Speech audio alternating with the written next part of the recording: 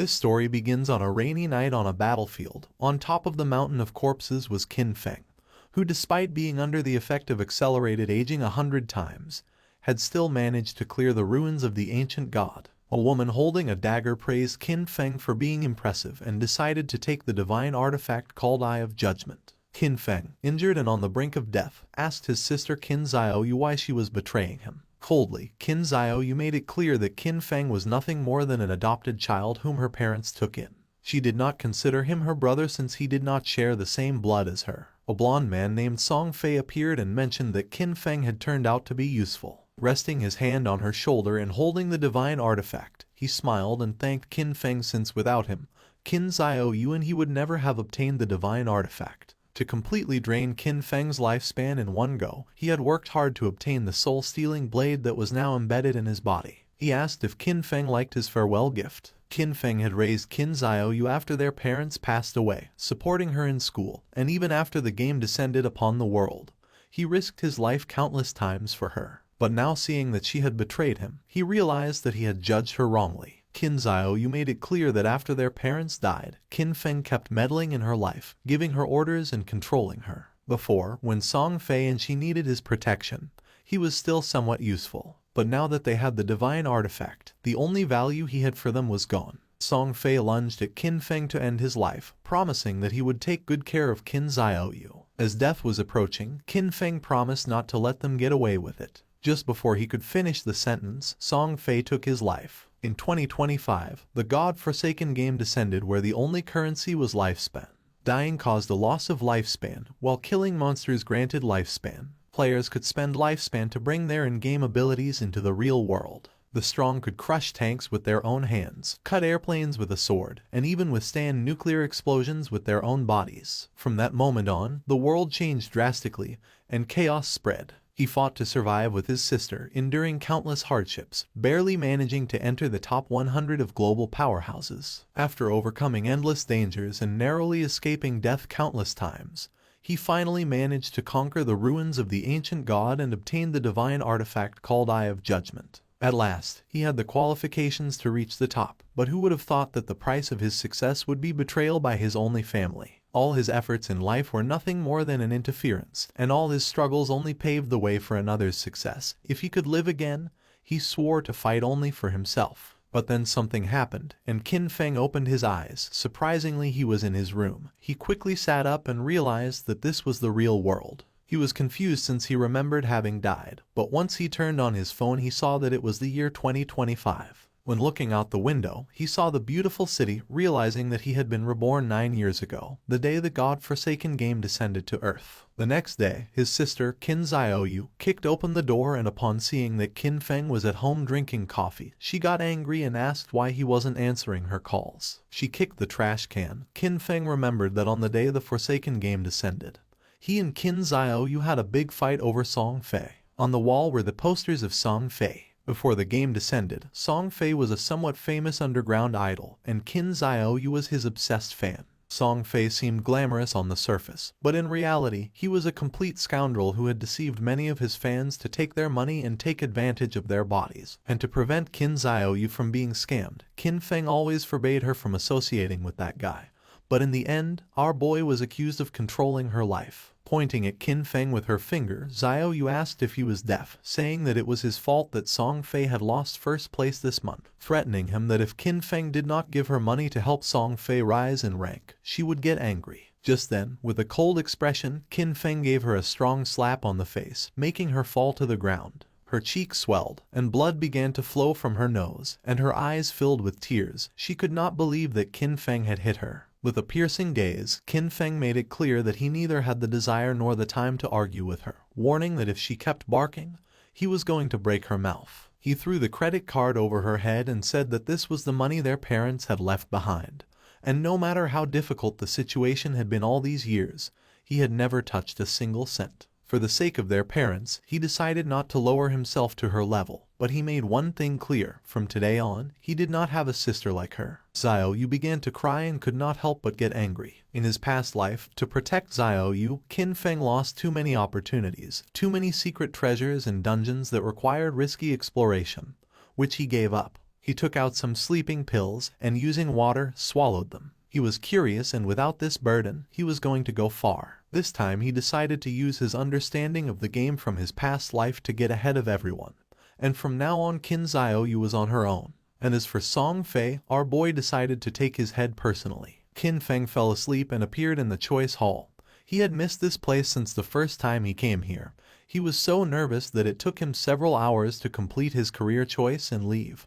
But this time, he had to be faster. In his past life, he chose the warrior to protect Qin Xiaoyu. The warrior class was not weak, but it was no longer the right choice. Now, without the burden of Qin Xiaoyu, he was going to be able to clear solo much faster. Mobility and reaction were the most important things, so without hesitating for a second, Qin Feng chose the assassin class. But then something unexpected happened, and the system reported that the divine artifact Eye of Judgment had been successfully bound. The Eye of Judgment was activated. It had a passive authority. Upon entering the Forsaken game, Qin Feng was going to automatically obtain the highest ranking profession and talent. Our boy was in shock upon seeing that the Eye of Judgment had linked to him after his rebirth, realizing how it worked. As long as the artifact recognized its owner, and even if it was stolen, it would be useless, believing that perhaps this was the reason why he had been reborn. Just then, shadow began to enter his body, then his body started to change and his hair turned white, becoming a shadow. Qin Feng's appearance had changed. Shadow was the highest level hidden profession for assassins. It was completely different from the warrior profession he chose in his past life. Just obtaining this profession had already given him enormous power. Qin Feng's eyes widened in surprise when he remembered that each profession had a very small chance of unlocking its hidden higher tier profession.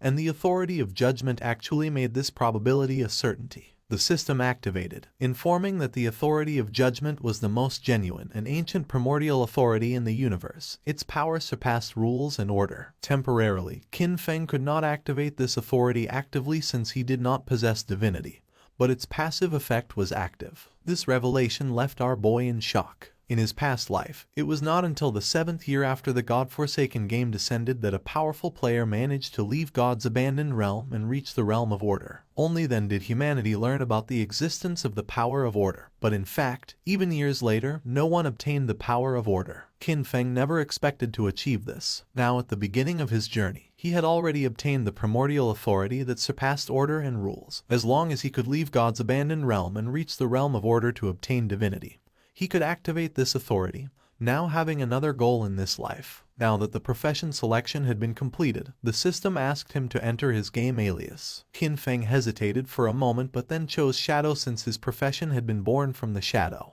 Qin Feng was teleported to the God's abandoned realm. This was a ruined land, full of countless monsters. He had to be careful since the monsters were ready to tear him apart and steal his lifespan. One could leave the town, kill monsters and earn tradable lifespan. But if they died in the game, they would lose half of their lifespan, both tradable and non-tradable. Qin Feng was in Shell Town, a safe zone. Here there were no monsters and players could not attack each other, and the lifespan loss speed was multiplied by 1. Many people were dragged into the game. Some had taken a nap after eating and some others had fallen asleep after a long workday, only to end up in this place. Everyone's attention was fixed on Qin Feng. No one knew what profession he had, nor why it looked so different from theirs. Seeing the dagger, some realized that he was an assassin. Soon, powerful figures from various countries were going to appear one after another, reconfiguring the order of this world. If Qin Feng wanted to get ahead of them, then he couldn't wait since practice waits for no one. Just then, 3 men and an archer were teleported back to the town. You see, if during the monster hunt players died, they would return to the town. The players were furious and panicked since the wild monsters were too strong.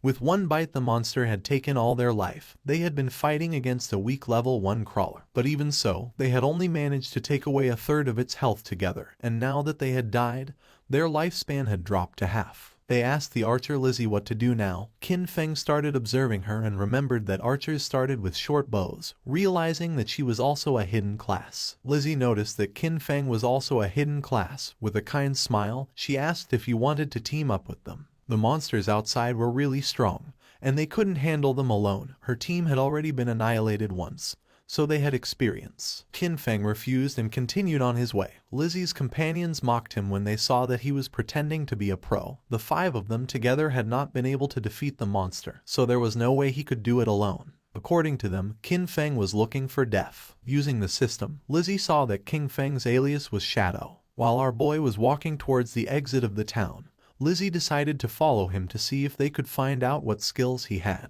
She couldn't help but smile since maybe they could get new information about monsters and see how Qin Feng died. The land abandoned by the gods was a too unsettling and dangerous place. Lizzie and the others began to secretly follow Qin Feng. She did not know why she had ended up here, but with years of experience in online games, she quickly formed a group. However, the first monster they encountered outside of the town annihilated them. She knew that this monster was not an enemy that a level 1 player could defeat. Lizzie's friends were furious since Qin Feng's initial weapon was different from the group's assassin. He had a dagger, but Qin Feng had a short blade. The assassin felt envious since Qin Feng was even faster than him, but as an assassin, his agility should be the highest. Besides that, Qin Feng's clothing was different from his. Qin Feng seemed like an unusual player, so Lizzie decided to follow him as he might lead to crucial information. Qin Feng started staring at them, and upon feeling this, Lizzie quickly hid again without knowing if they had been noticed. Our boy used the shadow sneak technique and disappeared from the place without a trace, becoming a shadow. Lizzie and the others were somewhat confused to see that he had vanished into thin air. The assassin of the group realized that this was a stealth ability, an initial ability that granted invisibility. Qin Feng had become invisible. Lizzie decided to return to the town and look for ways to improve themselves. It was too dangerous to go out. They had already died once and their lifespan had already been reduced by half. They decided to look for NPCs to try to obtain hidden rewards like treasure chests. Shadow Sneak was a skill that allows the user to enter stealth for a duration. Attacking will reveal the user,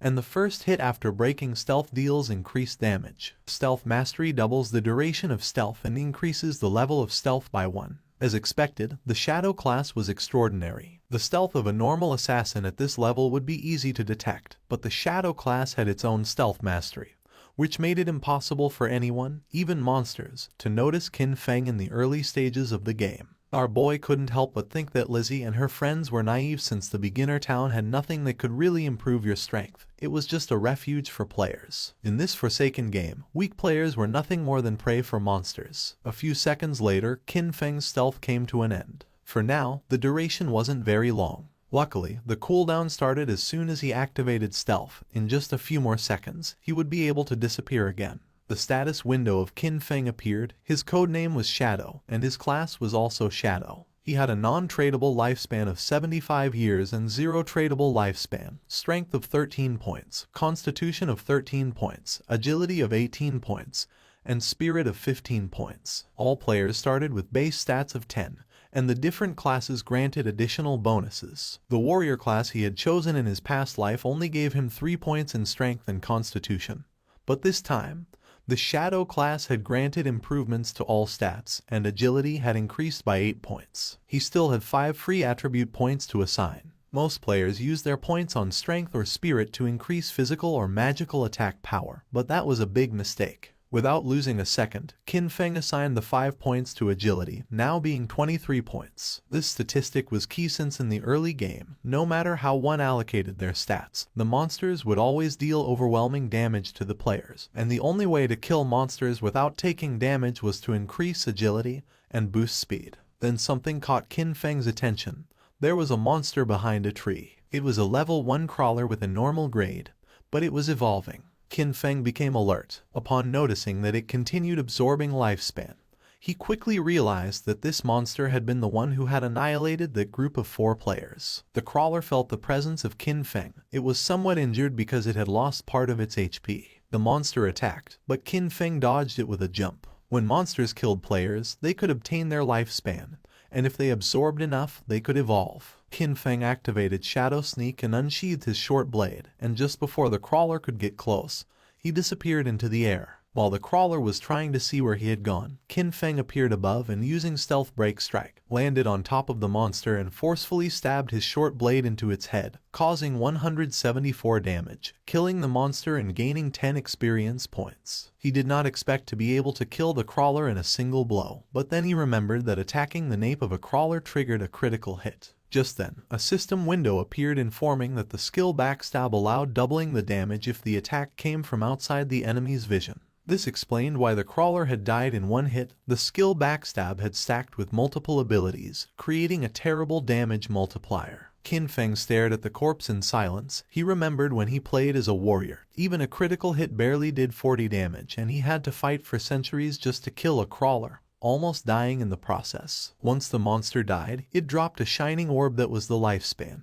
Qin Feng clenched his fist and absorbed the lifespan, gaining 3 days of tradable lifespan, and 54 years and 155 days of non-tradable lifespan. 5 people had died, each losing at least between 20 to 30 years of lifespan, adding up to a total of more than 100 years. But since the crawler had absorbed it first, Qin Feng only obtained 54 years. For now, the non-tradable lifespan was not useful. But at that moment, the authority of the Eye of Judgment was activated, granting Qin Feng the talent called Infinite Evolution. By killing monsters solo, he had the chance to earn evolution points to upgrade skills. Every 24 hours, he would gain 5 evolution points, and defeating a boss-class monster alone guaranteed evolution points.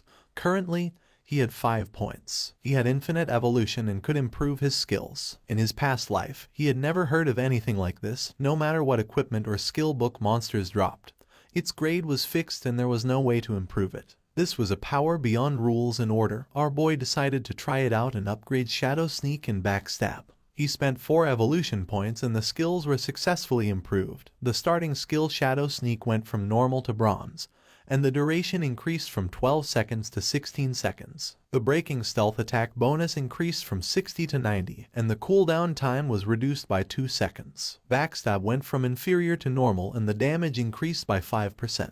The Shadow Sneak now lasted 16 seconds, and with Stealth Mastery it doubled to 32 seconds. With such an extended stealth duration, he could now remain invisible permanently, and if his abilities had been improved earlier, he would have been able to eliminate even a full HP crawler in a single strike. Just then, a boy who was accompanied by a woman mentioned that this game was easy since even a scrawny guy like Qin Feng had taken down a monster alone. The woman praised him, thinking that with his physique he would be able to face 10 people. The boy began to smile and promised to protect her. Qin Feng noticed that there was a monster hidden in the tree. With a confident smile, the boy asked if he wanted to team up with them. Qin Feng sensed danger and disappeared using the Shadow Sneak. Seeing this, the boy thought that his muscles had intimidated him. A spider descended to the ground, making them panic. This was the level 1 and bronze grade monster nurturer. It attacked, ending their lives. Qin Feng remembered that the nurturer was a beginner boss with 16 OHP points. It was not something that a normal rookie could handle, and besides, it had many small spiders under its command. The nurturer began to feed and Qin Feng took advantage of this moment to check how strong his upgraded abilities were. Using the stealth break strike, Qin Feng stabbed his short blade into the spider's eye. It counterattacked, but Qin Feng reacted in time and after dodging the attack, he moved away and became invisible using Shadow Sneak. Our boy's attack caused 338 damage, and in the process, he received 9 damage. He had barely escaped thanks to his agility. Qin Feng had 130 HP points, and if the spider's attack had connected, he would have died instantly. He was impressed to see that his attack had dealt more than 300 damage to the boss. The nurturer enraged and in the process split the trees in the area in half. Qin Feng was aware that these monsters were intelligent, and that the spider would not just stand still taking hits. The spider was attacking indiscriminately to identify Qin Feng's location. Now even the small spiders were on alert, so he could not rush in recklessly. While the spider was distracted, Qin Feng took the opportunity to throw a rock, which hit its abdomen directly, causing 299 points of damage. Qin Feng grabbed another rock and his assumption was correct, realizing that his main source of damage came from the bonus of the skill Stealth Ambush Strike and the class skill enhancement, so even by throwing rocks he could still deal solid damage. All he had to do now was wait for Shadow Sneak to come off cooldown, and then throw a rock. This way, the rock was going to activate the bonuses of Ambush Strike, Backstab, and Weak Point Attack. Once Shadow Sneak came off cooldown, Qin Feng threw another rock again, dealing 279 points of damage to the spider, and then activated Shadow Sneak again. His plan was simple: stay hidden until Shadow Sneak was off cooldown, and then attack again. At the same time in the town, the leaderboard was updated revealing that the player Shadow had killed the boss nurturer of bronze grade, being the first to reach level 2, rising to the list as number 1. The other players were in shock since most had died to mobs and could not understand how someone had already defeated a boss. Lizzie and the others were speechless upon seeing that Qin Feng had defeated a boss and ascended to level 2, while they could not even handle normal mobs together, believing it must be a system error. The woman and the man who were attacked by the giant spider spawned in the town and were in shock upon seeing that someone had killed that big spider, realizing that Shadow was the boy they had seen earlier in the forest. Back in the forest, the system announced that Qin Feng had killed the boss nurturer, obtaining 300 experience points and 2 evolution points. Additionally, Shell Town's level leaderboard was unlocked, granting our boy 1 reputation point. Qin Feng began to absorb the lifespan of the spider. The moment the big spider died, the small ones scattered, which was a waste. He couldn't help but regret it since he should have killed the small spiders first to gain more experience. He obtained 46 tradable lifespan and a new skill book called Greedy Hand of bronze quality along with a corrosive dagger, which had 35 damage points and 4 agility points. After learning the skill Greedy Hand, Qin Feng could use it on defeated monsters, granting a 20% chance to obtain an additional loot reward. Qin Feng was somewhat surprised as he did not expect a bronze boss to drop this god-tier assassin skill. This skill significantly increased loot acquisition. In the late game, defeating powerful bosses would have a 20% chance of producing extra loot. According to what Qin Feng remembered from his past life, there was a guy in the Godslayer guild who had average combat strength. But just because he had this skill, he became one of the most sought-after players. He even had a personal bodyguard who escorted him everywhere. Qin Feng's eyes widened in surprise, realizing that although the activation rate was only 20%, if he combined it with his unlimited evolution talent, he would be able to infinitely increase both the drop rate and the amount of loot. The next day, the students were on their way to school. Xiaoyu's friend asked if she was not going to call Qin Feng and apologize, reminding her that yesterday they had skipped the exam to secretly go and support Song Ye. She was sure that Qin Feng must be angry with her. Xiaoyu refused since she had done nothing wrong, and because of him, they had almost missed the entrance time. According to her, Qin Feng was the one who should apologize. Her friend tried to convince her since Qin Feng treated her very well and also asked what had happened to her face. Xiaoyu stood firm in her decision since all Qin Feng did was meddle in her affairs, and she made up an excuse, saying that she had tripped and hurt her face. Upon entering the school, they saw many students gathered in front of a classroom. The friend became curious and, making her way through the crowd, entered the classroom where she saw that Zhang Wei's body was becoming semi-transparent. One of Zhang Wei's friends explained that he wasn't very sure, but just now, Wei had said he was going to take a nap, and when they turned around, he was already like this. This was not an isolated case, it was all over the internet. People from all over the world were experiencing the same phenomenon, and some experts said that if one fell asleep, they would enter a semi-transparent state like a ghost, and no one knew why. The friend went on alert and decided to call her parents to warn them and advised Xiaoyu to call her brother to warn him as well just in case. But she refused since she preferred to see him dead rather than contact him. Meanwhile, Qin Feng evolved the new skill Greedy Hand, upgrading it from bronze quality to gold. Now, when looting an enemy, the probability of obtaining an extra piece of loot increased from 20% to 70%. And thanks to this, our boy learned Greedy Hand and obtained 2 points. Qin Feng clenched his fist and activated the skill, obtaining 2 evolution points and 46 days of tradable lifespan. He was more than satisfied to have obtained 2 evolution points and knew that to upgrade Greedy Hand to level 3 he needed 3 points, and that soon he would have a 100% chance of obtaining extra loot. He knew that the governments of the world must have realized the situation by now, and more people were going to flood into the game, so he had to accelerate his progress and equip what he could use. Qin Feng equipped the corrosive dagger of bronze quality, gaining 35 attack points and 4 agility points. He activated the shadow stealth to avoid drawing attention from the monsters, knowing that it wouldn't be long before people realized that the skills and equipment from this game could be extracted into the real world. And when that happened, the world would fall into chaos. Extracting skills and equipment required 2 conditions. First, reaching level 10, and second, having enough tradable lifespan. Defeating small monsters took too much time, so he decided to find stronger bosses. While he was walking through the area, he heard someone fighting, and when he went to the cliff, he saw several players fighting against a level 2 sprint predator, bronze grade. Qin Feng was planning to find stronger bosses, and now he had found a sprint predator, being a perfect timing. The monster attacked, but the player carrying a shield and mace blocked the attack without much effort. It was Wang Meng. Qin Feng did not expect to meet him here, realizing that the rumors were true. It was said that when Wang Meng first entered Forsaken Game, he had gathered an entire team of hidden class players. The 6 members of his team were hidden class users. Wang Meng summoned the Holy Barrier, creating a golden barrier to repel the monster. He had the hidden class of Holy Shield Warrior, having twice the basic stats of a normal warrior. And, as if that were not enough, he also had an innate invincibility skill. While the monster was distracted, the mage of the team summoned a fireball which hit directly against the creature's arm. She had the mage class hidden profession called Prophet, which allowed her to inflict double the magical damage of a normal mage and came with an incorporated prophetic fireball. The archer of the team had the hidden profession of the archer class called Sharp-Eyed Shotter, granting the user double the stats of a normal archer, and came with an incorporated rapid shot skill. The priest had the Oracle Priest class, having twice the healing power of a normal priest and a group healing ability. The archer and the mage attacked together, but the monster evaded the attacks without much effort and attacked Wang Meng, forcing him to retreat. The archer panicked upon seeing that the ranged attacks were not hitting, thinking that this boss was too fast. The priest healed Wang Meng, and he decided that the best way to defeat this boss was to keep attacking while the healers took care of healing. Seeing that he planned to wear down the monster's health little by little, Qin Feng thought that Wang Meng was very optimistic, but he knew that he was forgetting the most important thing.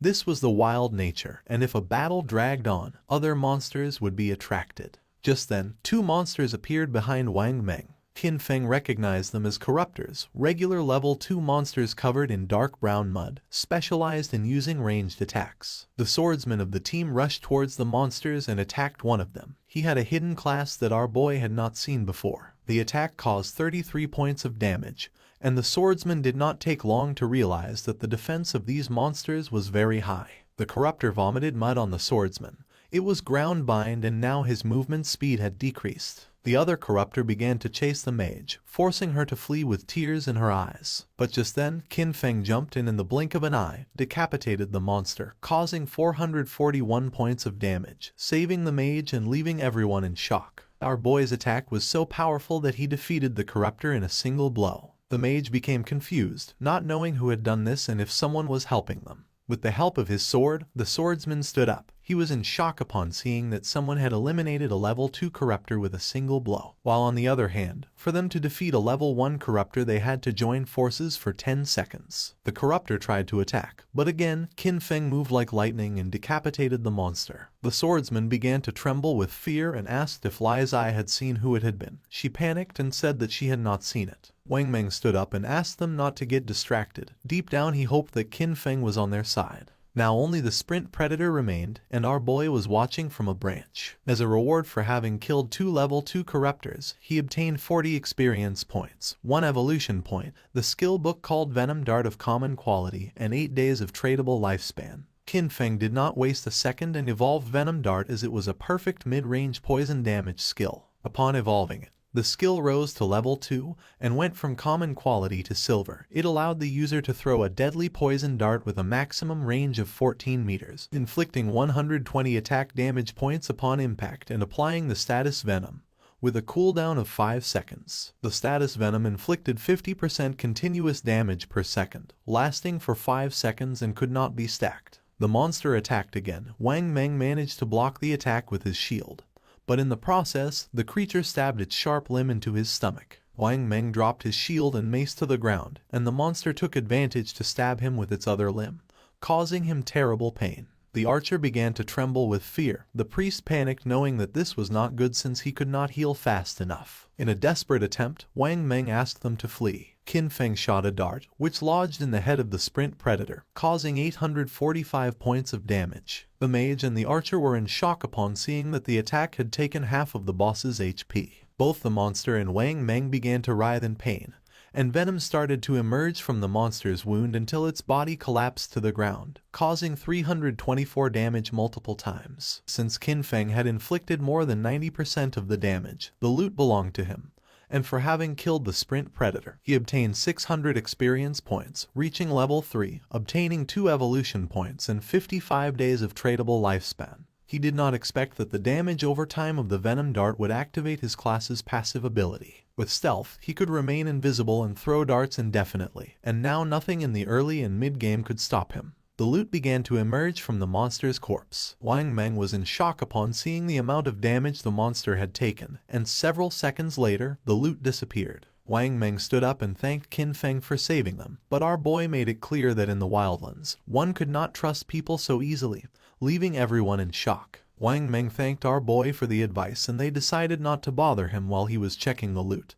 He also added that if he ever needed anything, he could come to find him. Qin Feng picked up the loot, realizing that Wang Meng seemed trustworthy.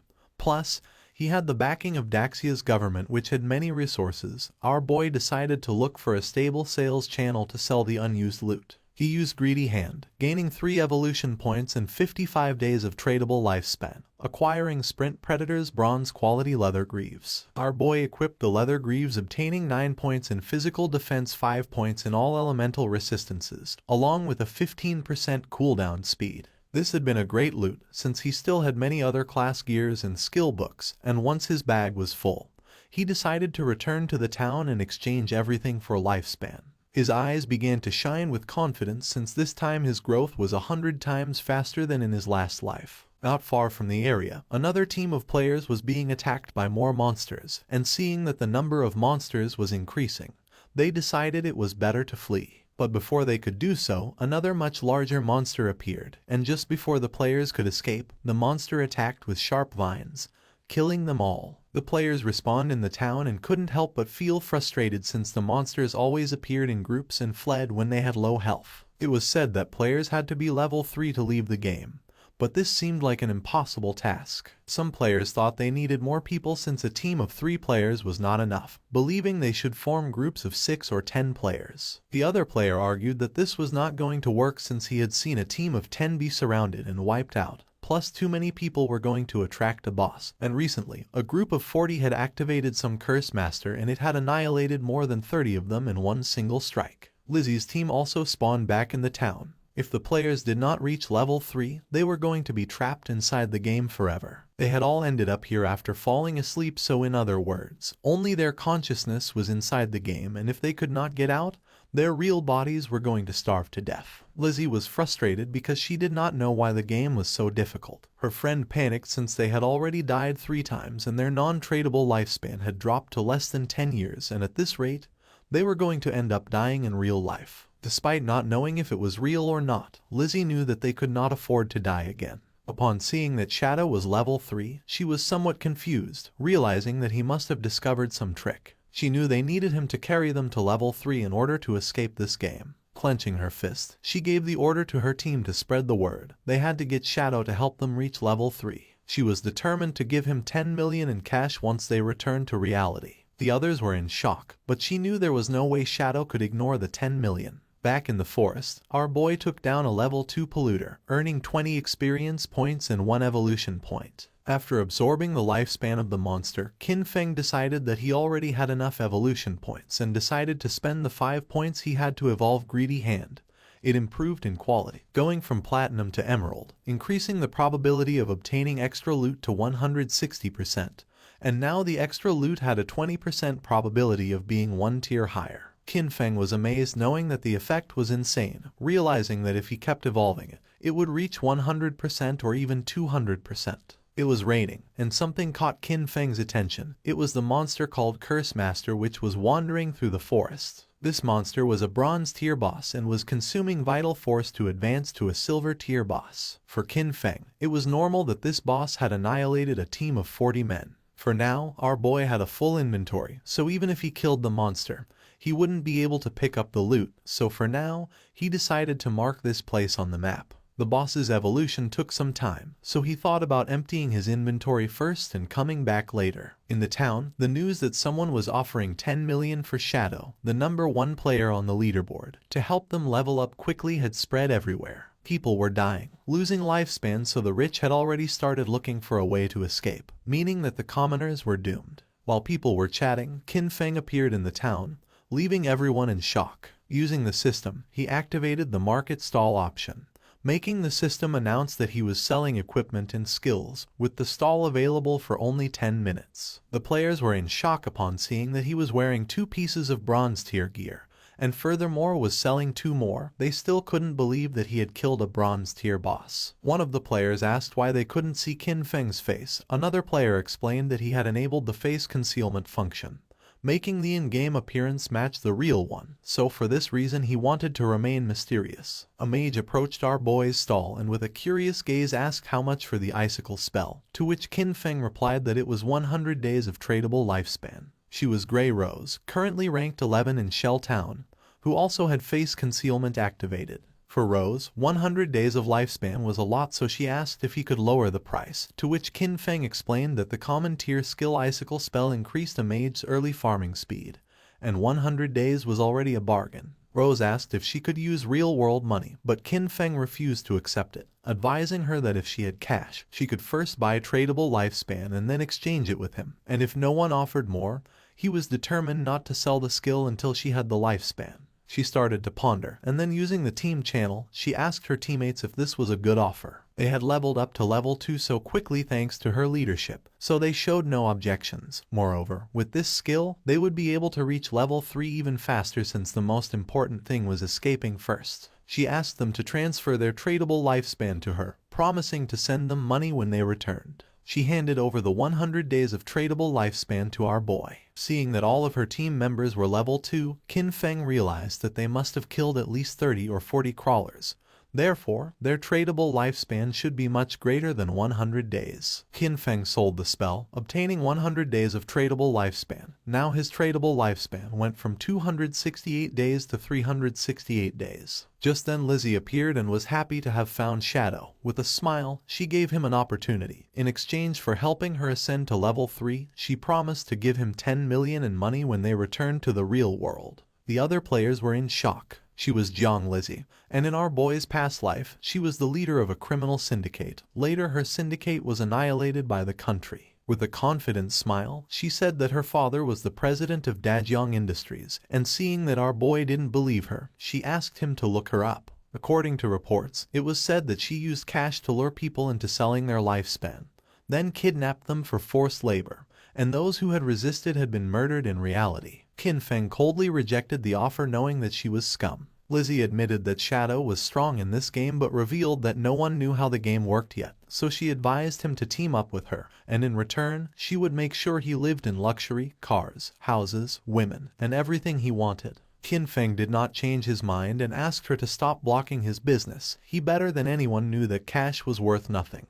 And soon, the only universal currency was going to be the tradable lifespan. Lizzie became arrogant and made it clear that if this were the real world, she would have given him a good lesson. With a murderous look, Qin Feng made it clear that if she said another word, he was going to kill her until her lifespan reached 0. Lizzie and her friends felt the pressure and without losing a second, they ran away from the place. A few minutes later, our boy sold the last item from his stall, the Gleam Robe of Tier Bronze. Now he had a total of 546 days of tradable lifespan. Now that he had sold everything, he decided it was time to go deal with the Curse Master. He became invisible. No one knew it yet, but the tradable lifespan could extract skills into reality, and soon this forsaken game was going to plunge the real world into chaos. Along with the real world backgrounds that people once took pride in, soon only personal strength would matter. Lizzie and her team moved away from the area. They're out of breath from running, and Lizzie shares that Shadow not only turned her down but also threatened her. She vows to find and kill him once she's in the real world.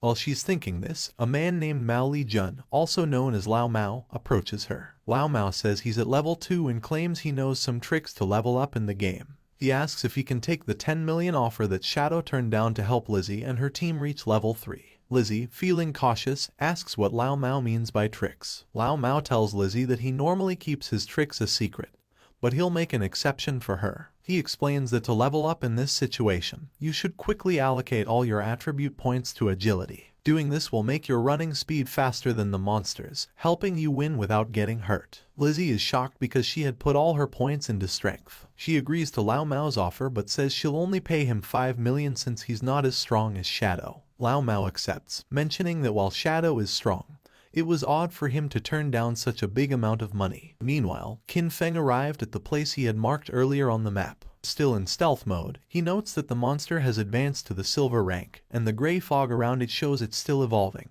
He activates his Venom Dart ability, knowing that the monster's evolution to gold rank will take 7 or 8 hours. Not wanting to wait, he launches the Poison Dart, which hits the monster for 659 damage due to his stealth strike. The poison then continues to harm the monster at 219 points per second. He quickly jumps at the monster, using his Shadow Sneak skill, understanding that the Silver Boss monster's health is 2 or 3 times that of a Bronze level 1. Suddenly, the monster starts gathering a massive amount of magical energy in its hands, making it grow larger. Qin Feng figured he just needed to hit the monster with his Venom Dart skill 2 or 3 times. But suddenly, the monster unleashed a powerful attack, destroying the surrounding area. He explains that this monster is a magic-type boss, with skills that deal a lot of area damage at once. After launching the Venom Dart, he quickly retreated and barely escaped the attack's range. Still invisible, he realized that with his current health and defense, he wouldn't survive if he took the monster's attack directly. As the battle continued, the monster started charging another big attack. Its massive form turned toward him, but he stayed calm, moving carefully across the battlefield while watching his cooldown timer. His hidden shadow ability wasn't ready yet, so he needed to wait for the boss to show a moment of weakness. The plan was simple: wait for the right moment, strike precisely, and disappear before the monster could hit back. Moments later, the creature stumbled, briefly distracted. This was the chance. Without waiting, he moved forward, using his Venom Dart skill. The attack hit perfectly, dealing 659 damage. Almost right away, the venom started working, draining the monster's health by 219 damage per second. Seeing the danger, the monster tried to escape, but Qin Feng wasn't going to let it get away. He followed closely, his eyes focused and determined. The monster was nearly defeated. Its attempt to run away was useless. In a swift movement, Qin Feng vanished and reappeared on the creature's head, slamming it into the ground. The system quickly confirmed his victory. He had defeated the silver-ranked boss. A stream of notifications appeared before him. He gained a total of 1,800 experience points, and leveled up from 3 to 5 instantly. He also received 4 evolution points and a surprising 124 days of tradable lifespan. He chuckled, noticing how a single boss kill boosted him 2 levels and gave him extra evolution points. As the monster's body turned into loot, he used his evolved skill, Greedy Hand. The air shimmered as a system screen confirmed the loot was collected. The rewards were even better than he expected, with another 4 evolution points and an extra 124 days of tradable lifespan, doubling his gains. The generous rewards made him smirk. 2 extra bonuses right away were impressive. He realized the silver-ranked boss had given him a total of 12 evolution points and 372 days of tradable lifespan. Just as he was taking in his rewards, another system prompt appeared, revealing an unexpected bonus. The secondary effect of Greedy Hand had kicked in, upgrading one of his looted items from silver to gold rarity. He looked at the notification with interest. A gold tier item. It made sense why Greedy Hand was considered a Jade level skill. It could enhance loot beyond its original quality. His focus then turned to the scattered loot. 7 or 8 pieces of gear had dropped, but he only had 10 slots left in his backpack. He sighed, realizing that running back each time he defeated a boss would waste a lot of time. He knew that a storage ring or something similar would have been perfect to solve this problem. Just as Qin Feng was about to check out a specific item among the loot, the scene suddenly shifted back to the shell town. There, the mage from Wang Meng's team appeared in a flash of light, her face showing relief. She was finally back, all thanks to Wang Meng. As the rest of the team followed, they thanked him, admitting that without his leadership, they wouldn't have reached level 3 and returned safely. But Wang Meng brushed off their praise, saying their progress was due to everyone's hard work. The mage, however, couldn't let go of a lingering regret. She sighed, wishing she had managed to add Qin Feng as a friend in the forest. She thought maybe it was because she had been covered in mud at the time. Her teammate reassured her with a playful grin, saying that with her new outfit, she looked great, and surely the mysterious player wouldn't reject her again. As they chatted, a system announcement echoed through the town. The leaderboard had been updated. Shadow had reached level 5. The news shocked the players in town. Someone couldn't believe how Shadow had jumped from level 3 to 5 so quickly. The only explanation was that he must have defeated a powerful boss monster. Another player mentioned that just 10 minutes ago, he saw Shadow casually selling gear in the town square,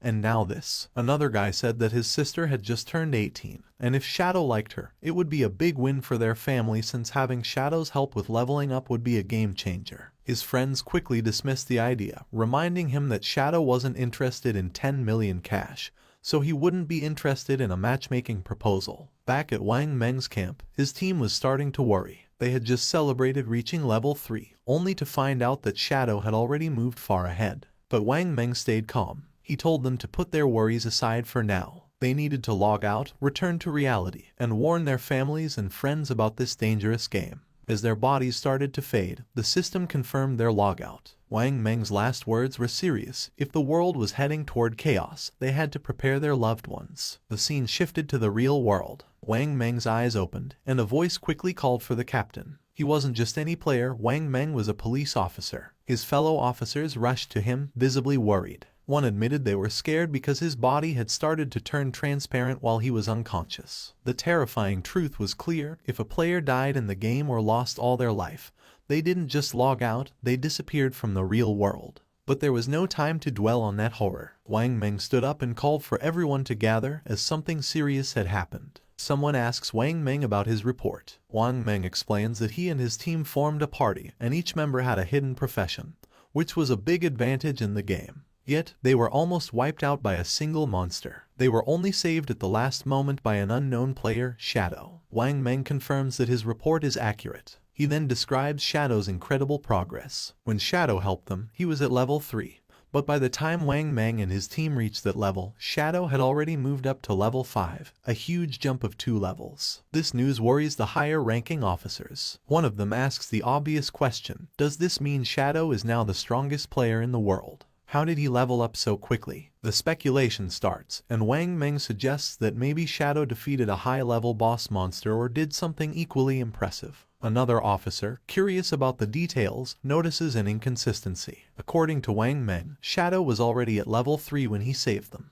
If that was true, why didn't he log out like the rest of them? Could it be that Shadow had no close family or friends waiting for him in the real world? A female officer comes up with a daring idea. She thinks Shadow might be a transmigrator, someone who shows up suddenly and gets stronger fast, as if destined for power. She says that transmigrators are often orphans, which might explain why Shadow hasn't come back to reality. Her words make the room go silent, and realizing the weight of what she said, she blushes with embarrassment. A senior officer, not impressed, calls her NEU and tells her to stop making jokes during a serious talk. He dismisses her idea, saying she's been reading too many novels. Then, shifting back to the main subject, the officer shares some crucial information. Secret reports from the higher-ups reveal that researchers are studying a worrying pattern.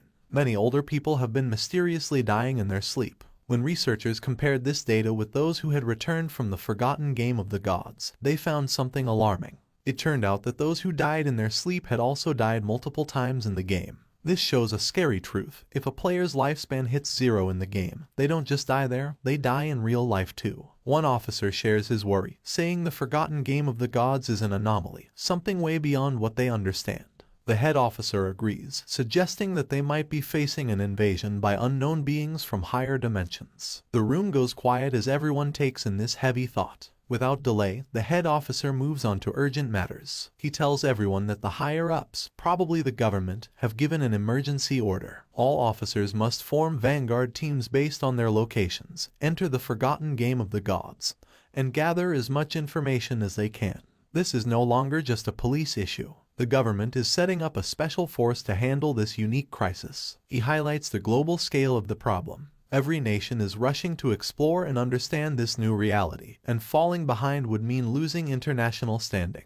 For national security, they must gather information at all costs. The head officer then announces his decision. NEU will be the captain of Team 1. She accepts the role without hesitation. Wang Meng is appointed as her vice captain, and they are given the power to pick their team members. Wang Meng nods, understanding how important their mission is. The head officer then turns his attention to Shadow, the mysterious player Wang Meng met. Based on Wang Meng's story, Shadow doesn't seem to have bad intentions. Because of this, the head officer orders NEU and Wang Meng to try and befriend him. Their goal is to find out who Shadow really is and work with him. He explains why NEU is in charge. Her deep knowledge of games and stories makes her the best choice to investigate someone like Shadow, whose abilities and actions seem almost like those in myths. The head officer hopes that NEU and Wang Meng can make Shadow an ally, someone who could represent them in the game. If they succeed, they will get access to vital information that could give them a strategic edge. The other police officers are tasked with keeping public order and stopping any mass panic. With that, the meeting ends. As the sun sets and casts a golden glow over the city, the officers get ready for the challenges ahead. The next day, the scene shifts to a high school where the protagonist's younger sister sits at her desk, lost in thought. Around her, students chat excitedly about recent news. A small group nearby talks about a surprising discovery. Chang Wai, the student whose body had started to vanish, has reached level 3 in the game and logged out safely. One of the girls shares that Chang Wai revealed something important. If several people from the same district fall asleep at the same time, they will all end up in the same starter village in the game. This news stirs both excitement and worry among the students. Another girl, alarmed, insists that this won't work. She feels she must bring her parents into the game. They have no gaming experience, and she's scared something might happen to them if they enter unprepared. But another student disagrees, saying they shouldn't rush to involve their parents yet. They should focus on getting stronger first, so they can protect their families when needed. Meanwhile, the protagonist's younger sister looks at her phone, deep in thought. A nagging frustration grows inside her. Why hasn't her brother reached out to her yet? With something as big as the forgotten game of the gods happening, she expected at least one message from him.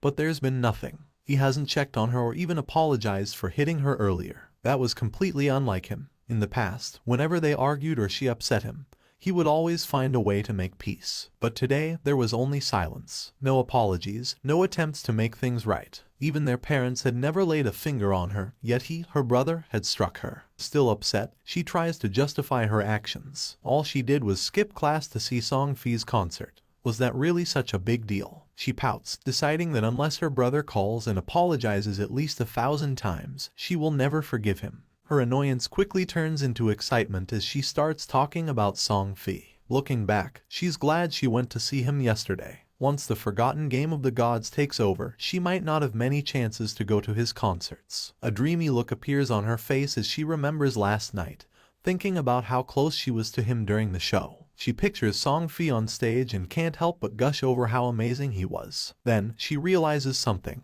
If everyone enters the game world while sleeping, that means Song Fi will too. Her face turns red as she imagines meeting him in the game. Could this be her chance? Is fate finally bringing them together? Her heart beats faster at the thought. As she gets ready to sleep, she suddenly remembers something. Chang Wai had reached level 3 really fast. That meant he was probably already an expert. If she wanted to do well in the game, she needed some good advice. So, without hesitating, she sends Chang Wai a message, asking if he has any helpful tips before she enters the game world. Meanwhile, Chang Wai is with his classmates when he gets her message. He looks at his phone and smiles. He's amazed by the situation. Who would have thought that someone like the protagonist's younger sister would ask him for advice? He sees this as a great opportunity. This was his chance, whatever that meant. Chang Wai quickly replies, saying she's asked the right person. He shares an important game secret. At the start, she should put all her attribute points into agility. If she doesn't, she won't be fast enough to escape monsters and will keep dying.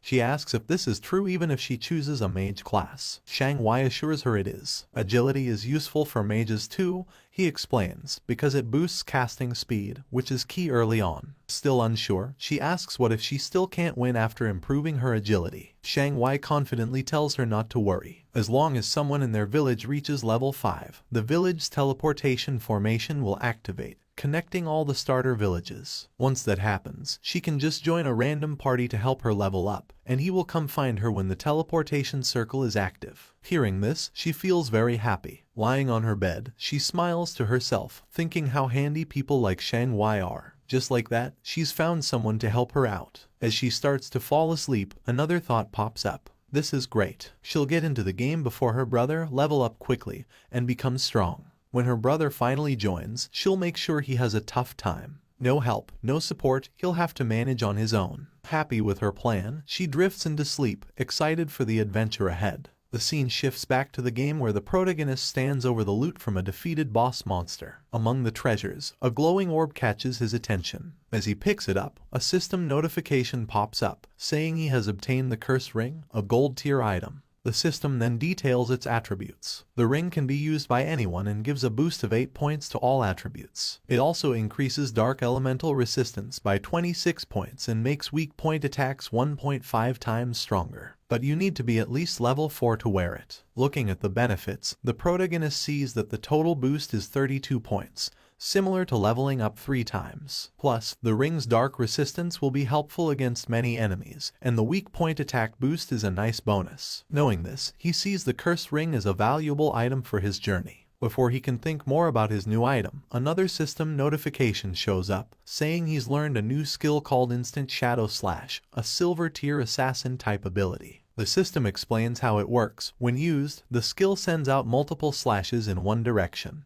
reaching up to 15 meters. It also gives temporary invincibility for 5 seconds, hitting all enemies in a 2.1 meter wide path 3 times. Each hit deals 100 damage and counts as a backstab, but it doesn't hit weak points. The skill has a 12-second cooldown. Seeing how useful this ability is, the protagonist knows it's a strong area attack with the bonus of temporary invisibility. He quickly learns the skill. With some evolution points left, he decides to improve one of his key skills, Greedy Hand. The system takes 8 evolution points and upgrades the skill from Jade rank to Diamond rank. The effects of Greedy Hand get a big boost. The chance of getting extra loot from defeated monsters goes up from 160% to 220%, and the chance of that loot being upgraded by 1 level increases from 20% to 40%. Thinking about this upgrade, the protagonist realizes that with this improvement, he'll now get 2 pieces of loot per enemy, making each kill 3 times as rewarding. Not wanting to waste his remaining evolution points, he upgrades Instant Shadow Slash by 3 levels. The system takes 3 evolution points, leaving him with just 1. The skill quickly evolves, moving from silver rank to gold rank, and finally reaching platinum rank. The skill's attack range has expanded, growing from 15 meters to 21 meters, allowing for greater reach. The invisibility now lasts 7 seconds, giving him a bit more time to stay safe. The number of slashes has increased from 3 to 5, hitting all enemies in its wider 3.1 meter path. The cooldown is slightly shorter, going from 12 seconds to 10.43 seconds, which makes it a bit more efficient but still needs careful use. Each strike now deals 200 damage, doubling its previous strength. Every attack counts as a backstab, triggering the backstab skill effect, even though it can't hit weak points. Seeing these upgrades, the protagonist knows that while the cooldown isn't much shorter, the skill's ability to keep him invisible longer can be a big advantage in fights. Looking at the rest of the loot, he quickly sees that most of it isn't useful. But one item stands out, a silver tier warrior skill book, Battle Roar. He knows selling it will give him more tradable lifespan. Just as he finishes checking the loot, he notices something moving. Turning around, he sees 3 huge creatures coming toward him. Without delay, he recognizes them as level 4 limb crawlers, ugly and dangerous monsters. Instead of being scared, he sees this as a great chance to try out his improved skill. He quickly activates Instant Shadow Slash. In a flash, he becomes a blur, launching a series of fast slashes that cut through the creatures with ease. The limb crawlers are torn apart before they can even react. As the dust settles, a system notification pops up, confirming their defeat. The system records his win, giving him 80 experience points and an extra 5 days of tradable lifespan as a reward. Standing in the aftermath, a dark, intimidating aura surrounds the protagonist. He calmly thinks about his new power, realizing that his ability to defeat enemies has greatly improved. He thinks about a strategy, figuring that if he uses his Poison Dart skill with Instant Shadow Slash, he could win battles before they even start. Checking his tradable lifespan, he sees he has 618 days, but to bring his game skills and gear into the real world, he needs at least 900 days, or about 2.5 years. With that goal in mind, he plans his next steps. First, sell all the valuable items in his inventory. If things go well, he might reach the required lifespan sooner. Once he hits level 10, he can finally connect the virtual and real worlds. The scene shifts to the protagonist heading back to the starter town, invisible thanks to his latent image skill. Moving quietly, he hears a conversation nearby. A man congratulates a woman on reaching level 3 and reminds her of a promise. Watching them, he sees that it's Lizzie and Lao Mao. Their talk reveals a deal they made before. Lao Mao had agreed to help the Lizzie reach level 3 so she could log out of the game, in return for 5 million in cash. Now that she's reached her goal, Lao Mao is expecting his payment. Lizzie reassures him, asking if he really thinks her father's company, Du Young Industry, can't spare such a small amount. She tells him she'll log out and handle the transaction in the real world.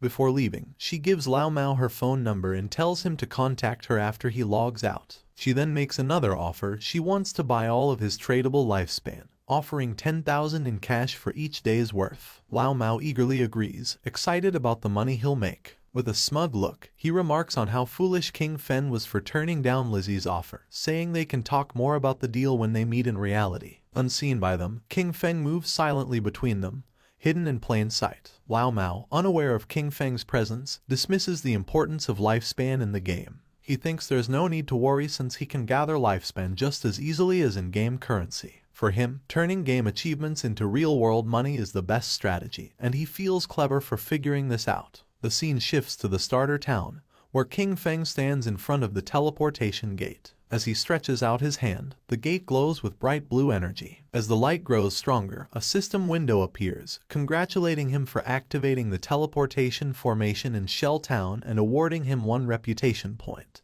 The system explains that he can use the teleportation gate once a day for free, but using it more will cost tradable lifespan. However, since no other teleportation gates in the game are active yet, it's not useful right now. King Feng thinks about the teleportation system, knowing it's a two-way setup. Just activating one side doesn't help. Another player in a different starter town needs to reach level 5 and activate their gate for it to work. He remembers that in his past life, Song Fi was in Firefly Town. To stay ahead, he sets up an altar that will alert him as soon as someone activates the Firefly Town gate. He's not just waiting, he's getting ready. The moment that gate is active, he'll be prepared to face Song Fi. As he moves deeper into the city, his thoughts are on his main goal. While teleporting between towns is important to most players, he knows the real challenge is still ahead. His true aim is to reach level 10 and enter the God's Abandoned Realm, where he can finally activate his authority. Only then will the real challenge of the God-forsaken game begin. A bit later, he sets up his shop, and a system notification appears, letting all nearby players know that he's selling equipment and skills, but only for 10 seconds. It's a first-come, first-served chance. The reaction is immediate. Players get excited, rushing toward him and calling him an expert. Some say they've been waiting for this moment, saving up tradable lifespan just for this. One player proudly mentions he has saved up 150 days worth, while another remembers that the last time King Feng set up shop,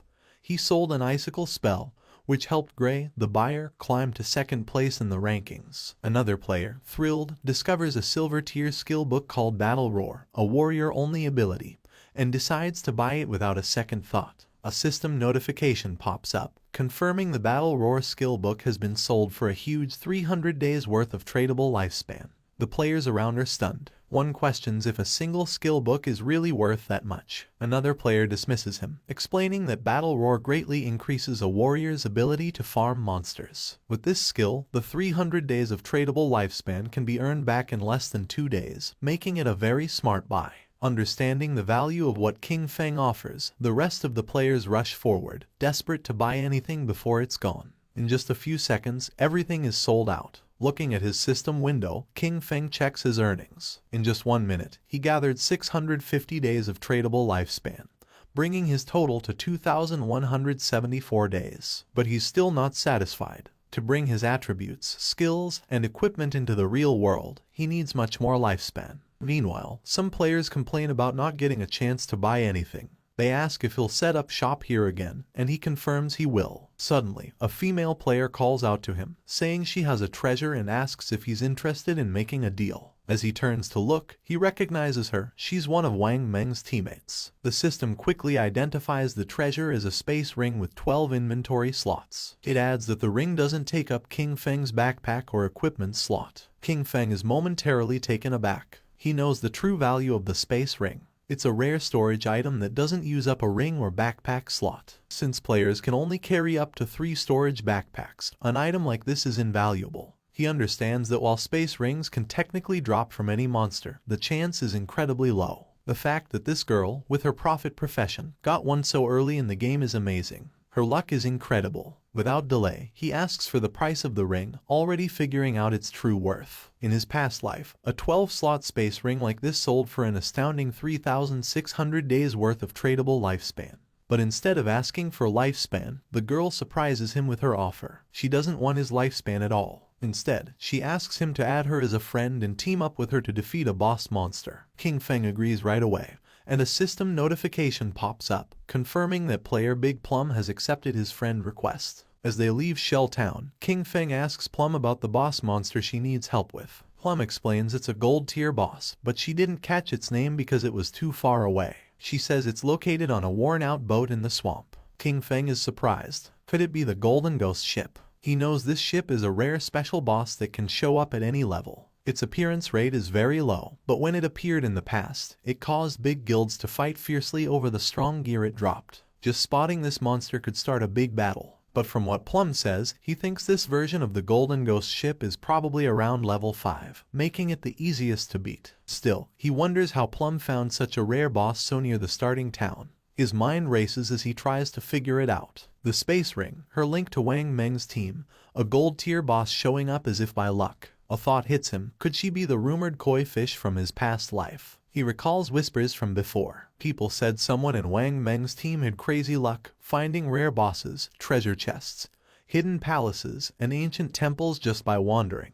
He used to think it was just a cover-up to hide their real info. But now, looking at Plum, he realizes the rumors were true, and she's right in front of him. Deep in thought, he stares at her, trying to understand what it all means. Plum notices his gaze, blushes, and asks why he's looking at her like that. Snapping back, King Feng tells her it's nothing and focuses back on their journey. As they step past the main gate of the starting town, they don't notice a figure lurking nearby. A bald player hides behind a tree, watching their every move. The scene shifts to a group of tough-looking players, where a long-haired man stands in front of a bunch of bald players, speaking with authority. He talks about his past victories, like leading his team to conquer the overlord of Sand City. With confidence, he tells the bald players that if they follow him, he will make sure they succeed in the game. Before he can say more, the bald player who is watching King Feng runs back and reports that the target has left town with a girl. The boss smirks. He laughs at the news, thinking King Feng is just another young guy, easily distracted by a pretty face. Without delay, he gathers his group and orders them to move out. It's time to make their move. Meanwhile, outside the town, as they continue their journey, King Feng talks about his conditions for helping Plum's party. He says that if the boss drops equipment or skill books Plum can use, they will go to her, but the rest will be his. Plum thinks about this for a moment and then asks what the other party members, like Wang Meng, will get from this deal. King Feng explains that since the party has different roles, there's no promise that gear for an assassin will drop. If that happens, he would have fought for nothing, which wouldn't be fair. Understanding his point, Plum agrees to his terms but has a small request. If any gear drops for her captain or other party members, she asks if he would sell it to her at a discount. King Feng agrees. With the terms set, Plum says they will go to the boss's location once Wang Meng and the rest of her party log back into the game. But after walking for a while, she realizes she doesn't know where they're going. It's only when King Feng finally tells her their destination that she understands. They are going to fight the gold tier boss monster now. Plum is shocked. The idea seems crazy. King Feng is an assassin, and she is a mage. He might turn invisible, but she can't take a hit from such a strong enemy. Facing a gold tier boss this early with just the two of them sounds like a death wish. But King Feng stays calm and confident. He doesn't plan for her to fight at all. His plan is to tackle the boss alone while she watches from a safe distance. Even with his confidence, Plum finds it hard to believe. She knows he's strong, but beating a gold tier boss solo is unheard of. Just as she gets ready to question him more, King Feng suddenly stops, sensing something. Without a word, he uses his latent image skill, and he disappears into thin air. Plum is left there, stunned. She looks around, trying to understand what just happened. Moments ago, he was next to her, and now there's only empty space. Confused, she calls out for him, but there's no answer, just silence. Meanwhile, hidden behind a tree, the group of bald-headed players keeps watching King Feng and Plum from afar. Their leader smirks, sure they have the upper hand. But then one of the players notices something odd. King Feng has vanished. Confused, they look to their boss for what to do. Without a second thought, he dismisses it, thinking King Feng must have tricked Plum and left her alone. Grinning wickedly, he orders his men to move in, planning to capture Plum first and have some fun before anything else. As they rush forward, their boss reminds them of his promise that sticking with him means a good life. Now, he claims, even women are falling into their laps. But just as they get close, a shadowy figure appears right in front of them. The leader stops, his grin fading as he looks into the swirling dark aura before him. Confusion flashes in his eyes. What is this? Before he can react, King Feng uses his instant shadow slash skill, and in a blink, it's over. A cold gleam slices through the air, and the group falls, lifeless. Their bodies drop, torn apart before they even know what's happening. King Feng, as if stepping back into the shadows, disappears without a trace. A system notification pops up, confirming his kills. 5 players down, earning him 12 days of tradable lifespan. He glances at the bodies but doesn't give them much thought. Their loot is worthless, barely worth noting. To him, killing them was like taking down two low-level monsters. Without a trace of what just happened, King Feng reappears next to Plum, looking indifferent. Plum, still in the dark about what occurred, immediately asks about his sudden disappearance. King Feng shrugs, saying a few people were following them, so he sent them back to town. Plum seems satisfied at first, but her curiosity kicks in and she starts asking questions. She jokes that she thought he left to relieve himself and muses about how handy his invisibility must be. With it, she jokes he could do his business without being seen. King Feng cuts her off, clearly not amused by the odd turn in the conversation. He tells her to focus and hurry up. They need to get to the gold-tier boss monster. At the same time in Shell Town, the ground began to shine. And just then, King Feng's sister spawned as a healer. Her eyes widened in surprise upon seeing a magic staff. She picked up the staff realizing that everything was real, so much so that she could even feel things. The player's attention was fixed on her, realizing that she was another newcomer. She was happy since she had obtained the hidden class sacrifice, thinking that it must be very powerful. She firmly believed that with this class she was going to capture Song Fei's attention. She was worried about knowing where Song Fei was right now and if he knew the secret about the starting points. Her eyes began to shine with rage at the thought of where Qin Feng might have gone. He was always looking after her all day, but when the critical moment arrived, he couldn't be trusted at all. She decided to stop thinking about it since she now had a hidden class and Jiang Wei had promised to help her level up. From now on, King Feng would have to manage on his own because she was not going to worry about him. Her attention fixed on the leaderboard, leaving her in shock upon seeing that rank 1, Shadow, was level 6. She was furious because Jiang Wei was only level 3, and yet dared to boast about how powerful he was. Realizing that Shadow was the true expert, she thought that if she could stick close to Shadow, she would be able to level up faster than with Jiang Wei.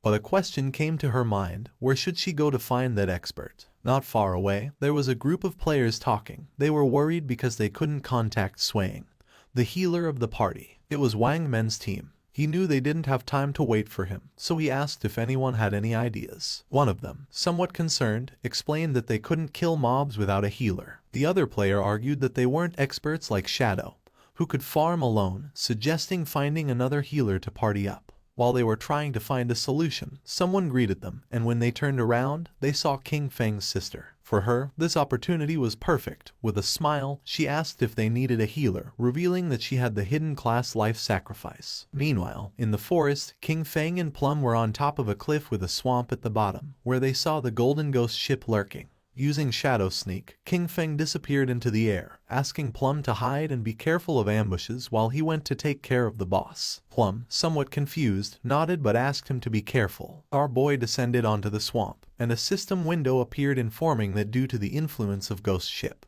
this area had become a violent domain, with a rate loss of lifespan of 100 times. Doing quick calculation, King Feng realized that at a speed 100 times greater than time, staying here for 15 minutes was equivalent to consuming 1 day of lifespan. For him, this kind of violent temporal domain did not have a great effect. The system detected that the Golden Tier Ghost Ship was a level 5 boss, and then something unexpected happened. A timer of 45 minutes and 25 seconds appeared. King Feng was somewhat surprised to see that there was a time limit to defeat special bosses like this, but he felt fortunate since there were still 45 minutes left. It was more than enough time to kill it. Using instant shadow slash, King Feng moved like thunder, attacking the boss with powerful slashes, causing a total of 15-0 damage. While the boss was trying to understand what was happening, King Feng deactivated Shadow Sneak and launched a Venom Dart, which hit the ship's bell directly, activating Critical Hit and Stealth Break Strike. While the poison was causing continuous damage, Qin Feng distanced himself from the boss. To climb at the Golden Ghost ship, there were some challenging points. First of all, many people did not know what its weakness was and believed it had to be its skeletal body,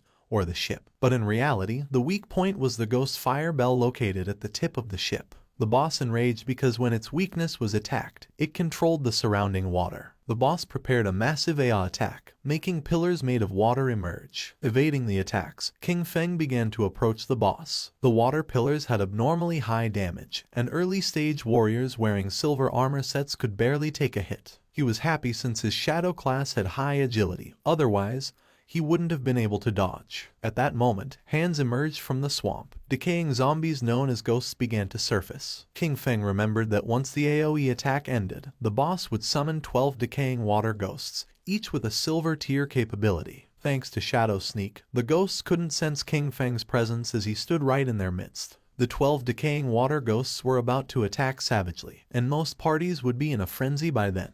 And as if that weren't enough, the Golden Ghost ship would summon a decaying water ghost every 3 minutes. If you weren't fast enough in dealing with them, their numbers would only increase more and more, resulting in total party elimination. But since he had been invisible from the start, they wouldn't be able to detect him. He just needed to find the perfect angle. Using instant shadow slash, he started moving quickly and destroying all the ghosts at once. While our boy was taking care of the monsters, Plump was watching from the cliff. She was trembling and red, realizing that this was the power of the ranked 1 expert, Shadow. To her, he was too powerful since he appeared and disappeared without a trace. In the blink of an eye, he had already taken more than half of the boss's health without even giving it a chance to counterattack. But to her surprise, King Feng communicated with her through chat and, calling her by the nickname Little Black, revealed that he was going to die in a while, leaving her in shock. With a confident expression, King Feng said that there was nothing to worry about and the only thing she had to do was wait for him to revive. Plump panicked as she thought our boy had the advantage,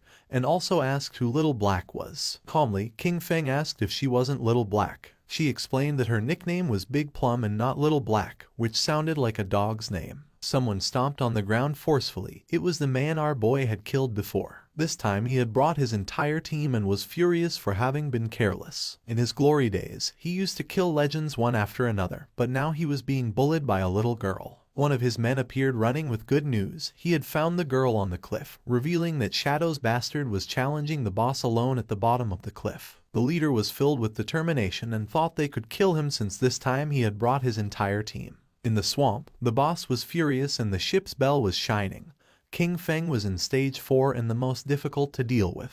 The boss raised the ore, creating powerful waves. When it was at half health, it launched massive Aeos Soul Surge. The waves started traveling through the swamp, making Plump's eyes expand in fear. The Soul Surge disabled our boy's invisibility skill, and something started emerging under his feet. In the next second, a powerful giant pillar of water trapped his body, taking away 1059 points of damage. The system confirmed his death. Our boy lost 326 years of non-tradable lifespan and 1087 days of tradable lifespan. The leader, who was on the cliff, was pleased thinking that King Feng had become arrogant after being called an expert several times. To him, our boy was a fool for believing he could challenge a gold boss alone. Seeing King Feng's lifespan lying on the ground, he and his men started running like mad towards it. They didn't know Shadow was so rich, realizing that such a large orb of light must contain at least 100 days of lifespan.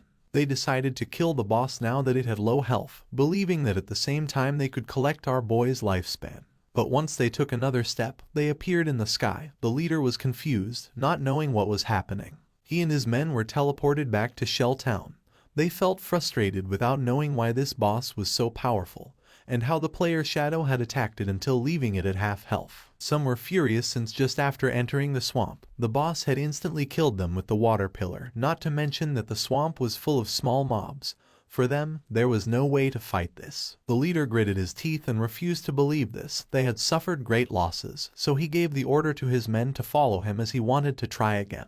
At the same time, someone jumped. It was Kin Feng, who had already returned to the swamp. He felt somewhat confused upon seeing so much lifespan dropped on the ground. Using the chat, he informed Little Black that he was already back and also asked why there were so many lifespan light orbs. Little Black was somewhat surprised to see how quickly he had returned, explaining that the lifespan belonged to a group of people who had charged noisily against the boss, only to be wiped out by the water pillar. Kin Feng couldn't help but smile upon seeing that they had overestimated their own strength, but then he remembered that in his past life, he had also suffered a lot because of Ghost Ship. The boss was still roaming around the area. King Feng began to observe it, knowing that the Golden Ghost ship was only going to use the immobilization skill once, so the rest of its health was very easy to handle. When it received damage while below half health, there was a fixed probability that it would disappear and reappear far away, making it very difficult for normal players to kill it. Without wasting another second, King Feng launched a poison dart, which hit the ship's bell directly. The boss became enraged and began to summon another attack. Seeing this, King Feng used Shadow Sneak and became invisible. After carefully observing the boss's movements, King Feng used instant shadow slash and attacked quickly since he had long seen through its movement patterns. The leader and his men arrived at the cliff again. One of them informed his boss that King Feng was fighting against the boss again. Upon hearing this, he decided to find an opportunity to take down both. Seeing that the group of idiots had returned to cause trouble again, Little Black got angry. Shadow was about to kill the boss,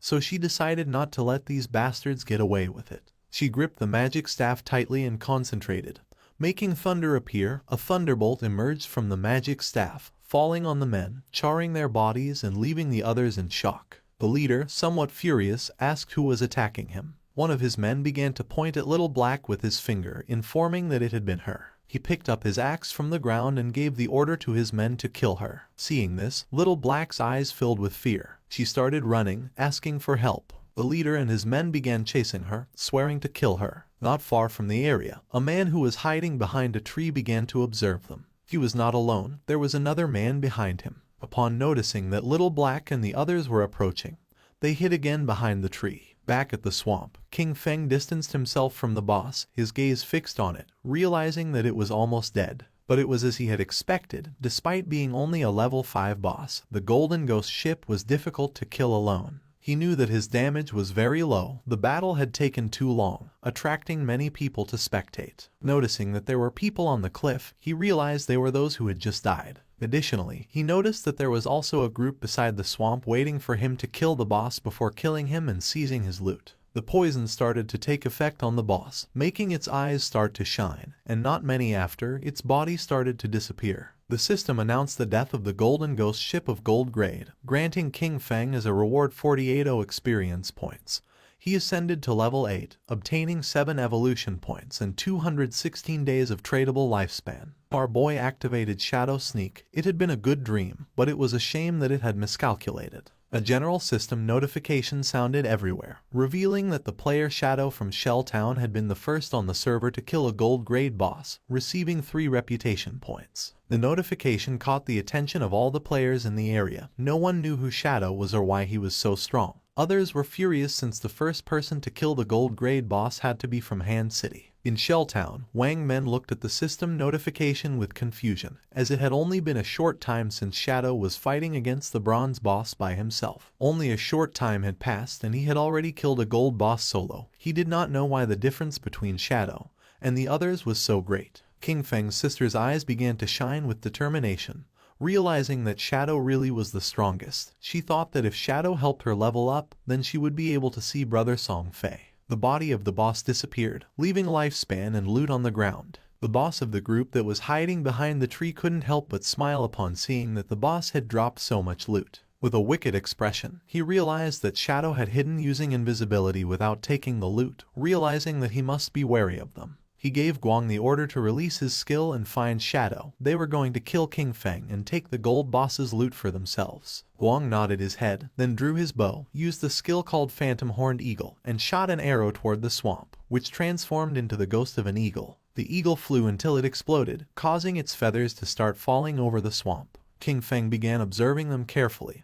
He did not expect this hunter to learn this anti-invisibility ability so quickly. For him, it was no surprise that they were so confident in killing him and seizing his loot, but it was a pity that his assassin class came with an extra point in invisibility level.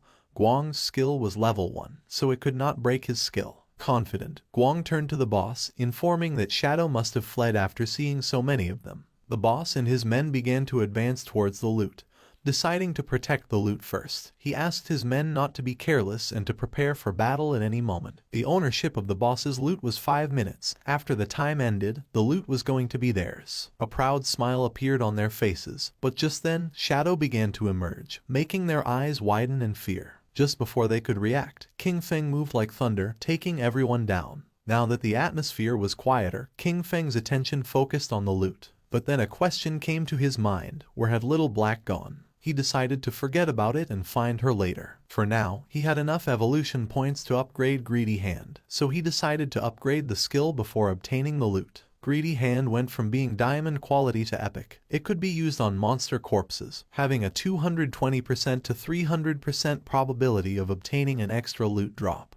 The extra loot had a 100% probability of being 1 tier higher. Our boy picked up the loot. He was determined to use the 100% chance to gather all the light together and squeeze them. Greedy Hand started to absorb the loot, making a smile appear on King Feng's face. A bright light began to emerge from the forest, and after using Greedy Hand, he obtained 21 evolution points, 648 days of tradable lifespan, and 2 special items called Ghostfire Bell. King Feng's eyes widened in surprise upon seeing that he had obtained 2 Ghostfire Bells. It was a special item. After equipping it, King Feng would not lose lifespan upon dying, with a cooldown time of 1560 seconds. It had 2 skills, 1 passive and 1 active. Soul Absorption was passive. When killing monsters, the amount of dropped lifespan would increase by 20%, and having 2 Ghostfire Bells at the same time would double this effect. Soul Shock was an active skill. He could shake the bell to immobilize all enemies within a 100-meter radius for 3 seconds, with a cooldown of 512 seconds. The Ghostfire Bell was not considered equipment. It was an item. It did not take up 2 equipment slots,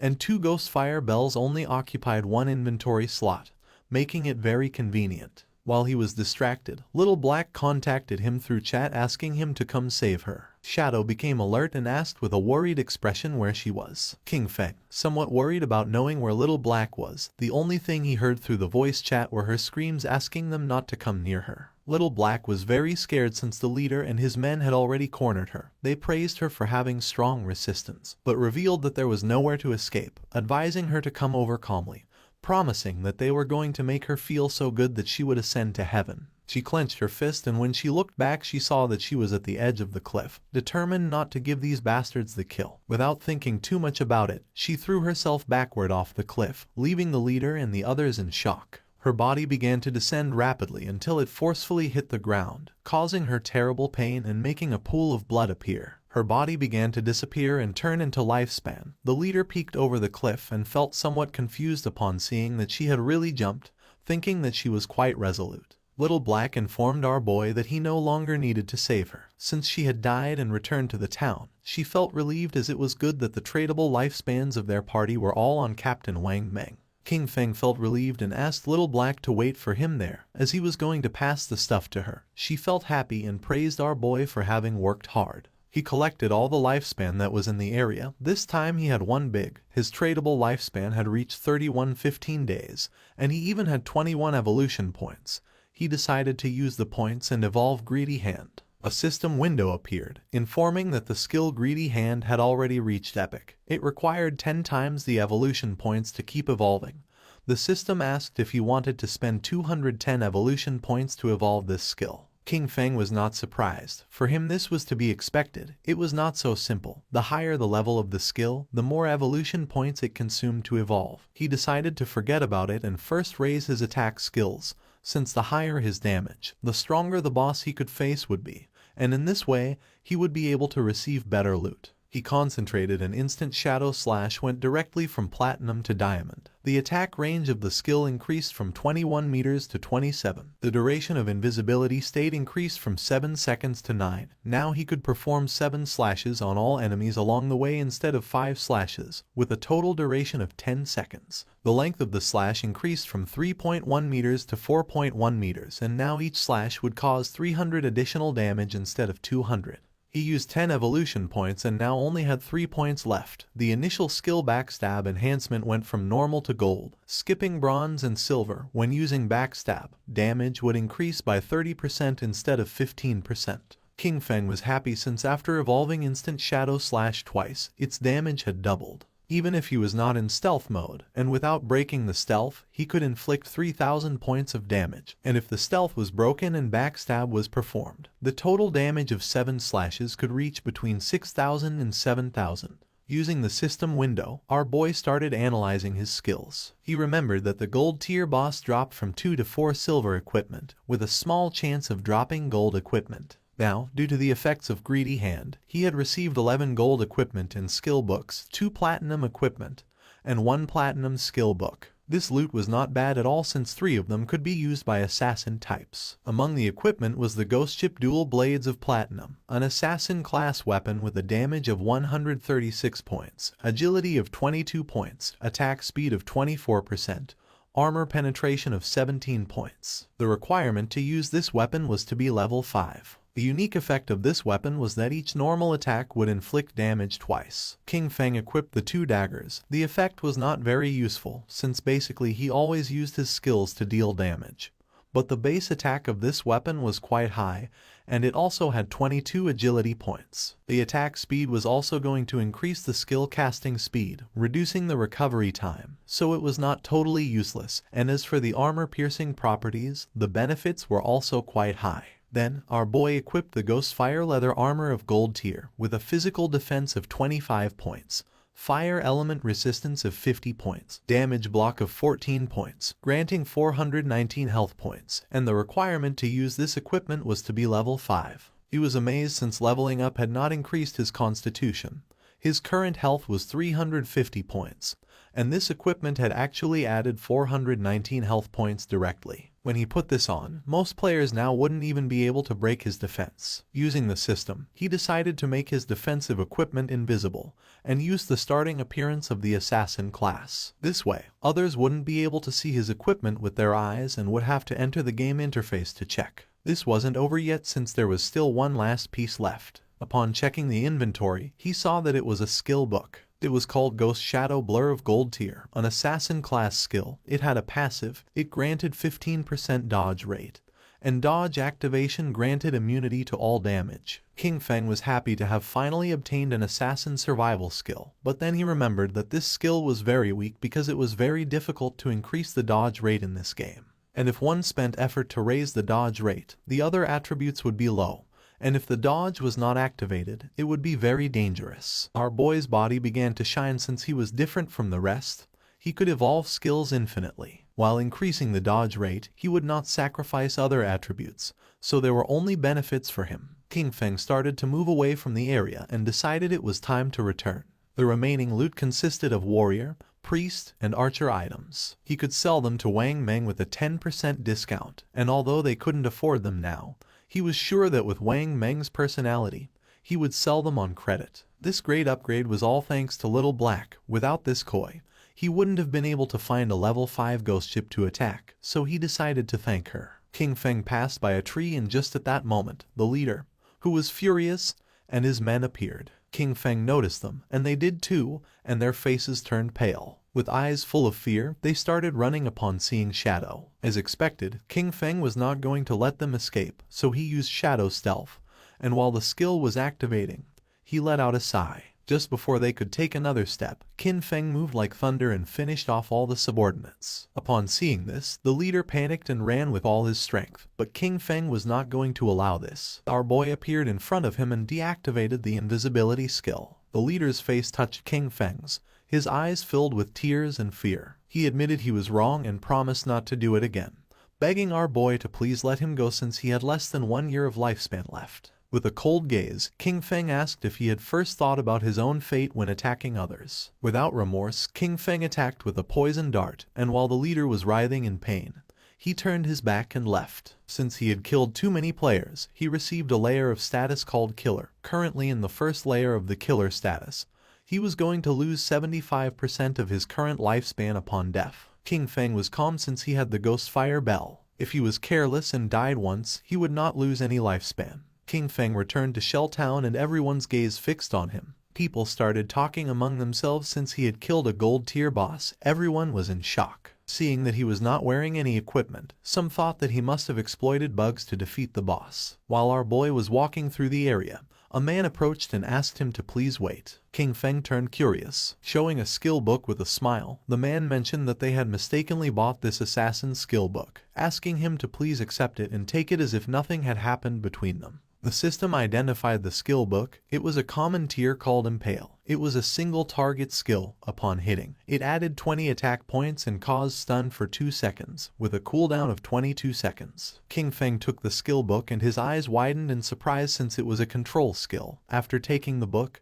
he went on his way, and the man and the others on theirs. One of the men, furious, told Xian Shao that they had been killed by King Feng. For him, it was too cowardly to have to give a skill book to him. The other man nodded since no one treated them like that. The other man decided to use each of their connections to gather people, with everyone contributing. Even a single spit from each of them could drown King Feng, so there was no reason to fear him. With a serious gaze, Zion Shao made it clear that Shadow was growing so fast and leveling up by himself, so he must have a great secret. He wanted to find him in real life and kidnap him, since not only would they learn his secret, but they could even make him their slave to collect lifespan for them. The man praised Zion Shao for this great plan. Zion Shao decided to have the family send a woman to try to extract information from King Feng.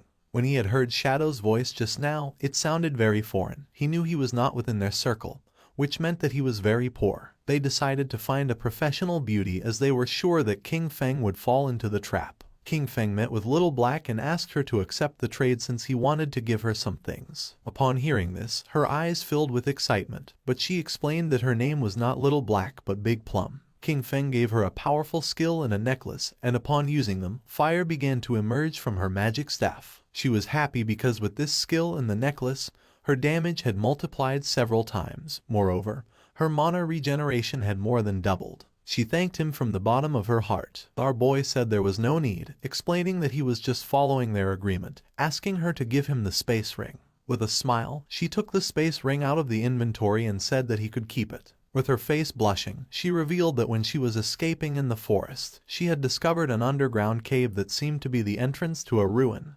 asking if he was interested. King Feng was somewhat surprised, since first it had been the Golden Ghost ship and now it was a ruin entrance, realizing that it was really beneficial to be friends with this girl. The sincerity was mutual. If he had not given her 2 equipment of gold, maybe she would not have told him this information. With this space ring, his inventory had finally reached 27 slots. King Feng asked where Wang Meng was, promising that once he sold them the things, he would go to the ruins she had mentioned to take a look. She extended her hand, revealing that the captain and the others had gone to train the new priest, so they were not going to return soon. Using the map, she marked the entrance of the ruins, explaining that there was a stone slab on the ground behind the bushes. She moved the slab aside and hid inside while fleeing, but she had only walked a few steps in when she heard screams from within. She was so terrified that she ran out, otherwise those guys would not have caught her. King Feng disappeared and decided to head to the ruins right now and trade with Wang Meng when he returned. Little Black was somewhat confused. Our boy left Shell Town and entered the forest. Originally he wanted to find some place to grind to level 10. But since there was a ruin, there was no need to grind. Mainly there were 3 types of ruins that appeared in a beginner's town. They were tombs, cursed ruins, and temples of faith. No matter what type of ruin it was, the small mobs were all bronze tier. There might even be some silver tier monsters. For him they were a sea of lifespan and evolution points. Following the location that Little Black had marked on the map, King Feng arrived at the entrance of the ruin. Without wasting time, our boy entered, remembering that there were mainly 3 types of ruins that appeared in a beginner's town: tombs, cursed ruins, and temples of faith. There was not much to say about the tombs.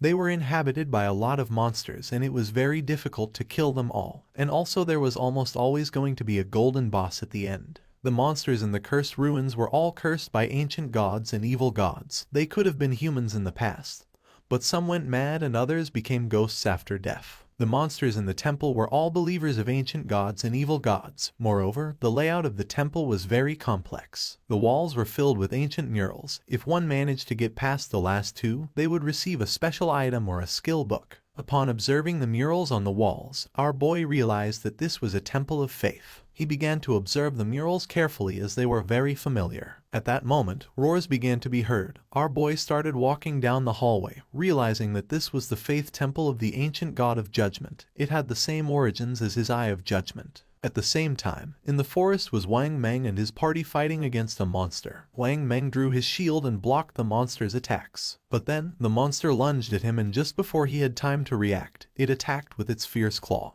causing Wang Meng's body to fly through the air, inflicting terrible damage on him. Seeing that the captain was injured, the party's archer panicked and gave the order to the healer to heal. King Feng's sister was paralyzed with fear, not knowing what to do. With tears in her eyes, she tightly grabbed the magic staff and asked how to do that. While they were distracted, the monster jumped and prepared to attack. Seeing this, the party's swordsman drew his sword and gave King Feng's sister the order to use her skill. But instead of obeying, she fell to her knees on the ground, dropped her magic staff, and began crying in fear. The monster attacked again and Wang Meng's party was eliminated and they were teleported to Shell Town. Wang Meng and his men were furious. Little Black, who was in the area, greeted them and with a smile asked why they were back so soon, explaining that the expert Shadow was still not back so they couldn't buy equipment now. The archer, who was furious, started pointing at King Feng's sister and said he had never seen someone as stupid as her. She didn't know how to dodge monster attacks, nor how to use her skills. Xiao Yu started to cry, not knowing what to do. Little Black stood in front of her and with a confused expression asked the archer why he was so fierce, explaining that she was a beginner, and it was her first time playing the game, so it was normal to die once. With eyes full of rage, the archer asked Little Black to move away since he was going to scold her to death. The swordsman explained to Little Black that they had not died once, they had died 3 times in less than an hour. Upon hearing this, Little Black's eyes widened in surprise. With a smile, she began to show the necklace that King Feng had given her. She decided to go with them, revealing that she had just received 2 good things from the expert. She was very powerful now, and believed they were not going to die once she was there. Wang Meng stepped forward and gave the order to everyone to stop arguing. For him, Little Black's suggestion was not bad since with her joining them this time, things should go well and maybe when they were back they would be able to meet Shadow. Although deep down Xiao Yu was furious, she pretended to be grateful, apologized and promised to work hard. She could not believe that they themselves could not do the job and still dared to blame her. If it weren't for the connections they had with Shadow, she wouldn't bother with all of them. She was very angry. At the same time, our boy entered a room and something caught his attention. 2 monsters knelt before him, and the system identified them as devout followers of the ancient god. Called the Judged, they were level 10 monsters and silver tier. King Feng's eyes began to shine with suspicion. Without wasting another second, with a determined expression, he attacked the monsters using instant shadow slash. Our boy became invisible and when he turned around he saw that he hadn't taken much health from them. Even after breaking his stealth and backstabbing them, they had only lost a small portion of their health. For him, this was to be expected. They were level 10 silver bosses, and the health of these 2 devout followers together was already greater than that of the gold tier golden ghost ship. Just then, something caught our boy's attention, making him turn curious. The monsters knelt before him again. He was somewhat confused since the monsters were kneeling once more in his direction. It was strange since he was still in stealth. He didn't know if they had sensed the eye of judgment on him, nor if this was the reason why they weren't attacking him. King Feng questioned whether they knew the way and asked them to guide him. The monsters raised their heads and began to roar. King Feng realized that they had been corrupted, decomposed and had gone completely mad. They had turned into wild beasts that only knew how to steal lifespan from humans. At that moment, the eyes of the monsters began to shine. And not long after, they turned their backs on our boy and ran off. Right at the door of the room there was a group of players. The monsters felt their presence and began to charge at them. The players realized that these bosses were silver tier. They could not face one, so they decided to flee from this place. Just before they could do it, the monsters attacked and toxic mist began to melt their bodies. Their bodies disappeared, dropping lifespan orbs. They were the team of the girl who had bought Ice Spike from our boy, called Grey Rose. He never thought that they would also find this ruin. Judging by the current players' equipment levels, King Feng came to the conclusion that no one was equipped to go deep yet. Our boy deactivated stealth and decided to pick up the lifespan. The monsters knelt before him again. These guys had lost more than 100 days of tradable lifespan, and our boy didn't expect them to be rich. Our boy returned to the room and started searching. Several minutes passed, and after searching around, he hadn't found anything. There were no traps or treasures, so he came to the conclusion that there were only 2 silver mini-bosses. His eyes began to shine with rage and he decided to forget it. Without hesitating for a second, he attacked using the poison darts,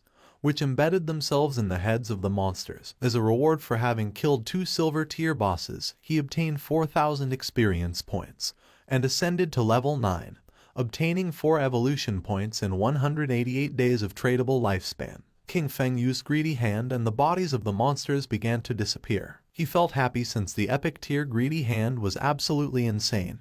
He got 32 evolution points, 1504 days of tradable lifespan, 4 gold tier items and 10 silver tier items. He extended his hand, making a pendant appear. He was happy since he had obtained a gold tier item for assassins. It was the Pendant of the Faithful, an assassin class accessory. It was going to grant 15 agility points and 20% cooldown reduction, with the unique effect of summoning a silver tier devout follower to fight for you with a cooldown of 6,000 seconds. King Feng clenched his fist. This necklace had good stats. The 20% cooldown reduction was going to lower the cooldown of his stealth skill from 22 seconds to 19.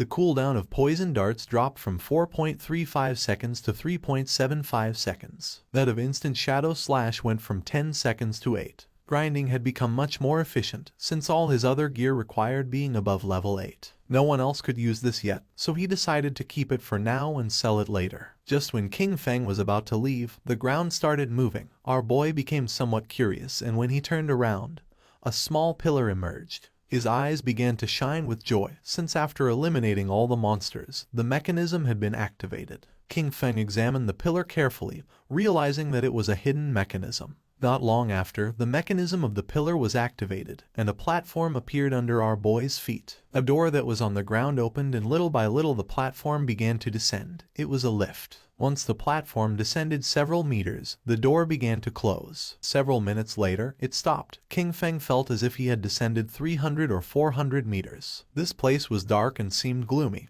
King Feng's attention was fixed on it. Thanks to his knowledge, he realized that this was the maze hidden beneath the temple. He knew there was a certain chance that a hidden maze would appear in the ruins. He had explored many of them in his previous life, so he knew there were countless traps in the maze. But as long as there were people acting as cannon fodder, there was no danger in exploring them, only that it would take a lot of time. With a confident gaze, he took out the pendant. With his current attributes, if he activated any trap, he would die. But luckily he had this thing, which allowed him to summon a silver-tier devout follower to fight for him. He extended his hand and used the power of the pendant to summon a devout follower, making a zombie appear on the ground. Pointing toward the hallway of the maze, our boy gave it the order to go scout. The devout follower stood up and began walking toward the hallway. King Feng crossed his arms and couldn't help but feel happy, since it was easy to explore with a lackey scouting ahead. But there was still a chance of danger, so he decided to evolve his dodge passive first just in case. He used 11 evolution points, and his ghost shadow blur went from gold tier to epic tier, increasing passive dodge rate from 15% to 75%. Now dodge activation was going to grant immunity to all damage. 75% dodge rate was already very high. He had just enough remaining points to evolve instant shadow slash to epic tier. Using 13 evolution points, King Feng evolved his instant shadow slash from diamond tier to epic. The range increased up to 30 meters and the duration up to 12 seconds. Now he could perform 9 slashes instead of 7 with a cooldown time of 8.8 seconds. The width of the slashes increased up to 5 meters and the damage increased from 300 points to 400. King Feng's eyes began to shine, since to evolve from epic to legendary it required 10 times the evolution points. The higher the starting tier of an item, the more profitable it was to evolve it. For example, if a skill was of epic tier at the beginning, evolution to legendary tier was the first evolution, so it only required the base evolution point of 1. Since the target for evolution was legendary tier, it required 10 times the points, and 1 times 10 were 10 points. This also meant that if he only obtained an epic skill, he could quickly evolve it to legendary tier, then mythical tier, ancient tier, and immortal tier. But if a skill was normal tier at the beginning, then to evolve it to epic tier, it would need to be evolved 7 times. And by the time it reached the 10 times point, it would need hundreds of points. But the good thing was that, no matter in which tier the skill started, he could spend very few points to evolve it to epic tier. In other words, from now on, all his skills were going to be at least epic tier. He had 11 evolution points remaining, and he could only evolve the starter skill, Shadow Sneak. He used 8 points and the skill went from silver tier to platinum. The duration of the skill increased from 16 seconds to 24, and the attack that broke stealth increased by 90, going from 120 to 50. Cooldown went from 26 to 22 seconds. He had the attribute that reduced the cooldown speed by 35%, and for this reason, the final cooldown for Shadow Sneak was 16.3 seconds. The cooldown was still too long, and the stealth breaking attack was a bit low. He knew he needed to swap this skill in the future. While walking through the hallway, the devout follower stepped on a slab, activating a trap, and then a giant rock fell on top of it, crushing its body. Its body transformed into light. Now that the summon had died, he decided to wait for the cooldown before resummoning. This maze was complex and dangerous.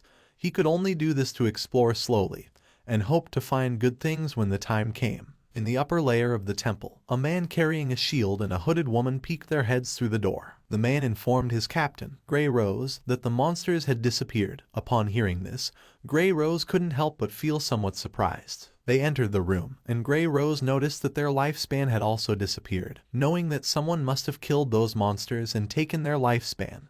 but she didn't know who. The man mentioned that only the expert shadow could kill 2 silver tier bosses. Grey Rose thought he was right but felt relieved since they wouldn't have to die again. She put her hand on her chin and remembered that when they had come here, they had seen a person who seemed to be communicating with the monsters. She didn't know if it was Shadow, nor if he had a skill that could enchant the bosses. If that was the case, he had an incomprehensible and terrifying power. At the same time, in the second layer of the temple, King Feng's devout follower died again by activating another trap. In front of our boy there was a long path leading to a door King Feng had explored for 3 hours, and this should be the end of the maze. And based on his previous life experience, using human lives to explore would kill at least hundreds. Using the pendant, King Feng summoned another devout follower again. It started walking ahead and King Feng began following closely behind. King Feng gave it the order to open the door. Following our boy's command, the monster began to use all its strength but was unable to open it. It got to the point where its body began to tremble. King Feng's eyes filled with suspicion upon seeing that the monster could not open the door. Then, he approached and touched it with his hand. By doing this, little by little the door began to open,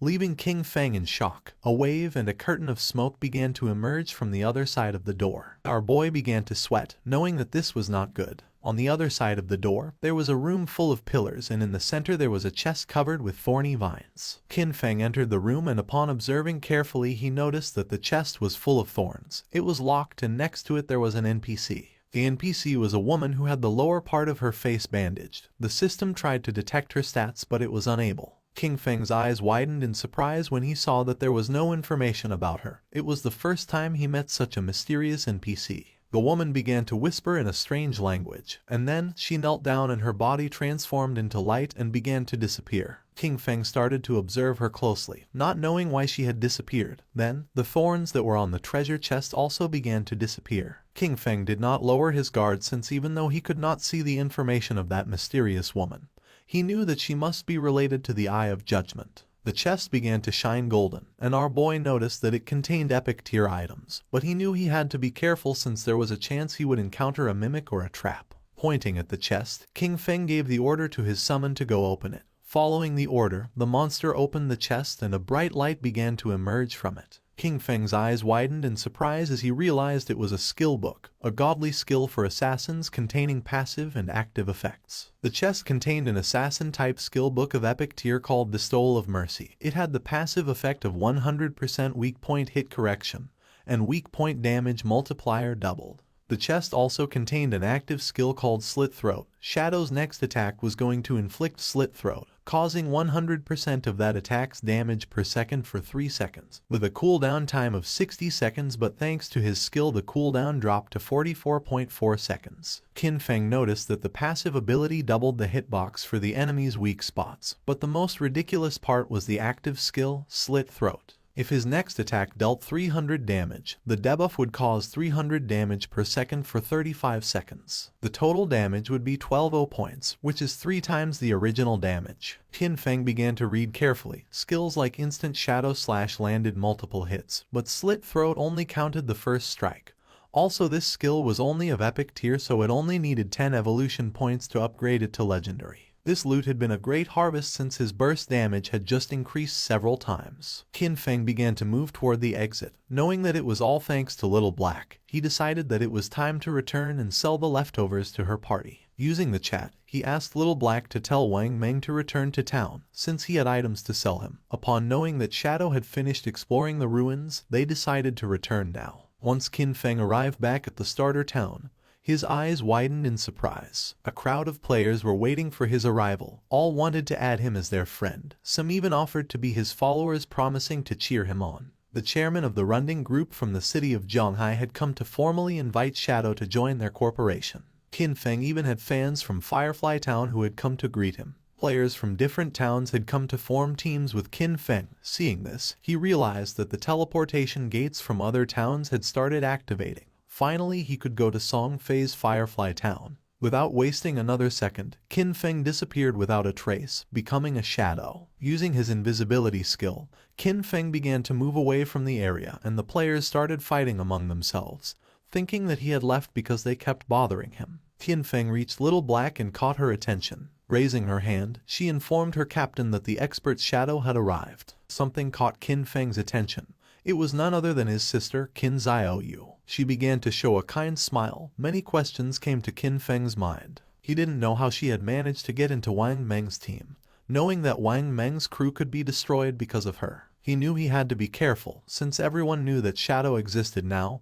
He couldn't reveal his true identity. He still couldn't use his powers in real life, and with so many eyes on him, even a kitchen knife could kill him right now. Xiaoyu couldn't help but blush as she could tell how powerful he was just by looking at him, realizing that compared to him, Wang Meng's party was like trash. She thought that if he carried her, then she could reunite with Song Fei in a matter of days. Using the system, Qin Feng explained to the captain that this equipment was perfect for their party's classes. Moreover, the skill books could increase their combat power. Our boy set an initial price of 22 days of lifespan. For Wang Meng this was very expensive, since they were all silver and gold tier. For now they could not afford it. Qin Feng said that there was no problem since they could pay him later. Wang Meng was sincere and thanked him, not knowing how to repay him for helping them. If ever Qin Feng needed them in the future, he only had to say the word and they would do their best to help him. The swordsman of the party put on a golden helmet. According to him, Shadow was awesome. He could not believe that he was getting gold tier equipment so soon. Wang Meng also equipped the equipment, obtaining a gold tier skill, with which his DPS had tripled. He could not avoid crying since Shadow even let them buy on credit, realizing that he trusted them. Wang Meng began to inspect his inventory but did not find anything for priests, leaving Xiaoyu somewhat confused. The archer was furious since she was lucky to leech EXP from them. Xiaoyu approached Qin Feng and introduced herself as the priest of Wang Meng's party and asked if he had any equipment for her. The system informed our boy that the player, Little Graceful, wanted to add him as a friend. Xiaoyu's eyes widened in surprise. Qin Feng began to stare at her with a cold gaze and disappeared without a trace, leaving poor Xiaoyu in shock. With a confused expression, she asked where Shadow had gone. Wang Meng explained to her that he probably just hadn't gotten any priest drops this time, and that maybe next time he would bring items for her. The archer revealed the harsh truth. Qin Feng had intentionally ignored her. For Little Black, Shadow was very cool as he appeared and disappeared like a dragon. Qin Feng walked away from them, knowing that he currently had a gold tier priest staff in his bag, and also a gold tier priest skill book. But there was no reason why he would give such precious things to Qin Xiaoyu. As he progressed, he would have tons of unused equipment and skill books. Selling them individually wasted too much time.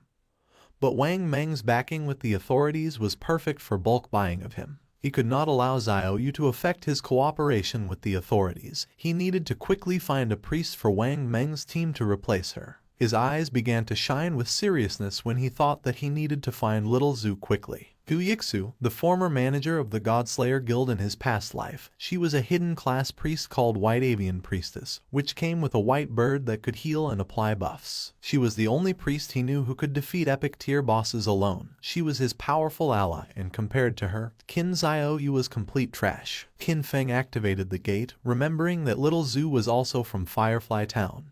Just like Song Fei, being perfect. If Qin Feng could find Little Zhu, he was going to put her on Wang Meng's team. Using the gate, he traveled to Firefly Town. Qin Feng arrived at Firefly Town, a place very different from Starter Town. While he was walking through the area, he heard two players who wanted to hurry back. Since the silver boss was below half health, they couldn't let someone steal it, as they would have died in vain. One of them cursed Song Fei since that bastard brought many fangirls with him, knowing there was no way to compete with him. Nor did he know how some minor celebrity had so many brainless fans. Qin Feng had just arrived and had already found clues about Song Fei. Following the players, he reached a valley. This was the level 5 area, called Wailing Valley. The monsters in this place were Emberfiends and the Shackles. After walking a bit, he started to hear players fighting. When peeking his head out, he saw a group of players attacking a two-headed monster with its body surrounded by flames. Qin Feng knew that this twin-headed Emberfiend was a silver tier boss, and noticed that the situation was somewhat chaotic since many players were attacking each other. When observing closely, Qin Feng saw a group of players, and among them was the bastard Song Fei. Two players stood in front of Song Fei's team and drew their weapons. One of them had been ambushed by Song Fei, and his lifespan had been stolen by him. He swore to kill him. With a smile, the player carrying a shield asked if Song Fei thought that hiding behind his mage girls made him safe, revealing that he had the godly anti-mage skill. Just before he could take a step, one of Song Fei's mages crushed his head using the magic staff. Qin Feng remembered that Song Fei, with the title Heaven-Defying Mage God, had the mage class. In his past life, this bastard tricked a bunch of fans into choosing the mage class, only to take all their equipment and skills to strengthen himself quickly. But a team couldn't be made up of only mages, so his fangirls came up with a solution. Some put their attribute points into intelligence to become glass cannon mages. Some put their points into agility to become disruption mages. Others used their points on health to become meat shields, and some chose strength to become battle mages who attacked using their staff. In the early stages, Song Fei's team was extremely dominant, stealing lifespan from players everywhere without anyone being able to stop them. And as expected, as the game went on, most of his fangirls died pretty quickly. Pointing at the boss with his finger, Song Fei made up a lie saying that his fans were working so hard that now his heart hurt. He hoped the boss would die soon so everyone could rest, and also that the world would be full of love and free of violence. The twin-headed Emberfiend began to advance towards Song Fei's group. One of Song Fei's fans explained that this was not hard for them since the one who was trying the hardest was him. According to her, he worked so much that he shouldn't have to endure all this. She started pointing at the monster and decided to kill it so it wouldn't hurt their beloved Song Fei. Song Fei's fans began attacking the monster by casting spells. They were willing to defeat it so that Song Fei would become king, swearing to follow him no matter where he went. The monster opened its mouth and launched a burst of fire towards Song Fei, putting him on alert. But just before the burst of fire could get close, one of his fans stepped in the way, taking the attack fully. Song Fei took the girl's hand and began to show a sad gaze, while the woman's body was disappearing. With tears in her eyes, she swore to do anything for him. The chubby girl tightly grabbed her magic staff and told the others to get angry since if they killed this ugly monster, brother Song Fei would be able to ascend to first place in the ranking. He had to surpass Shadow. This made the others excited. Raising their weapons, they swore to conquer the world, dominate the heavens, and fight alongside Song Fei. They summoned several powerful spells, causing thunderbolts to strike the monster. Song Fei realized that it was going to die, knowing that this silver tier boss was hard to kill. He couldn't help but wonder how someone had been able to defeat a gold tier boss alone. He was sure that Shadow had used a bug. Song Fei had many fans helping him and was only level 7. He didn't know how Shadow leveled up so fast. A smile spread across his face since once he defeated this silver tier boss, he was going to level up to 8. He knew that Shadow had been stuck at level 9 for a long time, so he decided to take the opportunity to surpass him and become the #1 player of the God-forsaken game. Just then, a hand surrounded by Shadow grabbed Song Fei by the mouth. In the blink of an eye, Qin Feng decapitated Song Fei, and using instant Shadow Slash, cut his body into pieces. Blood began to emerge from the mouth of the bastard Song Fei. His fans went into shock, and just before they could take another breath, Qin Feng attacked again. Moving like thunder, he cut the bodies of the fans and of the boss into pieces. A system window appeared, informing that the boss had been defeated and granting him 15 experience points. The boss fell to the ground and its body began to transform into lifespan. The players were in shock since they couldn't believe that Shadow had killed the boss with a single strike. A single attack from Shadow did thousands of points of damage, while theirs only did 100 points of damage. Shadow was 10 times stronger than them. The corpse of the boss transformed into orbs of lifespan, and Qin Feng deactivated his stealth skill. The smartest players realized that it had been an AoE attack. They couldn't believe that a single attack had killed Song Fei and all his gang of fans. Upon observing closely, they saw Shadow and remembered that he was the one who had achieved the first global kill of the gold tier boss. They decided to leave and let Shadow have the loot. They began to cheer for Shadow for having avenged them by killing Song Fei's gang. Qin Feng knew that they were only afraid of being attacked, and that's why they could only join forces to attack him. In his past life, he would not have hesitated to kill them. At the same time, Song Fei respawned again in Firefly Town. The system reported that he had been killed by Shadow, and he lost 1106 days of tradable lifespan, and 18 years and 113 days of non-tradable lifespan. Song Fei panicked and realized that Shadow had come to Firefly Town. He couldn't believe that out of the hundreds of starter towns in Zhonghai City, he had come to his to steal the kill. His fans also respawned again. The chubby girl felt confused to see that Song Fei had also died. The other girl was furious since she didn't know why Shadow had killed them. The other thought that Shadow wanted to steal the silver tier boss. According to them, he was evil for taking advantage of Song Fei being distracted to launch a surprise attack. Just then, an archer approached Song Fei and with a nervous expression asked if she could join his team, revealing that she had the skill called Eagle Eye, and she could detect invisible enemies. Song Fei's fans told the girl to get lost since he had said he only wanted mages in his party. The chubby girl thought her efficiency at killing monsters was too low, and she would only affect Song Fei's progress in the ranking. Song Fei extended his arms and explained that although she was an archer, she could be part of his family since he believed that love could fill everything. He took the woman's hand and with a kind expression mentioned that he had felt her strong emotions. It didn't matter if she was an archer. He decided to let her join his team, swearing they would strive together to level up. Having Song Fei so close made her blush and tears of joy began to flow from her eyes. An assassin appeared and mentioned that she could also become invisible, swearing that she was going to make Shadow pay for having killed him. The mage revealed that she had learned a new AoE skill and could freeze Shadow. Song Fei extended his arms, making it clear that his family was full of love. Any girl who wanted to join his team was welcome. The girls began to cry with joy and swore to stand by Song Fei forever. According to them, Shadow had no honor for having attacked their beloved Song Fei by surprise. They promised that he was going to pay the price. As soon as they found Shadow, they were going to let Song Fei kill him so that he could learn what happened when someone messed with Song Fei. The attention of two players focused on them. They didn't know what Song Fei wanted to do now, but they were aware that someone had killed him out there, being very satisfying. They remembered that there were many girls protecting Song Fei, so they didn't know how he had been killed.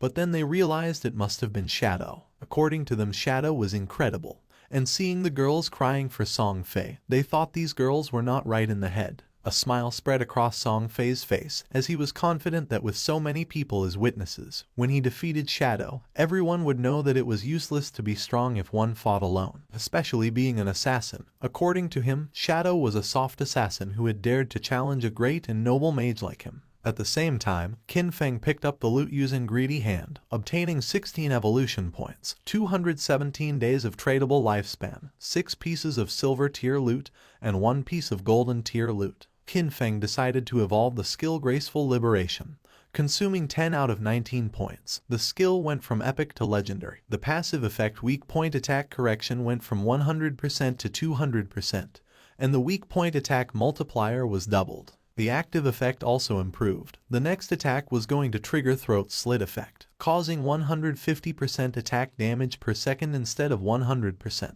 With a duration of 3 seconds, the cooldown of the skill went from 30 seconds to 18.5. The weak point hit correction had increased by 100%, reaching 200%, which equaled doubling the target's weak point. If it was amplified even more, half of the enemy's body would be considered a weak point. He feared that even his Shadow Slash could deal weak point damage. The initial epic level skill, with 0 evolution points, could evolve to legendary. However, to evolve it from legendary to mythical, it required 100 times more evolution points. It needed 200 points to evolve from legendary to mythical. According to this pattern, the epic level Greedy Hand was going to require 210 evolution points to evolve, and when it reached legendary, evolving it was going to require 34 points. He had 9 evolution points left, so he decided to evolve Backstab Enhancement. Qin Feng spent 8 points and the skill Backstab Enhancement went from gold to platinum, and the damage of the passive effect increased from 30% to 40%. A silver tier boss, plus the group of players, had given him a total of more than 14 days of tradable lifespan. His mission had been fulfilled, so he decided it was time to return. While Qin Feng was distracted, a girl tried to attack him by surprise. She intended to kill him. Shadow began to observe her in silence, and dodged the attack without much effort. The girl attacked again, but he evaded it again without problems. The girl was in shock to see that he could dodge all her attacks. Without wasting any more time, she used stealth and disappeared. Just then, Song Fei's fans appeared on top of the cliff. They had cornered him and swore to avenge Song Fei. The mages of Song Fei raised their magic staffs, and the archer who had just joined the team began to aim her bow at Qin Feng. They were furious and swore to avenge Song Fei. Qin Feng used stealth and disappeared into the air, becoming a shadow. Upon seeing this, the archer used her skill called Eagle Eye and made it clear that Qin Feng's invisibility was useless. Her arrow transformed into a ghost eagle until several seconds later it exploded and its feathers began to descend from the sky like drops of rain. The feathers began to fall on the assassin from Song Fei's party and her stealth was deactivated, making her visible. The chubby girl clenched her fist and felt happy, believing they had detected Qin Feng. She gave the order to the others to use their most powerful skills and attack with everything. Following her order, Song Fei's fans used their most powerful skills to attack. A rain of powerful spells began to descend upon the assassin. Seeing this, she panicked and tried to tell them that she was not King Feng. It was already too late, as the spells hit her body directly, creating a great explosion. Instead of feeling sad, the chubby girl felt furious since she didn't care about this anyway because she wasn't a mage, and that showed that she didn't sincerely love Song Fei. According to her, this was a punishment from heaven for her falseness. She gave the order to the archer to launch the eagle again to find Shadow. The archer nodded with her head, but at that moment, King Feng took out the ghost fire bell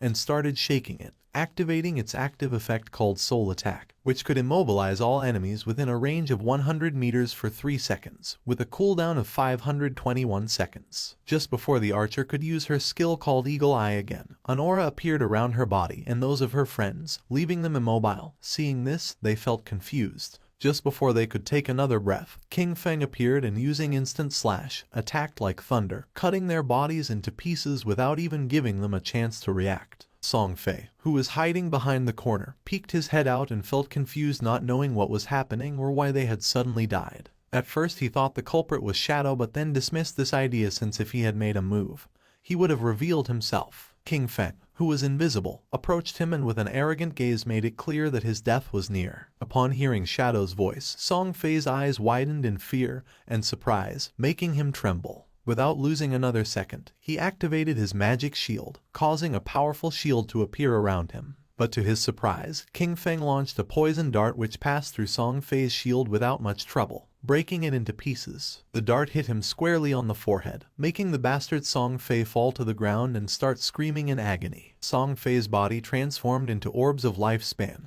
King Feng deactivated stealth, and upon seeing that Song Fei had so much remaining lifespan, he realized that originally he had more than 2,000 days of tradable lifespan. Song Fei's body disappeared, leaving only lifespan.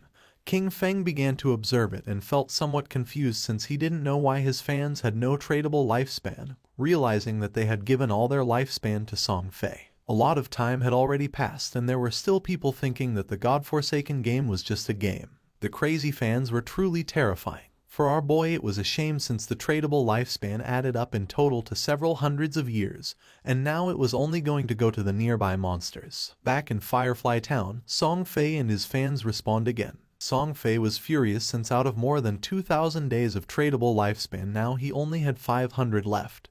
With a confused gaze he asked the archer why she hadn't been able to find King Feng using her detection skill. She explained that she had indeed used the skill, but the only thing she had found was their assassin sister. The chubby girl mentioned that she could see there was stealth level in her attribute panel. She didn't know if Shadow's stealth level was higher than they expected. The archer revealed that her Eagle Eye skill had a counter stealth level of 1, so she could only see targets with a level 1 stealth. If the opponent had a higher stealth level, she couldn't detect them. Song Fei felt frustrated since Shadow attacked and disappeared without leaving a trace. He didn't know how to defend against that. Touching his face, Song Fei thought that he had not offended Shadow, and now that he had also taken the boss kill, Shadow had no reason to come after him again.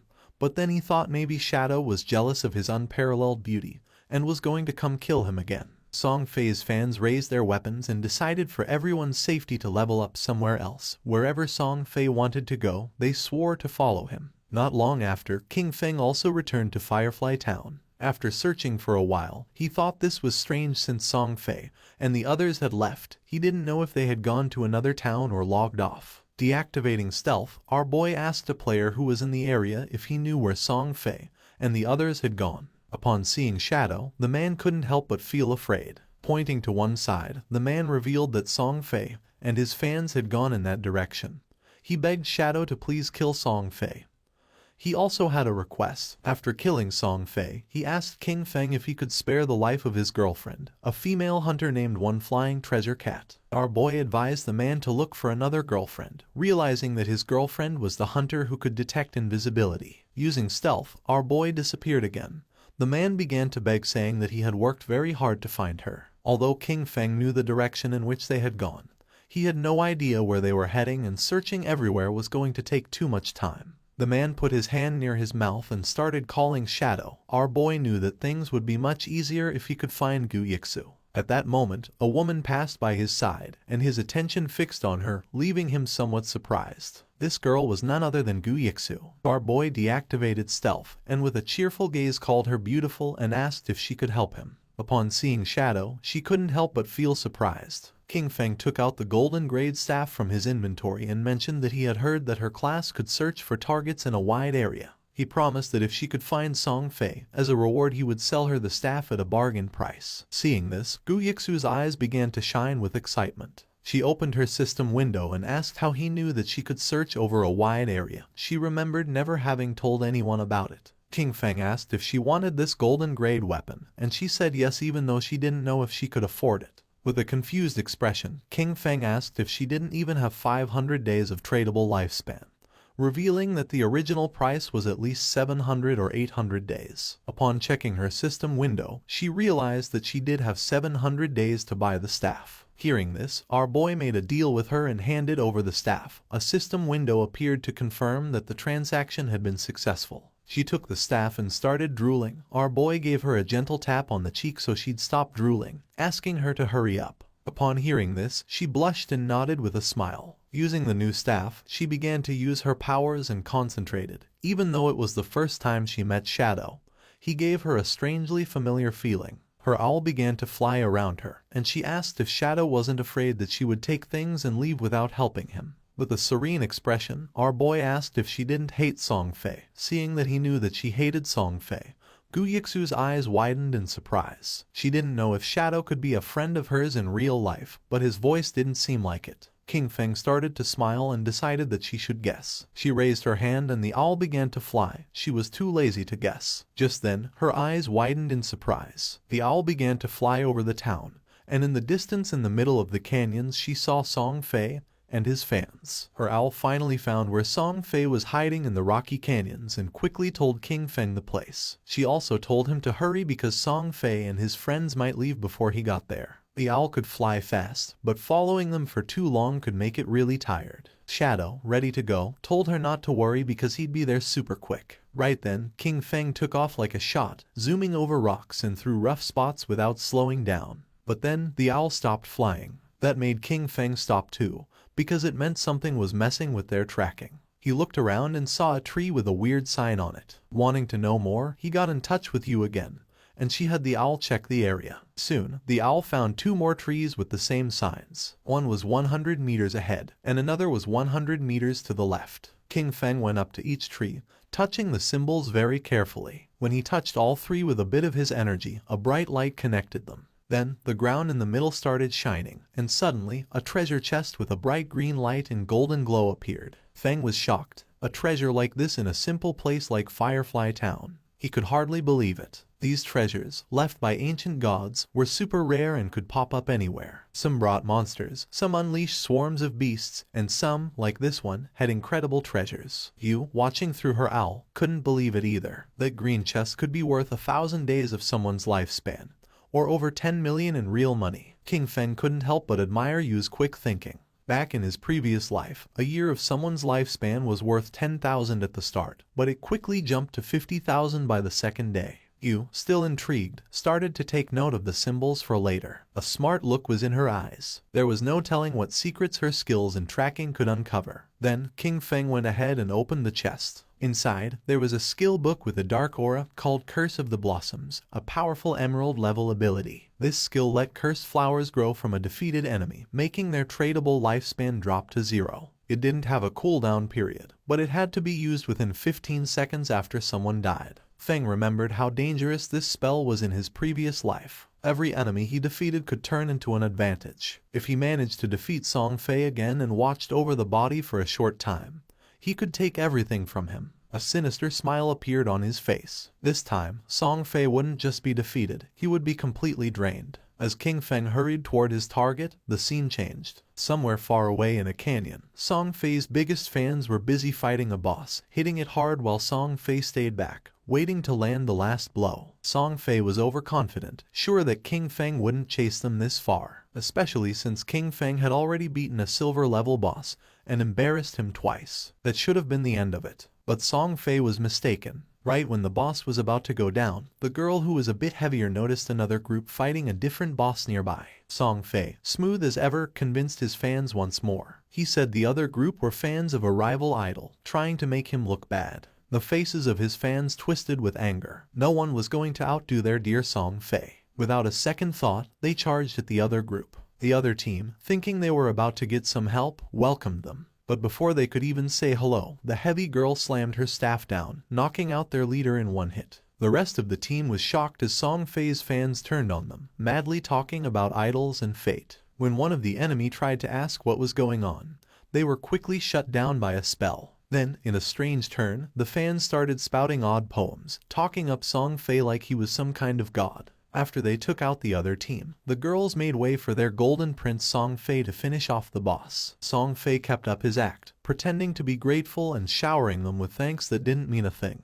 He made up stories about almost getting caught in an ambush and called them heroes. His words made them all blush and giggle. They were totally caught up in his make-believe world. But that was the end of it. At the same time, Shadow appeared at the edge of the canyon. Song Fei felt something wasn't right and got a cold feeling down his back. But by the time he turned around, it was too late. Feng's sword moved through the air like it was meant to punish, striking in an instant. Song Fei's head was cut off in one smooth motion, and his body fell to the ground. This time, Shadow didn't just leave after the deed was done. He knelt down next to Song Fei's body and used the Curse of the Blossoms. A big red flower grew right out of Song Fei's chest, its petals moving like they were alive, sucking away the tradable lifespan from the young troublemaker. The fangirls watched in shock, not able to make sense of what was happening right in front of them. Then, the scene changed, and Song Fei was back at Firefly Town's portal, feeling confused and annoyed, still not getting why Shadow was always after him. In his confused way of thinking, he decided it must be jealousy. Maybe Shadow was upset about all the attention from the fangirls, or perhaps one of those girls was someone Shadow had feelings for. Song Fei convinced himself that Shadow's constant showing up in Firefly Town was part of some complex revenge scheme. While he was lost in his wild guesses, a system alert popped up, scaring him with the news that his tradable lifespan was going down fast,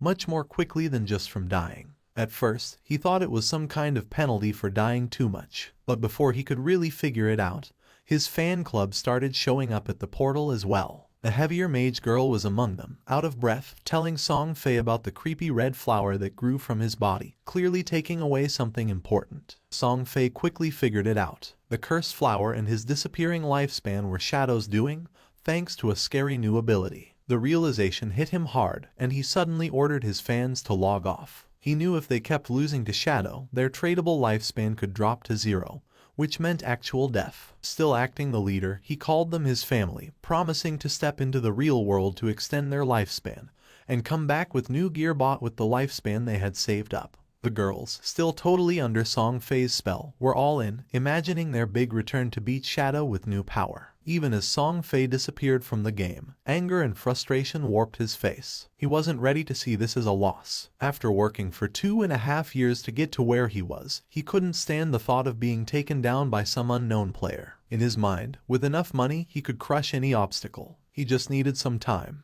Back where the fight had happened, red flowers were everywhere, each one growing from a fallen player, quietly taking away the tradable lifespan from Song Fei's fans. With Shadow's relentless attacks, his rank as a killer had jumped to level 4, making the loss of tradable lifespan upon death a staggering 96.8%.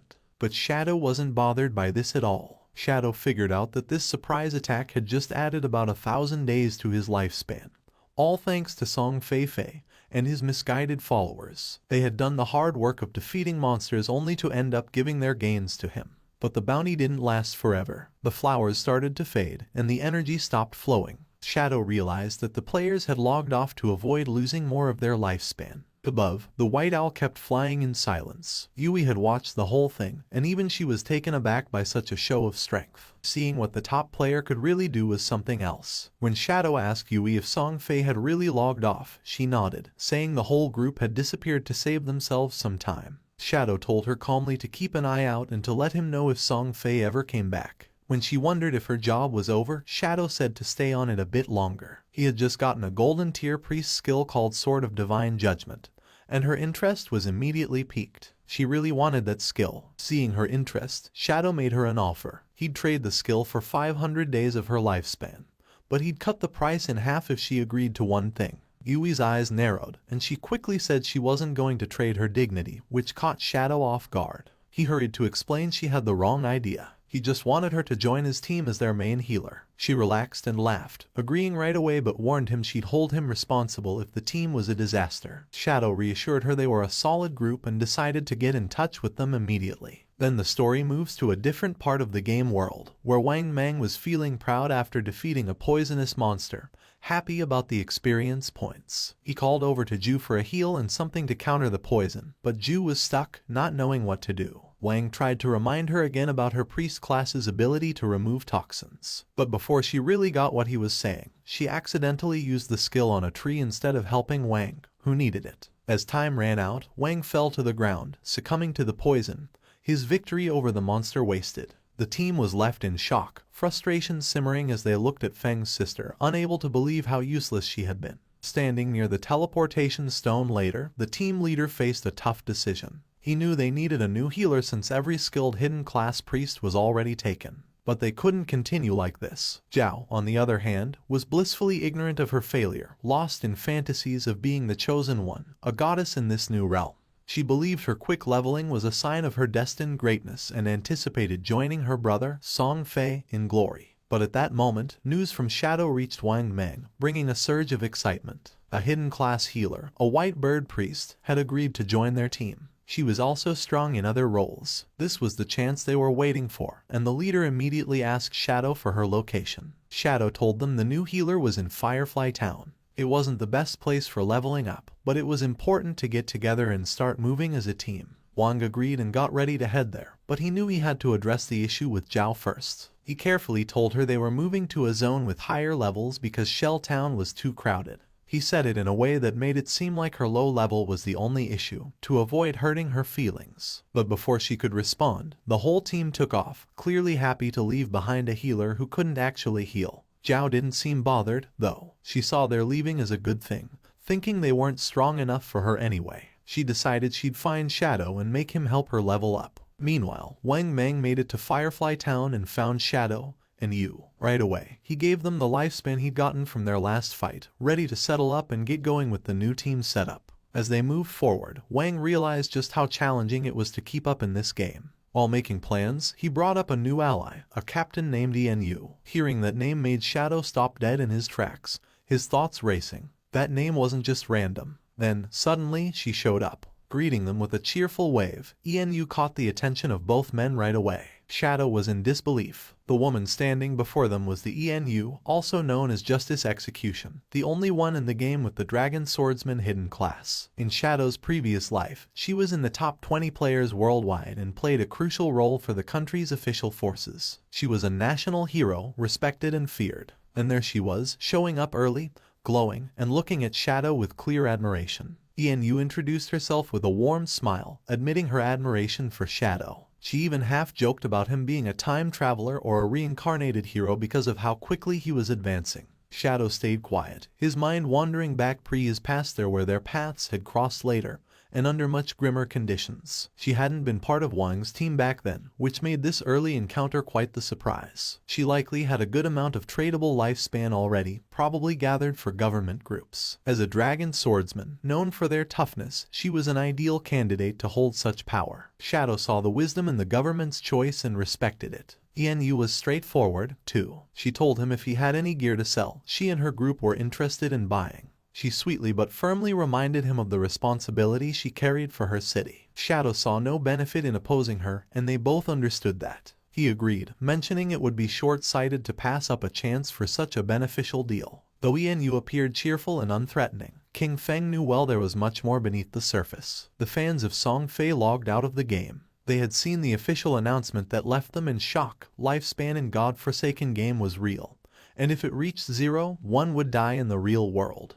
The archer was furious since she realized this wasn't just a game. She had given all her tradable lifespan to Song Fei. Some of them only had a few days of lifespan left. The assassin had killed several players and had the assassin's stat, and dying one more time was going to make her lose double the lifespan. They were in shock. They couldn't believe how it was possible that dying 3 times cost so much lifespan. The chubby girl began to read the messages and her face filled with sweat. She realized, cursing to herself, that in the game, as a tank mage, she had always charged at the front. She had killed many people and died many times, so now she only had 1 day of lifespan left. If it reached 0, she was going to die. Just then, something caught her attention. Brother Song Fei was buying lifespan. That was great. She decided to go find Brother Song Fei, thinking that he would definitely help her. Quickly, she changed clothes and thought about putting on Brother Song Fei's support outfit from head to toe, thinking that it was great, and that she was going to find Brother Song Fei, who would definitely help her. She even mentioned Brother Song Fei's latest release, the Song Fei Ultra Thin Anti-Side Leak. She dressed in Song Fei's merchandise, and without wasting a second, she left her house and started heading to the concert. Not far away, there were some apartments. Qin Feng's sister also logged out of the game. She didn't know if she was in the real world since now it was hard for her to tell the difference. She turned on her phone and couldn't help but smile when seeing that. At that rate, 1 day of lifespan could be sold for 15,000. With the 200 days she had left, she could become a millionaire. But then, she went into shock when she saw that Shadow had killed Song Fei 3 times. She couldn't help but cry from sadness and fury, since she remembered that they had told her that if her lifespan reached 0 in the game, she would truly die in real life. Even having 100 years of non-tradable lifespan, dying 3 times had left her with barely 12 years remaining. Then she remembered Brother Song Fei and wondered why Shadow had killed him. According to the group chats, Shadow, despite being surrounded by dozens of people, had managed to kill Song Fei 3 times. To her he was something so terrifying and incredibly strong. The chubby girl started sending messages through the chat, saying that Brother Song Fei needed help at this moment. She asked any sister in Zhanghai City to go find her to sell their tradable lifespan to her. She also revealed that Song Fei was at Dajiang Plaza at that moment and that the exchange rate for lifespan was 1 to 10,000. This was the perfect opportunity to get rich and help brother at the same time. King Feng's sister put on her clothes. She couldn't believe that Brother Song Fei was in Dajiang Plaza, not far from her. She thought she couldn't just stand by and watch his lifespan run out. She had to go help Brother Song Fei. Thanks to that Shadow and the others, she had managed to save more than 200 days of tradable lifespan.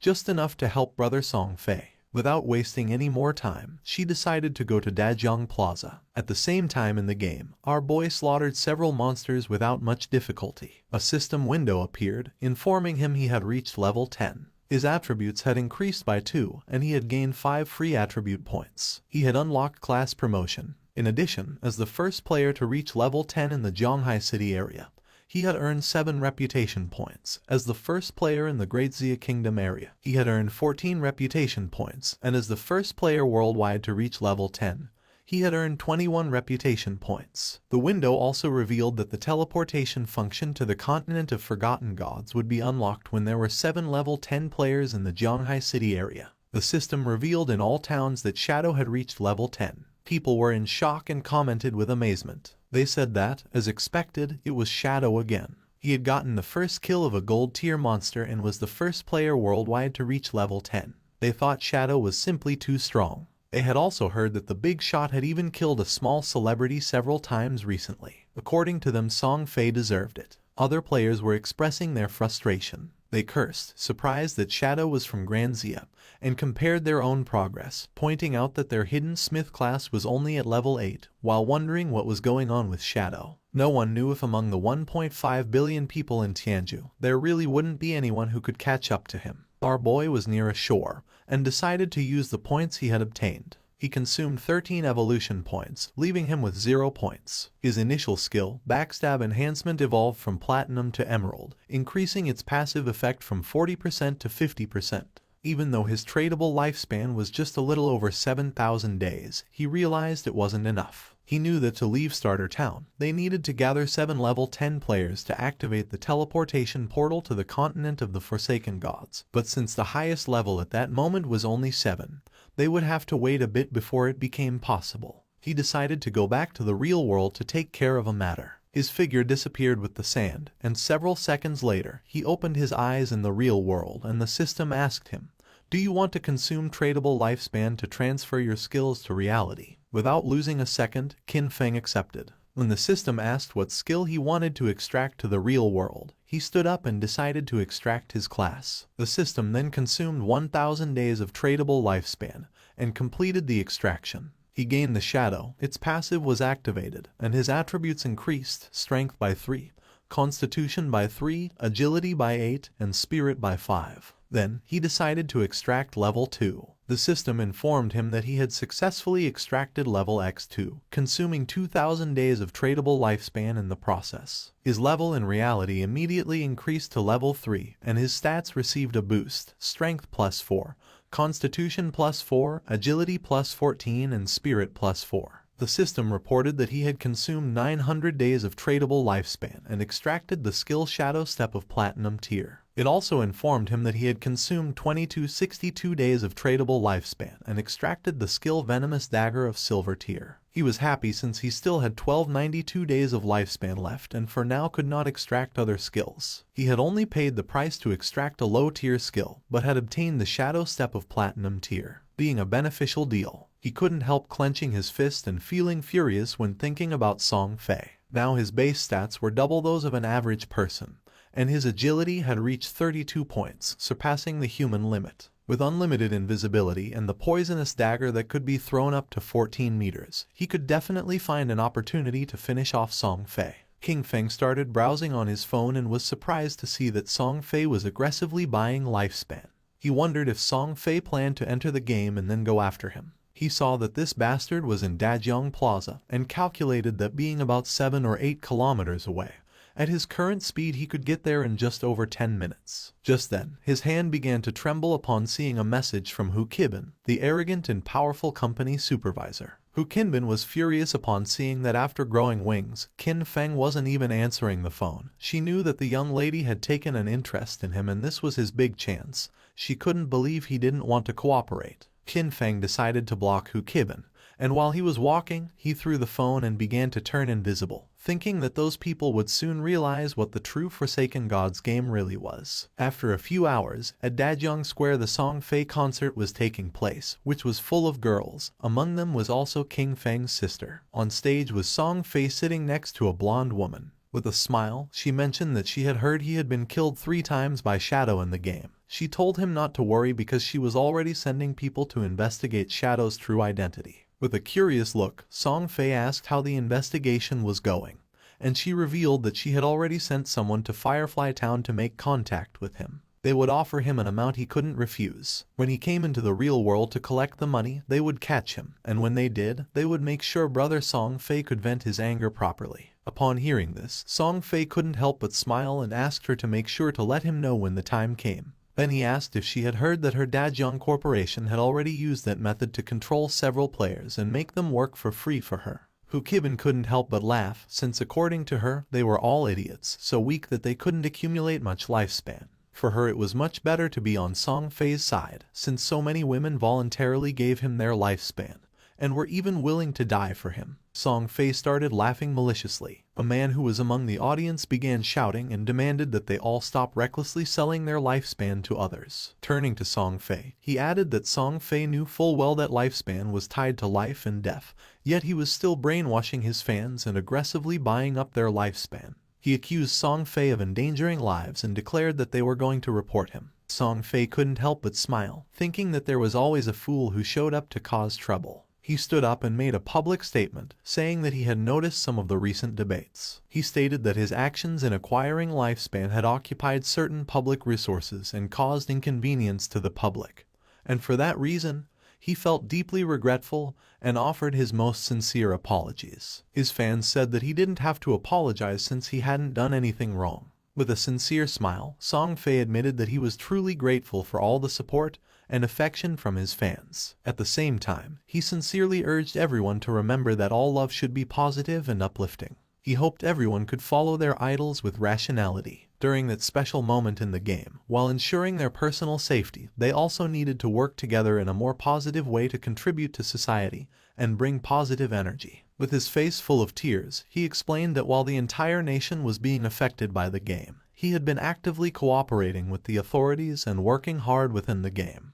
That was the reason why he had used his personal wealth to acquire lifespan, hoping to become a quality idol in the game, someone worthy of liking. He had done this to give back to his fans, hoping that everyone could gain something outside of the game and live a happy, peaceful, and safe life and work together for a better tomorrow. but he never expected that it would cause so many problems for everyone. His words made all his fans unable to avoid crying. He apologized to everyone for having caused them trouble. This made everyone feel sad. They started shouting, saying that he had not done anything wrong. They got angry with the man, calling him a bunch of savages and telling him to leave from there, since they were voluntarily helping the brother, and told him not to insult their genuine intentions. The chubby girl went up on stage and asked everyone not to listen to those ridiculous rumors from outside. She didn't know how they dared question the brother, since only fools with pig brains believed everything, asking how the lifespan of the game could possibly affect the real world. She put her hand over her chest and declared that she was the one who was willing to die for the brother. She said that when she logged out, it showed her that she had less than a day of lifespan left, but she was perfectly fine.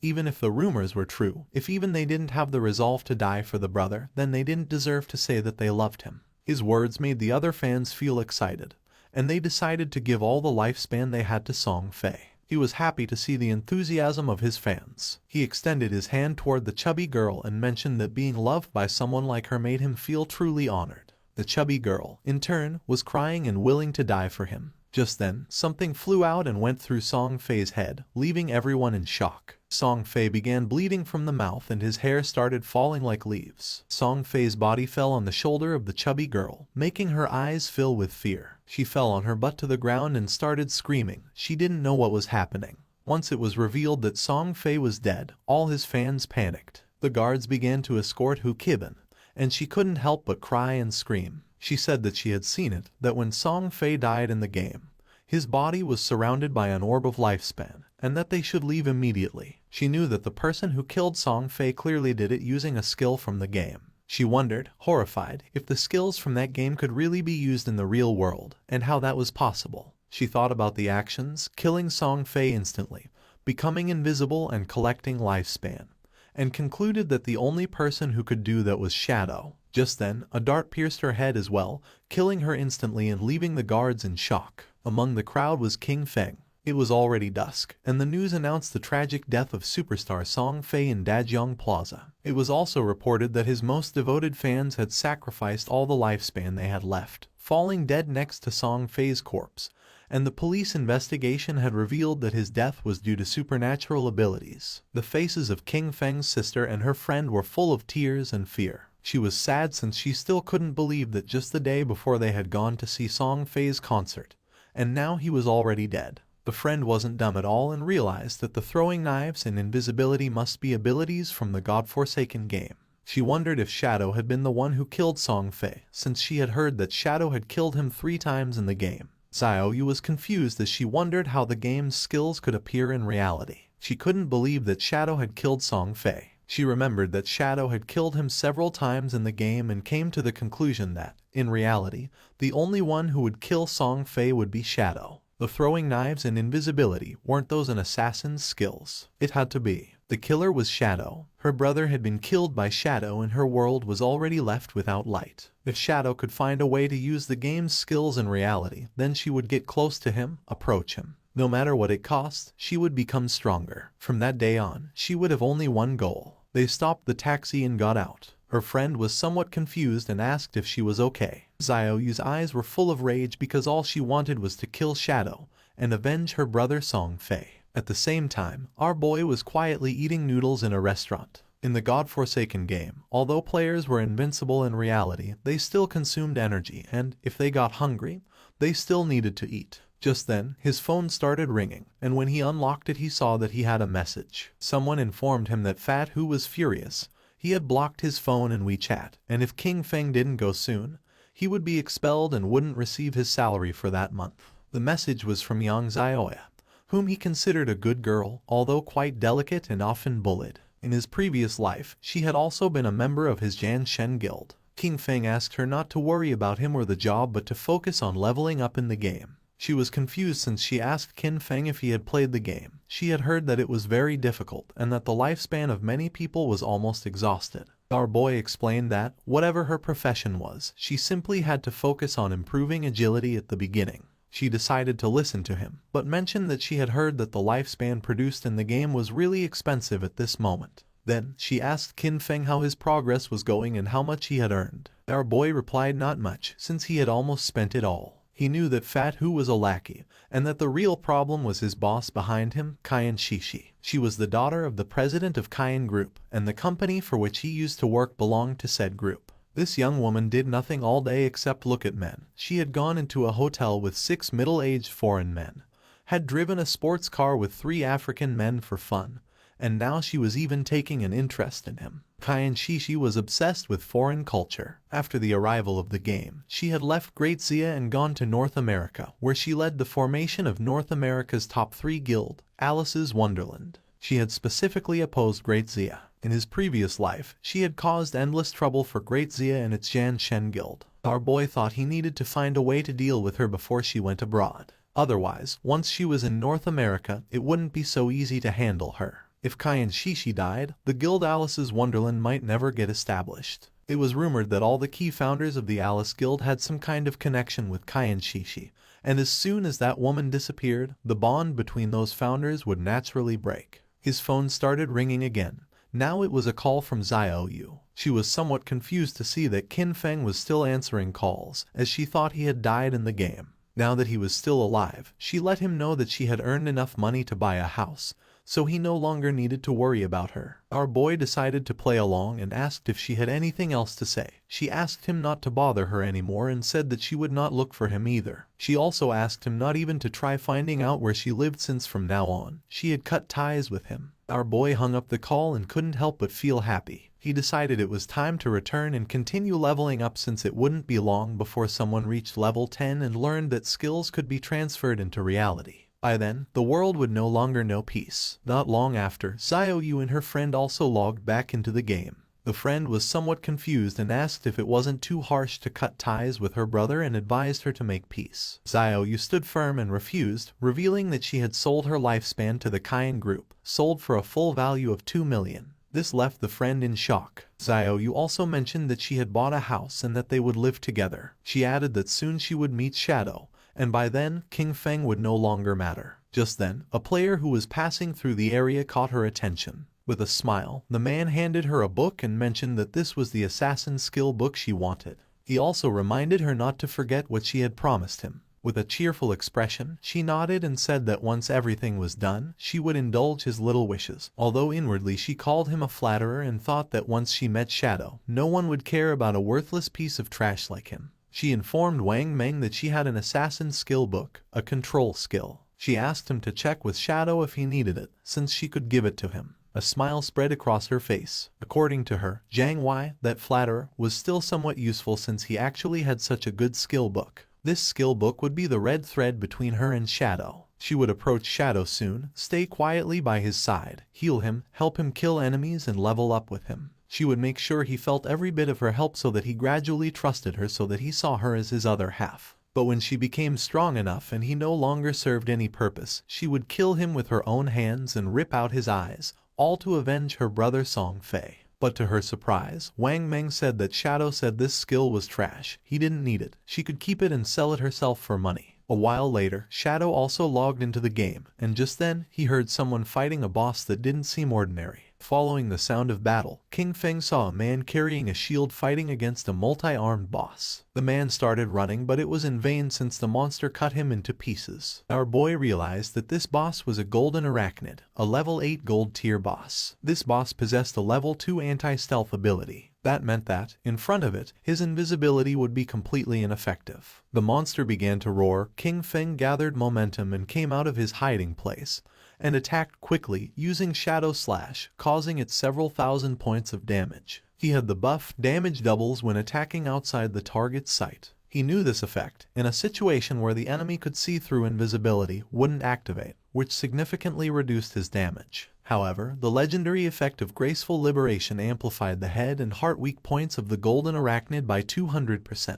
Out of the 9 strikes of Shadow Slash, 3 were judged to have hit the target's weak points, dealing 3 times the weak point damage, which directly made up for the lost damage. It was truly a legendary skill, and he had to thank Xiao Hai for that, as she had helped him find that Faith Temple. A mage was watching the battle. According to her, Shadow's damage was insane since a single skill had reduced Golden Arachnid's health bar by 1/6. King Feng attacked with a venomous throwing knife, which stuck into the monster's head, causing 1,783 points of damage. Venomous throwing knife was still only silver tier, and its damage was already falling behind. He still needed to advance his profession to gain a higher level of invisibility. To King Feng's surprise, the monster lunged at him and prepared to attack. Seeing this, the mage panicked, but King Feng's eyes began to shine with confidence. The monster attacked, but he dodged the attacks without much effort. The mage and her friend were in shock, wondering what kind of speed this was. They noticed it wasn't just the speed. His reaction was incredibly fast, and he seemed to know the boss's attack patterns too well. In terms of speed, he was almost on par with the boss. He dodged each one of its attacks as if he had fought against this boss countless times. In his previous life, he had been with Qin Xiaoyu, and she couldn't even protect herself, much less heal him. Over time, he had developed this skill, since a warrior not only needed to withstand blows, agile movement and evasion skills were also essential. His eyes began to shine with fury, as that was also the reason why he had been able to reach the world top 100 with just an ordinary warrior class. He attacked the boss with a series of slashes, and now its life had dropped to less than half. Our boy became invisible, and thought that compared to special bosses like the Golden Ghost ship,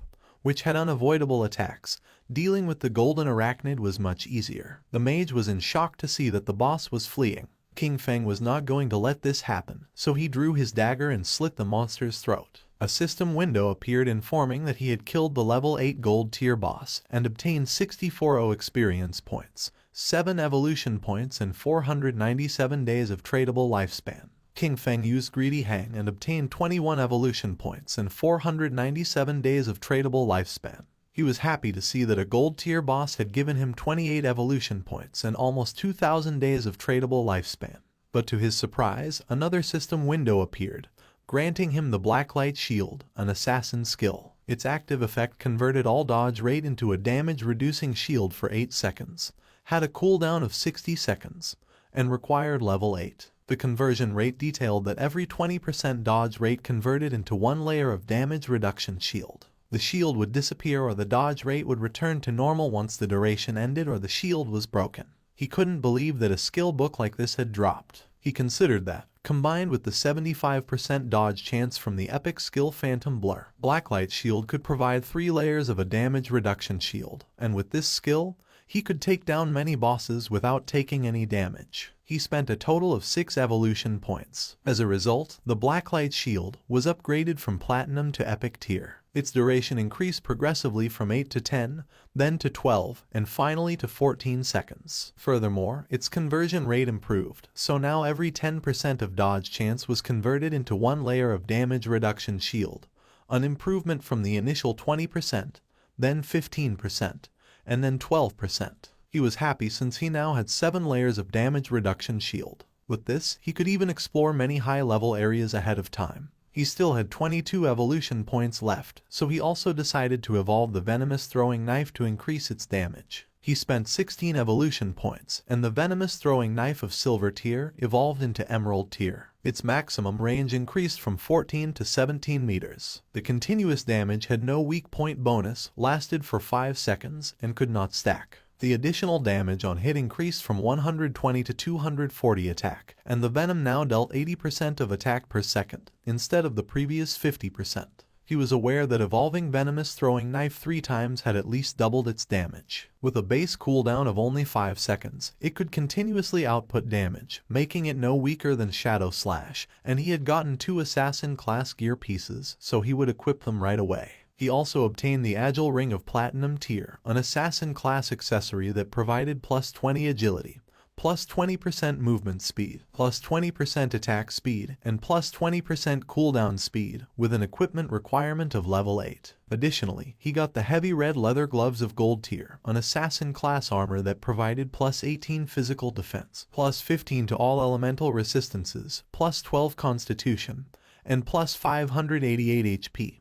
With an equipment requirement of level 6. With these 2 pieces of equipment, his cooldown speed was now at 55%.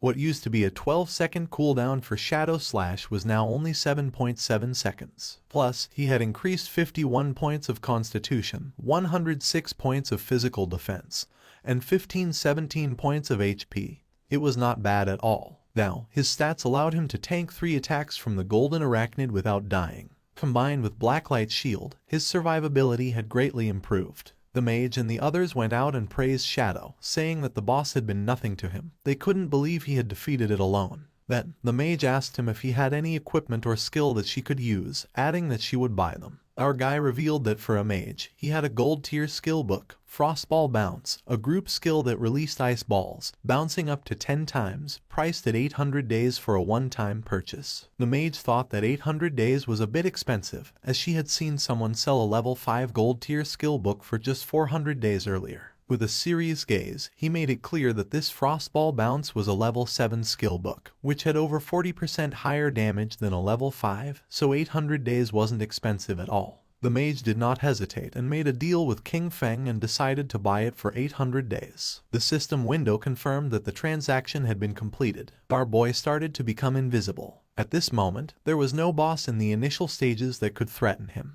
He decided to go back to the town to post a message, gathering information about the locations of silver and golden tier bosses. This way, he would have a constant flow of bosses to hunt, and his leveling speed would be maximized. Wang Meng informed him that Xiaoyu, the priestess from his team, wanted to send him a skill book. He found it interesting and wondered what kind of skill book it would be. King Feng was somewhat surprised to see that Xiaoyu wanted to send him a skill book. Moreover, it was one of bronze tier. He wondered what it could be, but even so, he decided he should take a look at it. King Feng wasn't stupid at all and knew that now everyone speculated that he had killed Song Fei, and right after that she was trying to send him a skill book. He decided to reject her offer while wondering if she was trying to associate with him or if she was trying to avenge Song Fei, or maybe both things. Wang Meng informed her that Shadow said her skill book was trash, he didn't need it, and she could keep it and sell it for money. King Feng asked Wang Meng to go to the town, since he had something to sell him, and to prepare some lifespan. With a serious look, Wang Meng decided to ask him a question, and our boy asked what he meant and if he was asking whether he had been the one who killed someone. Then, he revealed that he had been the one who killed them. For King Feng, Wang Meng was his friend, so he knew that during the time Song Fei had been murdered, Shadow had been disconnected the whole time. The motive and timing of the crime matched perfectly. Since Wang Meng had asked this, it meant that the authorities had already deciphered most of it. King Feng asked if Wang Meng was trying to arrest him, as he knew that in 2 hours other players would reach level 10 and the ability to transfer powers to reality would no longer be a secret. He considered it the perfect opportunity to see how the Daxia government would react to this and would take it as a test. King Feng returned to Firefly Town and reunited with Wang Meng and the others. Then Yu asked if he was really admitting to having killed Song Fei. King Feng nodded. With a smile, Yu mentioned that King Feng was, in fact, the main suspect. However, they also knew that Song Fei and Zhonglai had harbored malicious intentions toward him, and that Dajiang Industries had captured and abused many players, forcing them to work. Strictly speaking, killing those two had been an act of self-defense. King Feng realized that since they couldn't uncover his true identity, they had chosen to maintain a temporary cooperation with him. He reflected that in his previous life, by working with the officials, his record had been spotless. However, this time he had directly killed Song Fei and Zhonglai, which might cause some changes. He was eager to see how much his rebirth could alter that doomed era of games. For now, he considered selling the platinum tier equipment he didn't use. Since they were backed by the authorities, they would accept equipment and skill books of any class, and most importantly, they possessed enough resources for the transaction to be worthwhile. Our boy opened the system window. Upon seeing what it contained, the others couldn't believe that he possessed platinum tier equipment and skill books. They exclaimed in astonishment, wondering if Shadow had just achieved the first kill of a platinum grade boss. However, they immediately dismissed that possibility, as there had been no global announcement about it. Our boy mentioned that his luck had been decent. He had found a few treasure chests, and Xiao Zhu could confirm it. Even he himself had obtained an emerald tier skill book. The mage confirmed that she herself had seen King Feng open that emerald chest. Little Black couldn't help but feel jealous upon noticing that King Feng called her Xiao Zhu, but when it came to her, he simply said you. Our boy decided to call her Little Blackie instead of Little Black, and this made her angry and she asked him to better call her Little Black. Wang Meng let out a sigh, since according to him, people really couldn't be compared with each other. and you felt jealous since it was true that they had barely managed to defeat a silver grade boss, while Shadow casually opened platinum and emerald tier chests. King Feng revealed the prices of the items. The Platinum Grade Archer Skill Book at a fixed price of 2,500 days. The Platinum Grade Berserker Weapon at 1,500 days. The Platinum Grade Mage Skill Book at 3,000 days. And the Gold Equipment and Skill Book package at 8,000 days, including the remaining Platinum Equipment and Skill Books, which totaled 25 items.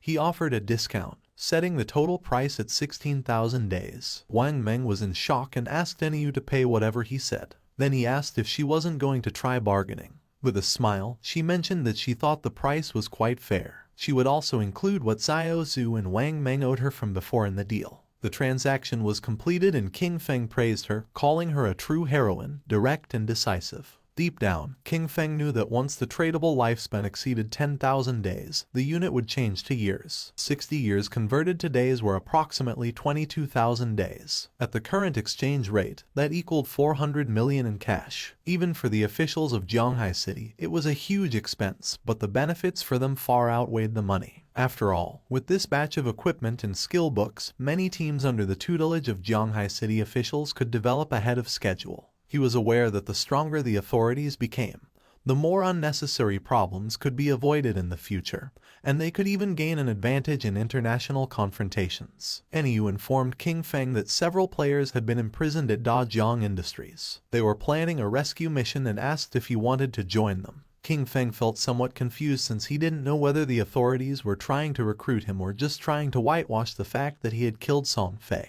He said he wouldn't go but that he could tell them something in advance. Their suspicions were correct.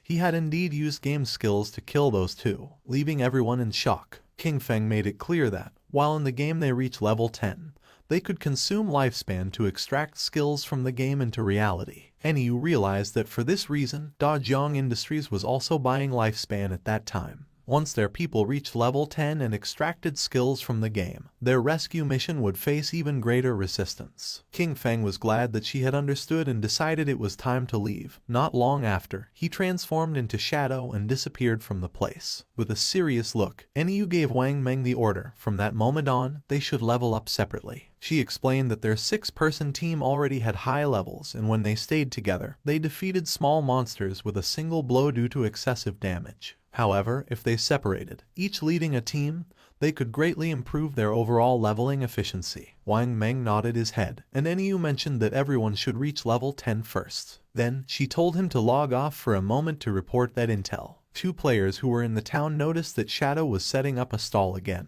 But this time he wasn't selling, he was buying. A system window appeared and announced that Shadow was buying Silver Boss coordinates for 30 days. And Gold Boss coordinates for 100 days. Upon seeing this, one of the men nearby couldn't help but smile. He approached our boy and informed him that his young lady had said that as long as he was willing to help her level up, she would give him 300 million, plus shares in Dajiang Industries. The man added that such an opportunity rarely came along in life and advised him to take advantage of it.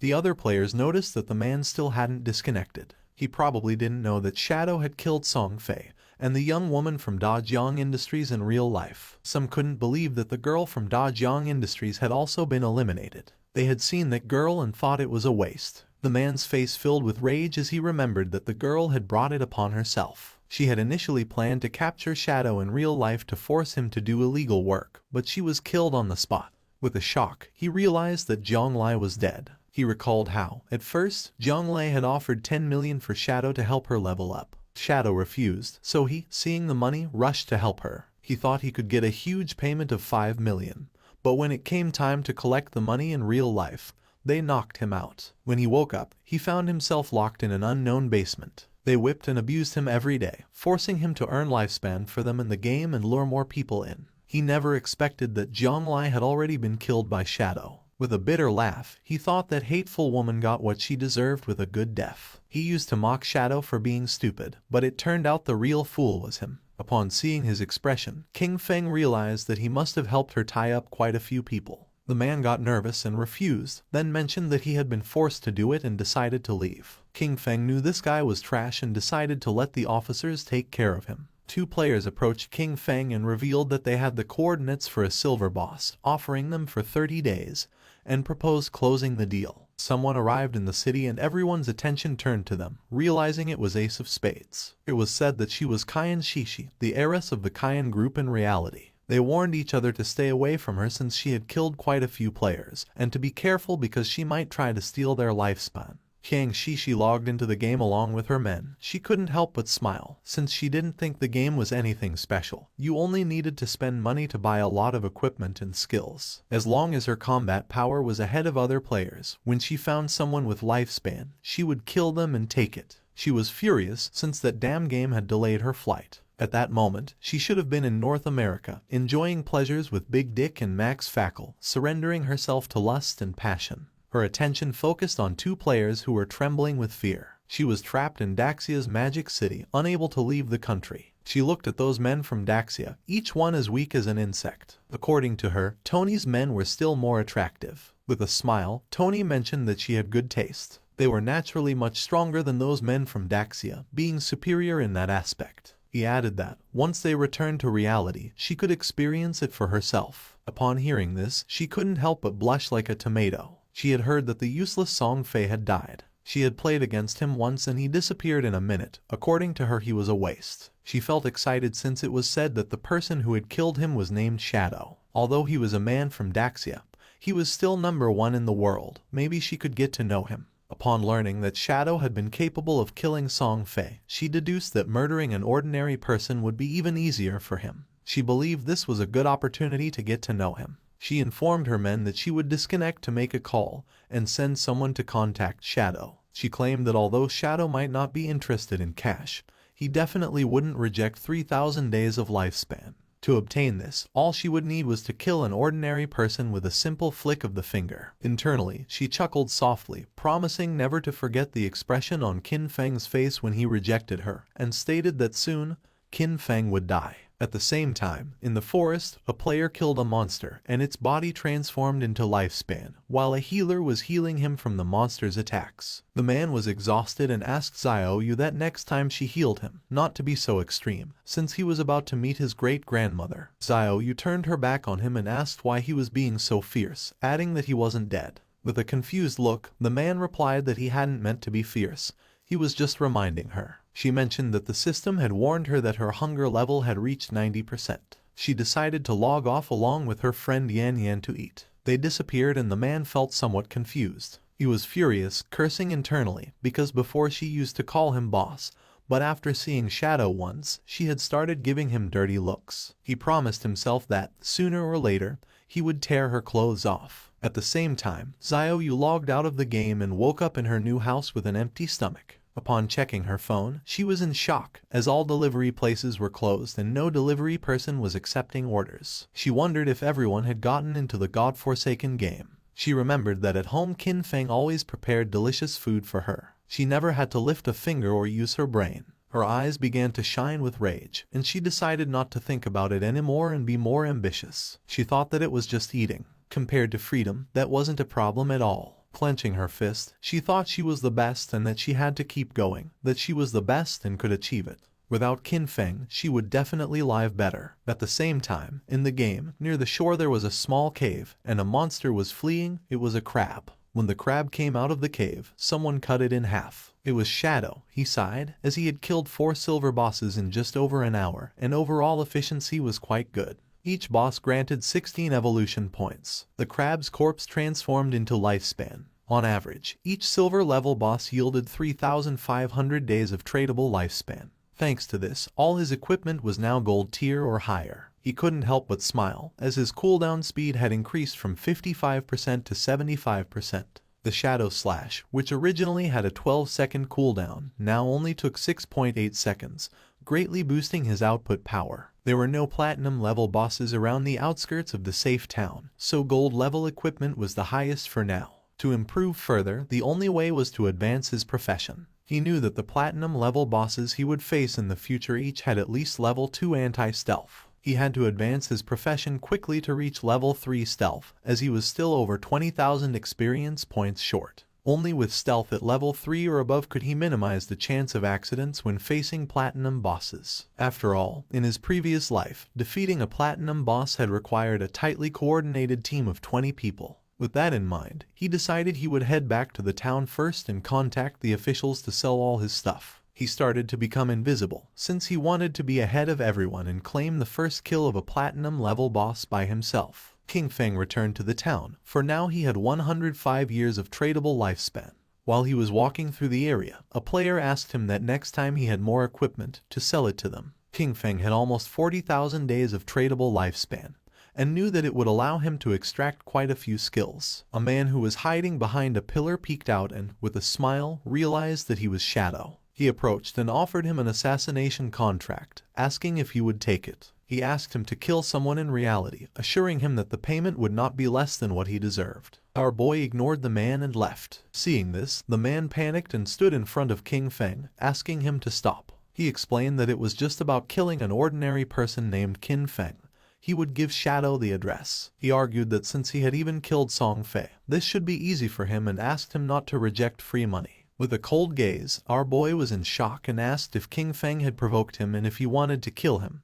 He told the man not to worry about that. With an arrogant smile, the man made it clear that the payment would not be small. If he completed the task, he would get 3,000 tradable lifespan days. King Feng was pleased, realizing that 3,000 days, which at current prices was about 50 million, was an interesting offer. He wondered who wanted to kill him, as he hadn't met this person in real life, nor were they any player he knew in his previous life. It seemed like they were just a messenger. The real person wanting to kill King Feng was someone else. He recalled that in his previous life, his grudges with others had also surfaced in the later stages of the God-forsaken game. The man couldn't help but smile since this was a tempting offer. King Feng knew that being the target so soon must be due to grudges prior to the game's arrival. Only someone who held a grudge would be willing to pay such a high price. He couldn't help but wonder if it was Cayenne Shishi. King Feng knew better than anyone that she had both the motive and the means to hire someone to kill King Feng.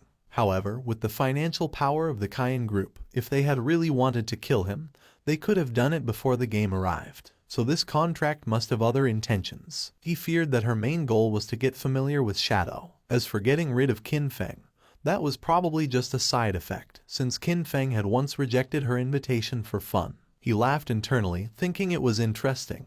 He hadn't looked for her yet, but she had already found him. With a smile, he mentioned that he would accept the job. He demanded half of the deposit up front and also made it clear that he would decide when to make his move. The man panicked upon hearing this and asked him to wait a moment, as he needed to inform his superiors first. After consulting with his superiors, the man decided to pay half of the deposit first. He would transfer the amount directly, and once the transaction was completed, he would receive 1,500 days of tradable lifespan. King Feng was happy, as he would take the deposit first, considering it as interest. Then, internally, with a snort, he told Cayenne Shishi to wait because he would soon come for her. The man gave our boy the address and information of the target. According to him, with his skills, finding him wouldn't be a problem. King Feng was in shock upon seeing that the information was correct. Shadow decided to leave and asked the man to wait. The man was furious upon noticing that he was acting all arrogant, and thought, "Aren't you working for Miss Cayenne just like me?" Just then, someone asked our boy to wait. It was a woman who had heard that he was collecting coordinates of bosses. She asked if he was interested, as she had a coordinate of a gold boss. With a smile, she said the price was 100 days.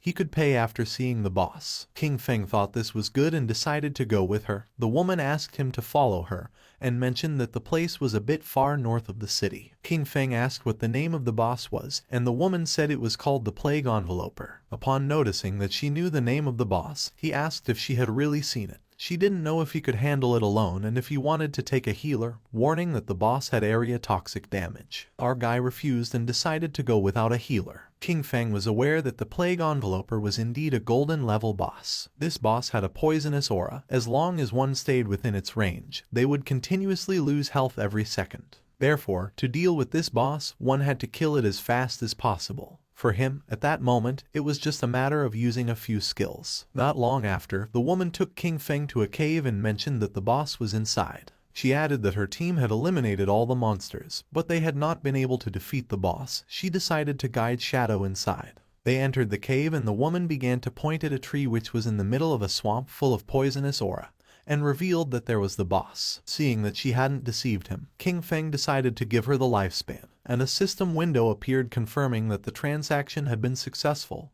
He had traded 100 days of tradable lifespan. He remembered that this kind of poison damage could be evaded. In this case, his ghost blur's 75% evasion would be really useful. With her face full of sweat, the woman mentioned that there was something she needed to remind him. In reality, it was a trap. As soon as he started fighting, someone would come to kill him. She remembered that they had level 2 anti-stealth items. For King Feng this didn't matter much, but the woman revealed that they had told her to pretend to stop them as part of the plan and to use that opportunity to get close to him. In the end, they wanted her to find a way to discover his real-life information. Our boy began staring at her. He was disappointed upon seeing their plan. The woman blushed and, with a nervous expression, said that she had also been forced. She wanted to tell him the truth so he could go after the one behind everything. Since they were blackmailing her in real life, she wished for their death as much as he did. When King Feng asked who was forcing her, she revealed that it was Dongfeng Xian. She explained that in the game, his ID was Xianian,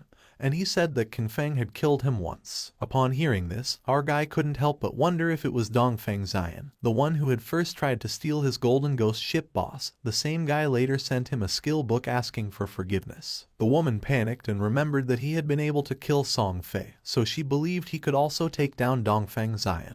She was putting all her cards on the table with him and begged him not to betray her. The best thing, she emphasized, would be for him to eliminate Dongfeng Xian or else she would be doomed. According to King Feng, they had really come up with a childish plan. He had never heard of that guy in his past life and considered that he was probably eliminated early. King Feng decided to start by killing the boss, since he knew he could massacre a passing dog. King Feng became invisible and jumped off the cliff, asking her to go along with their plan. She should let her people get close, and he promised to take care of the rest. The woman panicked and thought everything was lost. They were doomed. According to her, Shadow was surely going to die. She remembered that previously Dongfeng Xian had led 3 teams, 18 people in total, to fight against that boss, but they had been annihilated in half a minute. While King Feng was descending upon the boss, she revealed that the continuous poison damage was too high. They hadn't even managed to reduce the boss's health by 5%.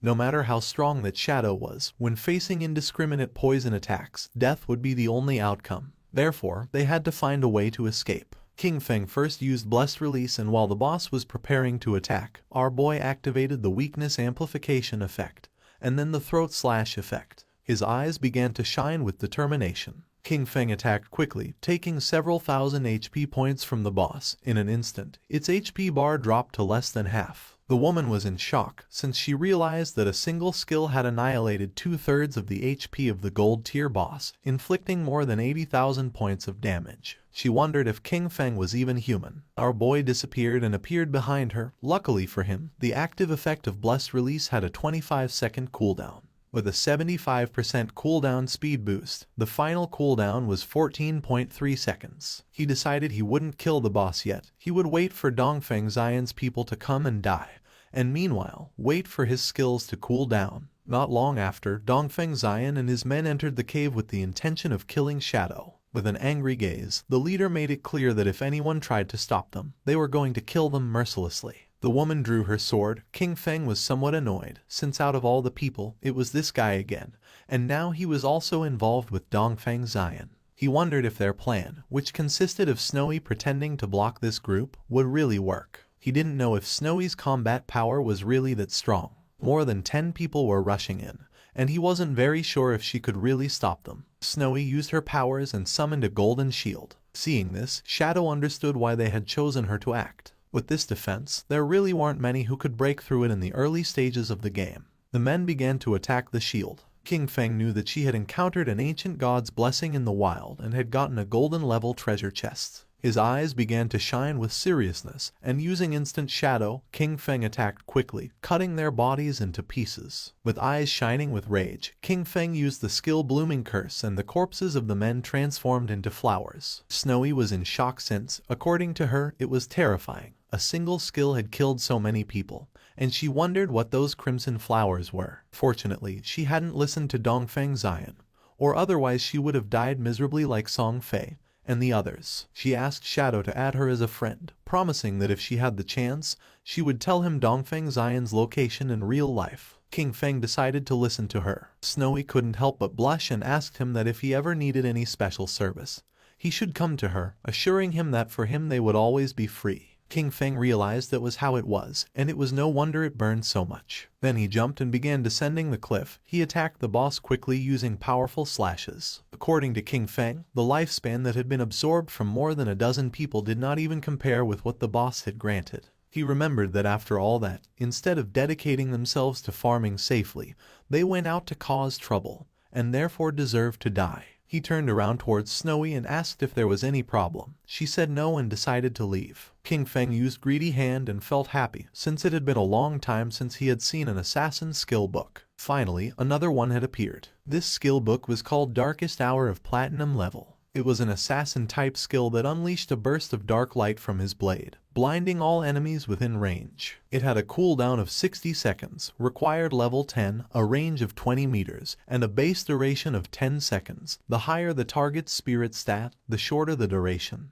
King Feng clenched his fist and decided to learn it. He unsheathed his dagger as he knew that as long as he blinded the enemy, he could still trigger double damage even if he wasn't in stealth. With this, no matter how high the boss's anti-stealth level was, it wouldn't affect his damage output. This dagger was the Plague Blade. It was an assassin-type weapon that granted 216 attack points and 42 agility points. Furthermore, it increased the weak point attack multiplier by 0.3. The equipment requirement was level 10, and all of its attacks inflicted a poison that detonated after 3 seconds, dealing 50% of the original attack's damage. King Feng decided to leave the cave, as he considered it had been another excellent and profitable day. He had already accumulated 98 evolution points and would soon be able to evolve his epic grade Greedy Hand to legendary. He left the cave and the small monsters were frightened. He realized that he only needed a little more than 10,000 EXP for his class advancement, so he decided to go farm monsters directly. King Feng began to massacre all the monsters he saw,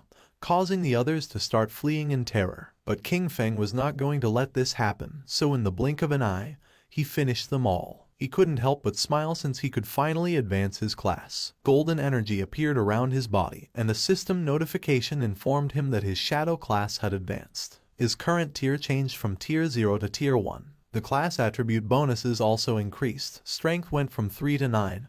Constitution from 3 to 9, Agility from 8 to 24, and Spirit from 5 to 15. His class passive 1 now doubled stealth duration and, as a new feature, allowed him to use stealth skills while in stealth mode. Class passive 2 increased his stealth level from +1 to +2. Finally, class passive 3 improved his damage when attacking from outside the enemy's line of sight, increasing it from double to triple. Our boy started to look at his hand as he realized that with the class advancement to tier 1, the attribute bonuses had tripled. He understood that he could even activate stealth while already in stealth, which meant, as long as his cooldowns were short enough, he could stay permanently hidden. Not only that, the damage dealt from attacks launched outside the enemy's line of sight had increased from double to triple. He mused that this was just tier 1, no wonder it was the strongest stealth class. At that moment, the system announced that there were already 7 players who had reached level 10 in Zhonghai City. It also informed that the teleportation matrix to the abandoned Divine Continent would be activated in 10 minutes, and urged players who met the requirements to prepare to depart. A table appeared, showing Shadow in first place, followed in second place by Grey Rose. In third place were Snowy Day, Black Elf Doll Lai Zai, and Wang Meng. Finally, in fourth place were Huaiyu and Yu Han. King Feng noticed that it was already 8:30 p.m. He had not expected so many players in Zhonghai City to have reached level 10. The ranking table was full of familiar faces, and he remembered that the last time, at the same hour, that table had been completely occupied by foreign players. His eyes began to shine with seriousness upon realizing that the impact of having sold so much equipment and skill books had begun to manifest. He thought that maybe the world order from the previous time would change, and he was really hoping it would. In reality, it was already night, and the police had arrested several men. One of them reported that all main members of the Dajiang Industrial Criminal Group had been arrested. However, he added that 3 key members were still inside the game, with their bodies in a state of non-existence, which made their capture impossible. They were waiting for further instructions from the commander. The commander praised his comrades for their good work and ordered them to inform Yu, assigning them the task of finding a way to force the suspects to disconnect. He told his companion that this method was effective, since even if the criminals hid in safe towns where they could not be attacked, their bodies would still feel hunger in reality. He nodded and mentioned that when they got hungry, they would have to disconnect to eat, and as soon as they disconnected, they could be captured. They were happy since this time everything had gone very well, and all thanks to Shadow. He had not only provided them with criminal intelligence about Dajong Industrial, but had also warned them in advance that the skills from the game could be extracted into reality. If he had been a little later, the leaders headed by Zhang Lai would have soon reached level 10. By then, they would have already extracted their skills, and any attempt to capture them would have resulted in numerous casualties. Several countries had already experienced small-scale uprisings, with thousands of deaths. The squads they had sent into the game had gradually reached level 10, largely thanks to the equipment and skills provided by Shadow. They knew that Shadow was an indispensable talent for Great Zia, and that they needed to find a way to fully bind him to their warship. At the same time, our boy returned to Firefly Town, and Snowy mentioned that she didn't expect him to be a great hero who would free the town from evil. She admired him. King Feng asked what she was rambling about and told her that if she had something to say, just say it. She stuck out her tongue and, with a smile, told King Feng that he didn't need to be modest, since the authorities had already made the news public. She explained that Dajong Industrial, along with Song Fei, had orchestrated the kidnapping,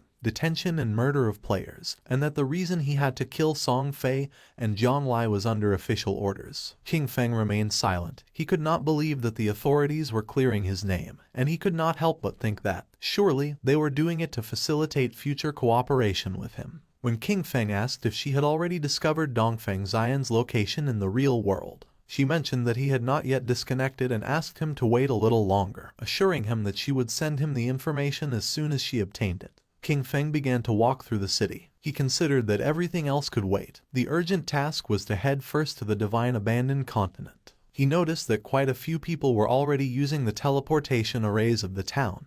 However, no one had yet been able to use the continent's teleportation array. Using the teleportation matrix of the town, he decided to go to the Divine Abandoned Continent, since he considered that the current areas of the town were only beginner zones and that the real game began upon arriving at the Divine Abandoned Continent. The players who were nearby went into shock. They couldn't see anyone and wondered who had just teleported. One of them exclaimed that it obviously had to be Shadow. Another, confused, commented that he possessed level 2 anti-stealth and questioned how it was possible that he couldn't see him. Quickly, someone else snapped at him that he was an idiot, explaining that it simply meant Shadow's stealth level was higher than 2. Several seconds later, our boy appeared in the Divine Abandoned Continent, and just as he expected, everything was exactly like in his past life. This place was empty, there wasn't a single player in sight. While our boy was exploring the area, a monster with glowing eyes started staring at him intently. They were the familiar ruins of Zhanghai City. When players from different cities arrived at the abandoned Divine Continent for the first time, they appeared in the ruins of their own cities. The location of these urban ruins matched perfectly with their real-world geography,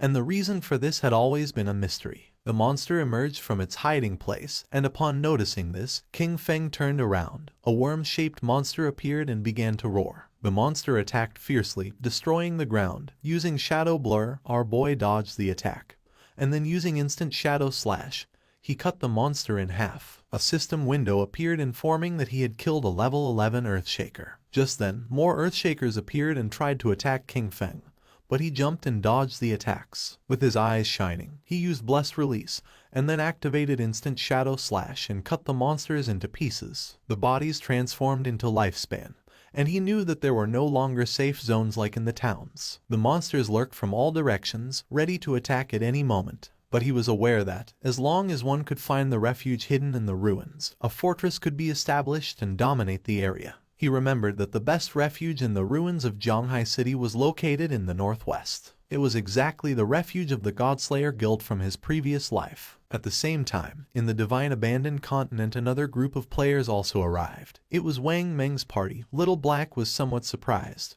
while Wang Meng did not know why this place looked like the ruins of a modern city. For them this place was very familiar. Little Black began to point toward the tower and asked if these were not the ruins of Jiangnan City. Gu Yixu replied that yes, and confirmed that she was right, adding that the towers of Jiangnan City were still standing. Little Black began to look around the area, since she had heard that someone had said they had seen Shadow teleport here, and she was insistently wondering where he was. Gu Yixu asked her to stop searching, adding that he could turn invisible. At that moment, 2 Earthshakers emerged from the ground. Seeing this, Wang Meng drew his shield and warned everyone that they were being attacked by monsters. Gu Yixu used her skill called Elven Blessing, The monsters attacked quickly, but Wang Meng blocked the attack using the shield, and thanks to her enhancement he was able to withstand the attacks. Gu Yixu asked Wang Meng to be careful, warning him that the ordinary monsters hit harder than the silver-tier bosses around the starting town. The party's archer used the skill called Binding Shot and shot an arrow toward the monsters. In the blink of an eye, the arrow created energy ropes which wrapped around the bodies of the monsters. With a smile, he mentioned that these monsters were vulnerable to control, and therefore he would keep them immobilized and unleash all his damage to finish them off. Little Black raised her magic staff into the air and summoned a prophetic fireball. 2 flames of fire struck against the monsters. The Earth Shakers died and their bodies began turning into lifespun.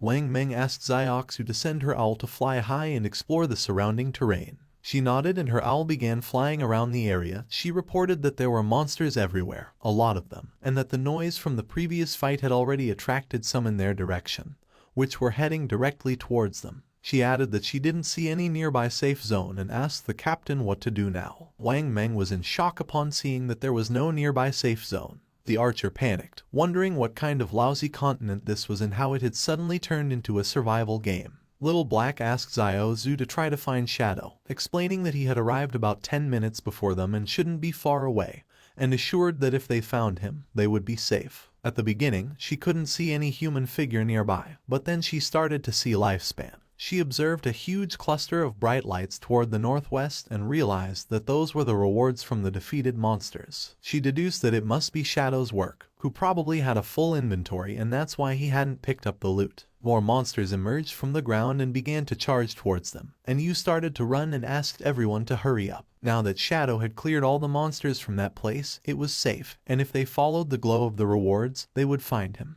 The captain asked everyone to stay alert, maintain formation and not fall behind, adding that they would fight while retreating. At the same time, not far away, more Earthshakers emerged and prepared to attack.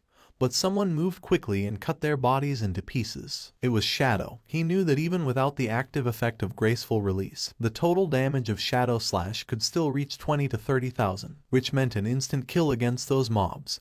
That place was, for him, basically a farming paradise. A few minutes later, he arrived at the hideout. He began to observe the place, as he knew that beneath those ruins lay a massive underground palace, which had taken a long time to be discovered in his previous life. That subterranean palace alone had over 1,000 resting rooms and dozens of large halls. It was the largest hideout in Zhonghai City and the base of his guild, Godslayer. Before being taken over, the hideout had been like a dungeon filled with numerous traps and monsters, as well as a guardian boss. The larger the hideout, the stronger its guardian was. He entered the hideout and remembered that in his previous life, after founding the Godslayer Guild, he had gathered 3 squads, 18 elite members in total. All of them had reached level 15 and were fully equipped to the teeth. Even then, they barely managed to conquer this palace. He began to descend down the stairs toward the bottom of the ruins. A system window confirmed his arrival at the hideout.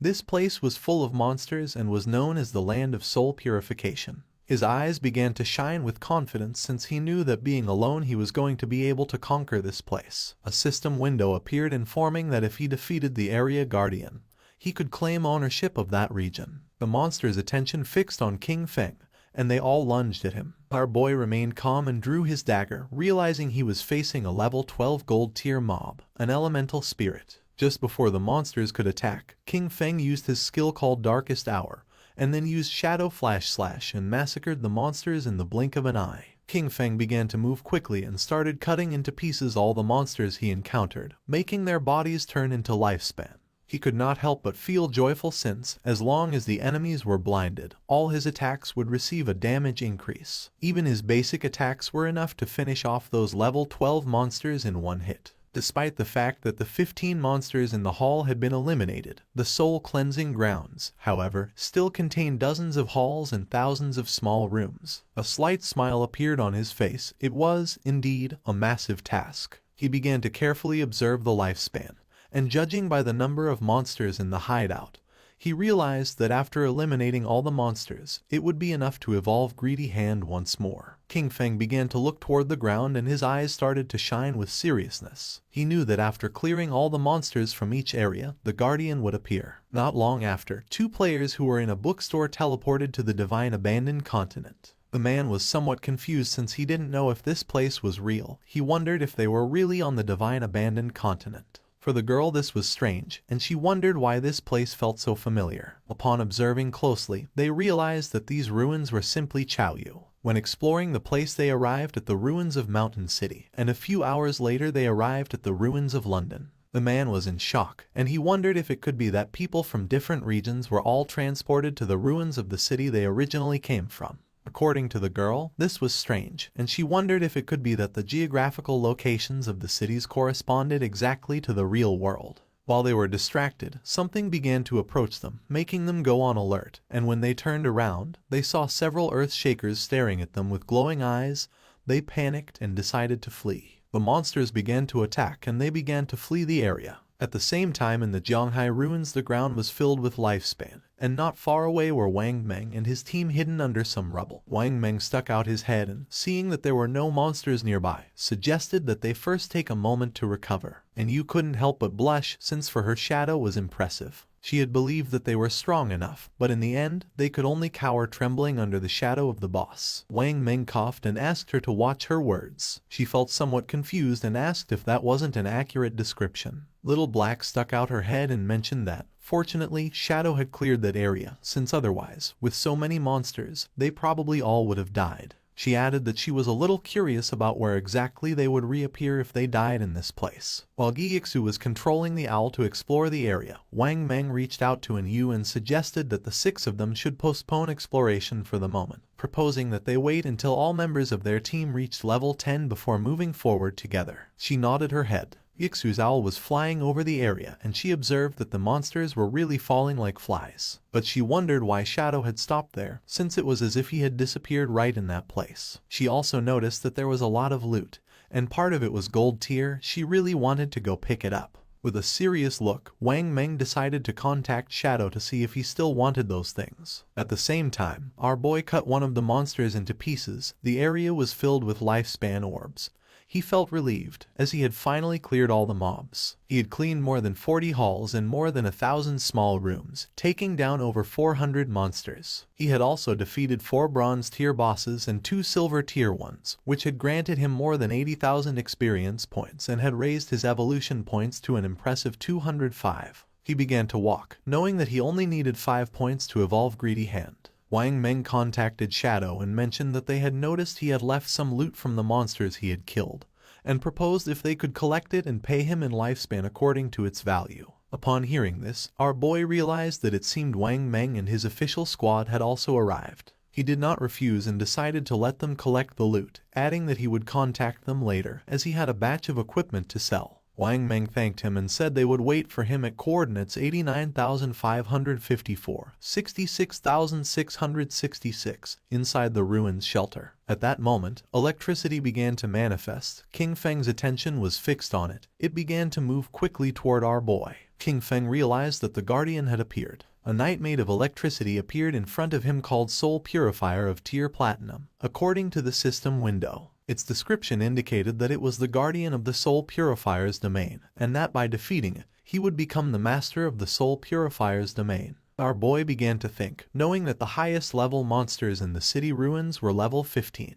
This Soul Purifier, Faisal, was already the highest level monster within the city ruins and also the highest grade boss. If he remembered correctly, this boss had a total of 750,000 HP, and 3 phases. Using instant shadow slash, King Feng decided to take the first step and attack, but the attack didn't have much effect. King Feng attacked using throat slash. This time the attack took a bit of HP from the boss. It raised its hand and summoned a spear of electricity. A rain of spears began to descend from the sky towards Shadow, but he started moving quickly and dodged the attacks. While dodging the attacks, he realized that if he were hit by those lightning attacks, with his current defense and lightning resistance, death was certain. He knew that any skill or attack from a platinum level boss or higher had hit correction. With his current evasion rate of 75%, normal monsters only had about a 25% chance to hit him, but the Soul Purifier's attacks hit him with at least a 50% probability. However, his agility attribute had already reached 182 points, and at maximum speed, his running speed exceeded 40 meters per second.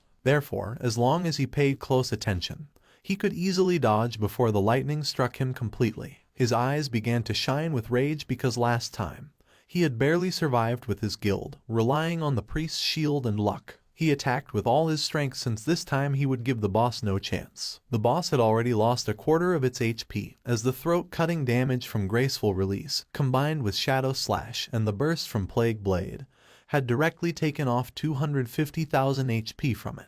He knew that next, the boss would enter the second phase. The boss began to summon balls of electricity, and King Feng knew that the Soul Purifier would enter an invincible state, continuously generating lightning orbs and bolts. He was aware that in this phase, the priority was to destroy the 3 lightning orbs first, or else the boss would go into a frenzy. King Feng began to remember his past. In the previous life, his team had once been annihilated under the frantic damage of the boss. After that, Qin Xiaoyu had thrown a huge tantrum and had flatly refused to continue fighting. So, for the second attempt, he hadn't taken her and they had cleared it in one go. Using venomous flying darts, he attacked the orbs, knowing that each time a lightning orb was destroyed, it would receive corresponding damage, and that once all 3 orbs were destroyed, it would enter the third phase. King Feng threw another dart, which hit the third orb, causing the boss's HP to drop below half. Its eyes began to shine with rage. It extended its hand and electricity started spreading through the area.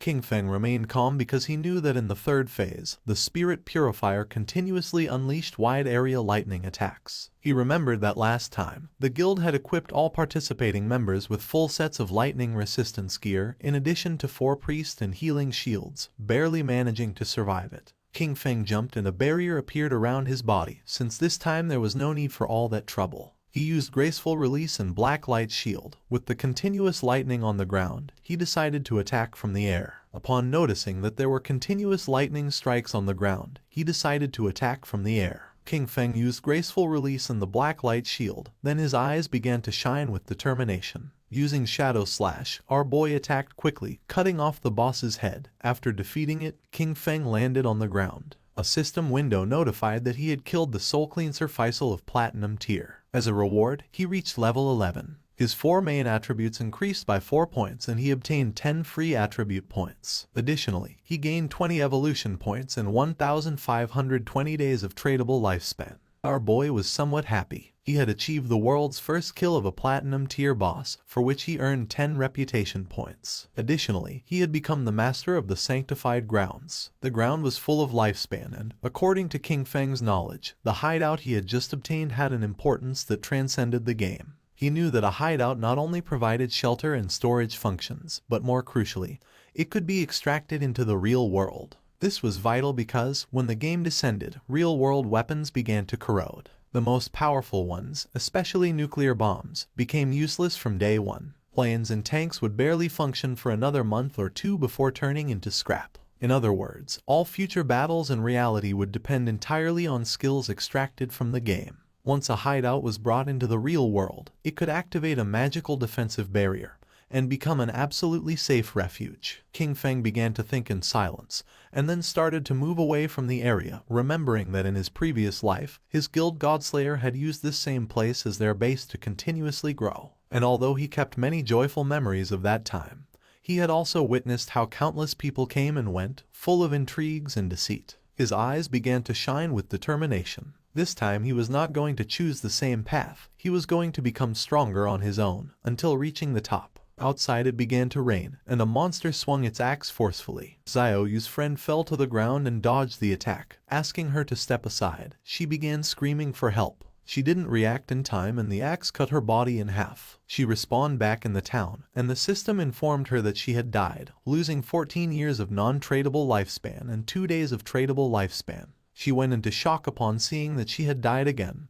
Her friend was furious. He called her an idiot and scolded her, asking how it was possible that she hadn't dodged the big axe wielded by the boss. She got angry and asked him who he thought he was insulting. She scolded him, saying he was the tank and if he didn't attract the boss's attention properly, how was she supposed to dodge the skills? He got even angrier and, calling her an idiot, asked her how he was supposed to attract the boss with an AoE skill. After arguing, he left the party. Xiaoyu's friend panicked when she saw that the tank had fled and started asking for help since she was being attacked by the boss. The boss attacked with its axe, and not long after, the friend also respawned back in town. With a worried expression, she suggested to Xiaoyu that they better focus on killing small monsters to level up first, explaining that she was uneasy because they didn't have much lifespan left. Xiaoyu began to ponder in silence. At that moment, the system revealed that the player Shadow from Jianghai City had achieved the world's first kill of a platinum-level boss, gaining 10 reputation points. Everyone's attention was fixed on the system window. People couldn't believe what they were reading. It seemed crazy to them that someone had managed to solo kill a platinum-level boss. Many commented in amazement that they had barely made it to the continent, while Shadow was already farming there alone.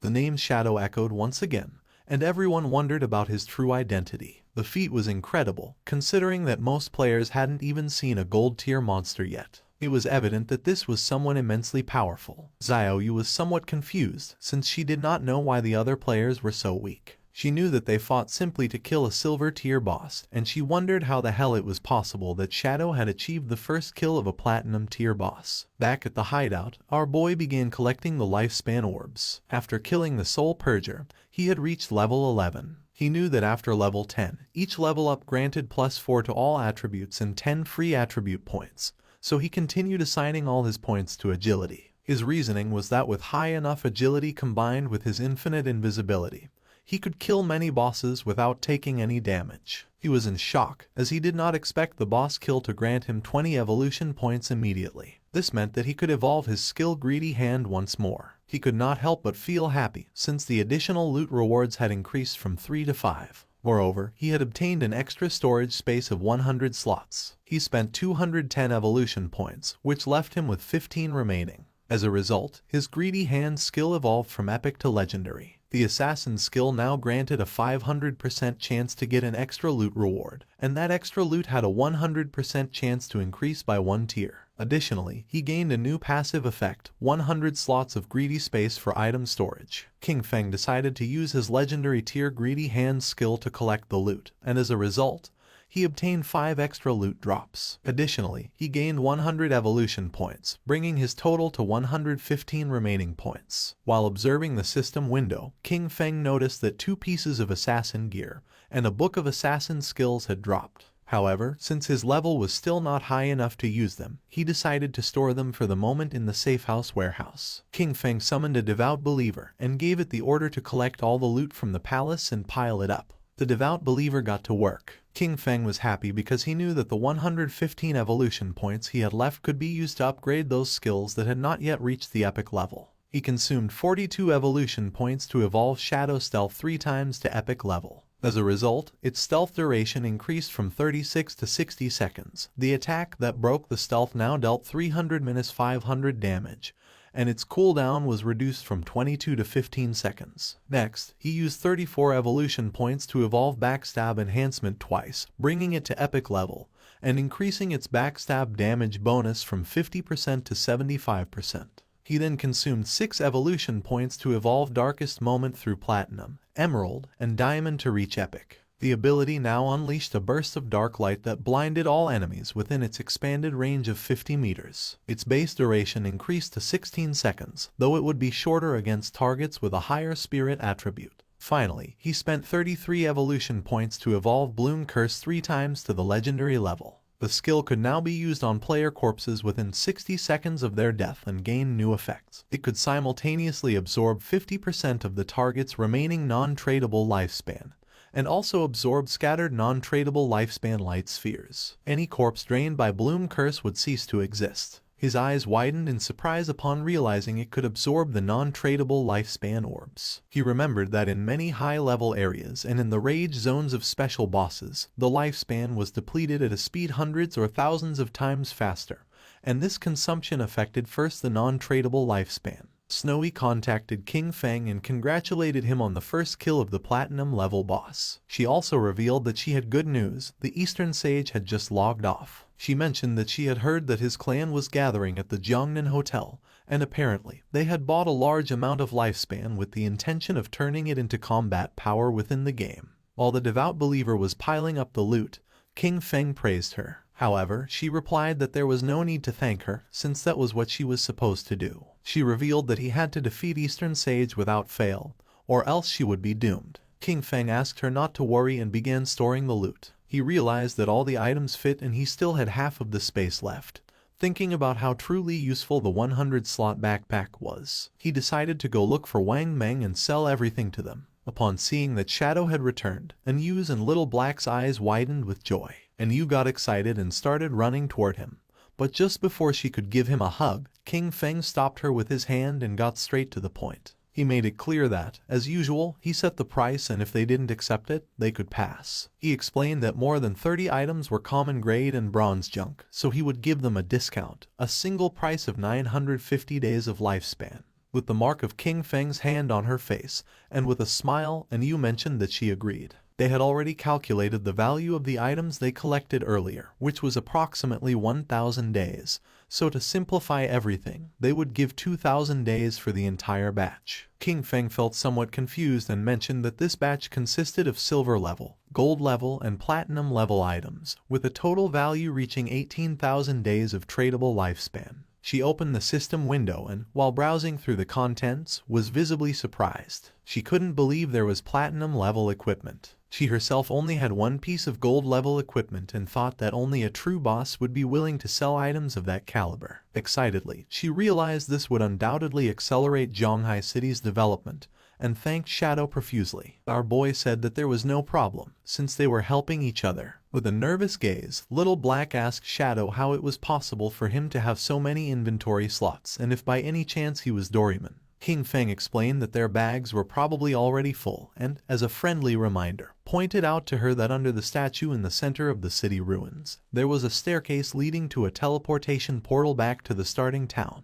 King Feng began to walk away from them and made it clear that if they wanted to return, the first time would cost them 500 days of lifespan. He warned them that although returning again would not have any cost, they should think about it themselves. That said, he left, and Yu began to point at King Feng and with a smile she mentioned that she had told them so. She revealed that Shadow was a reborn player, because otherwise, it would be impossible for him to know such hidden information. Seeing her attitude, Wang Meng felt somewhat confused and asked Captain N to please not behave that way, as she was scaring him a little. She began to blush and asked them what they would think if she tried to flirt with Shadow. Once King Feng moved away from the area, the system asked him if he wanted to consume tradable lifespan to extract a skill into the real world. He decided to activate the level synchronization and class advancement synchronization. The system informed that he had consumed 27,000 days of lifespan, and that the level synchronization and class advancement synchronization were completed. King Feng felt excited, as the next step was the extraction of skills. He remembered that he had previously extracted Shadow Meld,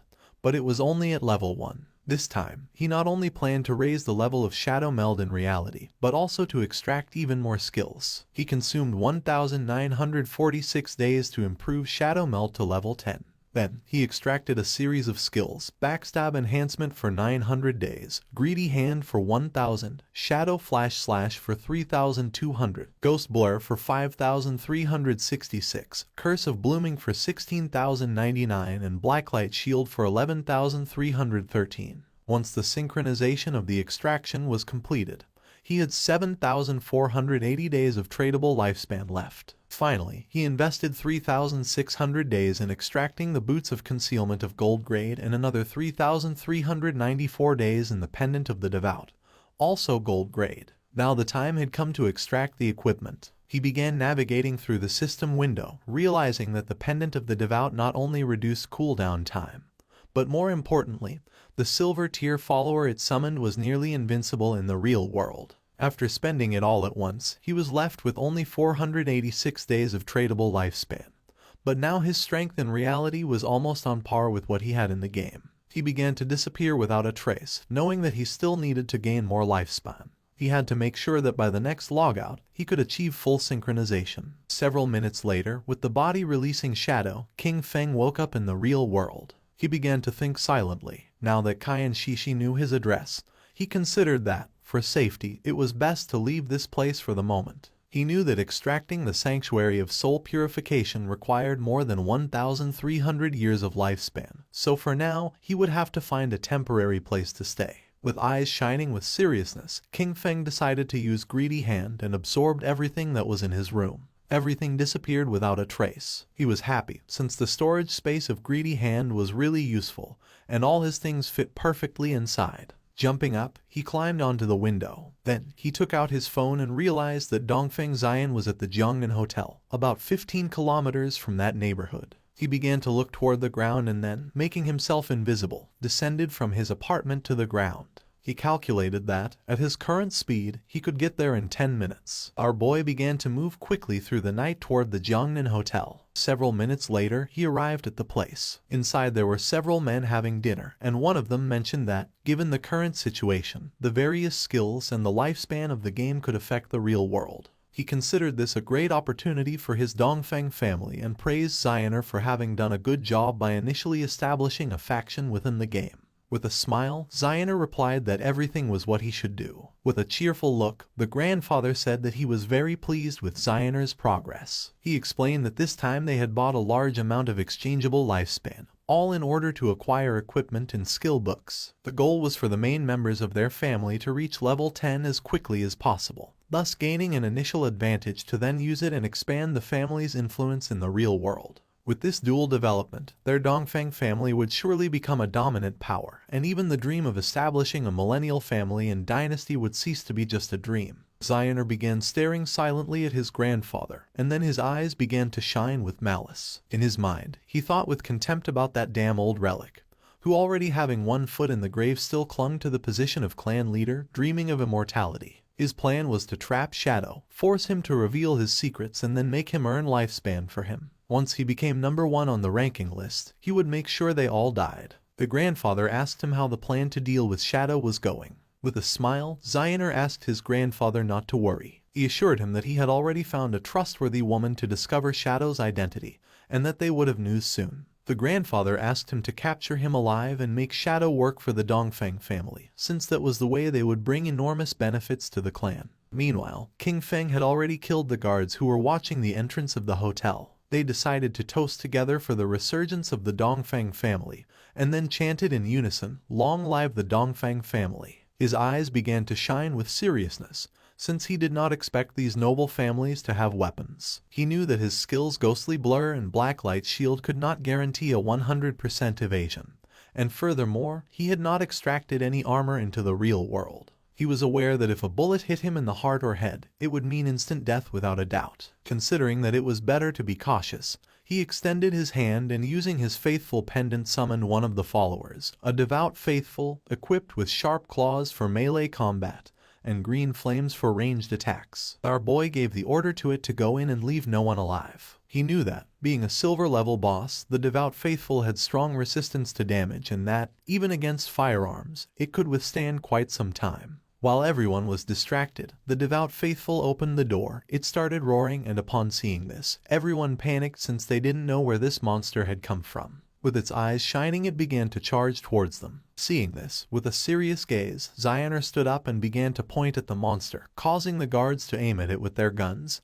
He could not believe that it was a monster from the game and quickly ordered them to shoot. The bullets impacted against its head, but they did not have much effect. It swung its arm forcefully, killing one of the guards. It stabbed its sharp claw into the chest of the other guard. While it was attacking the guests, Zioner couldn't help but sweat and feel fear. The monster began to attack his grandfather, who panicked and started calling for help. Without losing a second, instead of helping, Zioner started running. He did not look back, knowing that he had to get out of here quickly, because as long as he managed to escape and enter the game, he would be safe. His eyes were full of fear, and he thought that as long as he managed to reach level 10 in the game, extract his skills into the real world and then return, nothing could threaten him. At that moment, he saw King Feng standing at the entrance of the hotel, and just before he could take another breath, our boy attacked quickly, making Zioner's head fly through the air. While blood was emerging from his neck, King Feng turned his back and began to walk away. Zioner's eyes were full of confusion. He did not know what was happening.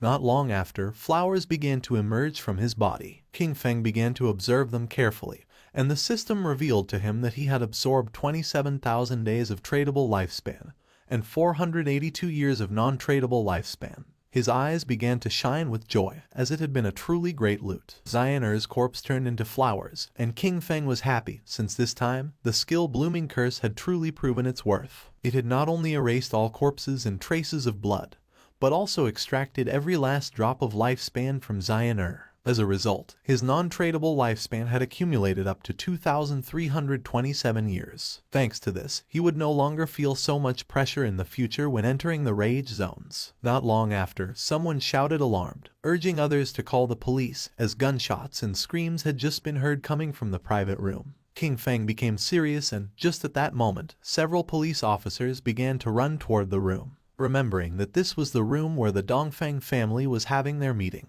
They were sure there had been a shooting, but upon arriving at the room they went into shock. Since there was no corpse, it seemed impossible to them that there were no victims. The situation was incredibly strange. One of the police officers felt somewhat confused. As this private room was a complete mess, it was evident that a violent fight had taken place here. What he didn't understand was why there wasn't a single person in the place. Immediately, he asked his companions if any of them had seen someone leave the hotel. According to them, this was strange. The question everyone was asking was where the entire Dongfeng family had gone. It was as if they had completely disappeared, and they thought it best to call the investigation unit. Meanwhile, King Feng had already left the hotel. King Feng began to move away from the hotel. His next target was the Cayenne Corporation. However, its main headquarters had already moved to North America before the game descended. At this moment, only the CEO's daughter, Cayenne Shishi, was trapped in the Demon City area, and he needed to eliminate her before she left the country. The distance from Zhonghai City to Demon City was nearly 300 kilometers. If he traveled on foot, it would take him 2 or 3 hours, and that was too much of a waste of time.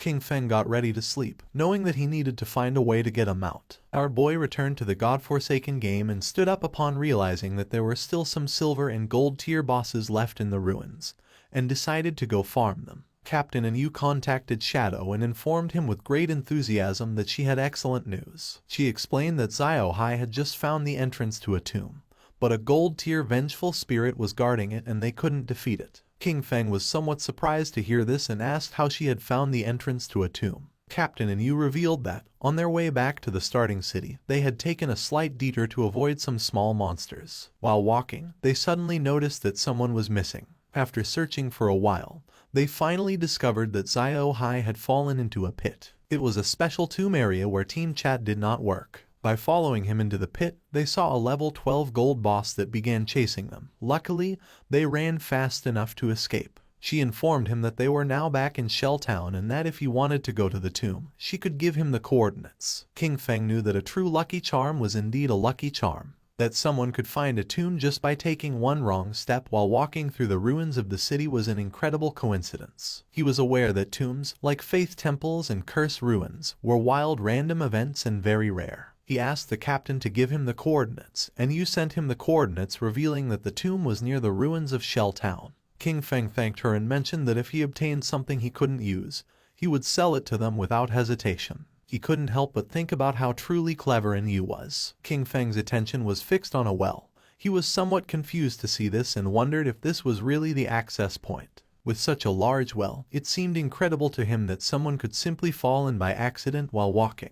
Without a doubt, that girl, Xiao Hai, was truly unique. Without hesitating for even a second, King Feng jumped into the well, and a system window welcomed him, announcing his arrival at the Tomb of Resentment and notifying him that his long-range communication would be blocked. King Feng landed at the bottom and began to walk down the corridor. At that moment, a giant monster appeared before him, the Wailing Spirit, a level 12 creature of gold rank. King Feng began to observe the boss in silence. He had never encountered this wailing spirit in his previous life, but judging by its form, he deduced that it must have an extremely high attack power and a wide attack range, definitely being a type of physical damage. This explained why Yu and the others had fled in panic. The equipment and skill books he had sold them did not increase their defense much. He estimated that Wang Meng, being a holy shield warrior with about 5,000 HP at this moment, would probably lose at least half of his health with a single hit from this boss. King Feng began to observe the boss in silence, aware that if it hit him with its axe, death would be inevitable. Combining the skills Blessed Release and Instant Shadow Slash, King Feng attacked quickly, cutting off the monster's arms. He knew that this boss had very high defense, and the damage of Instant Shadow Slash was only 80% of normal.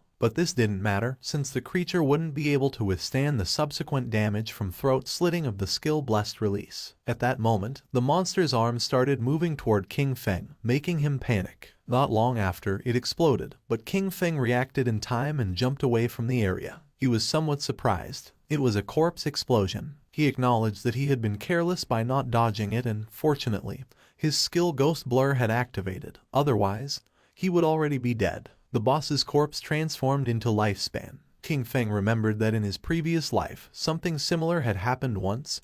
They had killed an unknown boss. A team member had approached excitedly to loot the corpse, but it exploded and annihilated him instantly. Some teams had even been annihilated by boss corpse explosions, although this mainly happened with platinum-level bosses and above. He did not expect a gold-level boss in this tomb to self-destruct in that way. Using Greedy Hand, he picked up the loot. A series of system notifications informed him that, for having killed the resentful ghost, a gold-level boss, he had gained 10 days of tradable lifespan and 20 evolution points. Additionally, he obtained the skill book Night Ring Blades of platinum level. Thanks to the use of Greedy Hand, he got an additional 63 days of tradable lifespan, and the resentful leather armor of platinum tier. He was somewhat surprised because he had obtained a piece of equipment and a skill book that he could actually use. According to the system, the Dark Night Ring Blade was a platinum tier assassin skill. It imbued the blade with dark power, dealing dark elemental damage to all enemies within a 5-meter radius and adding 500 points of dark elemental attack. Its cooldown was 10 seconds, reduced to 5.7, and the required level to use it was 11. King Feng was happy, as this was exactly the elemental damage skill he needed for the assassin class. Since the shadow class had higher spirit attributes than strength, its magic attack power surpassed physical. This perfectly explained why elemental skills like Dark Night Ring Blade suited him so well, and he understood that he should focus more on enhancing his spirit stats to maximize this type of damage. He had 9 points in strength, 9 in constitution, 24 in agility, and 15 in spirit. Phew! King Feng decided to advance the skill to epic level to see the result. Immediately, he consumed 6 evolution points, leaving him with 36 remaining.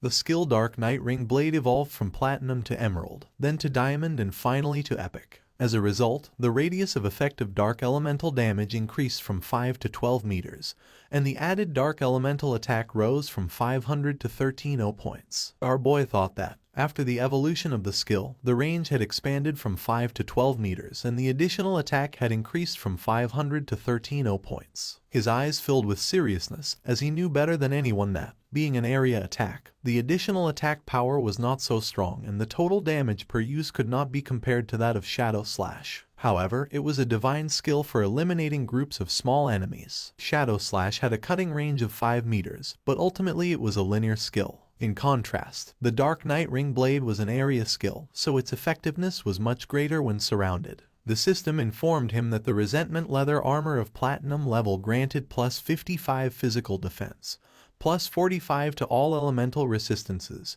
plus 42 damage block and 777 points of health. The level requirement to equip it was 11. Additionally, it possessed the Resentment effect, which granted him 30 points of base attack power after being attacked. King Feng began advancing toward a giant door, knowing that the Resentment effect did not have much impact. However, the base defense, resistances, and block on this leather armor were very high, so he could replace the Golden Ghostfire leather armor level 5 he wore. In total, the rest of the loot added up to about 20 items, and selling them all would bring him more than 10,000 days of lifespan.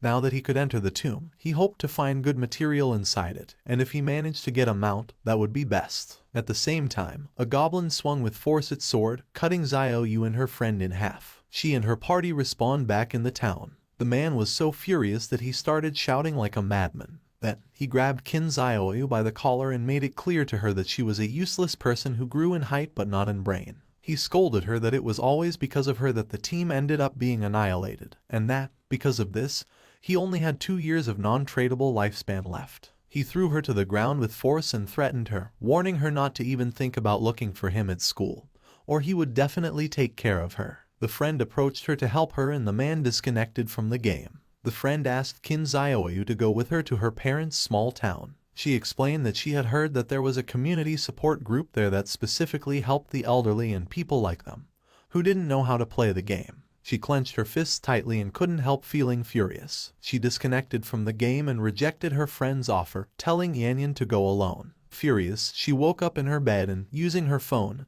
asked Hanhan if he could help her level up. With a smile, Han did not refuse, but he set a condition. In exchange for raising her one level, she would have to accompany him for one night, as he wanted to see how the popular goddess of the school behaved in bed. She was furious and called him an ugly monster. She scolded him for thinking himself capable enough to try to take advantage of her and ordered him to leave. Then, a smile spread across her face. She told Han that, actually, she had always liked him too, but that she hadn't accepted his confession earlier because her brother, Qin Feng, was controlling her. Now that she had cut ties with him, they could finally be together openly and without worries. He didn't fall into her trap. He called her an idiot and asked if she was trying to kill him with laughter. He pointed out that, if she had already cut ties with her own brother, who knows what she could do to him next. Finally, he ordered her to get out. She started contacting everyone. First, she reached out to Sharp Young Master, inviting him to her house to keep her company and, by the way, help her level up.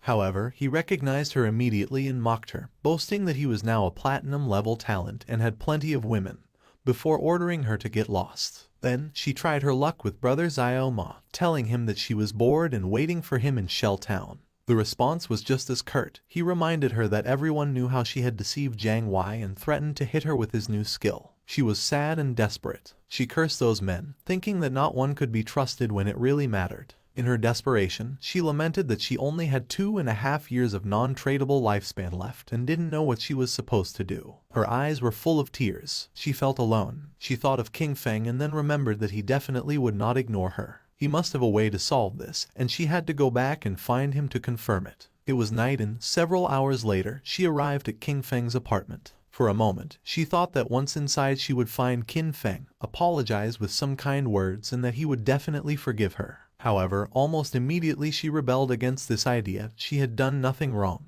Why should she apologize? She prepared herself to knock on the door and decided that she could not think in that way. She convinced herself that lowering her head was only something temporary. First, she would pretend submission so he could help her level up, and she was sure he would accept because he was the person who had cared for her the most since childhood. A smile appeared on her face. Once she leveled up and no longer faced the crisis of lifespan scarcity, she would completely cut ties with him. This was the plan, and Xiaoyu thought she was truly a genius. Satisfied, she knocked on the door, asking Qin Feng to open. She started knocking on the door, calling for Qin Feng to open it. She insisted, wondering aloud if he might be asleep, and then announced that she had returned. Her tone became increasingly pleading, begging him to please open the door. Furious, she kicked the door open but went into shock upon seeing that there was no one inside. She wondered where Qin Feng was, only to discover with greater astonishment that the bed, table, clothes, everything had disappeared. She turned on her mobile phone and tried to call King Feng, but there was no answer. She didn't know where our boy had gone.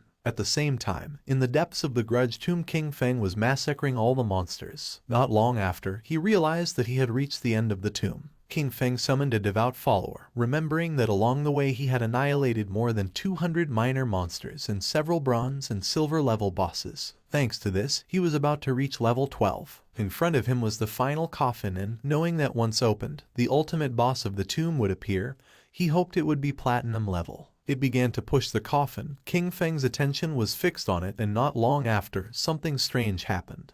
Evil energy began to enter its body through the eyes and mouth. The system informed our boy that his devout follower had been annihilated. King Feng realized that this was Death Miasma, a gold-level boss. He cursed his luck for having run into this disgusting thing, as he knew that this boss had no physical form, which made it completely immune to physical attacks. He remembered that in his previous life, someone released this boss, and it ended up spreading to a nearby base. Countless unsuspecting civilians were killed or injured. Being possessed by this was practically a death sentence unless a teammate helped dispel it or one belonged to one of the few classes that could use special invincibility type skills to survive. The eyes of our boy began to shine with seriousness, and he decided to use the Dark Knight Ring blade. Shadow began to spin around his body. Thanks to this, he was able to see the true body of it, which was hidden inside the miasma. Using the dagger, King Feng attacked the true body and a system window appeared, informing that he had killed the gold tier boss, Death Miasma. King Feng knew that the strength of this boss was clearly above platinum level, even though it was classified as gold tier,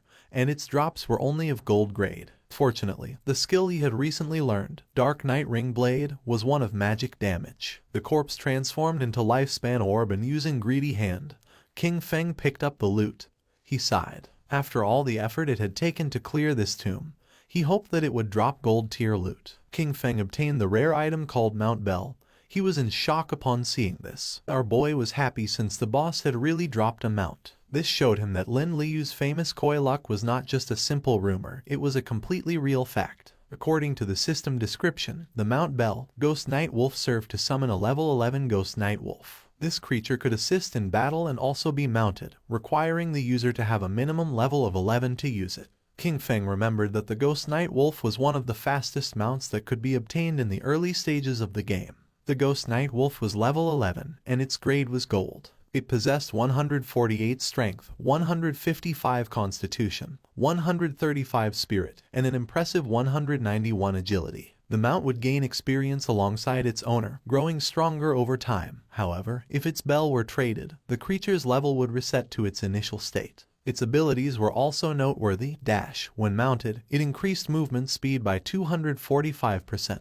Nightwalk. At night, it allowed the mount to remain permanently in level 1 stealth. Attacking would break this effect but added 120 reveal damage, and it took 60 seconds to re-enter stealth. Pounce. It allowed the mount to pounce on a single target 3 times in succession, with each hit dealing an additional 267 physical damage, on a 12-second cooldown. Wolf Howl. It granted allied units a bonus of plus 35 attack, plus 35 physical defense, and plus 35 all-element resistance for 18 seconds, with a 600-second cooldown. King Feng knew that it was not just a mount, but also a battle pet. The fact that it also included a stealth skill made it an immense gain. It was night, and mounted on the Ghost Night Wolf, King Feng emerged from the ruins and began heading to his next destination. His plan was clear: reach level 15 and accumulate enough lifespan to be able to extract the mount. Once he disconnected from the game, he would go directly to Magic City to eliminate Qian Shishi, cutting off any future threat at its root. King Feng passed by Zhanghai Coliseum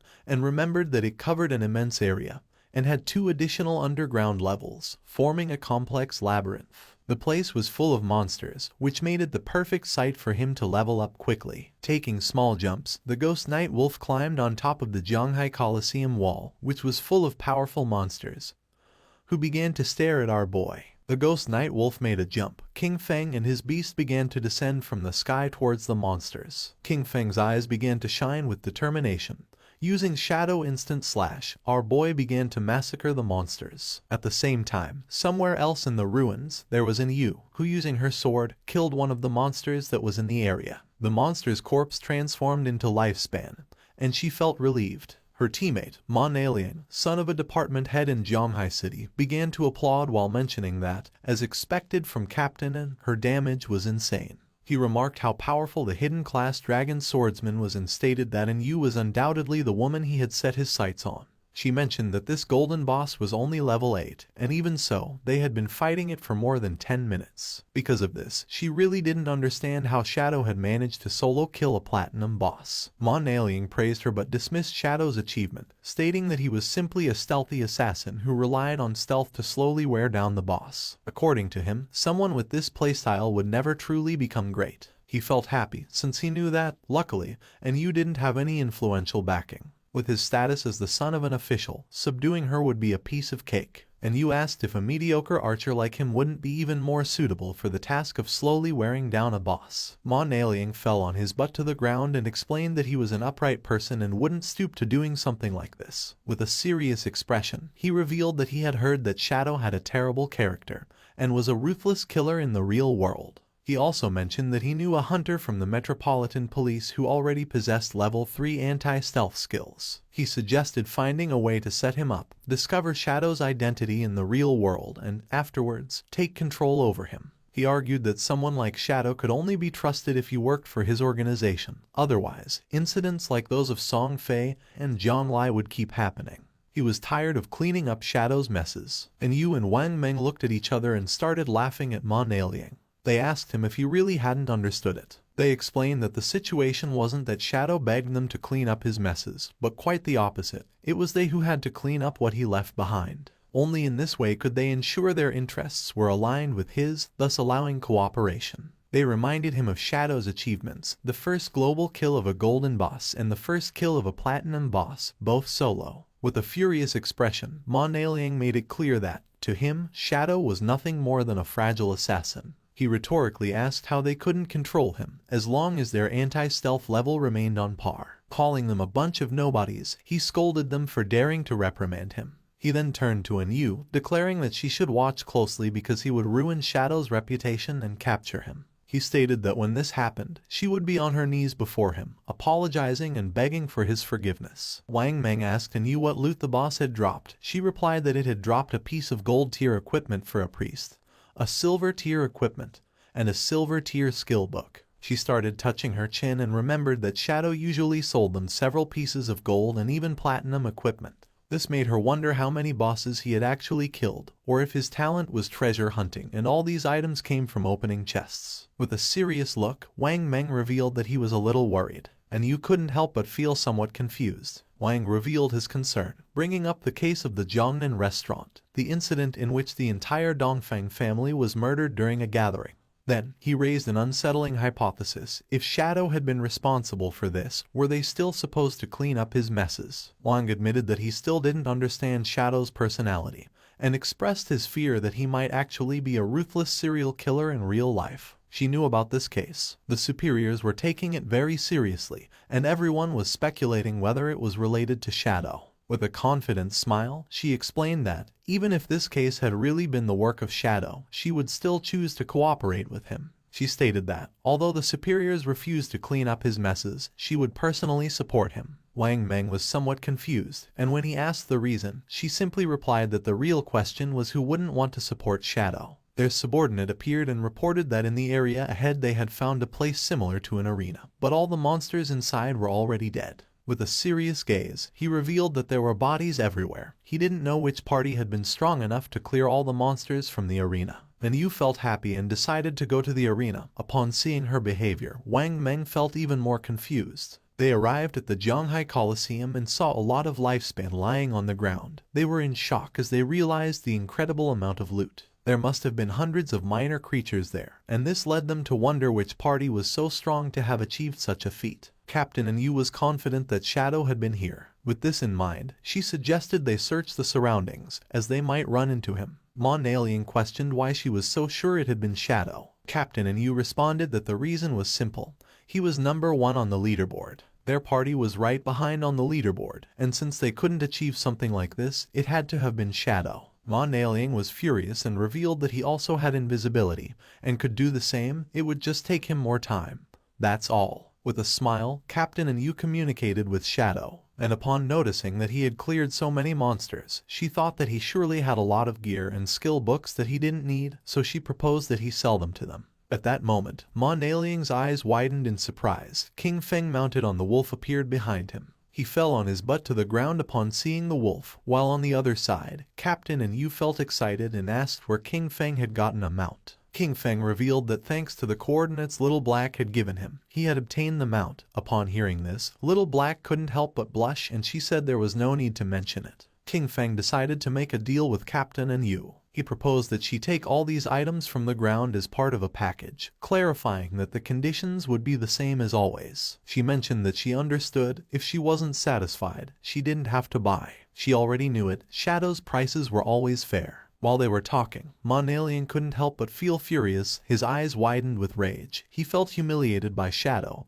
and swore internally that he would make them pay. Mounted on the wolf, King Feng began to advance through the ruins. According to the system chart, he had already reached level 13. Below him, at level 10, were Justice Enforcement and Wang Meng. Black Goblin Big Lie's Eye also appeared at level 10. Our boy had 245 years of tradable lifespan and 255 evolution points. King Feng was happy because this time, after clearing the arena ruins, he had obtained a pretty good grade gold skill book. The skill book was called Silent Concealment. It was grade gold and allowed the user to enter stealth without moving. As long as they did not attack or move, they would remain permanently invisible. Attacking from this state added 300 detection penetration damage points. It had a cooldown of 120 seconds and required level 13 to be used. King Feng realized that this skill not only strengthened his stealth, its true power lay in the fact that, if he used it in reality and combined it with the invincible state from the game, he could make himself disappear completely in the real world.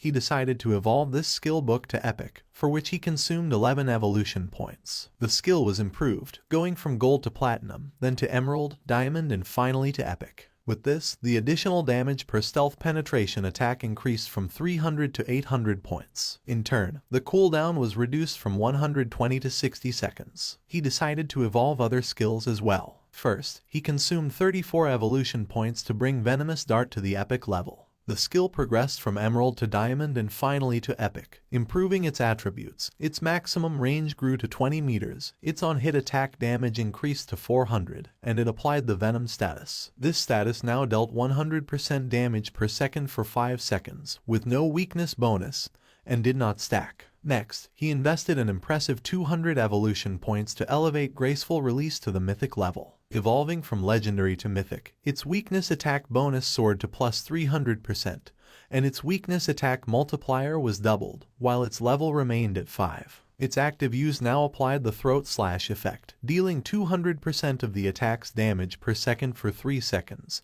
and its cooldown was slashed to just 15 seconds. Or 9.7 with his bonuses. King Feng was happy since the mythic level skills were truly powerful. Now, except for some special monsters, each of his attacks was a hit to a weak point. He took out the necklace and began to observe it carefully and decided that it was time to evolve it. It was the Deceiver's Pendant of Platinum grade, an accessory for assassins that granted 45 points of physical attack, 20 of strength, and 20 of constitution. Its equipment requirement was to be level 13 and also had a unique effect that added 1 point to stealth level. By combining his skills and equipment, he realized that he now possessed a stealth level 4. He was convinced that, at this stage, no one could detect him. In addition, there was the item Shadow Veil. Thanks to it, his evasion rate had directly reached an impressive 83%. It was the gold tier Shadow Veil, an assassin-type equipment. It granted 5 points of constitution, 5 of spirit, and a 32% evasion rate. At that moment, a small explosion occurred. King Feng decided to stop to find out what was happening. And when he turned around, something began to emerge. It was a giant boss who had chains as arms and 2 sharp blades as hands. King Feng realized that it was the Steel Saintess and wondered who would be crazy enough to have unleashed this boss. King Feng remembered that in his previous life, she had appeared in the ruins of Zhanghai City, where more than 1,000 people tried to hunt her down, which resulted in more than 4,000 deaths in total. In fact, she was the guardian of the sanctuary called Church Sanctuary, the second largest refuge in the Zhanghai ruins. His original plan had been to deal with Qian Shishi first before facing this boss, but since she had appeared there, he decided to face her. Jumping up, the wolf climbed on top of a building. The boss began spinning her arms and massacring nearby players. She killed one of the players, and upon seeing this, the others realized that she was very strong. Just before they had time to react, she swung her blade-made arms with force and began to kill the other players. King Feng, upon seeing that the players wanted to face the Steel Saintess, knew that they were greatly overestimating their own abilities. A player who was mounted on a tiger began to fight against the boss, and King Feng noticed that he was Dong Wuming, also known as Chen Wuming, possessor of the hidden class Paladin. It was about an old friend of King Feng, with whom he had fought for 9 years in his previous life without a clear winner. This man was cunning and deceitful. Whenever he was about to lose, he managed to escape with some dirty trick. King Feng remembered that in the past life, the Steel Saintess was defeated by Chen Wuming's guild, the Knight's Sanctuary. This gave rise to the saying, West/God, East Sanctuary, since each one controlled respectively the western and eastern regions of Zhanghai City ruins. The Guild Knight's Sanctuary, when recruiting its first members, made them sign a very harsh contract that guaranteed their safety but with a tax rate on their lifespan of up to 50%. Most of the members became black slaves, basically forced to work for the higher tier players of the guild. King Feng's eyes widened with joy. For him, this was simply perfect. He made the firm promise that, this time, Chen Wuming would not escape. The boss began to spin her arms forcefully in circles, and while she was distracted, King Feng, using invisibility, landed near her. His eyes began to shine with evil intent, and without wasting time, he used the Dark Night Ring blade and in the blink of an eye killed the players who were nearby. Wrapped in red aura, our boy began to spin quickly, killing all the players. Upon seeing this, Chen Wuming was in shock. Upon realizing it was Shadow, he asked why he was killing his people, stating that they had no grudge against him. King Feng appeared behind him and, with a murderous gaze, replied that it was because he didn't eat beef. Upon hearing this, Chen Wuming's eyes widened in fear. With a cold and arrogant expression, using instant shadow slash, King Feng killed Chen Wuming. Then, he extended his hand and used the skill Blooming Curse. Not long after, the players respawned back in their town. Chen Wuming was furious since he didn't know what Shadow not eating beef had to do with them. His subordinate panicked since his lifespan had reached 0. Chen Wuming knew this must be the work of a skill from Shadow. He decided they would gather their people to counterattack. But first they would move to another place to level up and thus recover the lost lifespan. Among them was also Xiao Yu. She couldn't help but cry while wondering why Shadow was attacking her directly. Her lifespan was about to run out completely. The system informed King Feng that his skill, the Flower Bloom Curse, had absorbed from Xiao Yaoya 4 days of tradable lifespan and 1 year of non-tradable lifespan. King Feng couldn't help but feel happy upon realizing that she was also in Chen Wuming's party. His eyes widened with excitement. She had just absorbed this small amount of lifespan, a clear sign that she was already desperate. Because of this, she had chosen to join the Knight's Sanctuary Guild as a black slave. For him, this was something she well deserved. At that moment, the boss tried to attack Shadow, creating a smoke screen. Once the smoke cleared, it could be seen that he had dodged the attack using ghostly blur. He knew that in the first phase this boss wasn't very difficult to deal with. The boss was somewhat confused. The chains that formed her arms began to tense. Not long after, her arms began to spin. She didn't know what was happening. King Feng's eyes began to shine with seriousness. He knew that she only limited herself to swinging her chain swords repeatedly, performing some directed or area physical attacks. King Feng appeared above her and decided to use a combination of Blessed Release and Plague Blade. After an attack, Blessed Release applied the effect Throat Slash, which triggered a burst that caused massive damage. Plague Blade, in turn, would cause an explosion of toxin damage 3 seconds after impact. King Feng attacked quickly, causing several thousand points of damage to the boss. Then, he used Throat Slash, causing a deep cut in her throat. In the blink of an eye, her HP bar had dropped to less than half. Her eyes began to shine with rage. King Feng remained calm, knowing that the reason she had become the guardian lay in her terrifying second phase. After losing half of her health, the demon sealed within her would awaken. All damage received was then equally reflected back at the attacker. There was also a legend that claimed there was a portal inside the demon's belly. Anyone swallowed by it would be transported to an unknown place, rumored to be the bottom of a volcano. However, in his previous life, no one had achieved this. He suspected that some fools had simply confused this with mechanics from other games. A group of players was watching the battle. According to them, Shadow was ruthless. The Platinum tier boss had been summoned by the Knights Sanctum Guild, but Shadow suddenly appeared and annihilated them all. Right after that, he used a single skill that took away half of the boss's health in an instant, pushing it directly into its second phase. While they were talking, King Feng's attention, who was using invisibility, focused on them. His eyes began to shine with seriousness. He was aware that the Steel Saintess had a weakness in her second phase. When she launched an attack, the damage reflection effect disappeared momentarily. This meant that if he attacked right when she did, he could avoid receiving the reflected damage. However, the problem was his skills like Shadow Slash, Throat Cut, Plague Blade and Poison Dagger, since they all inflicted damage over time. If he used any of them, he would still receive the reflected damage, and at his current level of development, this would kill him instantly. Thinking about this, he considered the players who had been spying on him from the cliff. He decided to use them. One of the players asked the others to step aside because he wanted to see what was happening. This man was known as Anquan. Upon seeing him, the others couldn't help but feel happy. Anquan's subordinate explained that they had been watching for a long time and had already memorized all of the boss's skills. She only had a few. With a smile, the girl extended her hands and revealed that after the boss's life dropped below half, she suddenly stopped. Her body had changed a bit, giving hints that she was gaining new skills, and just when the boss entered her second phase, Shadow also disappeared. Anquan couldn't believe that Shadow had been fighting this boss alone. His eyes began to shine with rage. He gave the order to his subordinate, Xiao Tu, to activate Red Eye and check if Shadow was still there. She nodded her head and began to use her powers. A small rabbit manifested and ran near the boss without attracting her attention.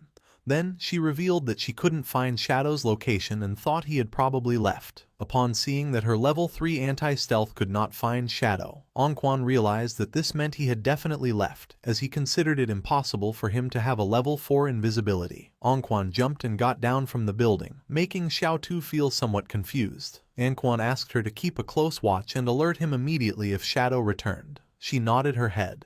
Anquan descended to the ground and drew his swords. His eyes began to shine with joy and a confident smile spread across his face. According to the other players, he was looking for death by trying to fight a platinum tier boss alone. However, one of them recognized him.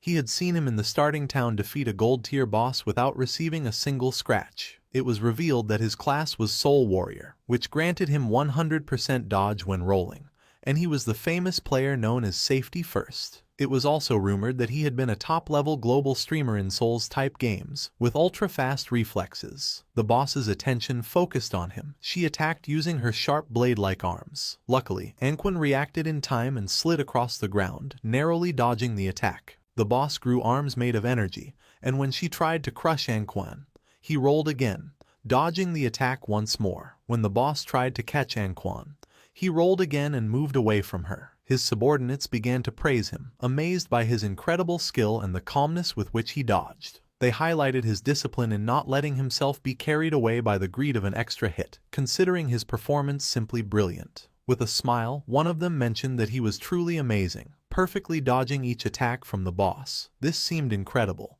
He even saw multiple slash effects flashing over the boss's body, which led him to wonder if the Soul Warrior class was really that powerful. With a curious expression, the black-haired woman explained that Anquan, by rolling, activated the special passive or counter-attack mechanic of the Soul Warrior. Each dodge or roll counter-attacked, dealing damage to the boss. Because of this, every time he dodged perfectly, he was actually hitting the boss simultaneously, draining her life. This was why the boss's HP decreased every time he rolled. With a smile, Xiao Tu made it clear that the perfect dodge was only the foundation. What truly set Anquan apart was his devastating offense. His attacks struck with force and precision, turning defense into an unrelenting assault. His skill combo and timing made him not only untouchable but also lethal. Defense kept him alive, but it was his offense that ended fights quickly. The boss was desperately trying to catch Anquan.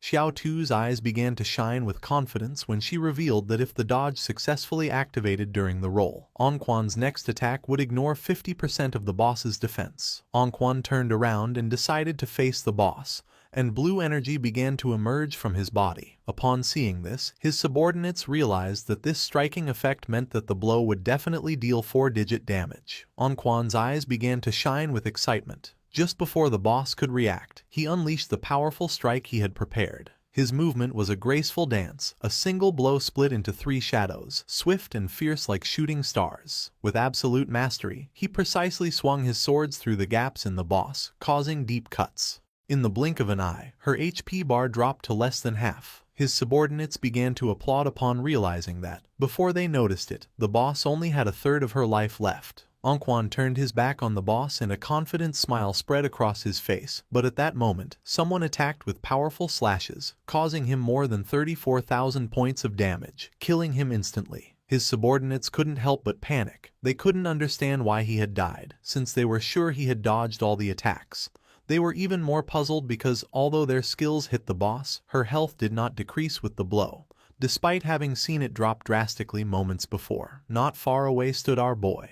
He began to silently observe Anquan's lifespan orbs and thanked him. Anquan's constant showboating had caused the boss to use many of her moves. King Feng's eyes began to shine with joy, as during this time, he had been constantly attacking, finally reducing the boss's life to a third. The flashy moves of the Soul Warrior had inflicted decent damage, but in the end, he had caused his own death. Due to the traits of his class, it was simply impossible for him to defeat the Steel Maiden.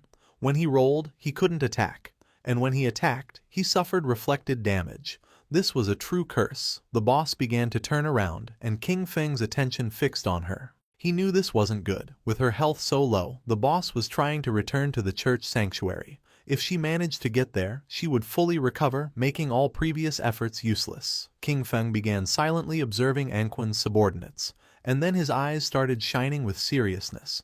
He realized that the Soul Warrior's death had scared these people and doubted they would attack the boss again. However, if the boss didn't make a move, her damage reflection effect wouldn't disappear. It was time to get serious. Our boy landed in front of her, knowing that he couldn't allow her to return to the sanctuary. Upon seeing our boy, the other players were somewhat surprised. To them, Anquan was just a clown. Shadow was the real boss. It seemed terrifying to think that all the cuts the boss had suffered moments before had been his doing. Xiao Tu couldn't believe it. Her level 3 anti-invisibility hadn't detected Shadow's presence, which could only mean that Shadow's invisibility was level 4 or higher. The gaze of one of them fixed on the lifespan orbs of Anquan, and his mouth watered upon realizing that the loot of the Soul Warrior was still on the battlefield. He decided to find a way to recover it. With eyes shining with determination, our boy used his skill Blacklight Shield, making a golden shield appear around him. This skill created a 10-layer shield, each one capable of blocking one instance of damage. The boss's attention focused on King Feng and her arms transformed back into blades. She attacked, and King Feng realized that this was the moment he had been waiting for. Using instant shadow slash, King Feng attacked with quick slashes. He began to stare at the boss.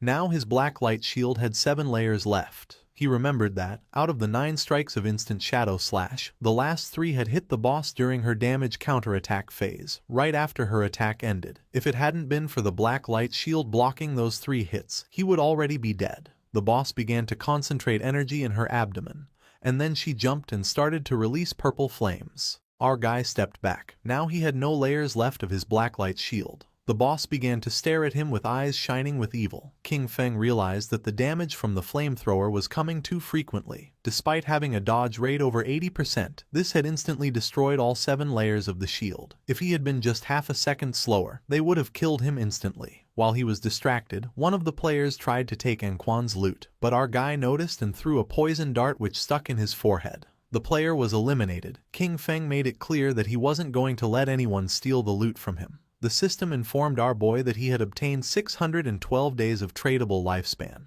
and 67 years of non-tradable lifespan from Safety First. Additionally, Blossom Curse had absorbed 355 days of tradable lifespan, and 20 years of non-tradable lifespan from Clean Hands and Feet. King Feng was somewhat surprised, since Safety First had a really large amount of lifespan, which probably meant that he had never died. This seemed interesting to him, so he decided not to use Blossom Curse on him.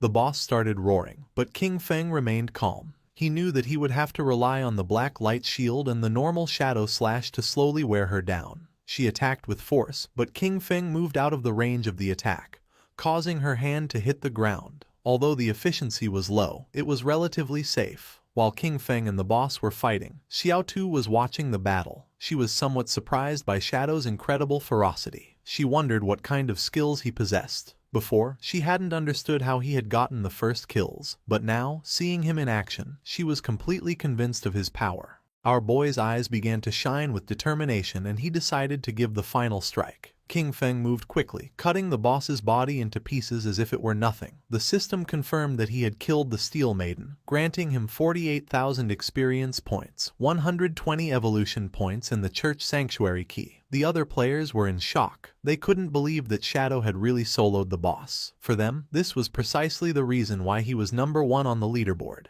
King Feng picked up the loot using Greedy Hand. He obtained a piece of assassin-type leather armor of emerald level, the Black Flames gift-piercing leather armor. It granted 95 points of physical defense, 120 points to all elemental resistances, 77 points of damage reduction, and 77 points of constitution.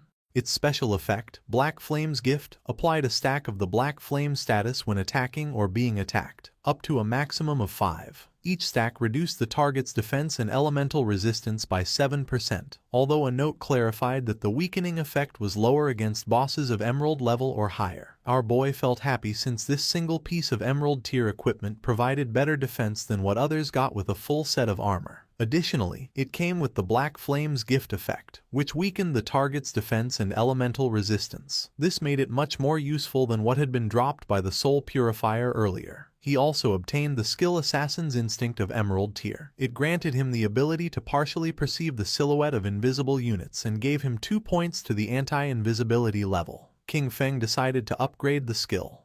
The process consumed a total of 33 evolution points, leaving him with 97 remaining. As a result, his skill Assassin's Instinct evolved through the Emerald, Diamond, and Epic tiers until reaching Legendary tier. With this, his anti-invisibility level bonus progressively increased from 2 points to 5. Additionally, the legendary effect added the ability to more sensitively detect weak points of the target, granting him a 50% modifier to critical hit damage. It was an anti-invisibility skill, upgraded to legendary tier, with a level 5 anti-invisibility and a 50% increase in critical hit damage, combined with the passive of Graceful Deliverance.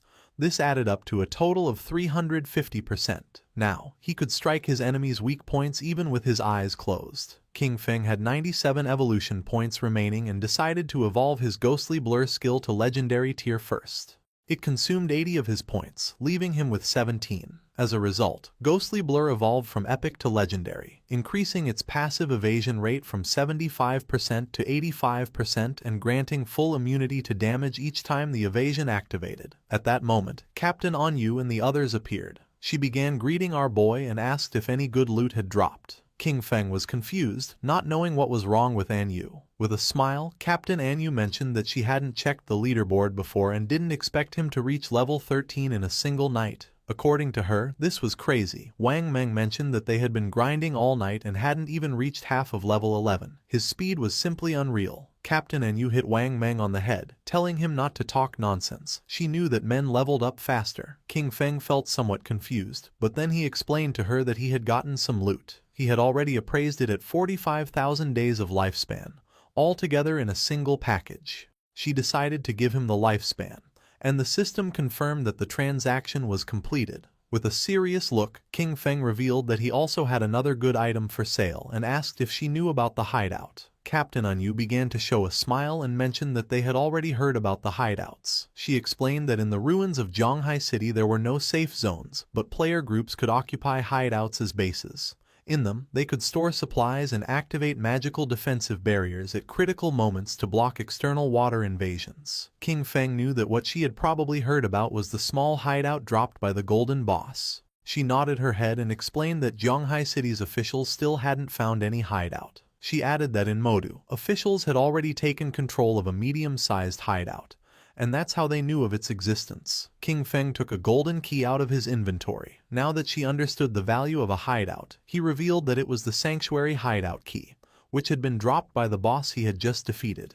He informed them that this hideout covered more than 800 meters of land and proposed that they return and discuss the price they were willing to offer. After this, he would consider whether or not to sell it. Captain Anyu and Wang Meng were in shock, as they knew that the larger the hideout was, the stronger its defensive capabilities and the more solid its internal infrastructure. A hideout covering 800 meters was more than enough for each member of Zhonghai City's official forces to have their own private room inside.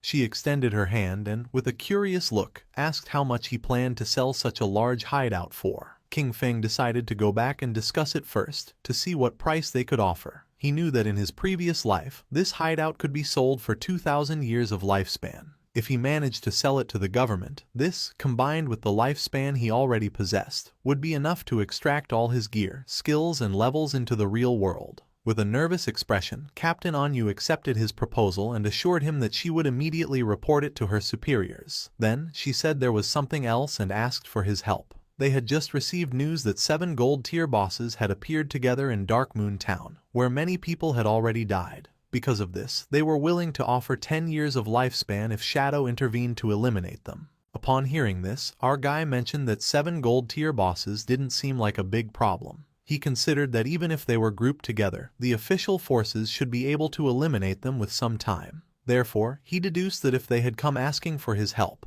there must be something particularly problematic about them. She began giving a thumbs-up gesture, impressed by his insight. She confirmed that he was right. She explained that they had managed to isolate and kill one of the 7 bosses, but it came back to life. And not only that, suddenly the stats of all 7 bosses skyrocketed, instantly annihilating her entire team. King Feng's eyes widened in surprise. He remembered the existence of group-type bosses that could resurrect. This led him to suspect that they might be puppets created by the Cursed Slate, one of the ancient god slates. If it really was an ancient god slate, then it was something he couldn't let go. He decided to go now and asked her to send him the coordinates. She wished him good luck. According to our guy, Anyu was quite genuine. The loot from 7 gold-tier bosses could be sold for 40 or 50 years of lifespan, and she had even offered him an additional 10 years as a reward. Honestly, this was very generous. Mounted on the ghost night wolf, King Feng began to move through the ruins, passing by a statue, and his eyes widened in surprise. Not far away, there was a group of players hitting a girl. It was Xiao Yu, King Feng's sister. With a smile, the woman gave her a strong slap on the face, accusing her of being a slut who tried to seduce the guild leader even though she had just joined. Xiao Yu, whose face was full of bruises, began to cry. With an angry gaze, the woman made it clear that this was a warning. She should stay away from the guild leader or she would destroy that pretty face. They continued beating up Xiao Yu. King Feng, who was watching from the top of a building, realized that Xiao Yu had gotten involved in internal drama after joining the Knight's Sanctuary. These insignificant power games were nothing new to him, but in his past life, he had always been the one to resolve them for her. He descended to the ground and asked her to simply enjoy life being alone. Xiao Yu began to cry, begging them to stop hitting her, as it hurt a lot and she thought she was going to die. The women did not stop and swore they would kill her, accusing her of being a damn slut. They didn't know how many men she had seduced. King Feng entered the statue, remembering that beneath the enormous statue in the center of Zhonghai City's ruins, there was a hidden chamber that allowed returning to the starter town. Information that very few people knew. In front of our boy, a magic circle appeared. He knew that teleportation wasn't free. The first trip cost 500 days of lifespan, the second 1,000 and the third 2,000, doubling with each use. Over time, the starter town would evolve into a higher level zone where minor monsters would transform into bosses and hidden treasures would appear. An example of this was the ancient god's slate on this occasion, an item he couldn't let slip away. The system asked if he wished to teleport back to the abandoned land of the gods, Dark Moon Town. King Feng remembered that Dark Moon Town was a town that appeared in later stages which he had never heard about in his previous life. Without hesitation, he chose to teleport. The system consumed 500 days of lifespan and King Feng was teleported to the Dark Moon Town. This town was full of elders chatting with each other. King Feng felt somewhat surprised, as he did not expect the place to be so lively and wondered why most of the people were elders. Not far away there were several players. One of them helped the elder woman to stand up. She felt relieved to have returned to the safe zone. The players reminded her that, as they promised, they had leveled her up to level 3. During this process, she had received 72 days of lifespan and now only needed to give them the tradable lifespan.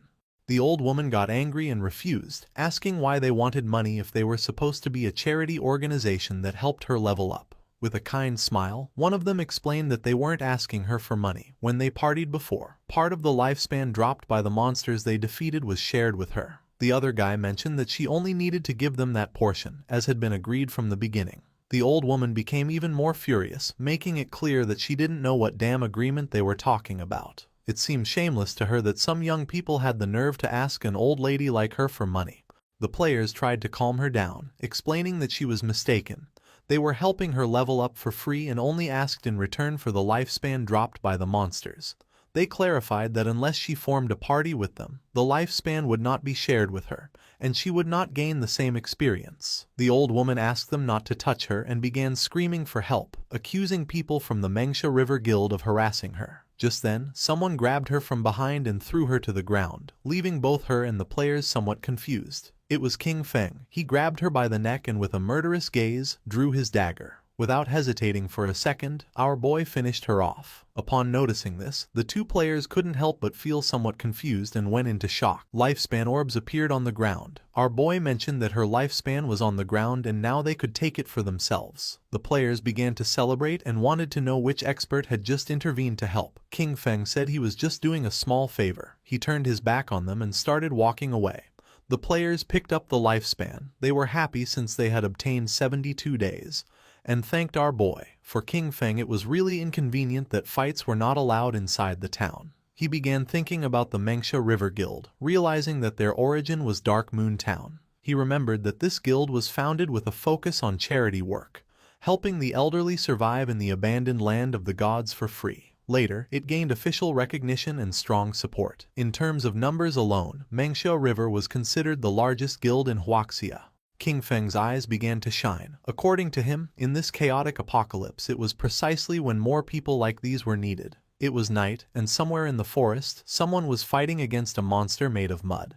They were two mages. One of them asked her friend called Mother to use lightning strike. She obeyed and began to charge her magic staff. Not long after, a thunderbolt descended from the ground and struck the monster. The swordsman of the party decided to take advantage of this opportunity and cut the monster in half. Its corpse began to transform into orbs of lifespan. He felt relieved for having defeated the monster. The girl praised them, saying they were the best. The player named Mother mentioned that if they listened carefully to other people's tutorials, they could also defeat small monsters. They started walking through the forest, and the boy asked Yanyan if her good friend Xiaoyu had really joined the Guild Knight's Sanctuary, since he had heard that it had very high membership fees. She nodded her head and added that she had invited Xiaoyu to join the Guild Mengsha River with them. With a sincere gaze, she explained that she had told her that Mengsha River was a charity guild, where many people like them who were not good at games helped each other, and there were even experienced players guiding them.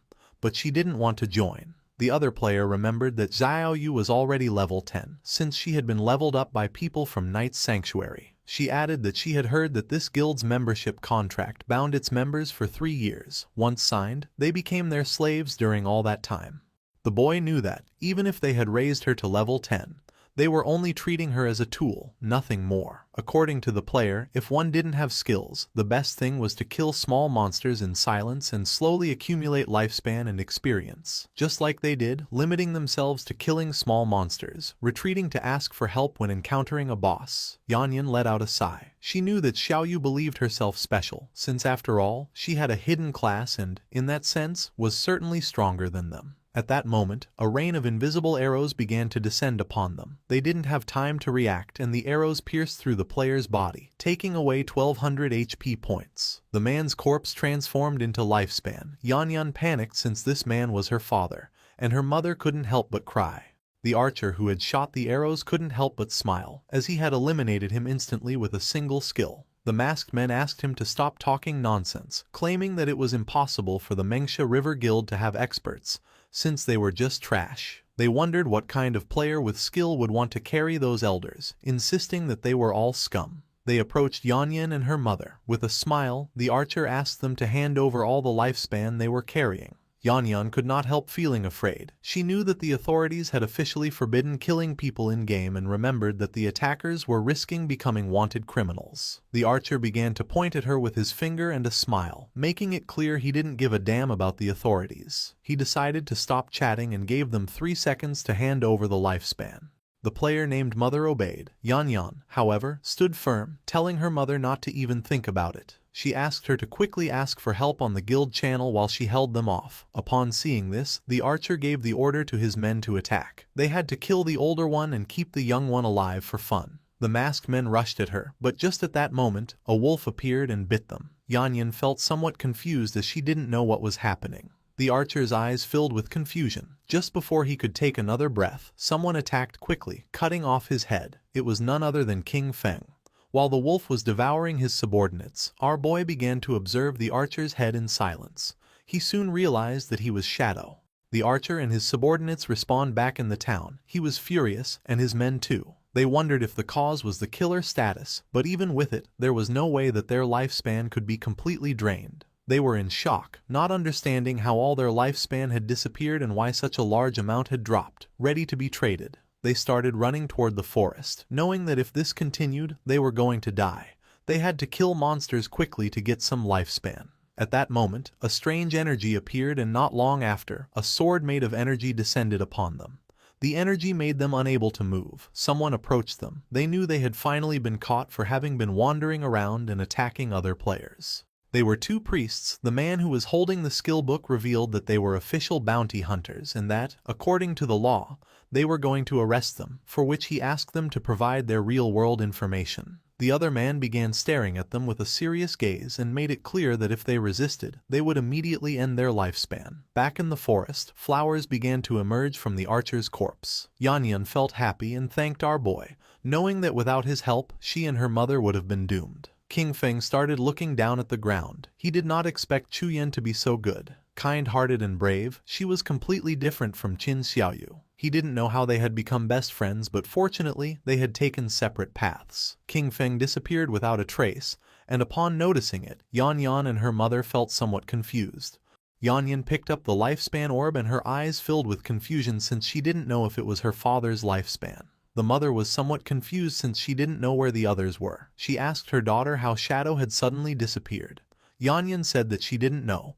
The only thing she knew was that he was the #1 shadow boss in the world. Somewhere else in the forest, there was another group of players. They remembered that Captain and Yu had said that Shadow would arrive in a few minutes, but almost half an hour had already passed and they wondered what he was doing. With a curious expression, one of them asked the other if Shadow could defeat the bosses that were inside. The other player said he doubted it, since, after all, these bosses could revive. He found it incredible that he had dared to accept the mission, considering they were bosses that revived infinitely. Our boy, who was invisible, passed between them. King Feng began to move away from them.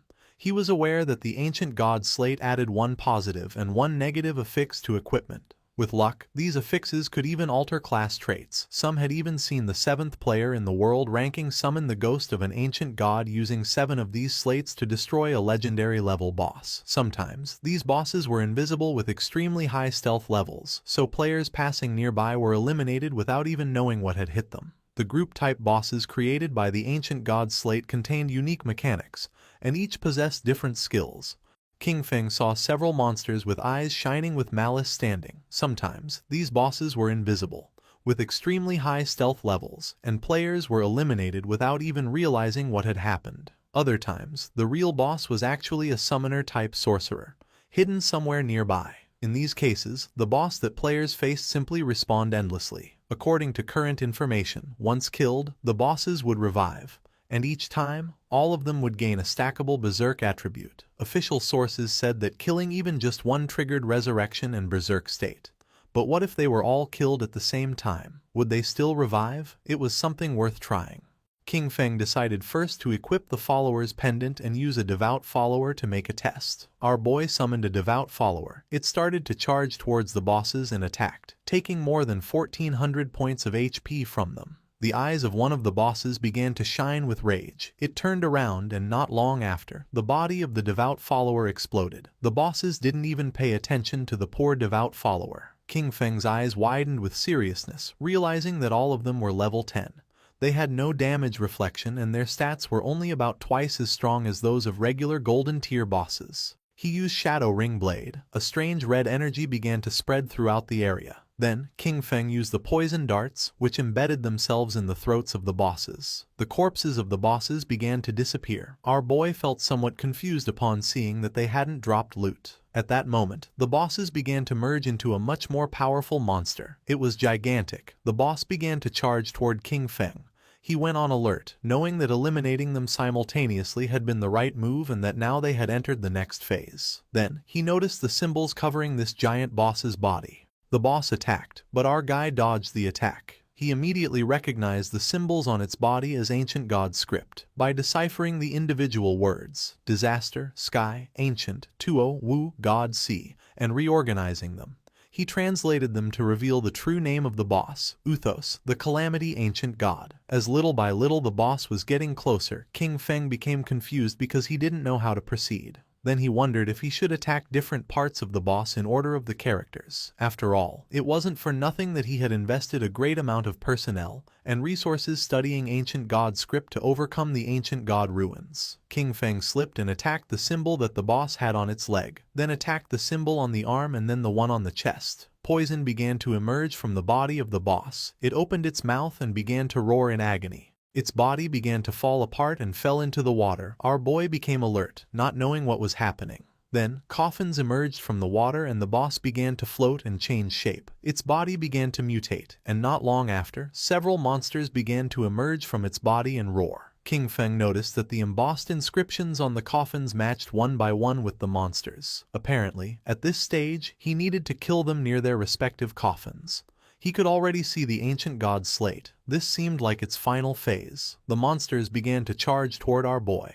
He stood firm and his eyes began to shine with determination. Crows began to fly over the area where our boy was fighting against the ancient god slate. The attention of all nearby players focused on them. They felt somewhat confused and curious, as they didn't know if what they were sensing was an earthquake or if the movement in the valley meant that the boss was going berserk. Because of this, they decided to go take a look. With a curious look, the mage of the team asked where the hell Shadow was. According to her friend, there was no way he could defeat this boss, so he probably wouldn't come at all. The eyes of the swordsman of the party widened in surprise, asking his friends to come take a look. The place was empty. There was no trace of either King Feng or the boss, leaving the players in shock. They began to walk around the place and noticed that the ground was cracking, wondering if the earthquake had just killed the boss or what was happening. Captain Anyu communicated with them and asked them to retreat, since Shadow had already taken care of the boss. The eyes of the players filled with surprise and confusion. They could not believe that Shadow had defeated the boss alone.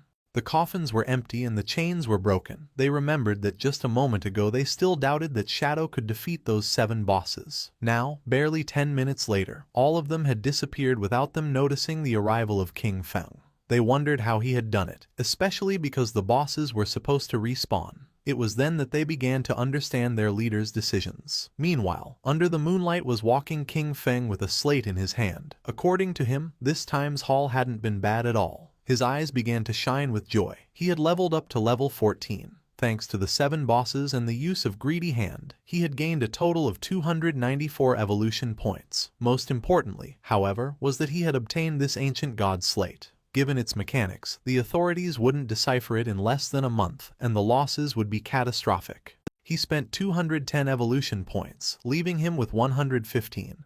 His skill Shadow Flash / evolved from epic to legendary. The improvements were substantial. The blink range increased to 40 meters, stealth duration to 15 seconds, and cooldown was reduced to 8.8 seconds. The skill now inflicted 9 slashes in a wider area of 6 meters, and each hit added 700 attack power. However, the most impactful change was a completely new effect. Each slash now granted him a shield equal to 100% of his maximum HP, stackable up to 9 times and lasting for 60 seconds. Our boy was confident and couldn't help but feel cheerful, since from now on, if the 9 slashes of Shadow Flash / hit, his effective HP would become 10 times greater. His margin for error had just skyrocketed. He turned invisible and began to walk through the area, knowing that, at his current leveling pace, he would reach level 15 in another 5 hours. Then, it would be time to head toward Magic City. Several hours later, our boy arrived at the ruins, where the women were still beating up Xiao Yu. They were willing to beat her to death. King Feng was somewhat surprised to see that they were still fighting. These women were quite ruthless. The white-haired woman began to stretch her arms to rest a little. She was exhausted and complained that her back and waist hurt. The friend was somewhat furious, as her hand was swollen from so much hitting, and she complained that her hands were practically smoking from the fight. They spat on Xiao Yu and decided that it was enough for today. This beating should serve as a lesson. Xiao Yu, whose body was full of bruises and wounds, began to sit up. She couldn't help but cry. According to her, everything was King Feng's fault. She had told him to cut ties and he had really ignored her, not understanding that when girls say something, they often mean the opposite. Using the magic staff, she stood up. Fortunately, she had signed a contract with the Knight's Sanctuary, so she wouldn't have to worry about her survival for the next 3 years. Although she had to give up 50% of her lifespan, she would still have some left for herself, ensuring that she would grow faster than Chu Yan and the others. She used the skill Holy Healing, which allowed her to restore all of the target's life. She was certain that once she became stronger, she would make sure that all those who had looked down on her wouldn't get away with it so easily. Neither King Feng nor those crazy women were going to escape. To everyone's surprise, the spell began healing King Feng, who was invisible. Poor Xiao Yu fell to her knees on the ground, thinking that she had failed casting again and wondering, puzzled, where the healing had gone. At the same time, in the Magic City ruins, several players were facing a boss made of rock. The boss attacked, but the party's tank blocked the attack using his shield. Not far away there were 3 players hiding and watching the fight. Among them was also Qiang Shishi. According to her, Daxia's men were really weak since they had sent 18 people for a single boss and were too afraid to fight. Her friend winked at her and asked her not to say that, since they were working hard for their benefit, so they should be grateful to them. She blew him a kiss and, laughingly, mentioned that he was very polite, but those pigs from Daxia had such low damage that it took them too long to defeat a miserable gold-tier boss. The players continued attacking and the boss's HP bar had already dropped to less than half. With an excited smile, the team's mage encouraged everyone to give it their all, as it only had a little life left, and they needed to keep going for the final blow. At that moment, a spear pierced through his chest, killing him instantly and turning his body into lifespan. The one who killed him was King Shishi's subordinate. With a smile, he thanked him for his hard work and for the offerings of weaklings. Noticing this, the players panicked upon realizing they were facing the Spade Gang, a band of thieves made up of mysterious women from Daxia and foreigners. They couldn't understand how such beasts could exist, capable of guiding outsiders to massacre their own people. They began to charge at them, and the leader asked his men not to be afraid and to attack all together, since they were only a few people. Noticing that they were trying to resist, King Shishi promised to massacre all the pigs of Daxia and warned them to prepare to die. Her subordinate drew his double hammers and used the skill called Thunderous Tremor, creating a small earthquake which caused the players to become trapped in the ground. She drew her daggers, moved like thunder, and in the blink of an eye, killed the players. She couldn't help but mock them. As for her, Daxia's men really were just a bunch of useless fools. Her eyes began to shine with malice, realizing that Daxia's authorities had already reported their information. However, this was useless, as in her view, all of Daxia was nothing more than a garbage dump full of filth.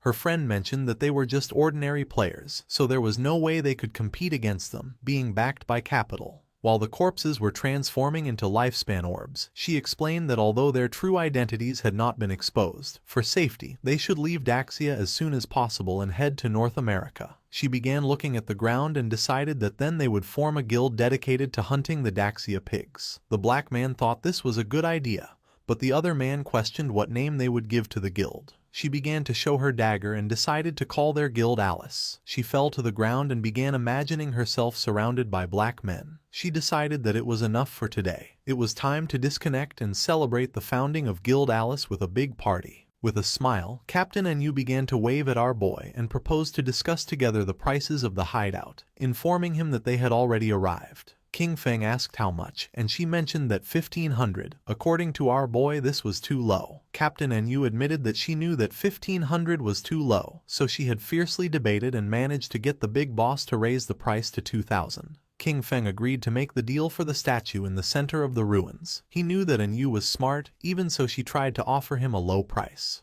A while later, our boy arrived at the statue and saw Captain Anu along with several knights. She blushed and with a smile mentioned that she had too much lifespan on her, so the high command didn't feel safe and had organized a military escort for her. King Feng's eyes began to shine seriously. He knew this was nothing, since the authorities still didn't know his true strength and those guys only knew one or two moves. King Feng handed over the key, and the system informed him that the transaction had been successful.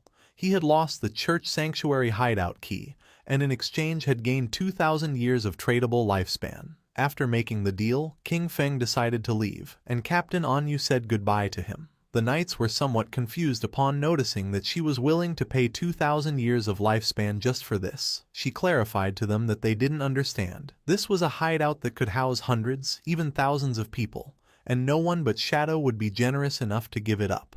The timely gift of lifespan from Anu was perfect. This meant that he could fully equip himself before heading to Magic City. King Feng immediately invested the tradable lifespan he had obtained. He consumed 71.2 years to reach level 15. Then, he acquired a series of new skills, the Mythic Level 1, Blessed Liberation, for 161.7 years, the Legendary 1, Assassin's Instinct, for 71.12 years, and 3 Epic Level 1s, Shadow Ring Blade, Silent Concealment, and Darkest Hour, for 36.35, 23.71 and 34.65 years respectively. Finally, he spent 113.89 years on the item Mount Bell. Except for the equipment, everything else, skills and level, had been completely synchronized. His strength in the real world was now almost the same as in the game.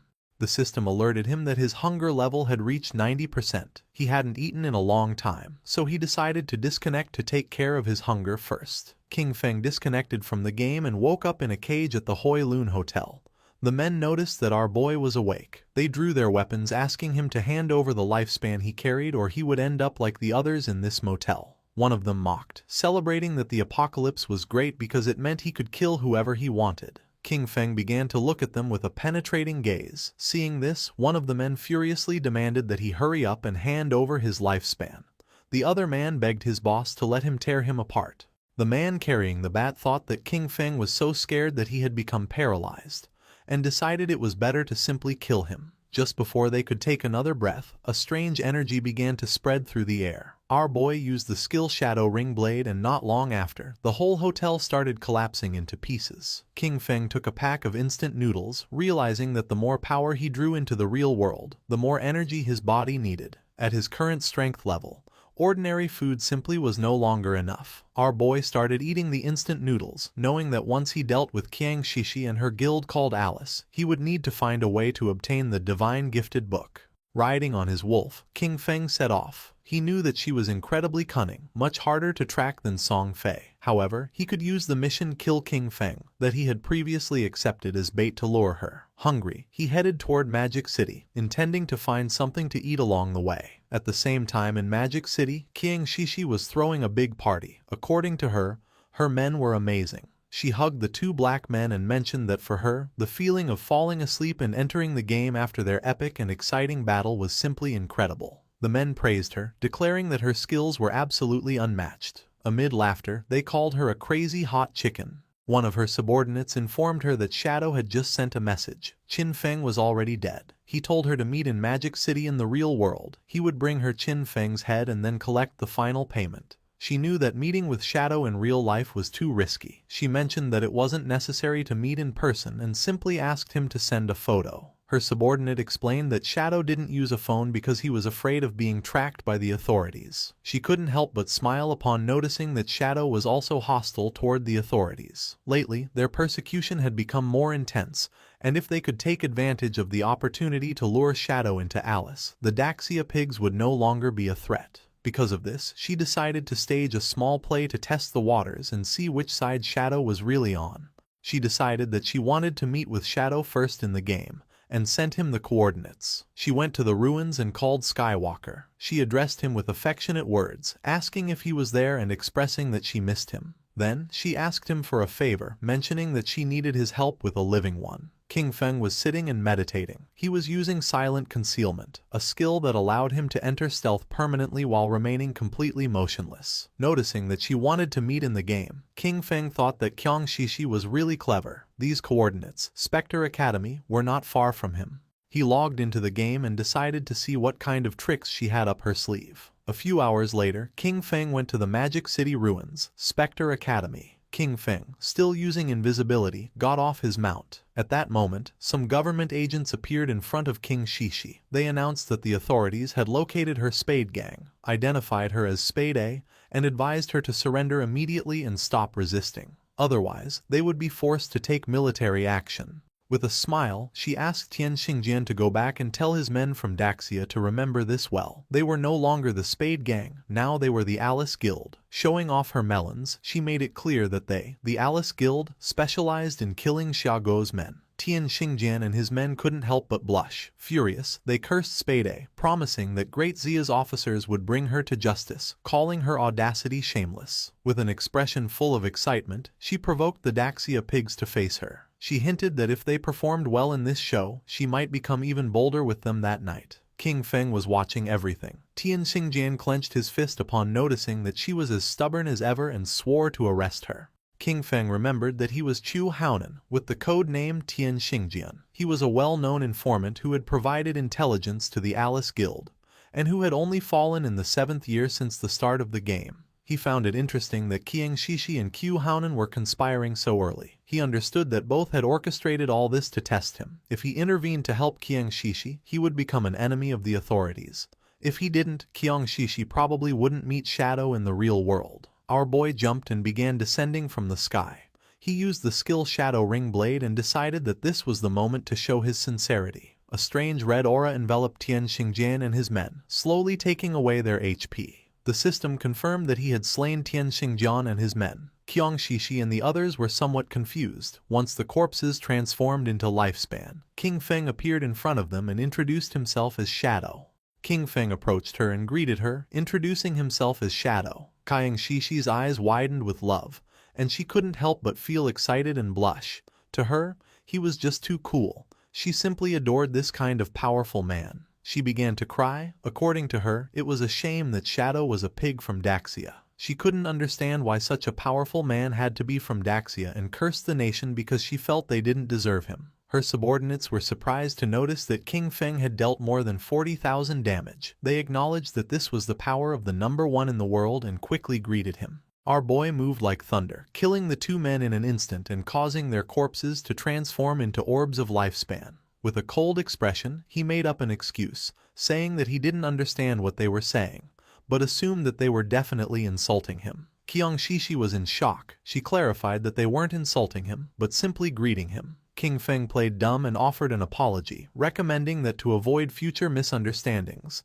it was better to speak the Daxia language in this place. Our boy decided it was time to begin the exchange, but before that, he ordered her to put on clothes. With a smile, she covered her melons and asked about King Feng's head. Deep down, she thought Shadow was a weirdo, but she really liked him. Shadow revealed that he had King Feng's head with him. He explained that he couldn't bring it into the game, but he could show it to her in real life if she was willing. Qiang Shishi opened the system window and with a confident expression decided to believe him. She had already witnessed Shadow's strength and believed he wouldn't lie to her. Shadow obtained 1,500 days of tradable lifespan. Our boy decided it was time to leave, but she asked him to wait. With a smile, she proposed a long-term collaboration, arguing that he had the skills and she had the money. She informed him that she had a new assassination target and, if he was interested, invited him to her house that very night. Sticking out her tongue and blushing like a tomato, she promised that she would fulfill anything he needed. Our boy became somewhat curious and asked who the assassination target was and what the payment would be. As she was logging off from the game, she suggested they meet in person to talk.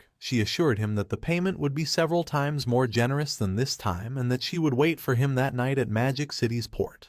King Feng became serious, wondering if her place at the port could be her yacht. At the same time, not far from the statue, Tian Xingjian and his men respawned. He was furious, cursing Shadow, as he knew that he would definitely betray the authorities. However, for him this was a success. Qiang Shishi had managed to ally with Shadow. He realized that the idiots in Zhonghai City should be held responsible for their constant conflict with Shadow. Next, he ordered Lin Qingyu to guide everyone to collect their lifespan first, as there might be action soon. Lin Qingyao, a woman with white hair, nodded her head. Her nickname in the game was Late Night Drizzle. She considered the possibility that Shadow really had allied with Spade. If this were true, they needed to find a way to eliminate Shadow, even if it meant death. She began to gaze at her hand and sank into her thoughts. She was aware that the gap between Shadow and herself was really big. She hadn't even managed to see his silhouette before everything ended. A few hours later, in the middle of the night, a hooded man arrived at Qiang Shishi's yacht. He introduced himself as Shadow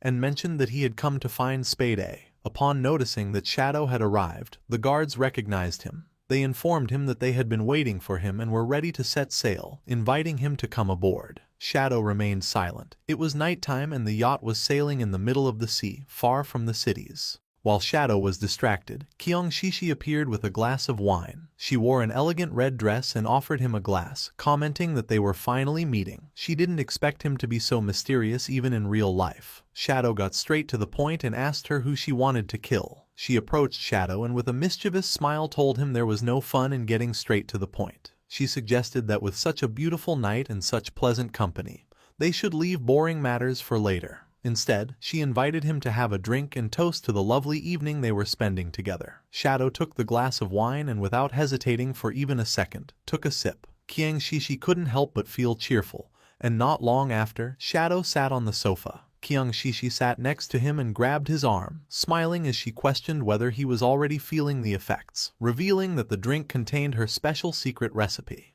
She began to get aroused and revealed that anyone who drank would obediently follow her orders. She thought with euphoria that, just as she had imagined, even Shadow was just a man after all. However, her excitement turned into astonishment upon witnessing such a powerful reaction. Drooling, she sat in front of Shadow and asked him not to be nervous, to relax and enjoy. She explained her plan. When they both reached the highest wave, she would lift her hood so she could clearly see his face, as she was sure he must be incredibly handsome. However, for now, she wanted to keep the mystery. She began having fun with Shadow, completely amazed that Daxia had such a magnificent man. This made her understand why he was Shadow. A burning heat overwhelmed her as she marveled at the incredible experience. Feeling how a scorching heat consumed her, she urged him to continue, shouting that she was ready and for him to come out until finally reaching climax. At that moment, something strange happened and green flames emerged from Shadow's body, burning Qiang Shishi. She went into shock, feeling a scorching heat as she wondered if this was fire. Someone appeared next to her and grabbed the protective crystal pendant that she wore around her neck. They did not expect her to have such a good item that had saved her life. It was the protective crystal pendant of gold tier, universal accessory, whose unique effect granted the wearer a shield layer of damage immunity every 300 seconds. It was none other than Qin Feng, with his body emitting a suffocating aura and a penetrating gaze. He began to stare at her. Qiang Shishi was in shock. She wondered why he was here, since she remembered that Shadow had killed him. Our boy decided to reveal the truth. There was only one reason: he was Shadow. She moved away from the supposed Shadow who was sitting on the couch, and her eyes widened in fear. The hooded man was none other than a devout follower that our boy had summoned so that it would pretend to be him. It was very happy since it had had a lot of fun with Qiang Shishi. The formerly arrogant Qiang Shishi now knelt before King Feng. Banging her head against the ground, she begged him to spare her life, admitting that she was wrong. She offered him all of her lifespan and pledged to be his slave, telling him he could do with her whatever he wanted. King Feng asked about the 5 foreigners who were with her. With her eyes full of tears, she began to bark like a little dog, asking her daddy if he would let her go in exchange for the information. Just before she could finish the sentence, King Feng broke her neck, and while she writhed in pain, he grabbed her phone, realizing that the 5 guys were not on the yacht. King Feng obtained 659 years of tradable lifespan. He wanted to catch them all at once, which was a shame. He decided that the first thing would be to use Qiang Shishi's phone to call the authorities. Not far from Qiang Shishi's luxurious yacht, police boats began speeding toward it. A large-scale murder case had been reported on the yacht, where one of the victims was the heiress of the president of Qian Group. According to the informant, the skills used by the killer closely matched those of Shadow from the game, making their identity almost certain. The investigation team was immediately dispatched to the crime scene. On the boats was also Tian Xingjian. He knew that Shadow lacked all law. He considered that such a gratuitous murder was a direct provocation against the laws of his country. Once on the boat, he would use search skills on the corpses, and as soon as Shadow's location was confirmed, they would open fire with full force to ensure that the target was eliminated. He would definitely avenge his Shishi. The police boats surrounded the yacht in a matter of seconds. They began to investigate Qiang Shishi's corpse. The preliminary autopsy showed that the cause of death was a fracture of the cervical spine. Unidentified DNA samples were found in her mouth, along with burn marks. Tian Xingjin cursed Shadow, for he not only killed, but also insulted the dead.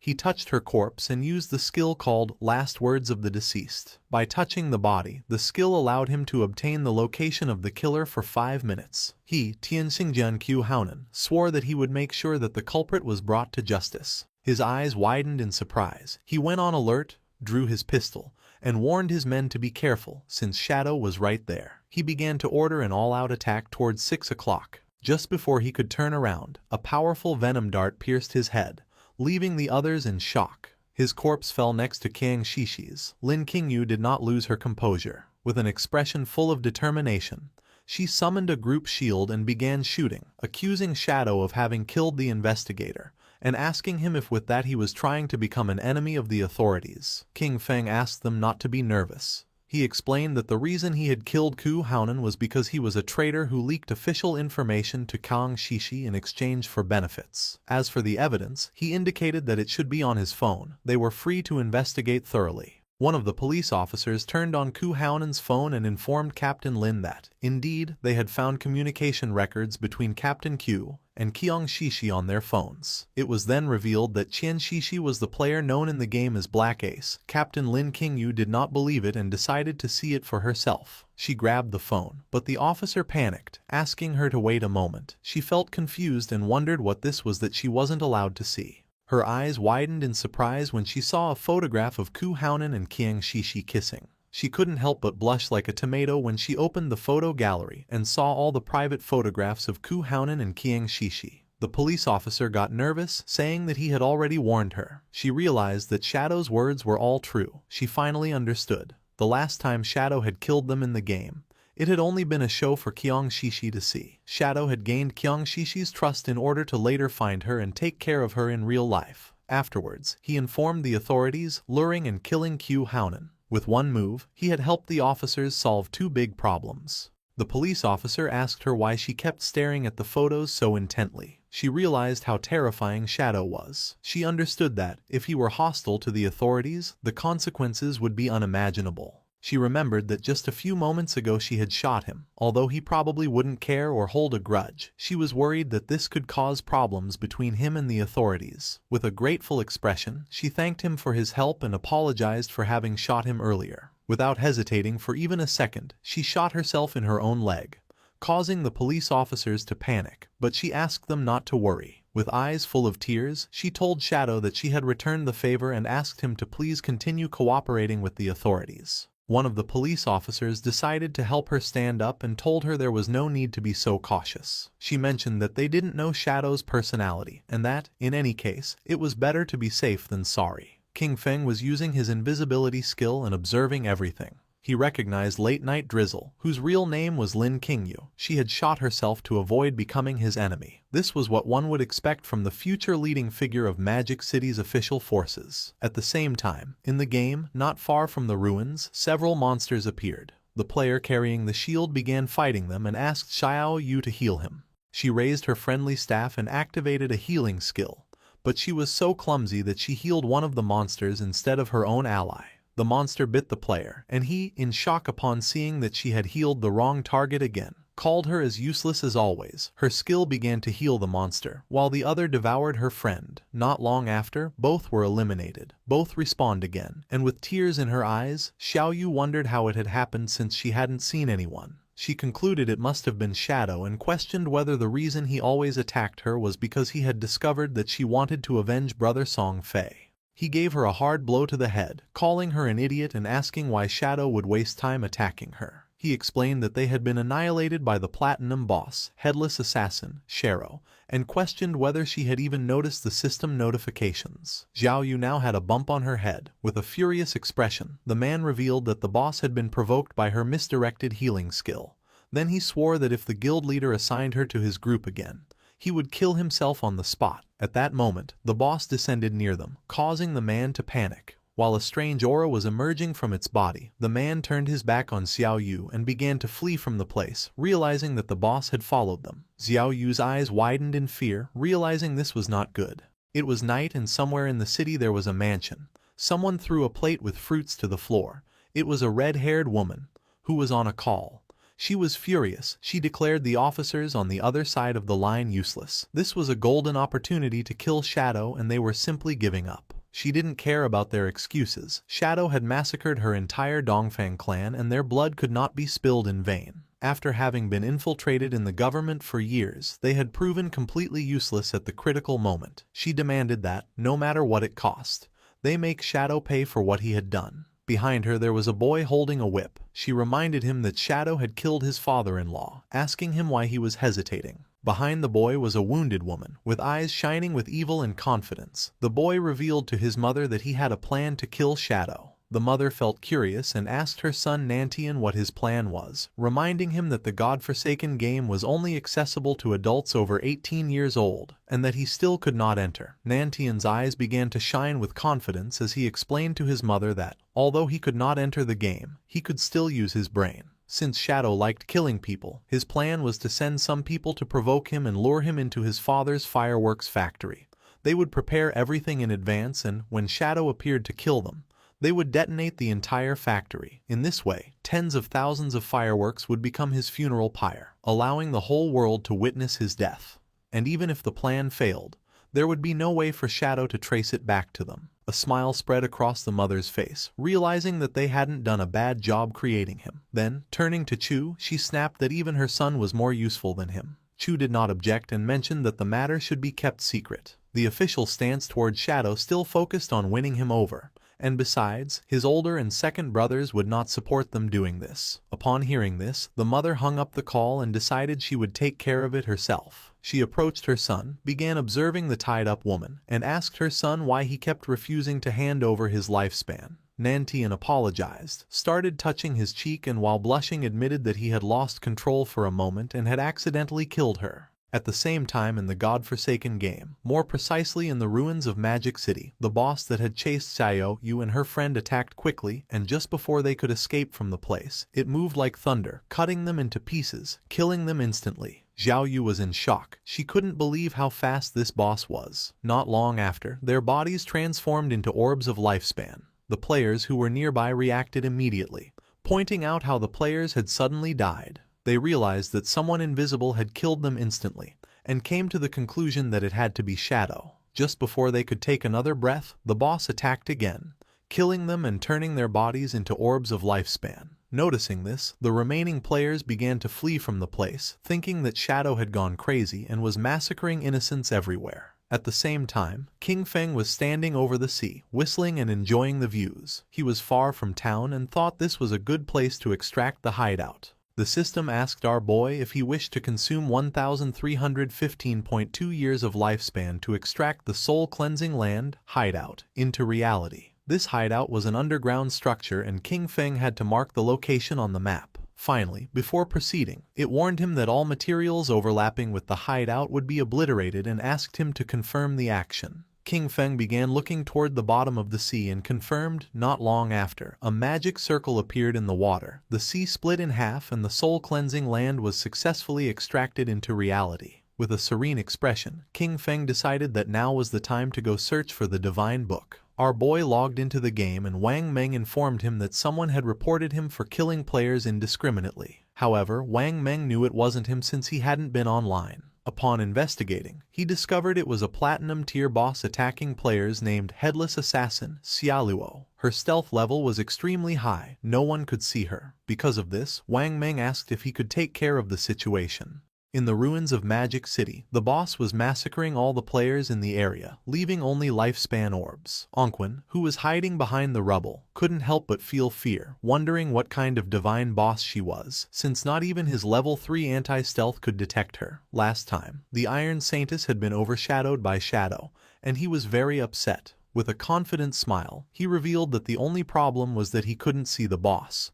Otherwise, he could have contained her by himself. He claimed that even if Shadow appeared, he would be powerless against this headless assassin, Xiaoluo. Yanyan panicked and asked Anquan to lower his voice so as not to attract the boss. Then she suggested heading first to higher ground since the view would be better from there. Anquan began to move stealthily, but in the process he stepped on a banana peel lying on the ground. Poor Anquan slipped and fell to the ground, not knowing who had thrown that banana peel. But just before he could finish speaking, the boss moved like thunder, cutting Yanyan and the subordinate in half. The bodies of Yanyan and the others transformed into orbs of lifespan. Anquan was the only one who had not been eliminated thanks to slipping on the banana peel. He was in shock upon noticing that the boss had killed all her subordinates. Without losing a second, he grabbed an orb of lifespan, and when he turned around, he saw the boss. She raised her arm and prepared to eliminate Anquan. Far from feeling fear, he challenged her, shouting that he wasn't afraid of her. While the boss was preparing the attack, Anquan rolled, only to panic upon realizing that he had rolled too early. Without losing a second, Anquan continued rolling without stopping. His eyes widened in confusion, wondering what she was waiting for and why she wasn't attacking him already. He started rolling non-stop around the boss, and in the process got dizzy since he had rolled to the limit. Anquan stopped rolling and couldn't help but feel somewhat confused upon noticing that the boss was disappearing. He was so dizzy that he could barely see clearly. After charging the attack, she used the technique anti-stealth strike and attacked the dizzy Anquan, who didn't have time to roll again and received the attack directly. In an instant his body transformed into lifespan. While the boss was distracted, Shadow began to emerge. Out of nowhere, King Feng appeared above her and using his skill true anti-stealth strike forcefully stabbed his dagger into her back, dealing more than 28,000 points of damage and killing her instantly. He was so fast that she didn't even have time to turn around or feel his presence. He couldn't help but feel somewhat surprised upon noticing that this boss's name was Xia Lu.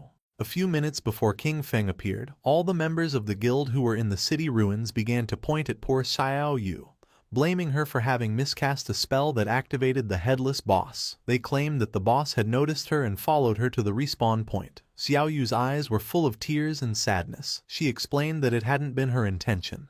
Two of the players were furious and told the guild leader that their teams wouldn't dare accept someone like her, as they would die without even knowing how it happened. The guild leader asked his men to lower their voices, asking them if they weren't afraid of attracting the boss. With a serious gaze, the guild leader realized that Xiao Yu was not made for combat. Because of this, he informed her that from now on she would be in charge of gathering information about hideouts. He offered her a reward of 3 years of lifespan if she found a gold tier hideout, and 10 years if she found a platinum tier 1. He remembered that at the time, upon seeing that she had a hidden class, they had thought they struck gold. Pointing at Xiao Yu, the guild leader decided that from now on he would give her 1 year of lifespan each day, since her constant deaths were a great waste. A system window appeared informing Xiao Yu that she had received 2 days of tradable lifespan.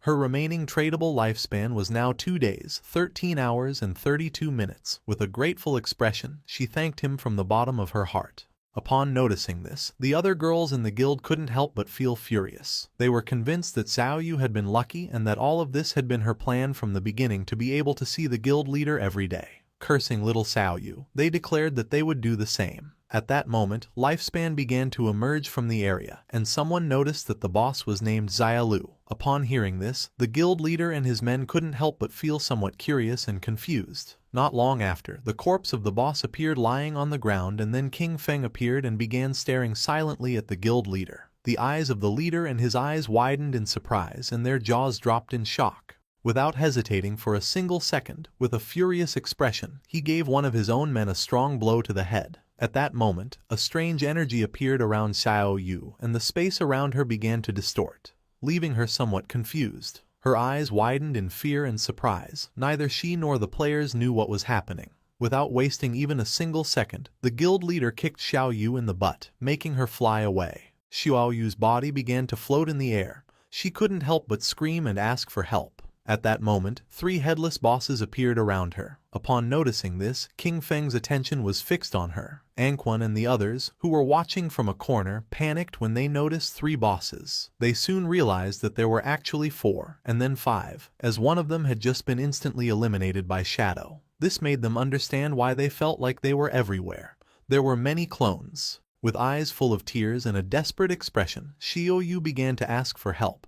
Then she saw Shadow and thought she was saved. She reached out her hand to King Feng and begged him to save her, calling him Brother Shadow. Upon hearing the word brother come from the mouth of the person who had betrayed him, King Feng's eyes began to shine with rage. Just before the bosses could attack, King Feng used his new Shadow Dash, moved quickly and in the blink of an eye, cut the bosses and tore Xiao Yu into pieces. Xiao Yu went into shock, not knowing why Shadow had killed her. The system informed our boy that he had killed headless assassin Xiaolu and Xiao Yu, obtaining 48,000 experience points, 20 evolution points and 1,520 days of tradable lifespan. While the orbs of lifespan were falling from the sky, King Feng turned his back on Xiao Yu and coldly said that she was unlucky. King Feng used greedy hand to pick up the loot. He realized that, in addition to the 1,520 days of lifespan from the boss itself, it had also dropped a bunch of light orbs. They were the non-tradable lifespans that the boss had just absorbed from other players and had not yet digested. Captain An Yu and Wang Meng appeared. With a smile, she greeted our boy, offering to buy him the items if he didn't need them. King Feng felt somewhat surprised to notice that Captain An Yu and Wang Meng were everywhere. With a serene gaze, our boy mentioned that they had arrived just in time, as he knew another place with good loot. If the price was right, he could take them. He told Wang Meng and the others to go with him, but An Yu could not go. Captain An Yu felt somewhat furious and confused, asking why she couldn't come with them. Shadow began pointing at Wang Meng with his finger and clarified that, to be precise, women could not go. She began to blush and, showing her sensual body, asked the boss why. Accusing him of being discriminatory, she expressed a feigned sadness, admitting that she had even planned to seduce him, but did not expect that he actually liked men. King Feng gave her a gentle knock on the head, and then revealed that outside the ruins of the city's north gate, there was a tower of divine authority. He explained that after completing the challenge, valuable rewards could be obtained. However, the NPCs inside despised women. If there were women in the team, the difficulty would increase tenfold.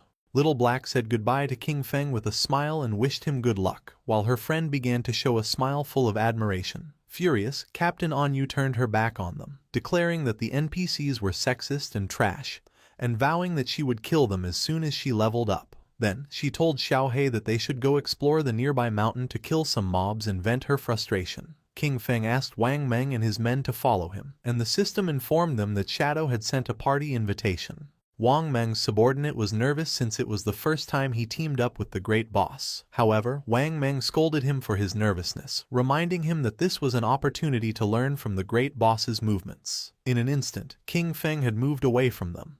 Noticing this, they panicked, as they didn't understand what was happening. Shadow seemed to walk slowly, but his speed was greater than theirs while running. They wondered how they were supposed to learn anything this way, concluding that his agility was too high. When examining his system inventory, King Feng noticed that more than 20 items had dropped, and 2 of them were usable by assassins. The first item was the Forest Bone Blade of Tier Emerald, an assassin weapon. It offered an attack power of 388,125 with armor penetration, and increased strength by 39 and agility by 48. The requirement to equip it was to be level 15. Its unique effect doubled movement speed for 5 seconds upon dealing damage, and while this effect was active, it granted a 30% evasion rate. King Feng unsheathed his new Forest Bone Blade, and his eyes widened with joy upon noticing that the attack power was almost 80% higher than the 216 points of the Plague Blade. Additionally, it added armor penetration, strength and agility. This weapon was not bad at all, definitely worth equipping. The second item was the skill Shadow Blade, of Platinum tier. It launched a Shadow Blade condensed from dark elements, inflicting dark element damage to a single target within a range of 20 meters, with an additional 600 points of dark elemental attack. Upon impact, it dispelled a random buff up to Platinum tier. Its cooldown was 12 seconds, reduced to 6.49, and required level 14. Our boy decided to evolve this skill and raise it to Legendary tier. Although the dark element damage to a single target was somewhat low, he considered that the effect of dispelling buffs was quite useful. The evolution consumed 56 evolution points, leaving him with 219 remaining. The skill Shadow Blade went through the Platinum, Emerald, Diamond and Epic tiers, until finally becoming Legendary. This increased its added dark elemental attack to 1,500 points and allowed it to dispel a random buff of up to Legendary level. Its cooldown was reduced to 7 seconds, 3.78 effective. Finally, the skill obtained a new Legendary effect. Hitting a weak point refunded 3 seconds of cooldown. Holding his newly upgraded blade, King Feng felt joyful. He realized that as long as he struck a weak point, this skill would return 3 seconds of the cooldown. For him, this meant that the effective cooldown would be only 0.78 seconds. Our boy came out of his thoughts, and when he turned around he saw that Wang Meng and his subordinate had disappeared from the place without a trace. At the same time, about 2 kilometers behind King Feng, Wang Meng's subordinates were gasping heavily and exhausted. They complained that Shadow moved too fast and no one could keep up with him, until one of them told their captain that he couldn't continue. Wang Meng grabbed one of them by the feet and started dragging them, asking them to stop talking nonsense. King Feng and the others arrived at the Tower of Divine Authority, which was located in the middle of a forest. It was so tall that you couldn't see the top from the ground. Our boy informed Wang Meng and his men that this was the place. Once inside, an NPC would present them with a challenge. He warned them that this NPC was really despicable, because the better their performance, the more expensive his items would become. With a serene expression, he advised them to only use 1% of their strength. He told them to do their best, since they only needed to defeat a gold-tier boss. When our boy turned around, he saw Wang Meng and his men lying on the ground and trembling from exhaustion. No one could keep up with King Feng. With his face covered in sweat and gasping heavily, Wang Meng gave a thumbs up and told our guy not to worry, as he guaranteed the success of the mission. While King Feng was walking toward the door of the Tower of Divine Authority, he asked them to make sure to use team chat at all times so that the NPC could not hear them. He explained that once they overcame the challenge, they would be able to buy great items from the NPC and assured them that they would not be disappointed. King Feng and the others opened the door of the tower. Wang Meng and his men couldn't help but feel surprised when a hooded NPC who was floating appeared before them. He warmly welcomed them as friends of Blue Star and assumed that the arrival of the Forsaken Gods had already made them uneasy. He revealed that this was the Tower of Divine Authority, and that, if they completed the challenge, they would be allowed to trade with him. He asked them to let him know when they were ready. Wang Meng's men felt somewhat surprised and confused upon realizing that the game actually had NPCs. One of them asked Shadow what kind of boss they had to face in this challenge. Our guy simply asked them to follow his lead during the fight, assuring it was simple. The swordsman of the party felt even more confused and asked him to be more specific. He wanted to know the duration of the battle, how many phases the boss had, what skills it used, and whether the combat focused more on mechanics or pure stats. He didn't stop asking questions. He wanted to know if the boss had any movement skill, if there were instant death attacks, if it targeted specific players with its skills, where its weak points were, and how long the fight would last. Wang Meng asked King Feng not to pay attention to this guy.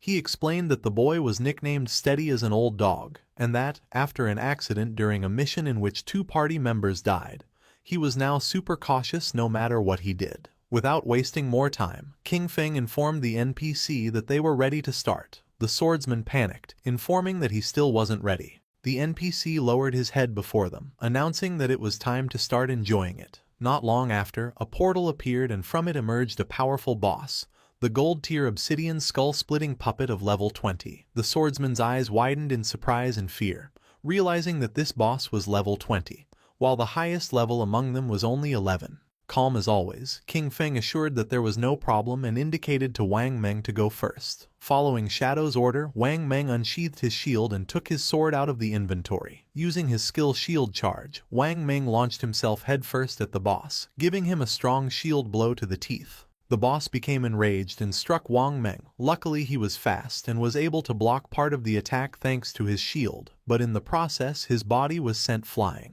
King Feng moved like thunder and grabbed Wang Meng, preventing him from crashing into the wall. The swordsman and the archer were somewhat confused upon noticing this and felt somewhat worried for our boy. King Feng began staring at the boss. He told the archer not to worry about it and to use the skill Starshine Shot. Then, he ordered the swordsman to use triple ground slash. Both nodded their heads. The archer fired a rain of arrows at the boss, causing him terrible pain. And taking advantage of its lowered guard, the swordsman moved like wind and attacked with precise yet powerful slashes. The boss opened its mouth and started to bleed, then it became enraged and struck the ground forcefully. A powerful aura appeared around its body and then a strange black energy began to form around the swordsman. Noticing this, King Feng realized that the boss had entered berserk mode. He warned them that he would take care of it and that everyone should stay away from the black oil. The swordsman began to crawl away from the energy, while on the other side, the archer narrowly dodged one of the attacks. King Feng jumped into the air and threw his shadow blade at the monster. The attack was so fast that the boss had no time to react, and the blade hit him right in the face, causing more than 4,500 points of damage. Far from calming down, it started to roar, but King Feng used a skill to dispel the berserk state. Wang Meng couldn't help but smile, commenting that the damage inflicted didn't match his status. It was as if the boss had taken off his gear. With an expression full of joy, the swordsman mentioned that Shadow was really good at acting, having stayed in the corner the whole time. The NPC must have thought he was a complete noob. The archer became somewhat curious and asked our boy how he had found out that the NPC's items were more expensive the stronger the players were. He was even more curious to know how King Feng had discovered this. King Feng began to ponder and then explained that the game held many secrets, with much information buried in the depths of the ruins. He told them they should often ask themselves if they had made an effort to explore and if their knowledge base had grown. The archer and the swordsman remained silent, not knowing what to say. While they were distracted, the boss opened its mouth and began to charge a fireball. As little by little the fireball summoned by the boss became more powerful and large, King Feng warned them that the boss was about to spin clockwise and spit fire. He ordered them to make sure to dodge it, explaining that the black oil on the ground, combined with flames, could burn them to death in just 3 seconds. Wang Meng and the others began to disperse and then Wang Meng warned Old Dog that he was running in the wrong direction. King Feng did not take long to realize that it was too late to dodge, so he ordered Wang Meng to activate invincibility and block the attack for him. Wang Meng obeyed and blocked the attack using his shield. King Feng congratulated him and ordered them that, once the flames subsided, they should use their highest damage skills and attack with everything.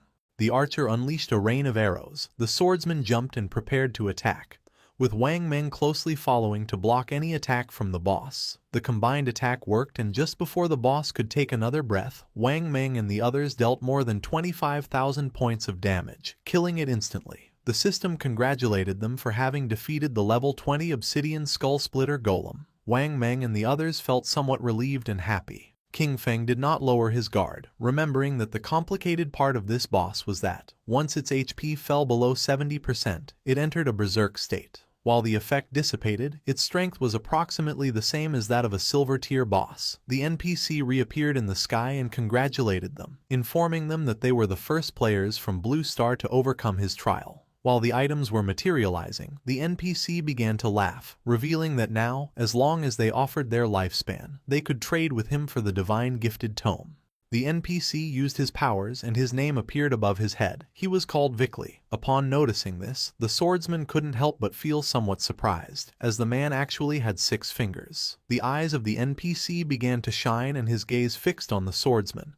Without wasting another second, he summoned a thunderbolt which descended upon the swordsman, causing him more than 99,000 points of damage and killing him instantly. His body transformed into orbs of lifespan and Wang Meng panicked, not understanding why the NPC had suddenly attacked him. Calm as always, King Feng mentioned that the taboo established by this NPC was related to his fingers. He clarified that NPCs and players could not attack each other unless the player first broke the taboo set by the NPC. Because of this, as long as they didn't mention his fingers again, they would be safe. A question came to Wang Meng's mind. He didn't know if King Feng could defeat this NPC. Our boy revealed that for now he couldn't. The system revealed the reality about these NPCs.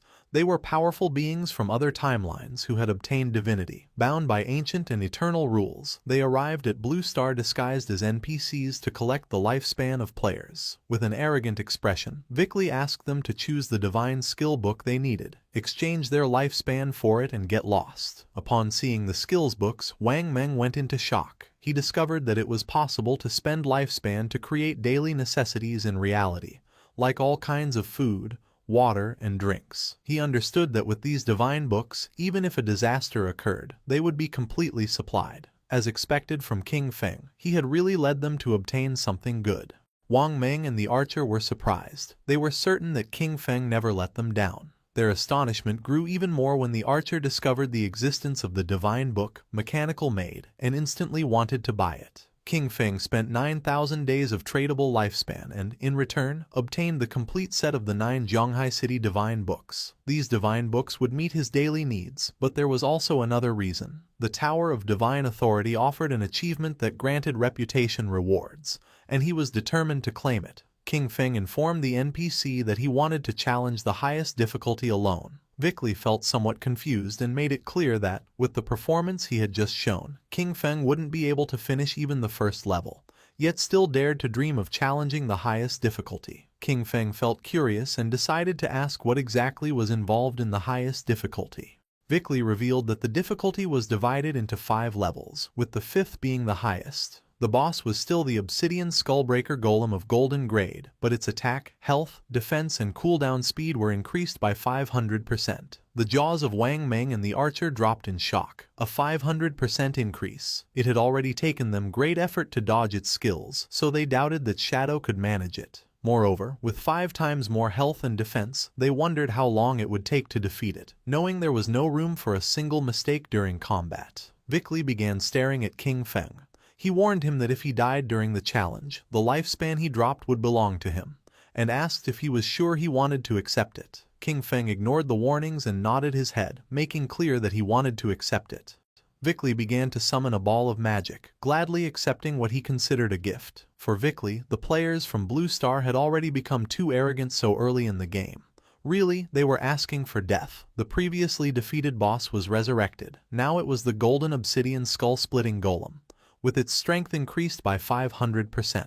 King Feng drew his dagger. He knew that Vickley could empower his summoned creatures and that 500% was not the limit. In fact, he remembered that when he defeated him in the past, Vickley had increased his summons up to 2,000%. This represented the perfect opportunity to test his new weapon.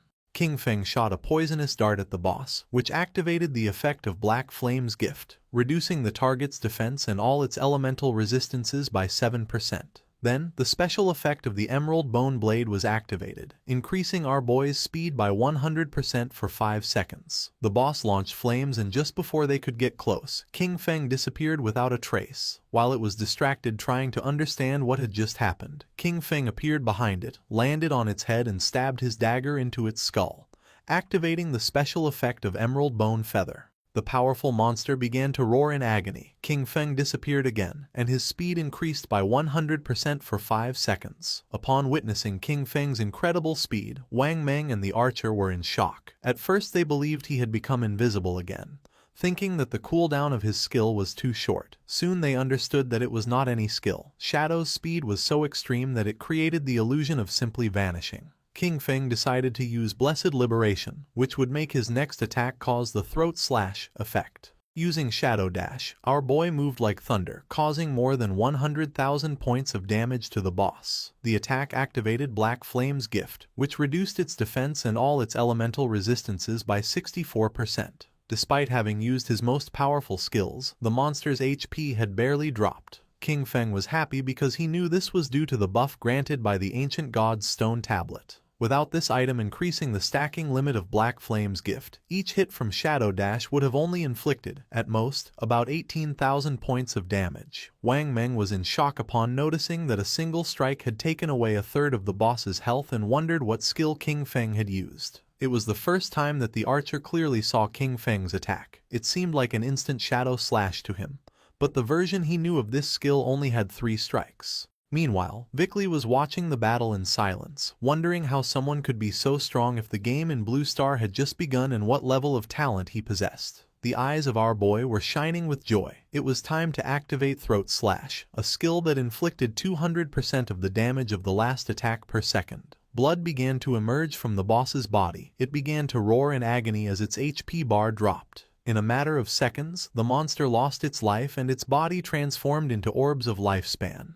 The system congratulated our boy for completing the achievement challenge of the 5th level difficulty of the Divine Authority Tower, granting him a total of 15 reputation points for surpassing all levels. Additionally, for being the first time in the world that someone cleared the tower solo, he received an extra 75 reputation points. Finally, an official global announcement echoed. Player Qin Feng had cleared the maximum difficulty challenge of the Divine Authority Tower for the first time in history. Far from being surprised, the players were confused. They didn't know what the Divine Authority Tower was, since in the ruins of the cities where they were, they had never seen a building resembling a tower. Once again, they realized that Shadow was ahead of everyone. Vickley was upset. For him, this was a scam. He cursed the cunning of the people from Blue Star, regretting not having charged 10,000 or even 100,000 days of lifespan for each Divine Authority book. Vickley summoned a powerful and bright ball of magic and shouted at them to get out. He never wanted to see them again.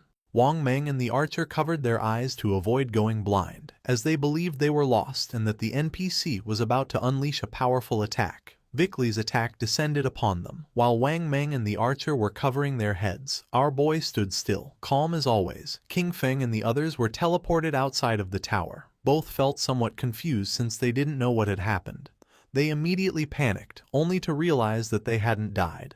They had simply been teleported out of the Tower of Divine Authority. King Feng reminded them that they had no reason to worry, since, as he had told them, the NPCs could not attack them. Now that he had gotten what they wanted, King Feng decided it was time to finish and mentioned that he was going to log off to eat. Wang Meng thanked King Feng for having guided them and asked him to take them with him if another opportunity like this came up. Our boy nodded and the archer said goodbye to him. King Feng woke up in reality, in his hideout. The system extracted the 9 divine gift books, a process that consumed 90 days of his tradable lifespan. Our boy decided to consume 106 years of lifespan to buy luxury furniture, daily necessities, cooking ingredients, and a multi-purpose mechanical maid. A maid with dog ears appeared in front of him. After introducing herself, she informed him that she could help take care of everything in the house and that she was there to serve him in anything he needed. Lying down on the luxury sofa, our boy gave the order to immediately begin a complete cleaning of the hideout. The maid began to clean the floor and decided that afterwards she would prepare a sumptuous feast. At the same time, in the real world, more precisely in Jianghai City, the authorities were investigating several murder cases. The officer who was investigating the case informed his superior that this was the 3rd female corpse discovered in the week. Just like the 2 previous victims, all her limbs had been severed and her eyes extracted, which made it very likely that the killer was the same person.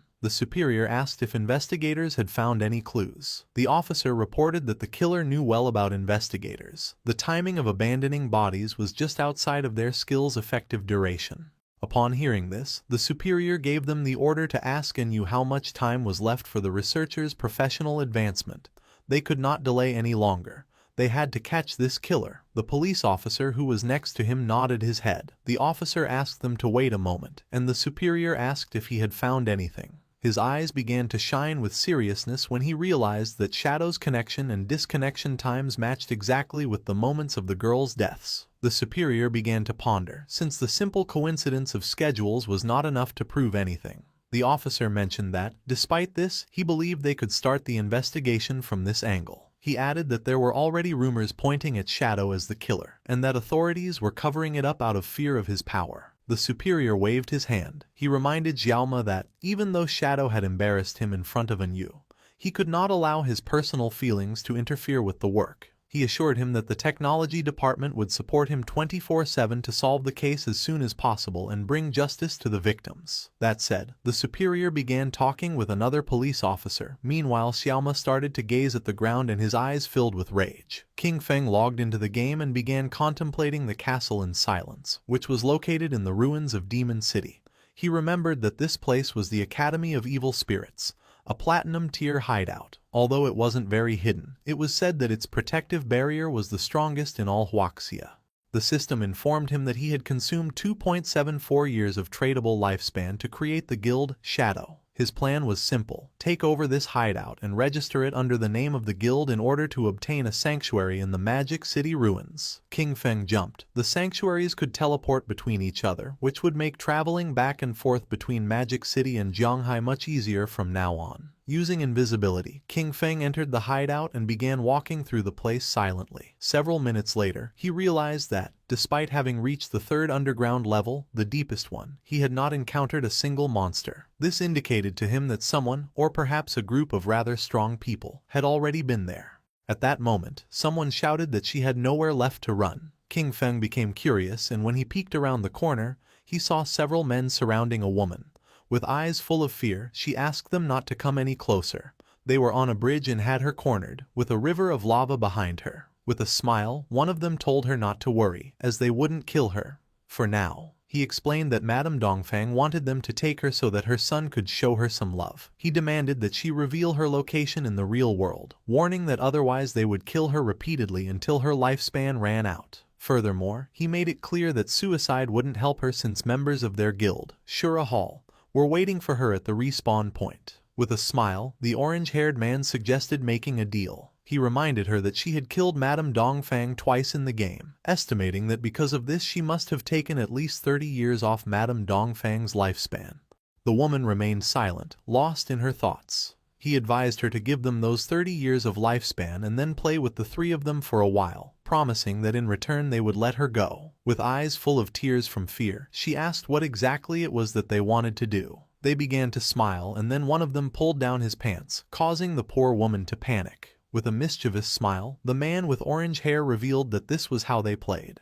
The woman began to ponder in silence, then looked away and, while blushing, asked them to promise to let her go after playing. With a cheerful smile, the orange-haired man promised her and invited her to start with him. The bald man said he would go next. With her body trembling, the woman began to approach them, and then her eyes began to shine with determination. Drawing her poisonous dart, she lunged at the man, but at that moment, the man with the blindfolded eyes used the skill Golden Cauldron Earthquake and descended upon her, crushing her body against the ground. He noticed that the little one was not behaving well. The only thing she could do was close her eyes as the orange-haired man approached. Showing his tongue, he warned her it was her last chance and ordered her to open her mouth. Then, a confident smile spread across the woman's face. Using a powerful skill, she cut both the bald man and the orange-haired one in half, causing the man with blindfolded eyes to feel somewhat confused. His eyes widened in confusion. He didn't know what was happening. Just before he could take another breath, the strip of paper summoned by the woman wrapped around his neck. She was so powerful that she made the man's head explode as if it were a watermelon. King Feng, who was watching everything from the corner, recognized the girl's profession instantly. Chain blade. After having killed those bastards, the woman crushed the orange-haired man's eggs. Their bodies turned into orbs of lifespan. With an expression full of hatred, she mocked them, and then our boy realized that she possessed the blade of the underworld. With a gaze full of determination, she swore that she would definitely kill Dongfang Ming. The girl had the class blade of the underworld, with the nickname Ghost Spirit. Our boy came out of his hiding place and started walking toward her. Her class, just like Shadow's, was the only hidden class in the assassin branch. He remembered that in his previous life, she had ranked among the 10 greatest powers in the world. But after becoming an enemy of the Chu family from Demon City, her true identity was exposed and she was besieged by many forces. Even so, she massacred thousands of enemies before finally dying from exhaustion. He remembered the deep sorrow felt by her guild members upon hearing the news. He never expected to meet her here. However, there was something he didn't understand. Who was this Dongfang Ming that she had mentioned? Supposedly, he himself had annihilated the entire Dongfang family. King Feng deactivated his invisibility skill and drew her attention. Her reaction wasn't kind. She prepared to attack, thinking our boy was a friend of those bastards she had just killed. King Feng denied knowing those guys. She got tired and lunged at him, asking him to prepare to die. As always, King Feng remained calm. With a furious expression, Ghost Spirit used her skill Underworld Chain Blade. In the blink of an eye, the strip of paper began wrapping around King Feng's body. But just then, King Feng turned into shadow and disappeared without a trace, leaving Ghost Spirit somewhat confused. Our boy appeared behind her and decided to play along. Upon hearing this, her eyes widened in surprise and fear. Knowing she was in danger, she jumped away from him. She used shadow stealth and her body turned into shadow, disappearing without a trace. King Feng was somewhat surprised to notice that she had become invisible. He also decided to use shadow stealth and also disappeared from the place. Several minutes passed and nothing happened. Noticing this, Ghost Spirit was somewhat confused. She couldn't see him. Even though her class, Blade of the Underworld, had a built-in level 4 anti-stealth, it was impossible for her to detect him. This led her to wonder if this guy could be Shadow. Not long after, King Feng deactivated his shadow stealth and appeared stealthily behind her, catching her attention. Upon hearing Shadow's voice, she panicked, noticing that he could still see her despite her level 4 stealth. She decided it was time to get serious and used her most powerful skill called Evil Ghost Soul Chase. The paper strip began to glow and a small pink flame appeared above King Feng's head, activating shadow stealth again. King Feng did not lower his guard and retreated. But to his surprise, the blade began to follow him, leaving him somewhat confused. Upon observing closely, he realized that this locking blade could pinpoint his location. Ghost Spirit's eyes were shining with determination. Although her eyes could not see, her weapon could. No one who was targeted by the evil Ghost Soul Chase could escape. King Feng tried to flee, but it was in vain since the blade kept following him. He realized that this class could ignore stealth levels. She was truly someone out of the ordinary. King Feng was cunning and began moving in circles around Ghost Spirit, and by the time she noticed his plan, it was already too late. She decided not to give up so easily, and when she tried to catch King Feng, the strip of paper wrapped around her body, leaving her immobilized. Grabbing the strip of paper, King Feng lifted it and clarified to her that he was Shadow, not someone sent by Dongfang Ming, assuring her that if he had wanted to kill her, she would already be dead. With no other option, Ghost Spirit decided to believe our boy, asking him to let her down. King Feng got straight to the point and asked if the Dongfang Yue she mentioned was from the Dongfang family of Zhanghai City. Even while hanging upside down, she nodded, clarifying that however, she had married into the Chu family, so her relationship with the Dongfang family was no longer as close. Our boy understood that a fish had escaped from the net. Apparently, Dongfang Yue was not present when he annihilated the Dongfang family. Ghost Spirit's eyes widened in surprise upon realizing that it was he who had annihilated the Dongfang family. She felt excited and joyful, as this meant that Dongfang Yue and Shadow were also enemies. She asked him to put her down immediately, declaring that the enemy of her enemy is her friend and that they could cooperate. King Feng released the strip of paper, causing her to fall to the ground. He decided that cooperation could wait. First, he asked why she wanted to kill Dongfang Yue. Ghost Spirit clenched her teeth tightly and revealed that she wanted to avenge the murder of her family. She decided to tell the dark and sad story. Before the arrival of the God-forsaken game, Dongfang Yue had killed her mother in a traffic accident while driving drunk. However, she got away with it because the Chu family found someone else to take the blame for her. Her father, unable to accept it, found evidence to convict Dongfang Ming. But the next day his body was pulled from the river. The official conclusion was suicide. When she went to Dongfang Yue's house demanding an explanation, guards from the Chu family beat her nearly to death. Sunk in despair and about to end everything, it was at that moment when the God-forsaken game arrived. The first thing she did upon entering the game was kill Dongfang Yue. However, in order to kill her permanently, it was necessary to completely drain her lifespan. After reviving again, she hired countless people to hunt Ghost Spirit down, leading up to what he had just witnessed. King Feng listened silently as she told him this story without interrupting once. Tears began streaming from Ghost Spirit's eyes as she begged Shadow, "Please help me kill Dongfang Yue." Coldly and without beating around the bush, King Feng refused. Ghost Spirit did not give up, and with tears of sadness in her eyes, she begged him again to help her kill Dongfang Yue.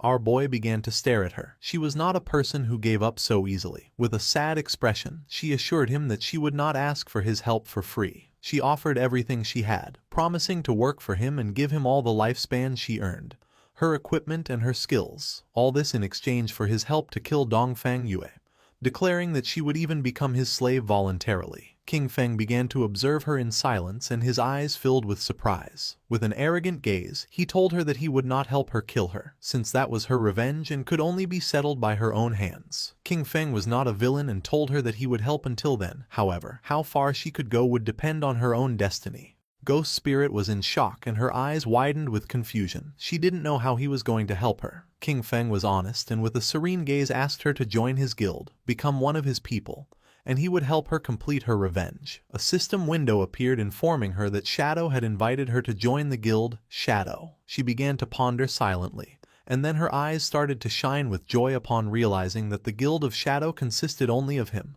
wondering if joining was all she had to do. Without wasting any more time, she agreed to join our boy's guild, and a system window confirmed her decision. King Feng accepted the friend request from Ghost Spirit. He felt happy to know that she had accepted, and told her that now she only needed to do one thing: class advancement. Our boy turned his back on her and told her that she would have to find out for herself what class advancement was and how to do it, and that she should come find him when she had achieved it. The eyes of Ghost Spirit, who was kneeling on the ground, began to shine with determination. King Feng made it clear that if she couldn't even accomplish this, then she should give up on her revenge. Using his skill Shadow Stealth, King Feng left the place. He recognized that the potential of the class blade of the underworld was unlimited and that, with just a little guidance, she could definitely advance much further in the future. He arrived at the depths of the Evil Spirit Academy. In front of him was a level 15 boss, a woman with several spiritual heads, the aberrant witch, Stana, of platinum grade. Upon close observation, it didn't take him long to realize that she was the guardian of the Evil Spirit Academy. In the blink of an eye, King Feng jumped and used his skill, Dark Knight Ringblade, against the boss, causing 26,000 points of damage and activating Weak Point Strike. He descended to the ground, remembering that in the first phase, only one of the 4 heads of the boss would activate and she was immune to physical damage. Because of this, he could only use his elemental skills, which inflicted slightly less damage. He summoned his Shadow Blade and his eyes began to shine with confidence, as he had the Pale White Bone Blade, which increased his movement speed, and his skill, Shadow Blade, also reset its cooldown when hitting a target. King Feng began to summon hundreds of Shadow Blades, and then attacked the boss, causing them to pierce one of her spiritual heads, dealing more than 200,000 points of damage. This turned him into a mobile Gatling gun of fire attacks. Not long after, her golden head exploded into pieces. Shadow did not lose his composure, remembering that in the second phase, 3 heads would activate simultaneously. Her eyes began to shine with rage, and her gaze fixed on our boy. Not long after, the heads started firing bursts of energy from their eyes, while she danced, unleashing indiscriminate attacks around her. But for King Feng it wasn't complicated. Without much effort he dodged the attacks and then stabbed his Shadow Blades into the boss's head, dealing more than 200,000 points of damage. While she writhed in pain, King Feng descended to the ground and turned his back on her, ending the show. He threw his last Shadow Blade, causing the boss's body to explode, creating a great explosion. The system notified that he had killed aberrant witch Dostana, gaining 50,000 EXP and obtaining the Evil Spirit Academy's hideout key of Platinum tier. His eyes widened in surprise when the system revealed that he could now advance his class. King Feng decided to advance his class and a shadow began to surround his body. His class shadow advanced from Tier 1 to Tier 2, and with this, his attribute bonuses increased. Strength from 9 to 27, Constitution from 9 to 27, Agility from 24 to 72, and Spirit from 15 to 45. This class advancement tripled the bonuses of his attributes, resulting in a massive increase in his strength, constitution, agility, and spirit. As a result, all of his combat stats, including attack power, defenses, and resistances, were noticeably improved. His non-tradable lifespan exceeded 4,510 years, while his tradable lifespan was over 566 years. He also obtained his 4th class passive, which allowed him to attack without breaking stealth status and still apply the stealth break attack bonus. Our boy's attention fixed on the golden key and his eyes began to shine. The attribute bonus of the class had tripled and attacking no longer broke stealth. The Tier 2 Shadow was something that completely changed the rules of the game. Several minutes later, outside the Evil Spirit Academy, someone returned and Ghost Spirit panicked upon noticing that they dared to come back. They were the same men she had eliminated before. Now there weren't just 3. They had brought all the members of their guild. With a smile, the bald man mentioned that last time he was careless because he didn't know she had a chain blade. With a confident gaze, the orange-haired man revealed that this time he had called everyone from his guild, the Shura Palace, to see where she could run now. The bald man lunged at her, ready to attack, making it clear that he wouldn't be as soft as last time. Ghost Spirit panicked, knowing this wasn't good. Using his skill Earth Slash, the bald man descended to the ground and tried to attack using his axe, but luckily she reacted in time and dodged the attack. With a confident gaze, she used Shadow Stealth, but right at that moment someone threw a flash grenade which exploded in front of her, creating an intense and blinding flash, forcing her to stop using the skill and cover her eyes. Taking advantage of the moment, the bald man gave her a kick. Stepping on her head, with an arrogant smile, he made it clear that he was going to give her a real lesson. Ghost Spirit was not going to give up. She took out a small green vial, but just before she could use it, the orange-haired man stepped on her hand and caught it.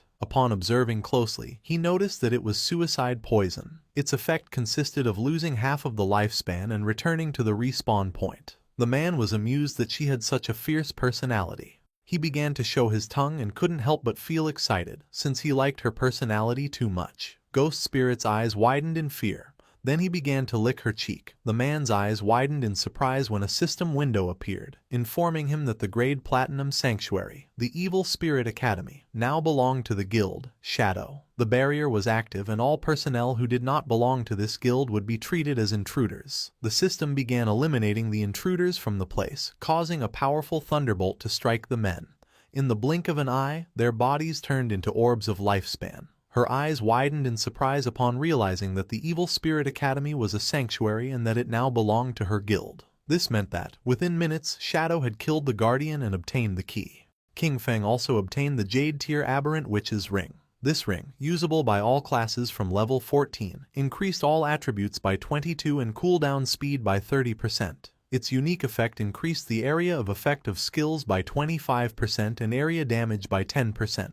As if that weren't enough, he also got the Platinum Grade Virulent Poison Trap. This Platinum Grade skill, for the Assassin and Hunter classes, allowed him to place a trap with level 5 stealth. Enemies who triggered it would receive 500 additional poison damage, a 50% slow for 5 seconds, and continuous poison damage equal to 100% of his attack power. He could place a maximum of 3 traps, each with a 4.65 second cooldown and a duration of 3,600 seconds. He was satisfied, as 2 items an assassin could use had dropped. He considered the ring to be quite good. His instant Shadow Slash and Dark Knight Ringblade skills were both area of effect, so this represented a huge improvement for him. His eyes began to shine with joy, as he also had 363 evolution points, just what he needed to evolve his Backstab Enhancement skill to Legendary. He consumed 340 evolution points, leaving him with 23. His skill, Backstab Enhancement, evolved from Epic to Legendary. The passive effect now increased damage when attacking from behind from 75% to 100%. Furthermore, the Legendary effect made it so that while in stealth, all his damage was considered a backstab attack. King Feng was pleased as the combination of the constant backstab damage bonus and the permanent stealth from his advanced class massively improved both his damage output and survivability. Just then, Little Black contacted our boy, informing him that she had found other ruins and asking if he wanted to go take a look. When King Feng asked where she was, she replied that she was in the Zhonghai city ruins. She explained that on the stones around the temple entrance, there were murals very similar to those in the ruins of the beginner's village. Shadow became a bit confused, asking why they hadn't explored it themselves. With the progress they had made, they should already be able to face a platinum-grade boss. She was honest, admitting that they had wanted to, but after clearing all the enemies to the end, a teleportation orb appeared. When they touched it, nothing happened. A system message indicated that only a fated person could enter, so she wondered if her boss might be that person. King Feng decided to go take a look. He told her to wait for him and to prepare her lifespan, as he would bring her the new equipment he had obtained. Besides, teleporting between the two shrines made the journey from the Magic City ruins to the Zhonghai ones much more convenient. Little Black also reported that the officials on the Zhonghai side didn't have enough lifespan, so he could sell it directly to the ones in Magic City. At the same time, she was on the outskirts of the Zhonghai City ruins. She was riding a white llama, which was eating grass. Not long after, King Feng appeared behind her, asking where the ruins were. Suddenly hearing our boy's voice, she and the llama were startled, and Little Black asked him not to scare her like that. He had done it on purpose, but he lied and promised to be more careful next time. Peeking her head over the cliff, she revealed that the entrance to the ruins was at the bottom. When our boy asked how they had discovered it, she replied that it was a long story. Little Black turned to the llama and explained that she had gotten a mount in this place, a little sheep. While playing with it, a silver-grade boss suddenly appeared, scaring them. Panicked, she fell off the cliff, but luckily got caught in a tree at the bottom. And that's how she saw the cave. Very carefully, she made her way down to the bottom of the cliff, warning him to be careful not to slip. She explained that after respawning, she had called Captain An and Uncle Wang Meng to explore it together. Taking a leap, King Feng also descended, commenting that it was just like her to find a place like this. Little Black praised Shadow's good moves, mentioning that Wang Meng had tried to jump the same way but slipped and died from the fall. They entered the cave. Along the way, she mentioned that there was a labyrinth ahead, but they had already cleared it of monsters and explored the entire path. Our boy advised her that, from now on, she should try not to die if she could help it. He warned her not to let her non-tradable lifespan reach 0, as it would be very dangerous. With a confident smile, she promised that she understood. She mentioned that she knew about a skill that drained other people's lifespan, but they had precautions in place, as they could replenish their non-tradable lifespan. King Feng was somewhat surprised, asking if they really had a reliable way to replenish it. Holding up a finger, she revealed that inside the city ruins, they would lure monsters that had absorbed non-tradable lifespan to a secluded location. After eliminating them, they would save all the non-tradable lifespan that dropped, so when they needed it, they would simply go to that place to replenish their own.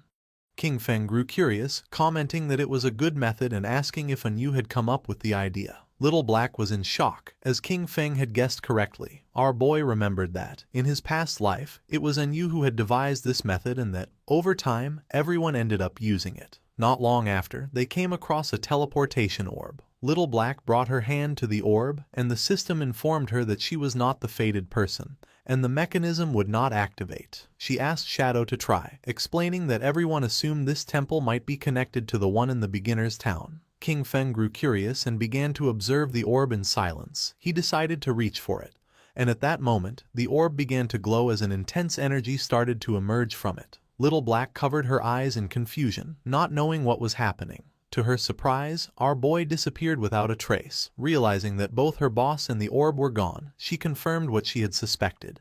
He really was the fated person. Meanwhile, King Feng found himself in the cave of the Ice Tide, where his remote communications were blocked. King Feng didn't let his guard down and activated his invisibility skill. The system assigned him a new mission: protect the Ice Tide Crystal. His attention was fixed on the Ice Tide Crystal. He recognized it instantly. He remembered that this object would erupt with an icy tide if it was hit by any attack. Looking closely, he noticed that monsters would emerge from the caves and would do whatever it took to attack the crystal. He understood that if he let them succeed, he would be dead. King Feng took the virulent poison trap from his inventory. To him, dying itself didn't matter. What was crucial was that the mission could fail. If that happened, he would never be able to return to this place or get the reward. He knew better than anyone that his only option was to evolve the virulent poison trap. After consuming the necessary evolution points, leaving him with 17, the skill went from platinum to epic. As a result, the trap's stealth increased from level 5 to 8.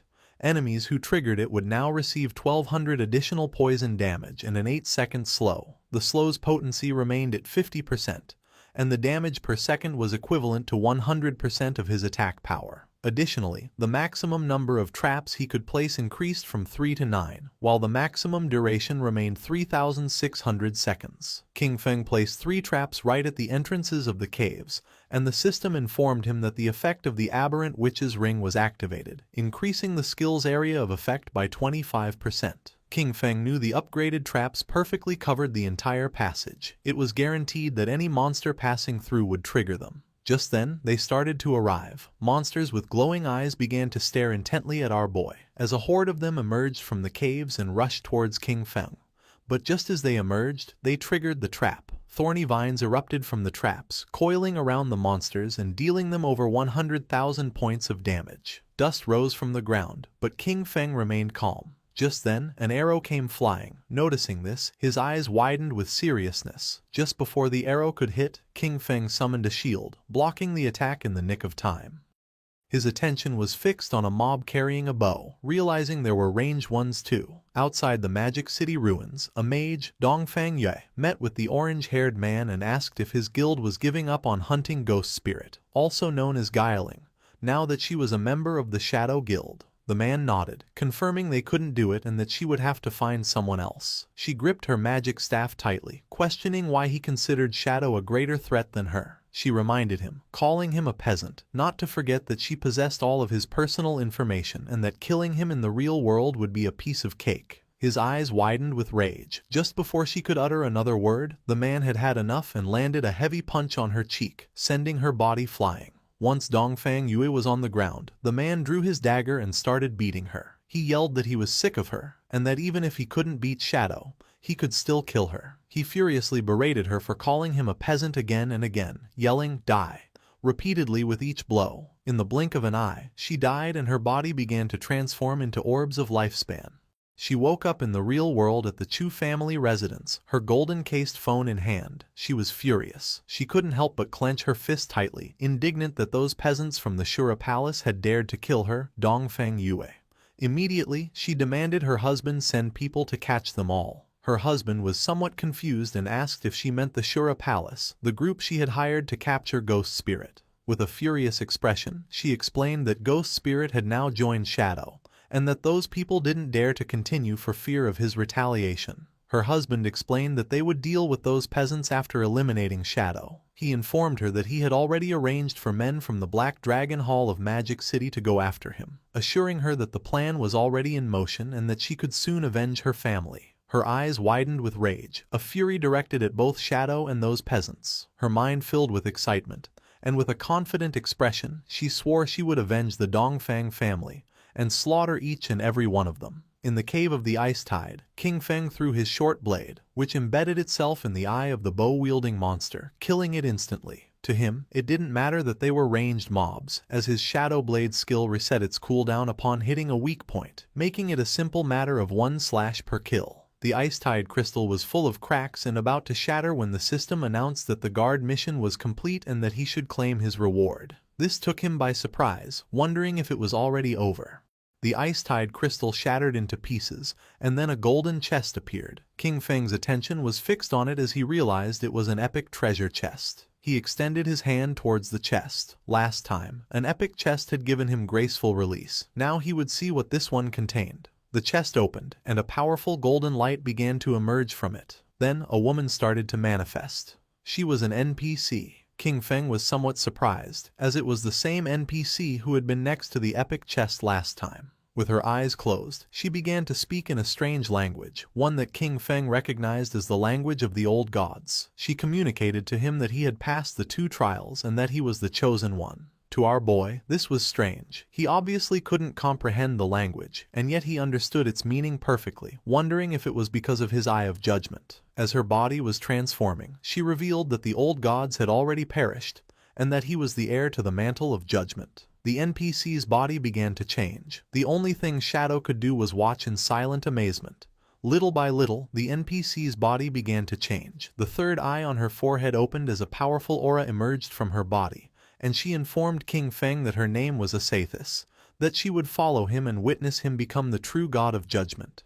Then she asked him to accept the gift she had prepared for him. It was the Asathis' summoning bell, a bell created by the Herald of Judgment, Asathis, using the power of order itself. It would allow him to summon her once at level 25, again at 35, and one last time at level 50. Each summon would grant him the opportunity to challenge a special ruin, and if he successfully completed all 3 challenges, Asathis could reside in his hideout and provide a skill upgrade function. Our boy grabbed the summoning bell, his eyes beginning to shine with joy. He understood that the last temple had been level 5 and this one was level 15. He was surprised to think that Da Lisi had stumbled upon both, recognizing that her luck was truly out of this world. Asathis asked King Feng to select a skill, informing him that he had one free opportunity to upgrade it to his current level. His eyes filled with seriousness as he began to ponder. He knew that the power of skills was judged by 2 standards, quality and level requirement. While the quality of each skill was fixed and couldn't be improved, he could use infinite evolution to forcibly increase it.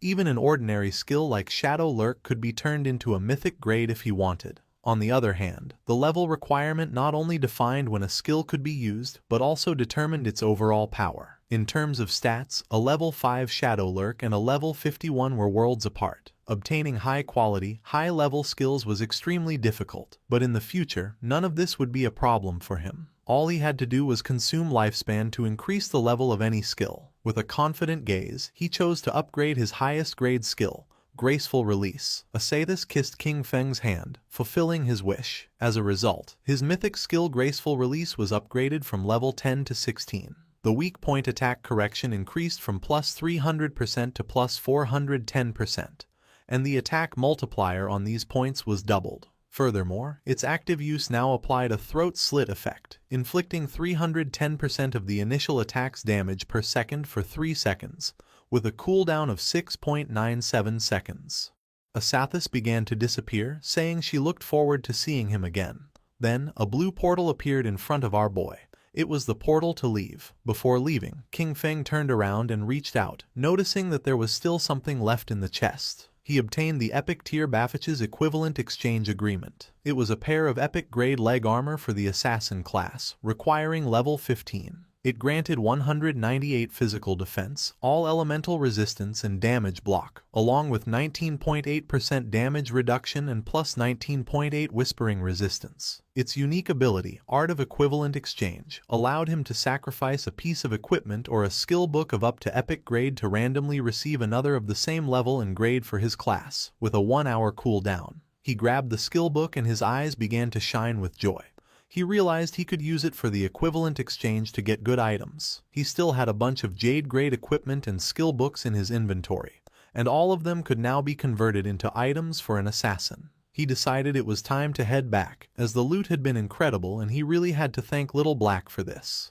While Little Black was waiting at the cave entrance with her llama, King Feng came out. He was a bit surprised to notice that she hadn't used the last hour to level up and had instead stayed there waiting for him. Noticing that King Feng was back, Little Black was glad, as she had been keeping watch at the exit in case someone tried to ambush him. As a reward, King Feng gave her a skill book he had found in the ruins. Little Black was in shock, as this was for the level 13 Platinum Magic Shield skill. She thanked her boss, aware that this would greatly improve her survivability. Riding the small llama, Little Black said goodbye to him and left. King Feng's body began to disappear, as he decided he would also log off to fill his stomach. Meanwhile, in the Zhonghai City ruins, stood the Silver Grade Guild Sanctuary of the Knights Templar. A smile spread across the guild leader's face, as he announced that this was a great day, for the Knights Templar Guild finally had a home of its own. Everyone grew excited as the leader mentioned that, although this home wasn't large, it was a wonderful start. With this, they would no longer have to worry about being slaughtered by a suddenly appearing boss and would have a safe haven to rest when they were tired of leveling up.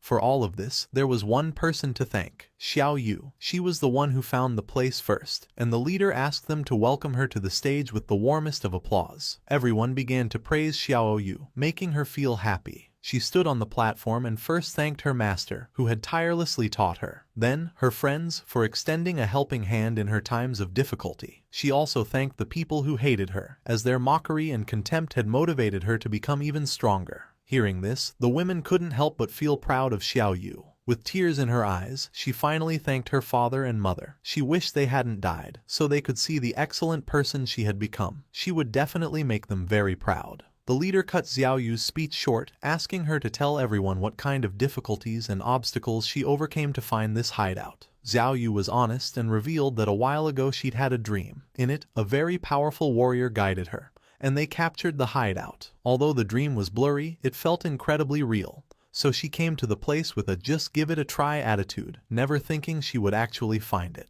The others mocked her. The idea of a dream seemed hilarious to them, and they didn't believe she could be serious. The leader, holding back his laughter, thanked Xiao Yu for her wonderful speech and asked if she'd had any dreams the previous night. Touching her cheek, she mentioned that she did have a dream. In it, there was a huge and magnificent hideout, full of people, and she believed it was a platinum-grade hideout. The guild members once again mocked her with laughter, commenting that she was really dreaming and joking that they would soon be moving into a bigger house. The leader became serious and decided that this was an excellent dream, handing her the reward she had earned, 1 year of tradable lifespan. With a smile, he put his arm around her shoulder and expressed his hope that everyone would learn from Xiao Yu and her dedication to the collective good. He stated that as long as everyone worked together with one heart, the guild could definitely stand firm in these chaotic times and get better and better. The leader dismissed everyone, instructing those who needed to level up to go do so, and those who needed to explore to get moving. He entrusted Xiao Yu with continuing her search for hideouts, encouraging her to keep up the good work as he was counting on her. Xiao Yu's eyes began to shine with joy,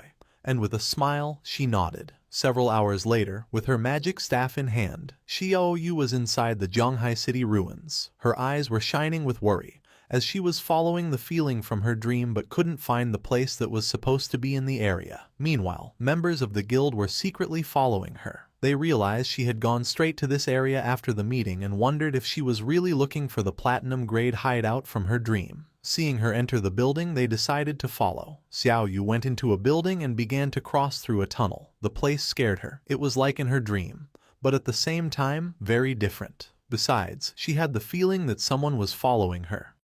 Closing her eyes, she let out a sigh and filled herself with determination, reminding herself that she was a life priest, a hidden class, and that nothing could hurt her. But when she opened her eyes, a monster with eyes emerging from its mouth was in front of her. The sight made poor Xiao Yu only able to scream in terror. Instead of attacking Xiao Yu, the monster threw her to the ground and started running in the direction where the women from the guild who were following her were hiding. They panicked, wondering what this monster was. Disgusted, they shouted to catch it and kill it immediately. Just before they could make a plan, the monster wrapped its tentacles around one of them and shoved the tentacles emerging from its mouth into the woman's. In the blink of an eye, the woman began to weaken as the monster had drained all her lifespan. Realizing that this monster could absorb them to death, her companions screamed and, without hesitating for a single second, began to flee the place in terror. The monster was not going to let them escape so easily. Poor Xiao Yu woke up to the screams and with a fear-filled expression, turned around only to see the monster draining the women's lifespan. Xiao Yu was quick and, without making a sound, began to flee. She came across a spiral staircase and went down without looking back. She tripped and fell headfirst onto the ground. With tears in her eyes from the intense pain, she began to observe the place carefully, wondering where she was. In front of her was a door. Her eyes widened in surprise, leaving her in shock as she realized this was the entrance from her dream. She had finally found it. This was the platinum-grade hideout, and she had to notify the guild master immediately. She informed the guild master that she had found the platinum-grade hideout. The leader was somewhat surprised. He ordered her not to move, as he was already bringing people over, and asked her to join his party so they could see her location. Xiao Yu joined the party and told them she would wait for them there. At that moment, her eyes widened in fear as she began to hear noises, and once she turned around, she saw the sinister monster looking at her with a smile. Despite the fear, she gritted her teeth and filled herself with courage, telling herself not to be scared. She could do this. She could definitely defeat it. While the sinister monster was watching her, Xiao Yu stood up and grabbed her magic staff, convincing herself she could defeat it, as she was no longer the same person she used to be. As a powerful aura surged from her body, with a confident smile, she reminded herself that she was the noble hidden class, the life priest. Raising her magic staff, Xiao Yu activated her most powerful skill, venomous vines. Vines emerged from her staff and coiled around the monster, draining it of more than 500 hit points. Super excited, she celebrated that the attack had hit. Now, its poison would consume it while she prepared her next move. She aimed her magic staff at the monster and used corrupting poison mist, causing a poisonous mist to start damaging the boss, continuously draining its life. This was a corrupting toxin, much more vicious than any ordinary poison. The mist began to expand throughout the entire place. Noticing this, she panicked, and her eyes filled with fear. She realized this was an enclosed space and the poisonous mist had filled the entire area.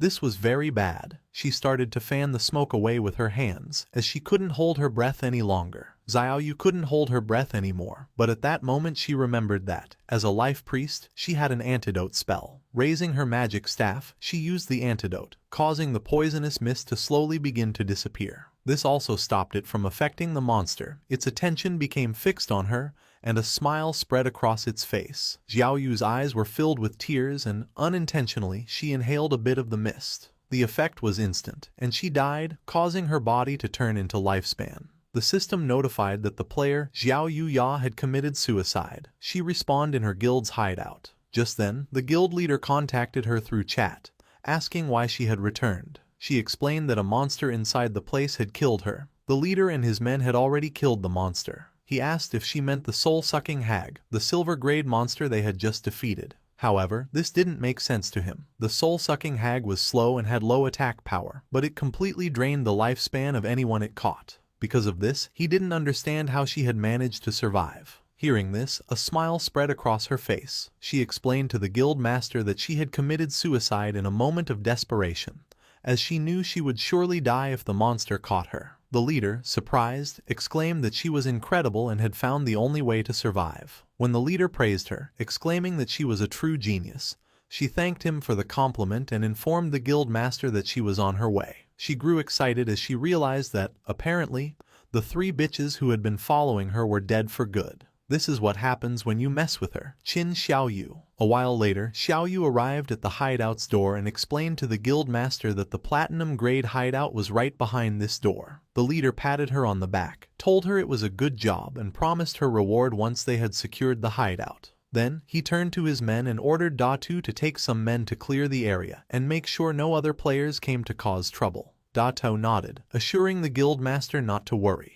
He stated that they would eliminate anyone who dared to cause trouble, even if it was Shadow himself. Pointing at the hideout's door, the leader ordered his men to charge. They had to kill the guardian inside, and then the hideout would be theirs. Several of his men approached the door and prepared to open it, filling the air with war cries. They urged each other to charge to kill the guardian and proclaimed the imminent victory of the Knights Templar, while hurrying those at the front. One of the men informed the leader that the stone door wouldn't open. With a curious gaze, the leader began to reflect. He remembered that in this game, every hideout had a guardian, and suddenly he understood everything. With a confident expression, the leader pointed towards the hideout's door, revealing that this stone door was the guardian. Using his axe, one of the men struck the stone door. The attack dealt 320 hit points to the door as damage numbers appeared. This confirmed it was true. The stone door really was the guardian. Everyone praised the guild master's brilliance. With a smile, the guild leader told them that this platinum hideout was practically a gift and ordered his men to take it down. They accepted the order in unison. His men began to charge the door and, in the blink of an eye, created a large curtain of dust. At the same time, several system windows informed King Feng that his hideout, the land of purified souls, was under attack. The durability of the entrance's stone door was at 99.3% and taking continuous damage, while the magic defense barrier remained at 100%. The system revealed that standard teleportation to his hideout had been blocked, offering him the option to use war teleport and indicating that this was the only use available for the day. King Feng's eyes filled with seriousness and confusion, as someone had found the entrance to the land of purified souls and was attacking the hideout. Riding his wolf, King Feng headed towards his hideout. He figured that with the invaders' attack power, it would probably take them a year to break down the door. Because of this, he would simply ride his wolf over to take a look. A while later, King Feng arrived on the outskirts of the land of purified souls. His eyes lit up as something caught his attention. 2 men were chasing a woman, ordering her to stop and threatening to slaughter her if she kept running. A man carrying a spiked mace appeared in front of her, asking where she thought she was going. Just before she could take another breath, the man struck her hard, sending her body flying. With a smile, the purple-haired man extended his hand and used his skill, Sacred Chains. 4 swords made of energy descended from the sky, piercing the woman's hands and knees and causing her to scream in pain. One of the men reminded her that he had already warned her that this area had been claimed by their guild, the Knights Templar, and asked if she really thought she could force her way in. With a serious gaze, she explained that she was just passing through and that this wasn't forcing her way in. It was obvious they were just looking for an excuse to rob her. Our boy recognized the woman. It was Yang Xiaoya, his colleague from the company. He remembered she was a rather nice girl who had even given him a heads-up before. Hearing that, the guild reserved the area. He deduced that the ones attacking the land of purified souls were then from the Knights Templar Guild. The purple-haired man stated that if they said she was forcing her way in, then she was. With a smile, he reminded the others that, according to the usual rules, he would go first. The other man, laughing, said that then he would be ahead of him. At that moment, someone moved like thunder, cutting off the heads of the 3 men. It was none other than King Feng. Our boy started to stare at her intently, and his eyes began to glow. Yang Xiaoya was in shock, wondering if it was Shadow. But no, she realized that wasn't right.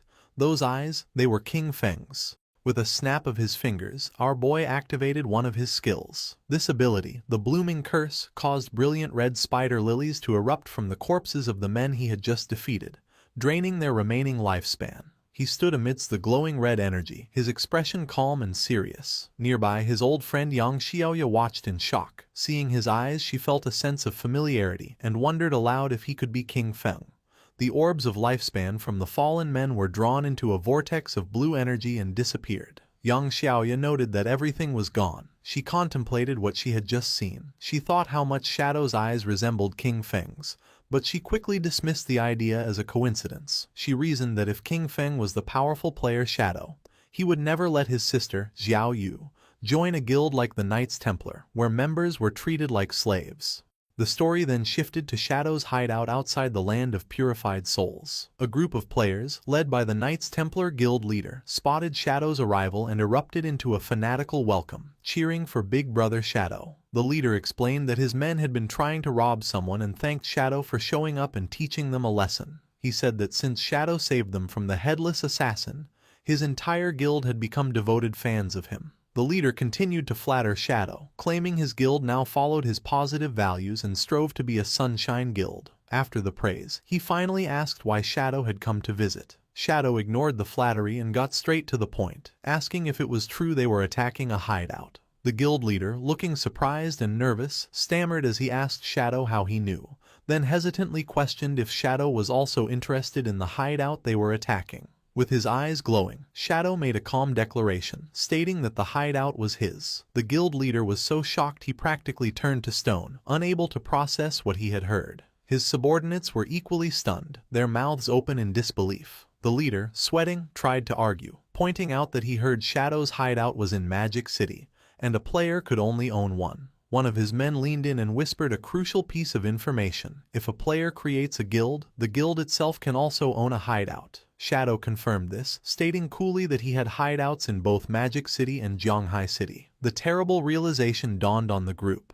They had been trying to invade the personal territory of Shadow, the most powerful player in the world. A wave of terror washed over them as they looked up, feeling as if the sky itself was collapsing. Meanwhile, Xiao Yu was in utter disbelief.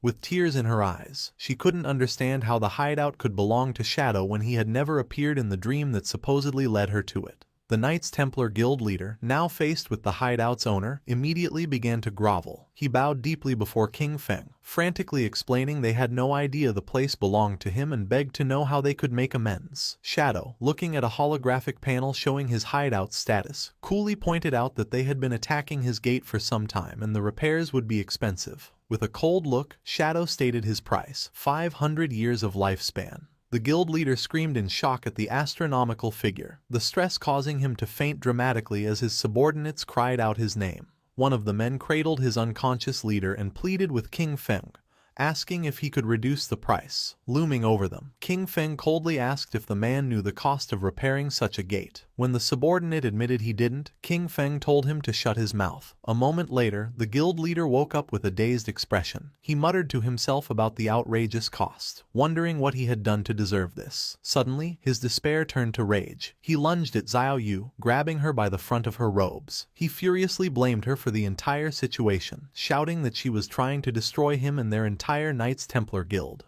With a look of shame, Xiao Yu accepted the blame, quietly admitting it was all her fault and that she had dragged everyone into this. Turning to King Feng, she bravely took full responsibility. She told him to punish her instead, offering to do anything he commanded. Pledging her life to him, she swore to become his servant and give him all the lifespan she earned until the debt was repaid. Facing King Feng, Xiao Yu continued her plea, offering herself for any punishment he saw fit.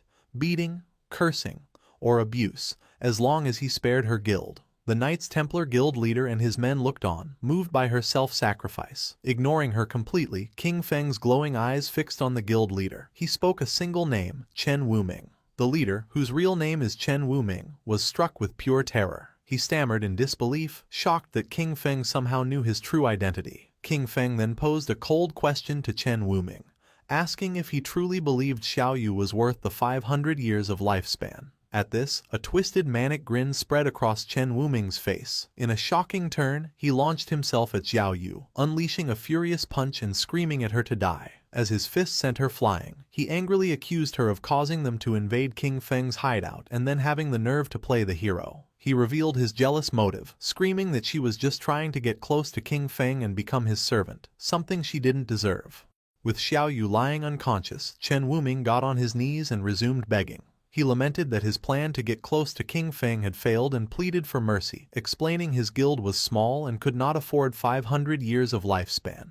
He promised to do anything else King Feng asked. King Feng relented, offering a new deal. He told them to pay 100 years of lifespan up front. The remaining 400 years could be paid off by bringing him every member of their guild who had the killer status. Each person they brought would count as 1 year off their debt. Chen Wuming was overjoyed by this. He explained it would be an easy task since his guild had over 2,000 members, and this would also let him clear his own killer status. He immediately transferred the payment, and a system notification confirmed King Feng had received 100 years of lifespan. Asking King Feng to wait, Chen Wuming began to rally his men with the killer status to gather immediately. While the guild members assembled, King Feng decided to use his new lifespan. A system window appeared, asking if he wanted to spend 7 days of lifespan to repair his damaged hideout. He calmly accepted, and another notification confirmed the transaction was complete and the hideout had been fully repaired.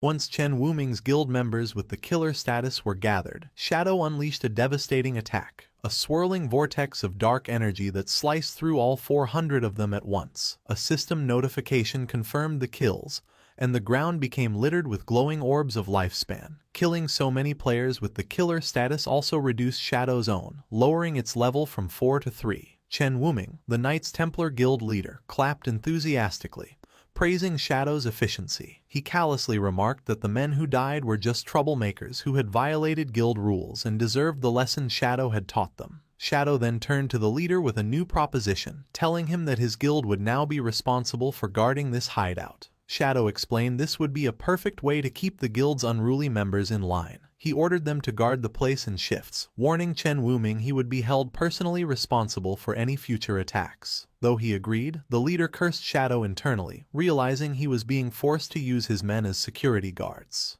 Just then, a new system notification appeared. His other hideout, the Evil Spirit Academy, was under attack. With its defensive barrier taking damage, he was prompted to use his single daily war teleport. Annoyed, King Feng decided to use the teleport to deal with this new threat. As he was enveloped in blue light, he wondered aloud who would be foolish enough to provoke him, especially since everyone knew the Evil Spirit Academy was his. Seeing Shadow disappear, Chen Wuming ordered his guild to pack up and leave. When a subordinate reminded him of King Feng's orders, the leader pointed to Xiao Yu, who was just beginning to stir. He cruelly declared that she would be the one to guard the hideout. He mocked her, saying this was exactly what she wanted. He ordered her not to move and to report any trouble, threatening to drain her lifespan if she failed. the scene shifted to the Evil Spirit Academy, a massive Gothic cathedral in the Magic City ruins. A group of men from the Magic City Black Dragon Hall were relentlessly attacking the main doors, trying to break the magical barrier. King Feng teleported directly into the fray, landing inside. Standing atop the high walls, he looked down at the attackers, puzzled. He had no memory of dealing with the Magic City Black Dragon Hall and wondered why they had made an enemy of him. Down below, the leader of the Magic City Black Dragon Hall rallied his men for a final strike. He commanded them to give him their power, and together they channeled a massive ball of dark energy. Unleashing the combined attack, the leader shouted, "Black Flame, Magic Dragon Break," sending a colossal blast crashing into the hideout's defensive barrier. The barrier cracked severely, its durability dropping to just 13%. The attackers celebrated, believing the gate was about to shatter. They cheered, excited about the hundreds of years of lifespan they were about to claim. Watching from above, King Feng realized these men were merely hired pawns. He considered who could hold a grudge against him and still be alive, quickly concluding it must be Dongfang Yue. Suddenly, the attackers were startled by a strange sound. Looking up, they saw a massive, ethereal dragon descending from the sky. A wave of energy washed over them, and they were paralyzed with fear. Their eyes swirling in a hypnotic daze. Unable to move, they could only watch as another guild member pointed frantically towards the sky. A massive fiery meteor was plummeting directly towards them. The celestial body crashed into the ground, engulfing the helpless men in a massive explosion. One of the men braced for impact, but was surprised to find himself unharmed after the flames subsided. He laughed with relief, gloating that the meteor had only dealt 3,000 damage and his high health build had saved him. His celebration was cut short as his head was severed, and his body was consumed by dark tendrils before disintegrating. In the aftermath, a new group of players arrived. They were shocked to find the members of the Magic City Black Dragon Hall dead, wondering who could have done it. A young woman with pink hair and a witch's hat immediately suspected it was the legendary player, King Feng. Her companions were doubtful, as they saw no one, but she insisted Shadow's power couldn't be judged by ordinary standards and he might even be permanently invisible. From his unseen vantage point, King Feng observed them, recognizing them as members of the Sky Dome Guild. He identified the pink-haired woman as Zhang Yaoying, a player with the unique hidden class of Soul Painter. King Feng now understood the source of the dragon and meteor attacks. They had been painted into existence by her magical brush. He recalled the Soul Painter class was incredibly powerful in large-scale battles, but vulnerable to surprise attacks. Knowing he was nearby, Zhang Yaoying called out, asking to speak with Senior Shadow. To the shock of her and her companions, King Feng's voice answered out of thin air, asking what she wanted. Flushing slightly, she explained she needed to enter his hideout to find something for her class advancement, promising she would pay him well. Shadow pieced everything together. In his past life, the Sky Dome Guild had controlled this hideout, and now he understood why. Zhang Yaoying must have discovered it during this quest. He mused that his actions had once again altered history. He fondly remembered watching her and her grandfather's popular gaming streams. Her grandfather, Old Man Zhang, founded the Sky Dome Guild, which became one of the top guilds in the nation. Blushing under his mask, King Feng admitted to himself he knew so much because he used to be a fan. Putting his memories aside, King Feng made a decision. He told them to come inside so they could talk. As he spoke, the massive sealed doors of the Evil Spirit Academy swung open, revealing a dark, cavernous entrance. Inside the Gothic halls of the Evil Spirit Academy, King Feng sat on a massive throne with dark energy swirling around him. He addressed the members of the Sky Dome Guild, asking them to state their business. Zhang Yaoying stepped forward and explained that her Soul Painter class required special materials for its advancement, materials only found in the Evil Spirit Academy. Stating they had heard he had sold a previous hideout for a high price, she offered to buy this one from him. She explained that her class required a large quantity of the material, making ownership the most practical solution. King Feng was impressed, wondering how the Sky Dome Guild had accumulated so much lifespan. He credited her grandfather, Old Man Zhang. However, he informed her that the Evil Spirit Academy was not for sale. As a compromise, he offered her guest permissions, allowing free access to the ground floor. Unsatisfied, Zhang Yaoying countered, asking to rent the space instead. She proposed a price of 500 years of lifespan for a 3-year lease on the first floor. King Feng considered her proposal. He realized that since he had already offered her free access for her quest, her insistence on paying such a high price meant the Sky Dome Guild's true goal was not just to gather materials, but to formally establish a relationship with him. As if reading his thoughts, Zhang Yaoying offered another term to sweeten the deal. With a devious grin, she promised that if he agreed, her guild would take care of the Magic City Black Dragon Hall, the group that had just attacked his hideout, and wipe them out completely. King Feng was taken aback by her audacity, asking if she could really make a decision that would lead to war without first consulting her grandfather. Zhang Yaoying laughed, surprised he knew her grandfather. She confidently assured him that old man Zhang always listened to her, and that crushing a small guild like the Black Dragon Hall would be easy. Admiring her decisive nature, King Feng agreed to the deal and tossed the rental contract to her. A system notification confirmed the transaction, informing Shadow he had received 500 years of lifespan. He told them they could use the first floor as they wished and not to worry about the defensive barrier, as the lava in the lower levels would automatically repair any damage. With the deal done, Zhang Yaoying and her guild celebrated. After the Sky Dome Guild members entered his hideout, Shadow allowed himself a small smile. He thought to himself that Zhang Yaoying was even more energetic in person than on her streams. Blushing under his mask, he shook off the thought and reminded himself to get back to business.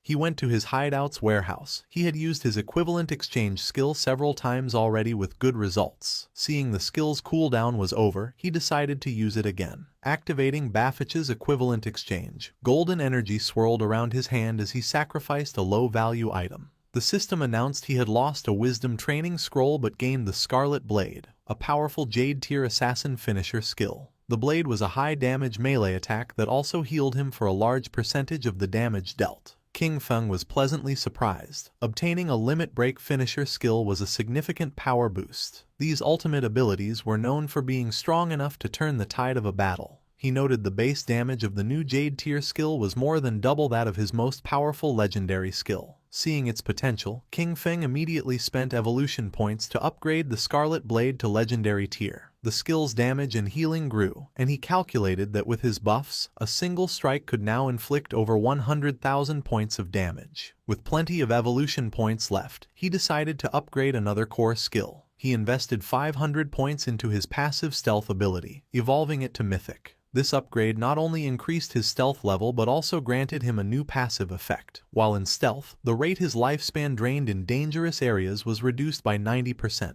King Feng's eyes glowed with satisfaction. This would make exploring high-level rage zones much safer. At level 17, Shadow could finally equip the new Jade tier gear he had acquired. He equipped a new veil, gloves, boots, and a ring, each providing significant stat boosts. With his new gear, almost his entire set was now Jade tier. However, he looked at his new mismatched appearance with disgust, remarking on how ugly low-level equipment was. He promptly switched his appearance back to his default, all-black Shadow outfit. Now fully upgraded, King Feng declared it was time to conquer the next hideout. The scene shifted to the real world, in the suburbs of Magic City, where an armored vehicle pulled up to a grand mansion. An armed guard asked his colleague how many people they had brought back, and the other replied they had only found 4. The first guard expressed disappointment, and his colleague explained that fewer people were willing to sell their lifespan these days before telling the new arrivals to get out. A group of 4 disembarked, a large muscular man, a man in a long coat, another man in a suit, and a young hooded woman. The man in the coat looked at the impressive mansion and remarked that the buyers must be rich. A guard told them to wait outside while he informed Madame Dongfang. The muscular man complained about not being invited inside, and the hooded woman impatiently told them to hurry up. Watching them, the guard scoffed, thinking the group of idiots would soon get what was coming to them. Inside the mansion's hall, Dongfang Yue appeared with her young son, Nantian. She coldly confirmed they were the ones selling lifespan and ordered them to convert it into light orbs and throw them on the floor. The muscular man smirked, asking if she was joking and pointing out that they had not seen any money. Dongfang Yue's expression darkened, her eye glowing menacingly as she repeated her command, warning them to hand over the lifespan if they did not want to die. Suddenly, more armed guards emerged, surrounding the 4 sellers with their guns. The man in the suit raised his hands in mock surrender, asking what she meant. Then, a sinister grin spread across his face as he asked if she intended to rob them, just as they did to others. Before he could finish, one of the mansion's guards lunged forward. But Dongfang Yue was shocked by the turn of events. The man in the long coat revealed his insect manipulator class and summoned a swarm of glowing insects, gloating that he had found a fat sheep. At the same time, the hooded woman's eyes glowed as she ordered her companions to wash this beauty clean, preparing to rob Dongfang Yue and her people.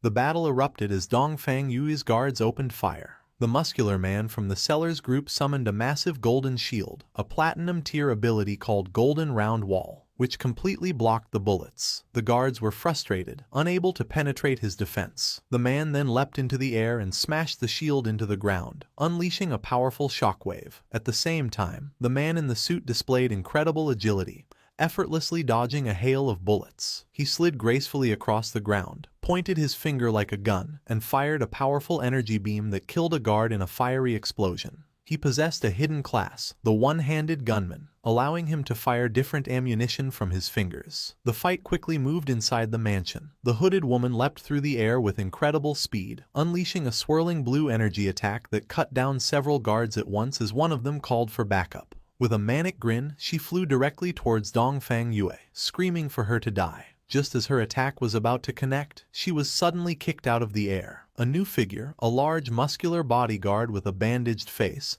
intervened, creating an energy vortex to protect his mistress. He warned Dongfang Yue to be careful, as they faced a player with a hidden class. Enraged, Dongfang Yue ordered him to capture them alive, intending to enslave them and force them to earn lifespan for her son. The bodyguard grimly noted their opponents were very strong and their chance of success was only 50%. The muscular man with the golden shield noted their opponents also had players with special classes. As the insect manipulator's mechanical bug buzzed in the air, Dongfang Yu's formidable bodyguard stood amidst a swirling purple miasma, the remains of fallen guards at his feet. He calmly assessed the four sellers, identifying them as a team that preys on the wealthy, equipped with one-hit kill skills and bulletproof gear. He seemed pleased, remarking that they had likely succeeded many times before. The man in the long coat, the insect manipulator, smiled confidently and faced the bodyguard, hoping they had extracted enough levels and gear from the game to make the fight exciting. Surrounded by his ominous purple aura, the bodyguard stood his ground, unfazed. He scoffed at them, calling them arrogant kids. The insect manipulator declared the battle had begun and commanded his insect to attack, shouting for the bodyguard to die.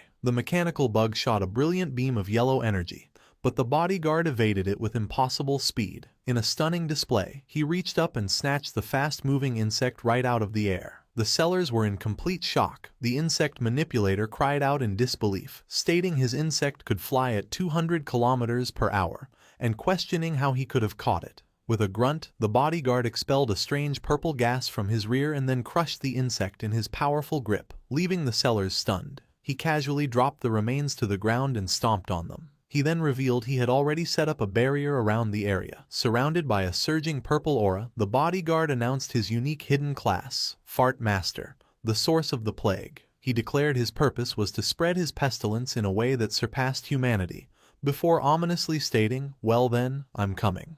With a menacing glow in his eyes, Dongfang Yu's bodyguard, the Fart Master, announced his attack. He leapt into the air with astonishing speed, surprising the muscular man from the opposing group. The bodyguard aimed a powerful high kick. The muscular man taunted him, daring him to test his iron wall defense. As he braced himself, the bodyguard's buttocks released a devastating air cannon that shattered the man's golden shield and sent him crashing to the ground. The insect manipulator yelled for his companion, the one-handed gunman, to shoot. The gunman fired a volley of energy blasts, but the bodyguard dodged every shot with ease. The gunman taunted him, declaring that leaping into the air against a gunman was a suicidal mistake and he had nowhere left to run. However, the muscular man with the bandaged arms recovered and clapped his buttocks together, unleashing a powerful sonic boom attack. The blast struck the one-handed gunman, shattering his glasses and killing him instantly. The bodyguard stood over the corpse, remarking that the man's cultivation level must have been low for him to be slain by a mere sonic boom. Seeing his comrade fall, the insect manipulator turned to flee in terror, but a hand shot out and grabbed him by the head, stopping him. The bodyguard held the terrified man, who was now begging for his life. The bodyguard calmly reassured him that he wouldn't be killed, explaining that with 2 dead and 2 alive, he had fulfilled the 50% success rate he had promised. He then casually asked what had happened to their stealthy companion, noting his earlier fart should have stunned them. Confused and frightened, the man explained that the hooded woman wasn't with them and his other 2 brothers had been killed. He clarified they didn't know the hooded woman at all, she just happened to get out of the vehicle with them to sell her lifespan. The scene shifted to the magic leaning tower. a landmark resembling the Leaning Tower of Pisa on the outskirts of the Magic City ruins. A glowing purple magic circle hovered above its peak. Shadow materialized as a semi-transparent, ghostly figure in the ruined cityscape. He went to the tower's entrance, noting the guardian monster was missing. He concluded someone had beaten him to it. He entered through a large, frozen doorway. Inside, Shadow observed his surroundings. He knew the magic Leaning Tower was a vast, multi-storied library, a giant maze filled with traps. He recalled the legend of a terrible monster sealed deep inside, a princess transformed by an evil white dragon. As he floated through the library, he saw signs of looting. Realizing another party had already gone deep inside, he remembered the teleport mechanism to the top floor was in this area.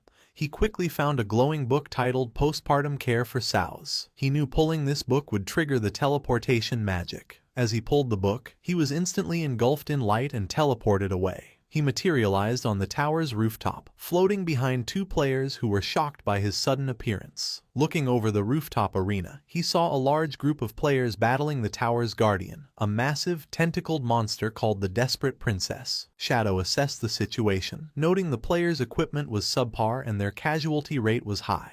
He was impressed they had made it this far despite their disadvantages. His attention was drawn to the group's leader, a woman with long gray hair rallying her troops. She shouted for them not to be afraid and to simply run back after they died. Shadow recognized the group as the Feka Heavy Industry Guild and their leader as Huang Haifeng. In his past life, Feka Heavy Industry was a major corporation. After the game descended, their leader, Huang Haifeng, had reacted quickly, converting company funds into lifespan and forming a guild with her employees. He recalled her class was the Illusionist, a powerful support class whose signature skill, Teleportation Gate, allowed her to move forces around the battlefield. Watching from afar, Shadow analyzed their strategy. He knew the teleportation gate was incredibly powerful. It let them set an entrance and exit, creating a stable portal for anyone. By placing the entrance near their respawn point and the exit near the boss, any player who died could instantly rejoin the fight and recover their dropped lifespan. Shadow recalled this tactic had allowed the guild to become one of the nation's top 20 guilds in his past life. However, he knew that against this guardian, the level 18 platinum tier boss Desperate Princess, their strategy was useless. This boss had a terrifying ability.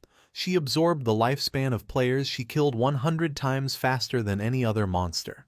This meant every player who fell became fuel, powering her up. Shadow could see that if they continued this war of attrition, the princess would soon evolve into a Jade tier boss and regenerate her health. He realized this would lead to a total party wipe, and the lifespan cost would destroy the guild. He decided to intervene.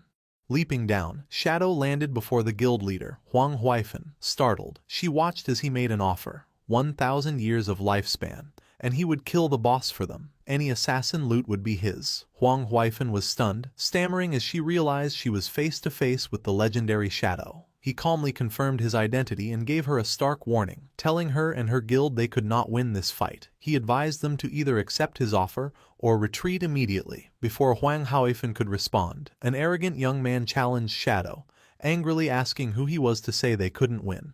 He scoffed at the demand for 1,000 years of lifespan, calling Shadow crazy and telling him to get lost. Huang Haifeng tried to stop him, shouting, "Huang Ziking, don't be rude," but it was too late. Before she could finish, Shadow grabbed Huang Ziking by the face. With a fluid motion, he threw the young man into the guild's teleportation gate. As Huang Ziking emerged on the other side, Shadow unleashed his Dark Night Ring Blade skill, a wave of dark red energy that sliced him in half and shattered the teleportation portal. As the remains of her subordinate fell, Huang Haifeng screamed, "Son!" She turned on Shadow, demanding to know why he had destroyed her portal. She acknowledged her son had offended him but argued a simple lesson would have been enough. With glowing golden eyes, Shadow looked down at her and calmly said she would soon understand. He repeated his offer, 1,000 years, and he would solve her boss problem.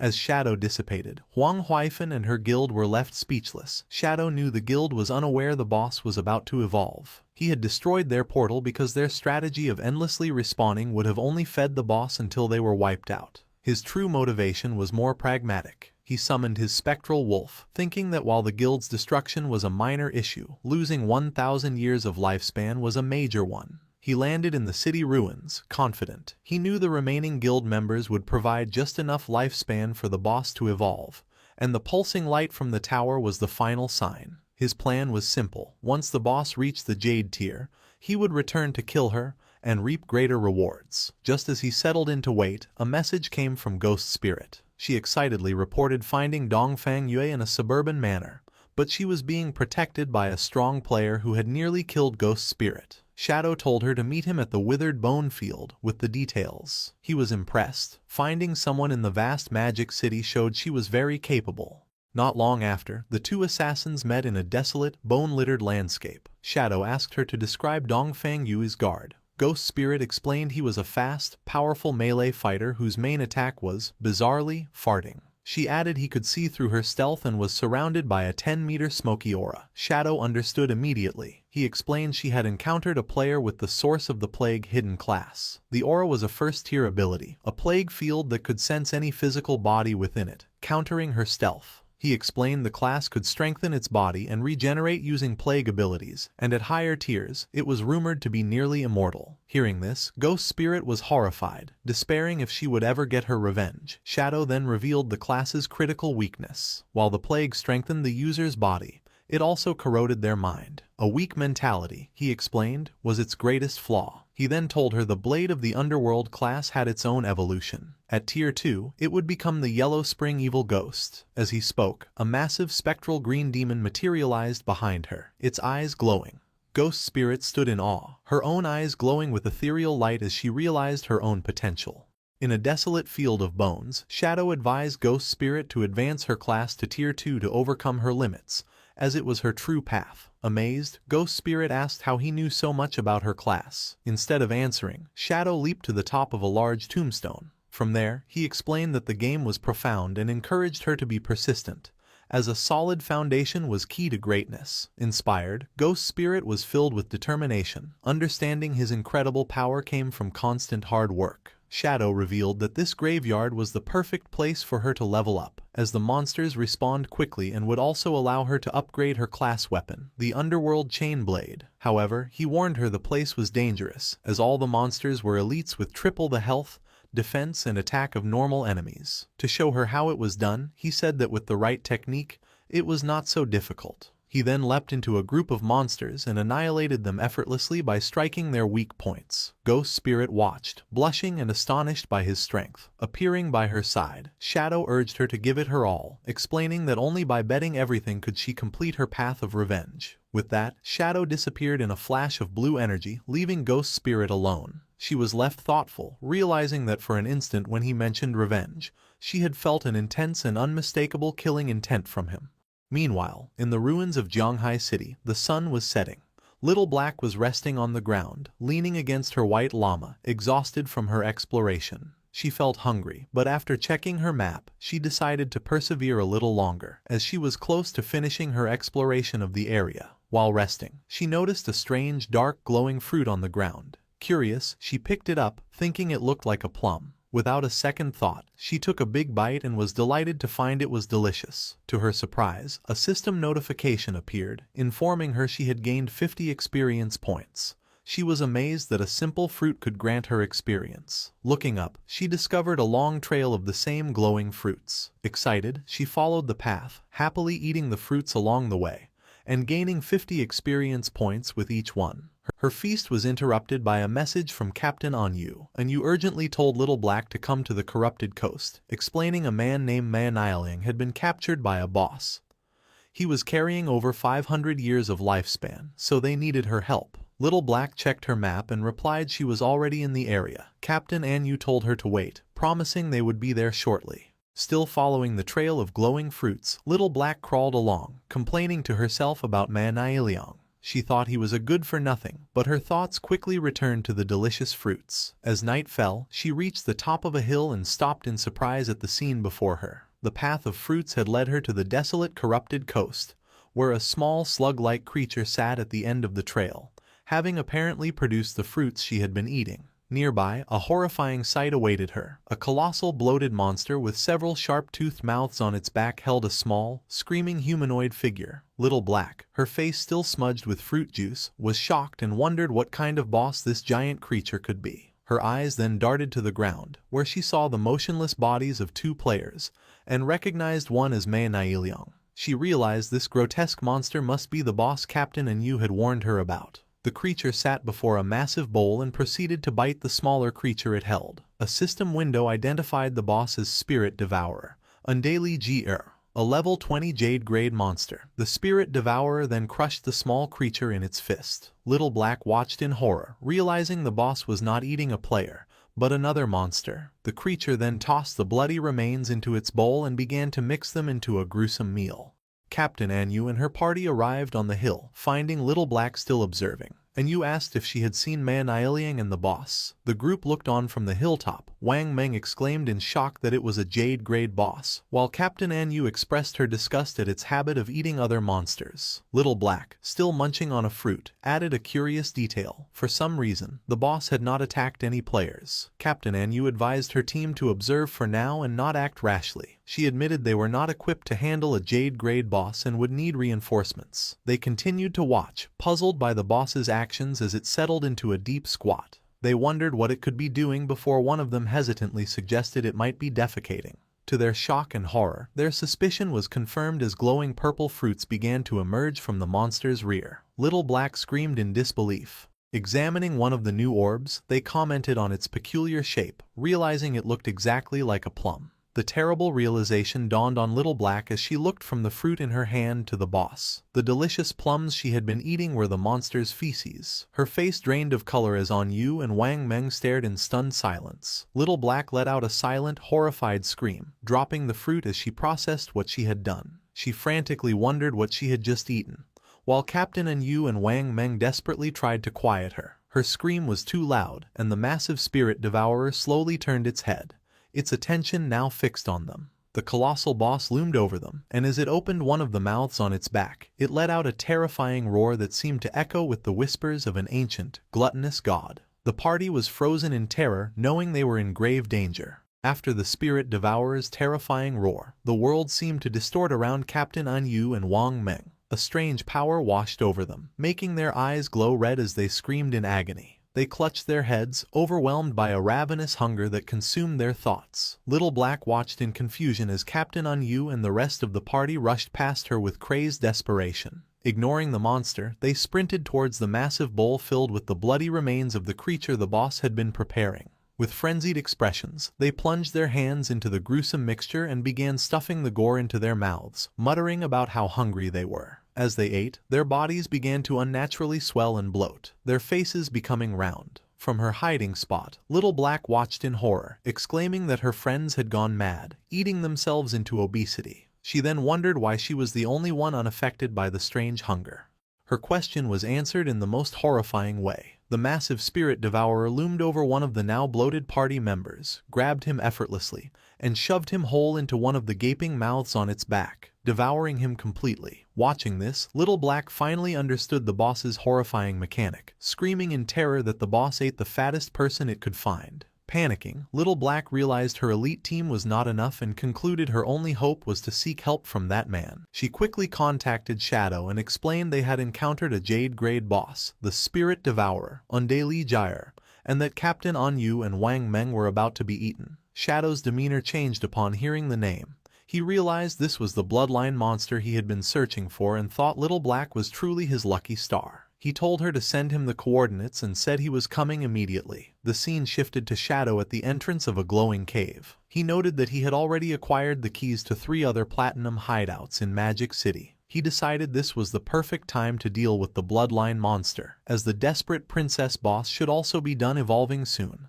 A short time later, Shadow arrived at the corrupted coast. Little Black greeted him with relief. He asked where the boss was, and she pointed just ahead. She frantically told him that Captain Anu and Wang Meng had already been eaten and begged him to rescue them. As they watched, the giant boss squatted down again, straining as if about to defecate. To their absolute disgust, a large translucent purple orb was expelled, and inside it, the horrified face of Man Liang was clearly visible. Both Shadow and Little Black were shocked. Little Black cried out that the boss had excreted Man Liang and worried the same would happen to Anu and the others. Shadow explained the monster's mechanics. The Spirit Devourer was a servant of the gluttonous ancient god, and emitted a whisper that drove players into gluttony. The more they ate, the fatter they became, and the boss then devoured these fattened players to digest their lifespan. he continued, revealing there was only one way to be immune. One must eat the boss's excrement. He added that although it was disgusting, he had heard it tasted good. He then looked at Little Black, realizing she was unaffected, and began to ask if that meant she, mortified and crying. Little Black cut him off, begging him to stop. Still on her knees and horrified, Little Black tearfully begged Shadow to hurry and rescue her friends. Without a word, Shadow leaped into action, speeding towards the pulsating purple orb containing Ma Niliang. He snatched the orb out of the air and, instead of trying to free the man, hurled it directly at the massive spirit devourer. The orb, with Ma Niliang's terrified face trapped inside, smashed squarely into the monster's soft belly. The boss let out a pained roar as a white, viscous liquid erupted from the mouths on its back. The impact forced the creature to violently spit out everyone it had swallowed. Captain An Yu, Wang Meng, and the other party members were expelled from the monster's gullet, landing in a heap, covered in slime but alive. With his allies safe, Shadow's eyes glowed with a brilliant yellow light as a powerful red aura enveloped him. He activated his mythic skill, Graceful Release, followed by his legendary instant Shadow Slash. A storm of bright blue energy slashes descended upon the spirit devourer, inflicting devastating hits, each dealing tens of thousands of damage. Shadow saw his finisher skill gauge was full and decided it was the perfect time to test its power. He unleashed his ultimate attack, the Scarlet Blade. A colossal blade of pure red energy formed and sliced vertically through the spirit devourer, dealing an astounding 1,032,015 points of damage in a single strike. A system-wide announcement declared that player Shadow from Great Zia had achieved the world's first kill of a Jade-grade boss. Little Black watched from the sidelines, her jaw dropped in utter disbelief. She screamed in astonishment at the million-plus damage number, exclaiming how completely insane Shadow's power was. The global announcement of Shadow's victory shocked players worldwide. Some lamented that Great Zia would now rise to power, while others tried to claim him for their own, with one player angrily insisting Shadow's ancestors were from their country. Meanwhile, Shadow was surrounded by golden light as system notifications flooded his view. He received a massive amount of experience, evolution points, equipment, and new skills. Most importantly, he obtained the Spirit Devourer bloodline, and was asked if he wanted to activate it. He understood that bloodlines were a special system where powerful defeated monsters granted their bloodline to a player. A compatible bloodline could drastically increase combat power. With his eyes glowing, he chose to activate it. A powerful purple aura erupted around him as the bloodline's effects fundamentally altered his attributes. Each point of strength now converted to 3 points of physical attack, constitution to 50 hit points and 5 physical defense. His agility's effectiveness was boosted by 32%. And each spirit point provided 3 elemental attack and 5 elemental resistance. He also gained 2 new bloodline skills. The first, Spirit Devour, allowed him to consume any skill of his own class for an attribute correction bonus, though it increased his appetite by 200%. The second, Big Mouth, let him form a massive energy mouth to swallow enemy projectiles, healing himself based on the absorbed projectile's damage. Shadow contemplated this new power, realizing the potential of devouring skills to gain extra attribute corrections. He understood attribute correction was the efficiency of his stats. For example, 1 strength point normally granted 3 points of physical attack. The boss had conveniently dropped a bronze-tier poison blade skill, which he considered useless on its own but perfect for a test. He used Spirit Devour, crushing the skill icon. The system confirmed the action and notified him his strength conversion had increased from 3 to 3.3 points of physical attack per point. He was initially disappointed that a bronze-tier skill only gave a 0.3 increase, but then he had a crucial insight. The devoured skill was now a passive ability, which meant it could be evolved. He immediately spent 242 evolution points to upgrade the devoured poison blade skill from bronze to legendary. The result was astounding. The system informed him his strength conversion had now increased from 3 to 5 points of physical attack. His eyes gleamed with excitement. He realized that if he continued to devour and upgrade skills, his attribute corrections could become hundreds of times greater than other players. A determined smile spread across his face as he declared to himself that he was, once again, invincible. After the battle, Captain An Yu, Wang Meng, and the rest of the party were safe but in an embarrassing and slimy state, still bloated from the boss's gluttony effect. Wang Meng tearfully thanked Shadow for saving them, relieved they weren't all excreted by the boss like Ma Niliang. While her friends recovered, Little Black rushed to the still bloated Captain Anu, giving her a hug and reassuring her that she was still beautiful regardless of her size. Once everyone was back to normal, Captain Anu approached Shadow to discuss his payment, explaining that the Zhonghai officials were short on lifespan. Unconcerned, Shadow told her not to worry and suggested they could repay him by finding assassin skill books instead. Captain Anu readily agreed. With the deal made, Shadow vanished in a swirl of dark energy. With their mission over, Anu told her team it was time for them to head back as well. As the group left, Man Ailiang, still trapped in his rolling purple prison, tearfully made everyone promise to never speak of what had happened. The exhausted team reluctantly agreed. The story flashes back to the magic leaning tower, just after Shadow jumped down from its peak. At the top of the tower, the battle with the desperate princess was still raging. The boss, a tentacled creature, was down to the last third of its health. The guild leader, Huang Huifan, urged her team on, ordering a healer named Xiaoqui to use her Tree of Life skill. Xiaoqui obeyed and a massive glowing tree of green energy erupted, continuously healing the guild members. Huang Huifan rallied her troops, shouting that since Shadow had destroyed their portal, they couldn't afford to die. She encouraged them to go all out, believing victory was near. Filled with renewed vigor, the guild's tanks charged, and the team unleashed a final barrage of attacks on the weakened boss. Believing they had won, Huang Huifan celebrated with Xiaoqui, crediting her Life Priest class for their success. However, their celebration was cut short. The desperate princess retaliated with a powerful tentacle strike, shattering a tank's shield and instantly killing him. The boss then closed her eyes and began to absorb a strange blue energy from her fallen foe. Her eyes snapped open, now glowing with a malevolent yellow light. Huang Huifan and Xiaoqui watched in horror as the boss's power surged. The desperate princess unleashed a massive, explosive wave of fiery energy, engulfing the entire top of the tower. The remaining guild members were caught in the blast and burned to ashes in an instant. When the dust settled, only a large glowing blue egg remained on a pedestal, surrounded by the lifespan orbs from the fallen players. The boss's health bar was now full again.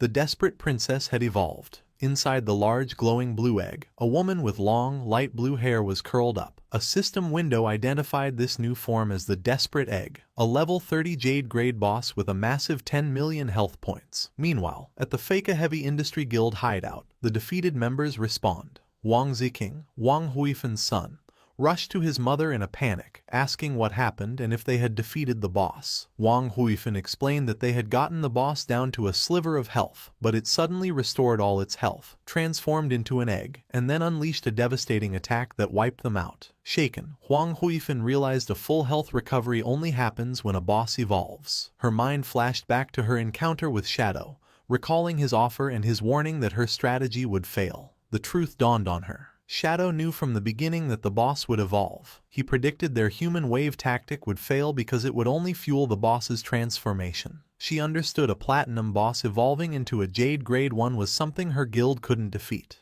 With resignation, she concluded her only option was to seek Shadow's help.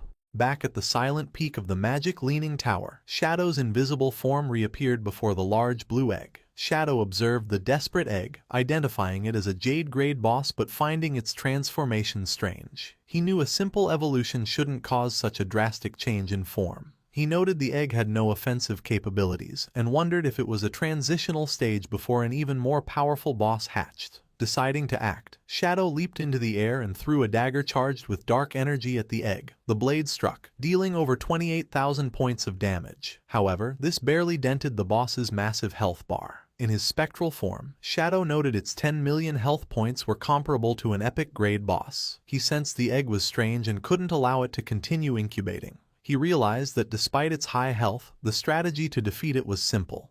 He knew the egg had no anti-invisibility capabilities, meaning it was completely blind to his presence. His plan was to continuously attack with his skills to charge his ultimate finisher. Once his ultimate was ready, he unleashed the Scarlet Blade again. A massive wave of crimson energy slammed into the egg, dealing over 100,000 damage and causing large cracks to spread across its surface. Shadow stood confidently amidst the shattered egg, knowing a stationary, blind opponent's defeat was only a matter of time. Suddenly, something caught his attention. After shattering the desperate egg, Shadow was surprised by what he found. Instead of another monster, a young woman with long, light blue hair lay unconscious on the floor. A system window identified her as the desperate princess, but she was only level 1 with a mere 10 health points. Shadow materialized near the girl. Puzzled, he realized this must be the princess's true form, confirming a legend he had heard about a princess cursed by a white dragon. Seeing her 10 health points, he wondered if he had to kill the defenseless girl to officially defeat the boss. He summoned his dagger to end the fight but paused, contemplating the strange situation. His hesitation proved critical. Suddenly, a dark, swirling vortex with intense blue lightning formed in the sky above him. To his shock, a massive skeletal dragon emerged from the portal. A system window confirmed the new threat. It was the cursed white dragon, Ates, a terrifying level 100 mythical grade monster. After the desperate egg shattered, a massive skeletal dragon, the cursed white dragon, Ates, emerged from a sky portal, launching a powerful attack towards Shadow. Shadow was shocked, wondering why a mythical grade boss had suddenly appeared. As the dragon roared, Shadow realized it was a hidden boss and the legend of the princess cursed by a white dragon was true. On the ground, the desperate princess, now in her human form, began to awaken. Shadow watched as the princess rose and floated towards the giant skeletal dragon's head. She flew directly to the monster and, instead of fighting, she gently hugged its snout. As she tearfully embraced it, her body started to burn away, revealing a bright, red heart in her chest. The princess completely disintegrated in a flash of light against the dragon's face, and the light expanded to engulf the beast. The cursed white dragon's skeleton began to crumble, leaving Shadow perplexed as only a glowing red heart remained floating in the air. As the heart approached him, the system informed Shadow he had stopped the resurrection of an ancient god named Cthulhu and had obtained the Heart of the Curse. The item gave him two options: use it to become a servant of Cthulhu by devouring lifespan, or destroy it to receive a mythical grade item.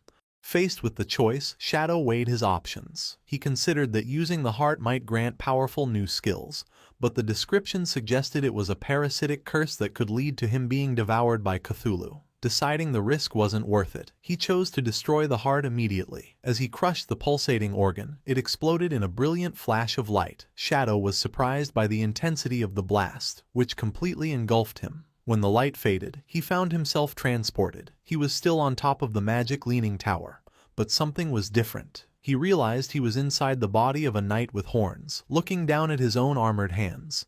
He wondered if he had triggered some kind of trial or memory. Just then, a young princess with long greenish hair ran up and affectionately called him Atez. He saw a young man with white hair and horns sitting on the wall. The princess asked Atez if he was going out again. Atez explained with an apologetic smile that an enemy had summoned a monster to attack the harbor, and as a guardian of the kingdom, he had to go provide support. The young princess became furious, calling him a liar and reminding him that he had promised to teach her to ride the wind that day. She argued it was a 7-day journey to the coast, so it was impossible for him to return today. She was upset he was lying to her just like her father always did. She pointed at him angrily, declaring that all men were terrible liars and scoundrels. Ates, looking flustered, tried to calm her down, asking where she learned such harsh words.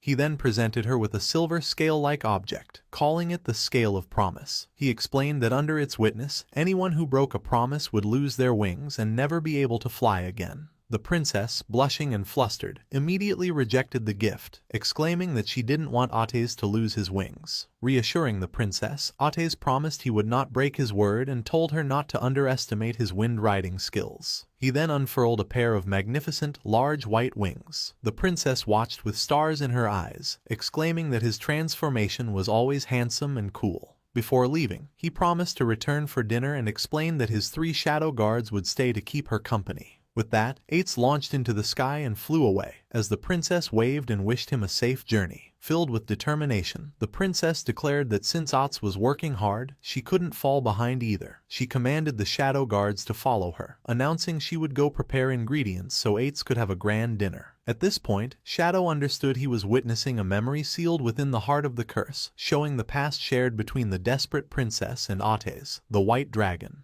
The narrative then shows fond memories of the princess spending the day with the shadow guards, happily picking mushrooms in the forest, encountering a strange rabbit, and fishing by a lake, all happening in their kingdom with the magic leaning tower in the distance. Later, exhausted but happy, the princess presented a large feast she had prepared. She proudly listed peculiar dishes, like steamed rock and volcanic ash pizza, stating they were all Ates's favorite foods. She waited expectantly, believing he would return soon. But as night fell, she fell asleep at the table while waiting for him. An elderly attendant gently woke her, telling her it was very late and time to rest. He pointed out that the food on the table had grown cold. Startled and shocked at how late it was, the princess frantically asked the attendant where Ates was, wondering why he still hadn't returned.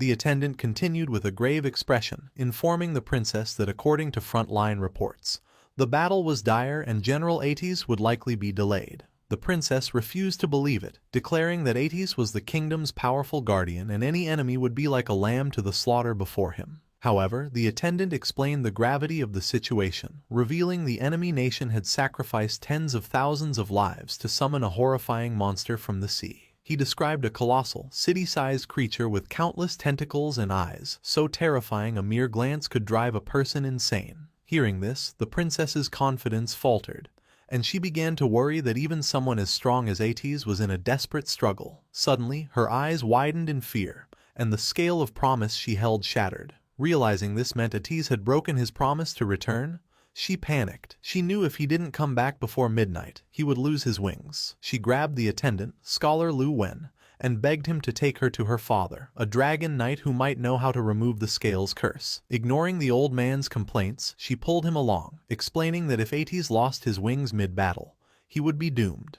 As she burst through a door, she was stunned to find Ates standing there, unharmed. He calmly asked her why she was in such a panic. Overcome with relief, the princess rushed forward and hugged him, crying that she was so glad he was back and safe. Hugging her back, Ates gently reassured her that he would return because of their promise. The princess, still holding him, confessed she had been worried because the situation at the front lines was said to be very bad. The attendant, Scholar Lu Wen, then cautiously asked General Ates about the battle. With a confident smile, Ates explained it had been troublesome and took some effort, but the problem was solved, and the army could handle the cleanup. Scholar Lu Wen praised him as the worthy guardian of the kingdom. Ates, walking towards the feast on the table, exclaimed that he was starving and asked the princess if she had made all the food. She proudly confirmed she did, though she lamented it was probably cold by now. Ates began to eat with great enthusiasm, declaring it didn't matter if it was cold because it was delicious. As he ate, the princess fondly told him to slow down so he wouldn't choke, while Scholar Lu Wen watched them fondly.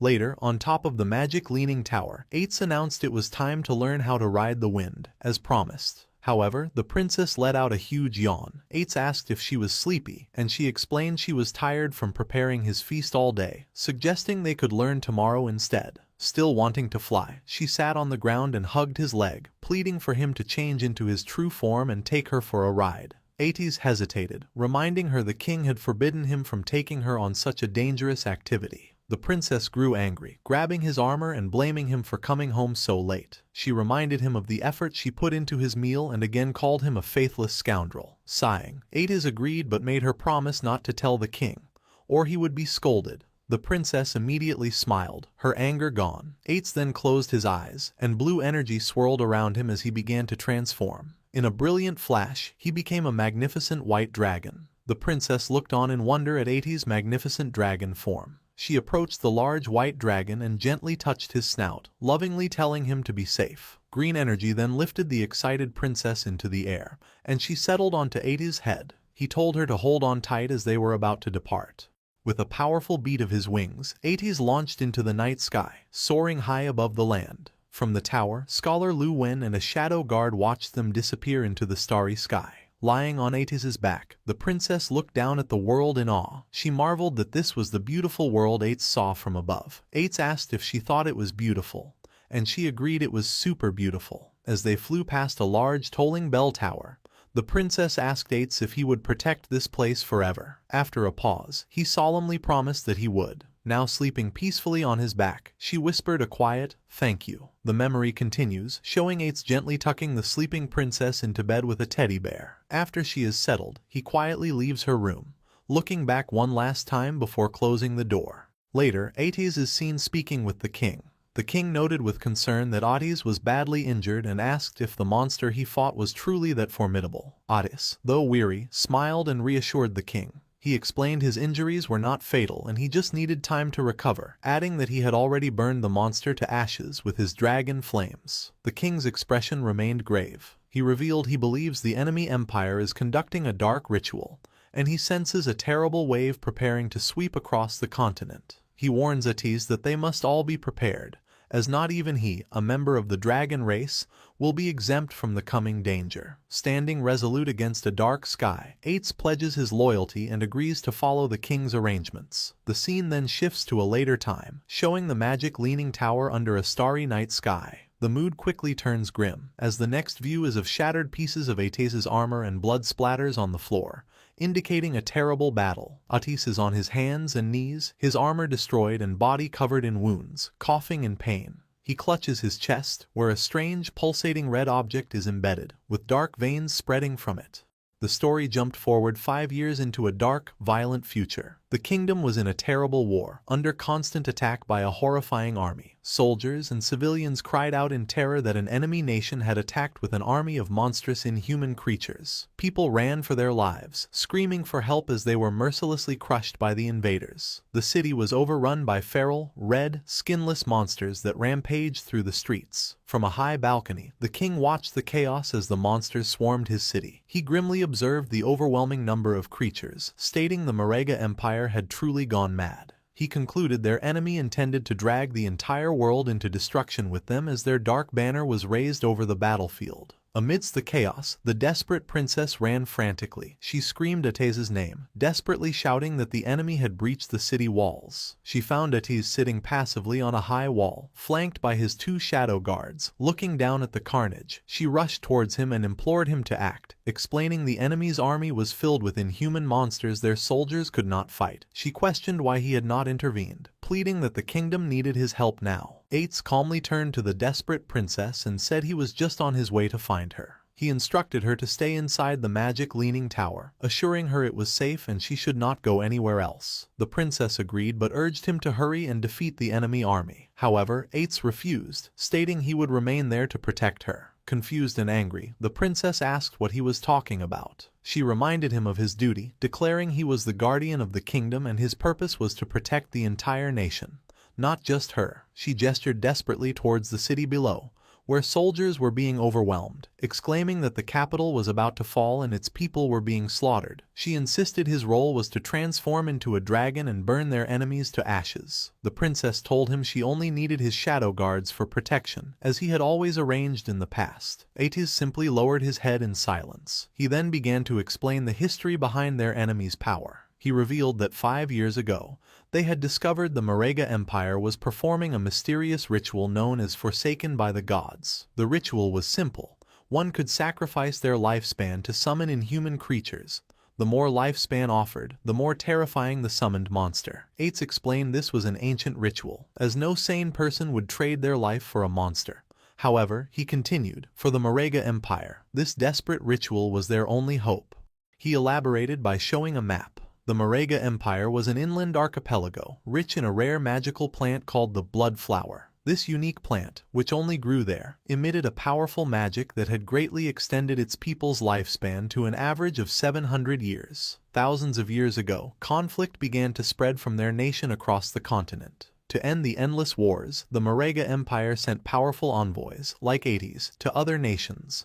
These envoys were bound by contracts to serve the kingdoms they were assigned to. By lending their strength to the weaker side in any conflict, they could maintain a balance of power and bring peace. However, the king of Marega grimly reflected that they had underestimated the malice of humankind. The envoy's arrival made other nations realize a terrifying truth. The long-lived people of the Marega Empire were the greatest threat. Soon, the leaders of other nations secretly formed a consensus with a single goal. The people of the Marega Empire had to be completely eradicated. What followed was a period of immense suffering for the Marega Empire. They were afflicted by curses, plagues, and division. Even their own envoys were turned against them. The other nations relentlessly plundered the Marega lands until the blood flower finally began to wither and die. Without the flower, the balance of power was shattered, and the Marega Empire lost its last bit of value. The death of the last blood flower's petal triggered a devastating avalanche. The Marega Empire was invaded, and its people were slaughtered by their former allies. The sole reason for this disaster was greed. The other nations could not stand for the Marega Empire to possess a resource they could not have. In the darkness, the dying people of Marega clung to one last, desperate hope. That hope was the ritual, forsaken by the gods. As terrifying purple energy surged through a chamber of bones, the ritual began. This was less a ritual and more a curse. Every person from the Marega Empire was branded, causing their lifespan to drain as monstrous creatures grew inside their bodies, eventually bursting out. These monsters had only one purpose: to destroy humanity. Bringing his story to a close, Ates turned back to the princess, his face etched with pain as he prepared to tell her the consequence of this curse. As the princess listened, Ates revealed his face, now covered in grotesque, bloody growths. He explained with a sorrowful expression that he could no longer transform into a dragon. From now on, he would only become a monster. The princess stared back in shock and horror, stammering his name as she asked why this had happened. Ates continued, revealing a deep secret. He stated that very few people knew the true identity of the Marega people. They were also known as the Dragon Race. The envoys like him were called Guardians of the Kingdom by most humans. The princess's eyes widened as she processed this stunning revelation. Standing on the wall, Ates told her that an unstoppable tide of darkness had swept across the continent and the end of humanity was here.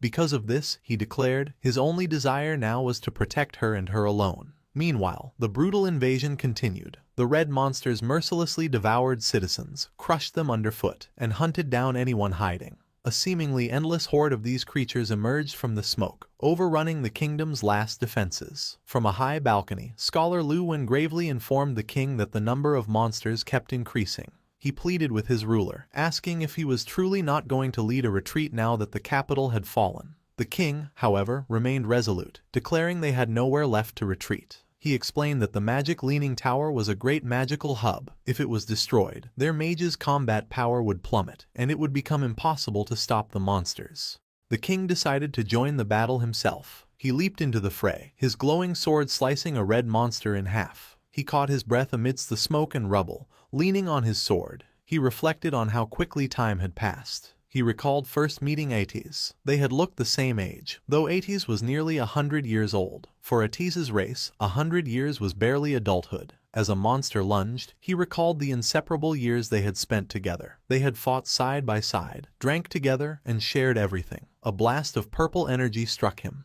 This reminded him of how things had changed. As he grew older, Ates remained eternally young. This created a rift, as Ates could not understand the hard choices the king had made after taking the throne. The king sadly concluded Ates could not understand humans, and humans could never truly understand Ates. The king stood amidst the flames and destruction of his kingdom. His thoughts turned to the moment that changed everything, his daughter's birth. He remembered Ates holding the newborn princess with gentle care. Watching them, the king had found a new sense of hope through their shared affection for the child. On the battlefield, a new massive threat loomed below the king. A shadowy monster with glowing purple eyes gathered a sphere of blue energy for a powerful attack. The king stared forward, his face calm as he accepted his fate. The creature unleashed a devastating blast of energy at him. As the light engulfed him, the king's body vanished, his final thoughts filled with regret that he had been wrong about everything. A massive explosion ripped through the castle, signaling the king's defeat. From the magic leaning tower, the desperate princess saw the distant blast and cried out in shock. Ates, beside her, calmly stated the capital had fallen and predicted the monsters would head for them soon. As if on cue, a swarm of dark-winged creatures descended. A shadow guard shouted a warning that monsters were approaching. The creatures slammed against a powerful blue barrier protecting the tower. Ates reassured the princess that the tower was protected by a strong barrier, making it nearly impossible for monsters to break through. Suddenly, an injured Scholar Lu Wen appeared on the tower wall. The princess turned in surprise, exclaiming his name. Leaning on his staff, the scholar told Ates he had come on the king's orders to escort the princess away. The princess expressed her alarm at how badly he was injured. Ates agreed to the plan, stating he would use his wind magic to send them to a designated location, and asked if their contacts were ready. Scholar Lu Wen confirmed that all preparations had been made, but the princess interrupted, confused. With a heavy heart, Scholar Lu Wen delivered the news. Her father, the king, had fallen. The princess was in shock. He explained the king had arranged for her to escape to a neighboring country for safety. The princess anxiously asked if Ates would come with them. Ates turned to her with a sad smile, asking where he could possibly go. He revealed the monsters below were his own people, the Marega. He explained he was an enemy to all, and no matter where he might flee, humans would hunt and kill him. Kneeling on the edge of the wall, he looked down at the horde and accepted his fate. He declared that a knight's falling place became a dragon's tomb, and this was where he belonged. He vowed to remain and protect it until his lifespan drained away. Hearing his solemn promise, the princess's expression shifted from grief to resolve. She suddenly used her wind magic to leap away from Scholar Lu Wen and back to Ates. She landed before him and declared that if he was staying, she would become his dragon knight. She reminded him this was her home and she would protect it with him. She proudly boasted that her wind riding skills were perfected and asked how they could form a contract. Ates looked up at her, shocked and speechless at her unwavering loyalty. Moved by her loyalty, Ates took the princess's hand in his armored one. With a gentle, sorrowful smile, he agreed to her request. He presented the silver scale of promise, explaining it would be their contract, just like old times.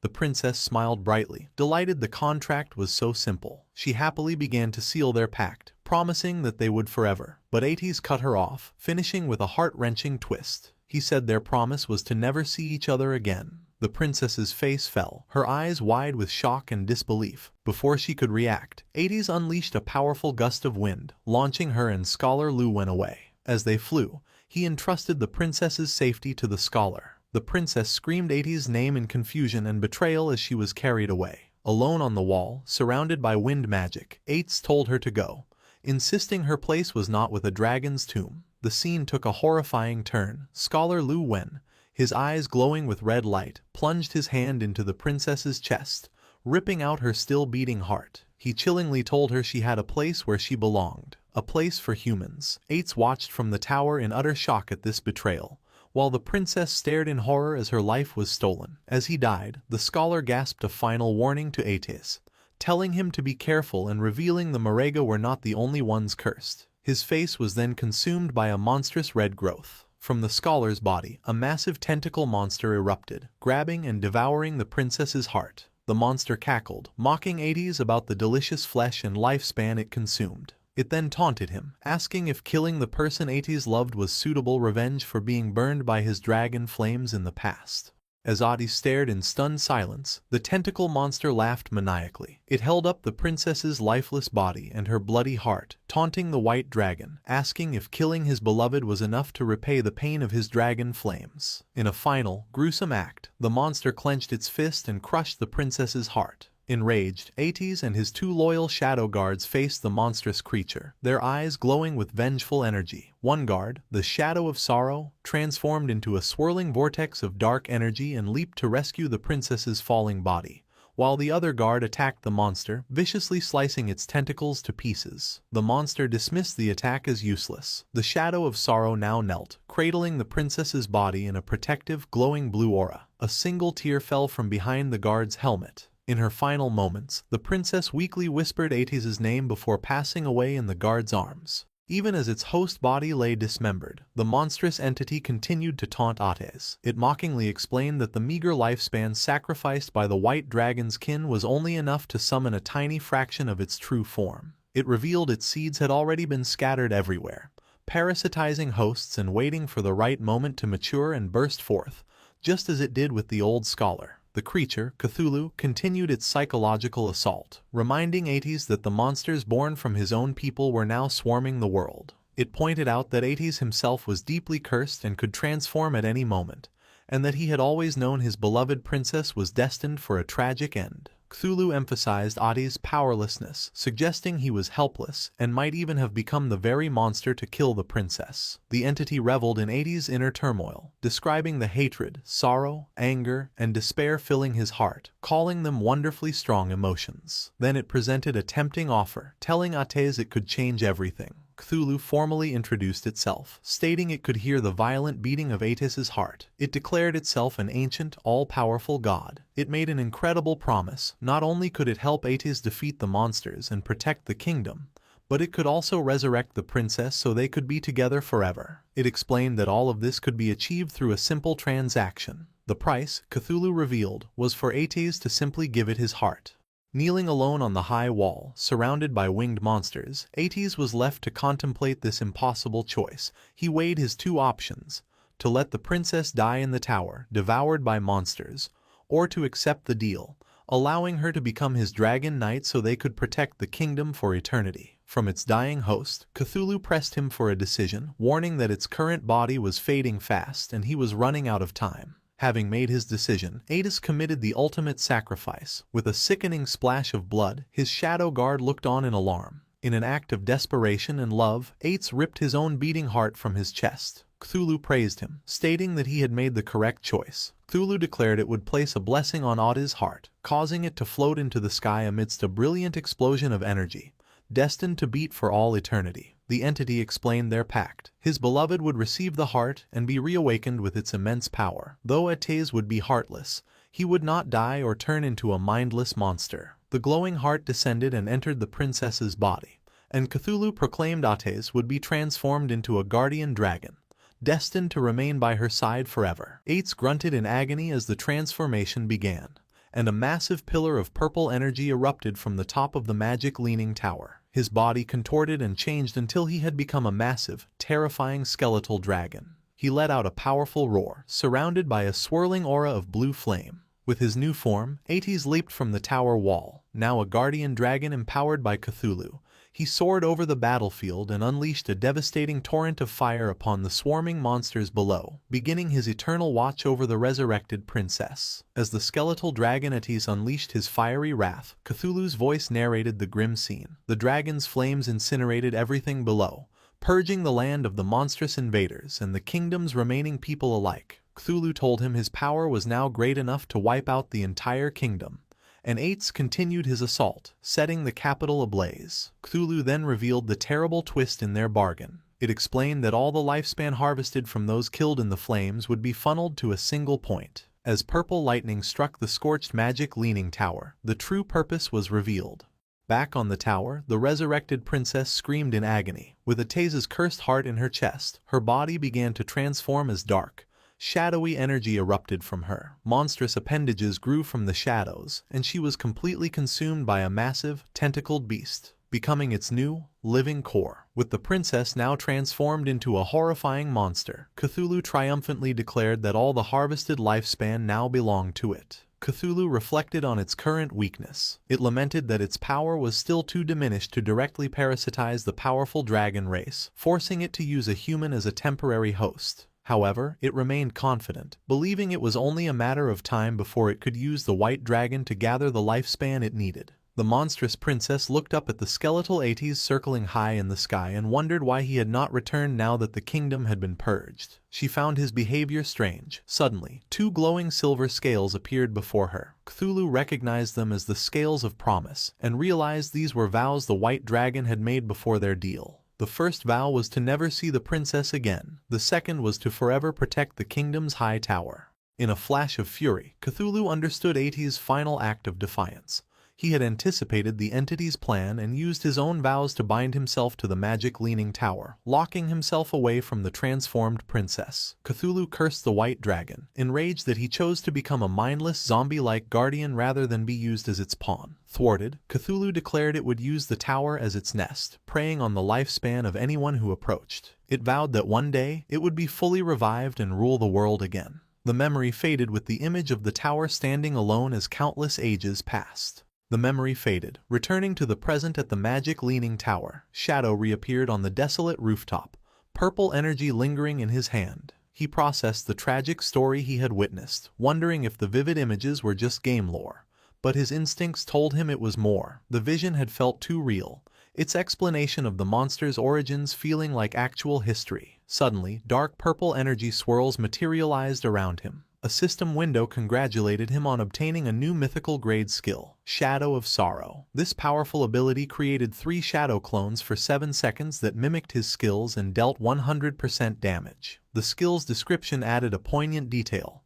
These were the shadows created by the white dragon, Atis. To protect what was most important, Atis had used immense mental energy to maintain them for 15 years without letting them fade. Shadow examined his hand, now wreathed in purple energy, and recognized the skill from the memory. He was awestruck, realizing this single ability could quadruple his damage output for a short time. He marveled at how terrifying a mythical grade skill was. More system notifications rewarded him for the trial. He obtained the key to the magic leaning tower's hidden area, reached level 19, and received many evolution points, equipment, and skill books. Among his new rewards were a gate key and a map for a level 20 area called the Withered Bone Ruins. Shadow was intrigued, as he had never heard of this location. He unrolled the old map and found Withered Bone City on an island in an inland sea. Seeing its location, he made a connection, realizing it must have once been part of the Marega Empire from Ate's story. Convinced this new area was tied to the White Dragon's homeland, Shadow was excited, certain it held greater secrets and rarer treasures. Knowing the area was for level 20 players and he was now 19, he resolved to go there soon. But first, he held up the ornate, golden key to the Magic Leaning Tower's hideout, deciding to sell it. The scene shifted to the Feka Heavy Industry Guild hideout. Inside, Huang Huifan and her guild members regrouped after their defeat. One of them asked what their next move was, admitting they could not defeat the new Jade Grade boss. He suggested their only option was to contact Shadow for help. With a weary sigh, Huang Huifan agreed. She planned to use her contacts in Zhanghai City, who were on good terms with Shadow, to act as intermediaries. Just then, to her shock, Shadow materialized directly behind her. He told her there was no need for that trouble, as they could trade directly. The other guild members, including Huang Ziqing, were stunned by his silent arrival. They shouted his name in alarm. Huang Ziqing angrily accused him of being sneaky and demanded to know what he wanted. Shadow calmly walked away, reassuring them that if he had meant any harm, they would already be dead. He offered a friendly reminder that their hideout's barrier could be opened, which was how he had walked in. Huang Huifan, still startled, asked him what he meant by a trade. Turning back, Shadow held up the ornate golden key. He offered to sell them the key to the Magic Leaning Tower's hideout and asked if she was interested. The guild members were floored. They recognized the key and realized Shadow must have defeated the Jade Grade boss, which they could not believe was possible. Huang Huifan eagerly accepted and asked him to name his price. Shadow stated his price remained the same, 1,000 years of lifespan. While his mother agreed, Huang Ziqing erupted in fury. He screamed at Shadow, calling him shameless and accusing him of planning this from the start. Pointing an accusatory finger, Ziqing laid out his theory. Shadow had first attacked him, used it to destroy their portal, cut off their reinforcements, and gotten their team wiped out. Now, he was playing the hero, selling them the key for an exorbitant price. Ziqing declared he had never met such a vile person. Huang Huifan sternly ordered her son to stop, but he refused, trying to convince his mother they were being tricked. He argued the key should have been theirs and they could not let Shadow profit from the guild's losses. Unfazed by the outburst, Shadow calmly asked him what he wanted instead. With a greedy grin, Ziqing made an absurd demand. Shadow must return the key and compensate the guild with 1,000 or 800 years of lifespan. Shadow sarcastically remarked to Huang Huifan that she had a fine son. Then, to Ziqing's surprise, he agreed to do as he said. With a cold look, he set his new price, 1,800 years, and he would not sell it for a single day less. Ziqing was initially triumphant, laughing to his mother that this was how one must deal with people like Shadow. His smug expression turned to shock as the new price sank in, and he stammered, asking what Shadow had said. Shadow patiently explained he had come in good faith to do business, which was why he had not retaliated when Ziqing cursed him. However, due to the insult, the original discount was gone,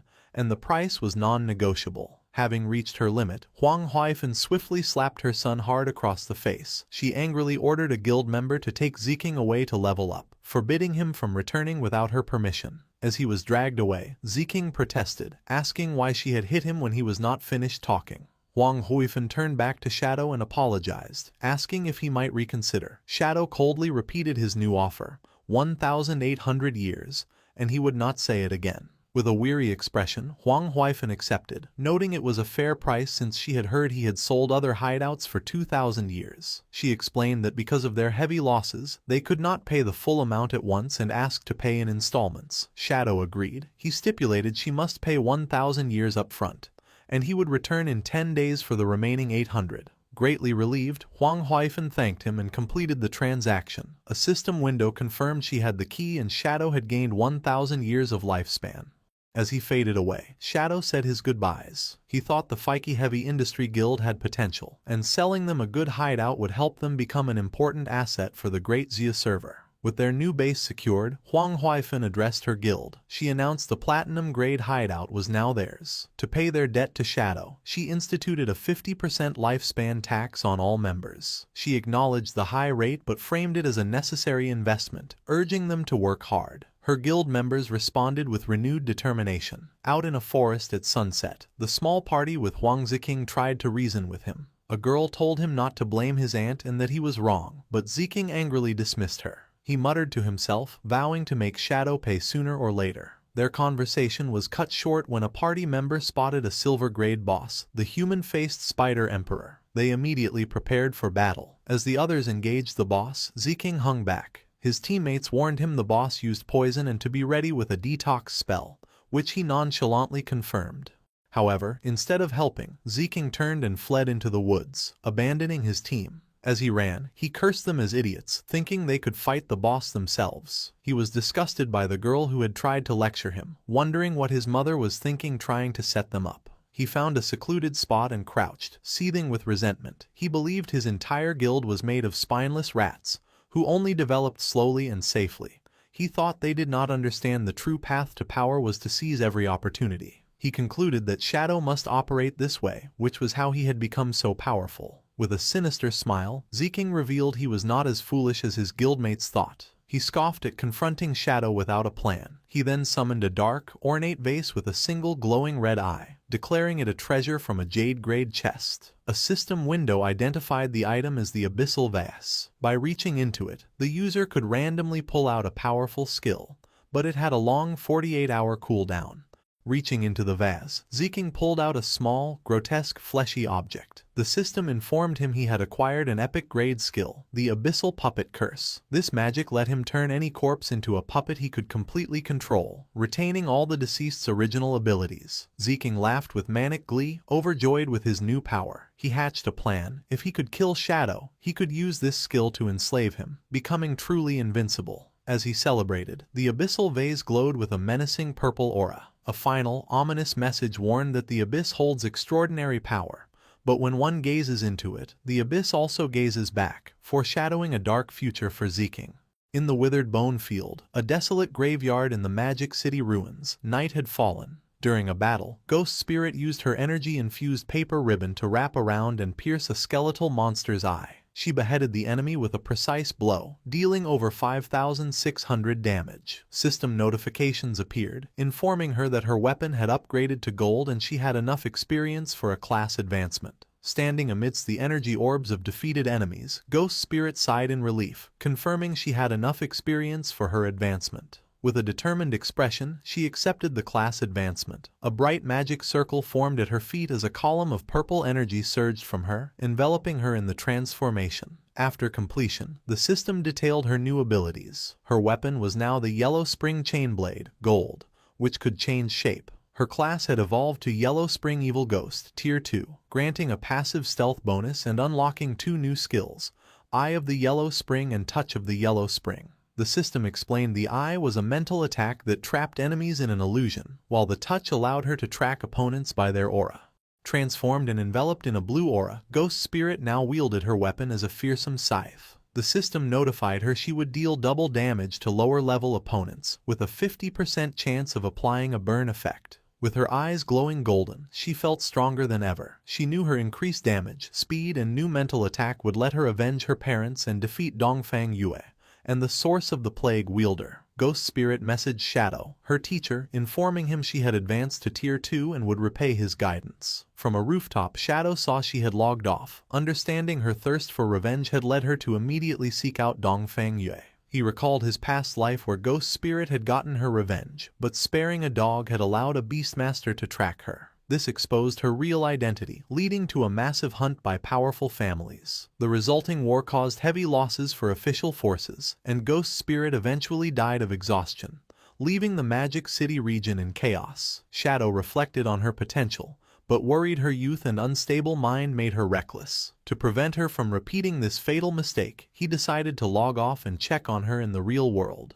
The scene shifted to the Dongfang Manor on the outskirts of Magic City, shrouded in a poisonous fog. 2 guards on patrol complained about their shift. They talked about girls, and one remarked that Mrs. Dongfang was still attractive, which his friend agreed with. They fantasized about defeating her bodyguard and having their way with Dongfang Yue. Suddenly, one guard noticed something in the mist. An illusion of Dongfang Yue materialized before them, dressed in a seductive black dress and kneeling provocatively. The guards were completely stunned, stammering as they asked why she was there and dressed so revealingly. The illusion leaned in, whispering that she could no longer tolerate her weak husband and needed other men to satisfy her desires, asking if they were up to the task. Completely captivated and drooling, the guards couldn't believe their luck and eagerly asked if she was being serious. The guards argued over who should be first with the alluring illusion. The kneeling illusion of Dongfang Yue slyly suggested they could both enjoy her company at once. Before they could react, a streak of purple energy decapitated both guards instantly. Their headless bodies collapsed as the illusion dissipated. Dark energy erupted from their necks as the magical ribbon swirled around them.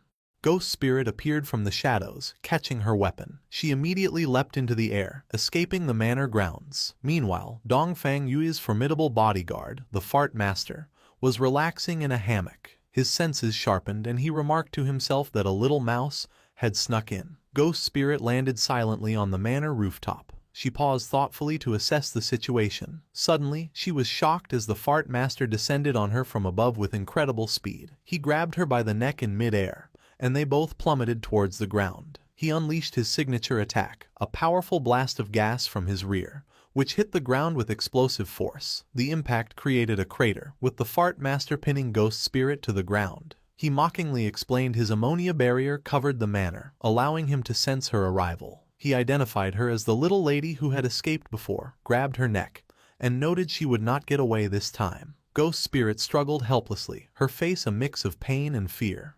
The Fart Master held Ghost Spirit in the air by her neck, surrounded by a menacing purple aura. He remarked she had grown stronger and mused that with more time, she might become a satisfying opponent. An excited look crossed his face as he admitted a strong urge to kill her now. As Ghost Spirit struggled, the bodyguard had an internal battle, telling himself to wait until she was more powerful. He immediately contradicted this, admitting he was losing self-control. He cursed, tormented by his indecision. Losing control, his grip tightened with a sickening sound. He panicked, realizing he had accidentally crushed her to death. Horrified, he let her lifeless body fall to the ground, shouting in despair. Suddenly, he froze as a purple energy claw pierced his chest from behind. In disbelief, he turned to see Ghost Spirit behind him, her arm in his back. The body he had dropped was a decoy. Bewildered, he questioned how this was possible, as he had been certain she was dead. With her eyes glowing red, Ghost Spirit revealed the truth. She informed him he had been trapped in her illusion all along, a product of her new skill, the Eye of the Yellow Spring. Coldly, she told him to die. Impaled by Ghost Spirit's energy claw, the Fart Master struggled to understand how he had been caught in an illusion. With her glowing red eye fixed on him, Ghost Spirit explained his fate had been sealed the moment he looked into her eyes. A flashback revealed the illusion had begun when he first grabbed her by the neck. Accepting defeat, the bodyguard collapsed. Ghost Spirit stood over him, acknowledging he had been a worthy opponent. Her victory was cut short by a commotion from the manor. Dongfang Yue threw open a window, angrily shouting about the noise and threatening to fire everyone. Her anger turned to shock as she saw her powerful bodyguard's body dissolving into black smoke in the courtyard below. Panicked, she screamed there was an intruder and called for help. Armed guards rushed into the main hall, taking defensive positions to protect Mrs. Dongfang and find the intruder. The noise awakened her son, Nantian, who sleepily asked what was happening. Dongfang Yue told him an enemy had come and instructed him to stay put. However, Nantian sat up and, with a confident smile, told his mother not to be afraid. He declared he was now 18 and a player, and he would protect her. Moved, Dongfang Yue embraced him, wishing his father had been half as wonderful. As they shared a kiss, the window behind them creaked open.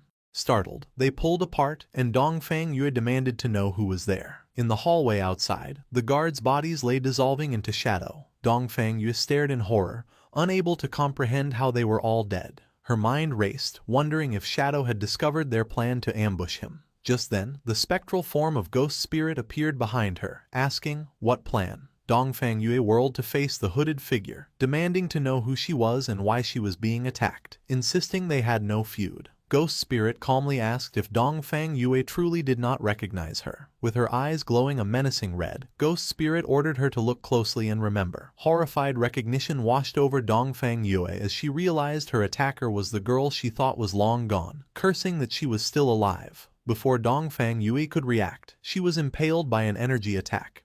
Ghost Spirit stood over her fallen enemy, declaring her a demon and commanding her to die. In the bedroom, a terrified Nantian and his dog hid under the covers. Ghost Spirit explained her motive. Dongfang Yue had killed her parents, so now she would kill her in front of her son. Defeated and crying, Dongfang Yue accepted her fate but made one plea, not to harm her son. Ghost Spirit laughed mockingly, her energy ribbons lifting Dongfang Yue into the air as Nantian cried for his mother. She scoffed at the request, asking what right she had to make demands. Dongfang Yue continued to plead, insisting the grudge was between them and her son was innocent. Enraged, Ghost Spirit screamed, asking if Dongfang Yue had considered this day when she murdered her parents. With a final, furious cry, Ghost Spirit unleashed a devastating attack, obliterating Dongfang Yue's body in a burst of dark energy. From the bed, Nantian and his dog watched in horror. Ghost Spirit stood panting, her vengeance complete. She then turned her intense red-eyed gaze toward the bed, where Nantian was now paralyzed with terror. With her revenge complete, Ghost Spirit stepped away from the scene. She walked out of the bedroom, leaving Dongfang Yue's body on the floor as the terrified Nantian and his dog watched. As she disappeared, Nantian's fearful expression transformed into a sinister grin. He revealed he had grown tired of his mother's control and was grateful Ghost Spirit had killed her. His small dog's eyes also glowed red as it anticipated eating the young girl meat.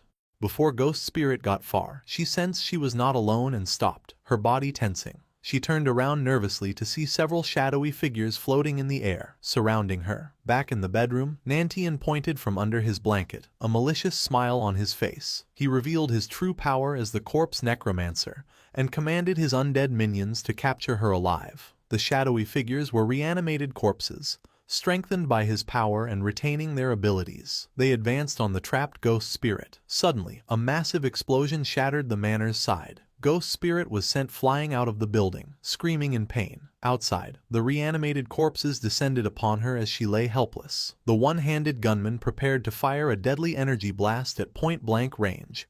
Just as he fired, black spikes intercepted the attack, saving her. The force of the counterattack knocked the undead minions down. Ghost Spirit looked up, confused by the sudden turn of events. In the bedroom, Nantian, who had been hiding, was now held up by the head, screaming in terror. A figure stood over him, holding his severed head and crushing his demonic dog underfoot. It was King Feng. He looked directly at Ghost Spirit through the shattered wall and delivered a cold, final lesson. Showing mercy to your enemies was the same as being cruel to yourself. Ghost Spirit lay on the ground, looking up at King Feng in a broken window. Still unsure who had saved her, she asked who he was. From the shadows, King Feng told her that one should never show mercy to enemies. He then used his blooming curse ability on Nantian's decapitated body, causing red spider lily flowers to sprout from his head. Realizing this man was her savior, and had allowed her to complete her revenge, Ghost Spirit blushed and thanked him, calling him master. Surrounded by a field of crimson flowers, a reminder of her vengeance, Ghost Spirit finally let her emotions overwhelm her. She cried in relief and sorrow, saying aloud that she had finally avenged her parents. As the flowers absorbed life force, a system message indicated that 788 years of tradable lifespan had been absorbed.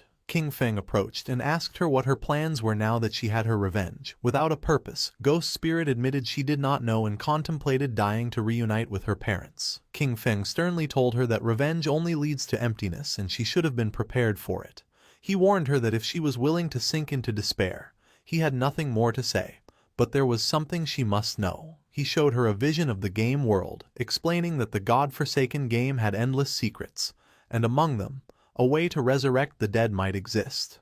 He told her that as long as a person kept moving forward, they would find infinite possibilities. If she only saw revenge as her endpoint, his words were useless. Turning his back, he gave her a choice. If she wanted to move forward, she must follow him. But the decision was hers. After a moment of reflection, with new determination in her eyes, Ghost Spirit got to her feet and ran to follow King Feng through the moonlit field. The scene shifted to Magic City in the real world. At King Feng's hideout, the soul-cleansing land, they found themselves in a vast ethereal water-like space. Ghost Spirit asked where they were, and King Feng explained it was his hideout in the real world. He led her to the doors of an incredibly luxurious mansion, leaving her stunned. Upon entering, they were greeted by King Feng's maid, who welcomed her master home. Ghost Spirit was surprised he even had a maid. King Feng ordered his maid to prepare dinner for two and explained to a confused Ghost Spirit that the maid had been created by the Divine Authority book. He continued, saying the book could create all sorts of necessary items and promised to take her to challenge the Tower of Divine Authority in Magic City so she could get her own book. Gratefully, Ghost Spirit thanked her master once more.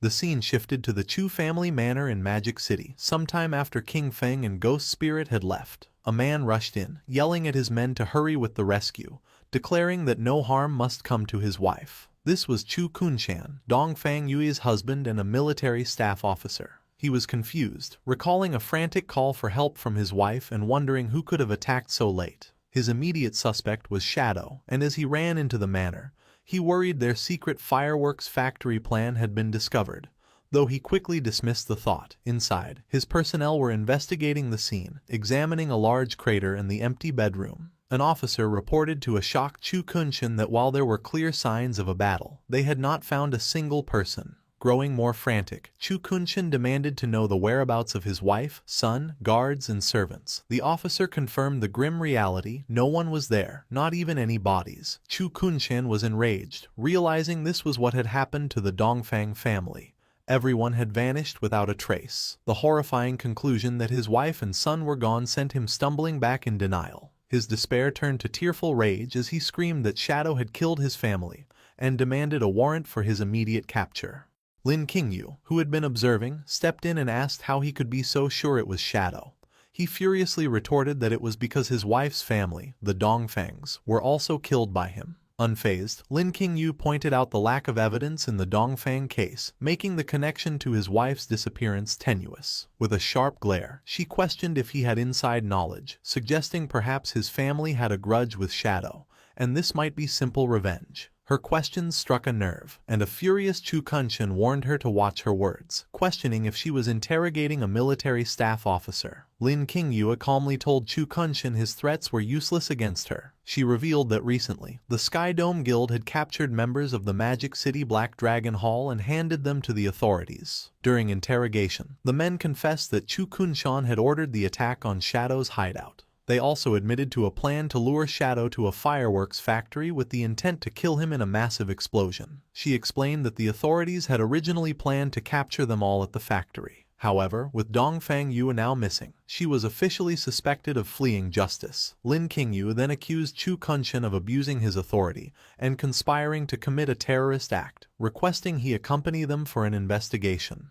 As two officers grabbed him, a shocked Chu Kunshan struggled and demanded to know what they were doing.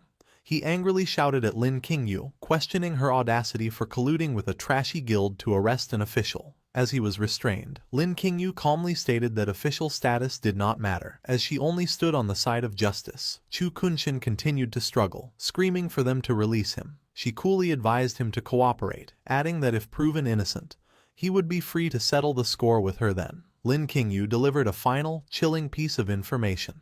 He would be taken to the Magic City prison for interrogation, a place where lifespan drains at 100 times the normal rate. She ominously told him to be prepared. As he was forced into an armored truck, Chu Kunshan screamed in protest, yelling that they could not do this and he would report them. Unseen, two figures watched from a nearby tree. One man confirmed that the loud man being arrested was indeed their target, identifying him as Chu Kunshan, the military staff officer. The two figures smirked and bumped fists as purple energy surged around them, ready to take action.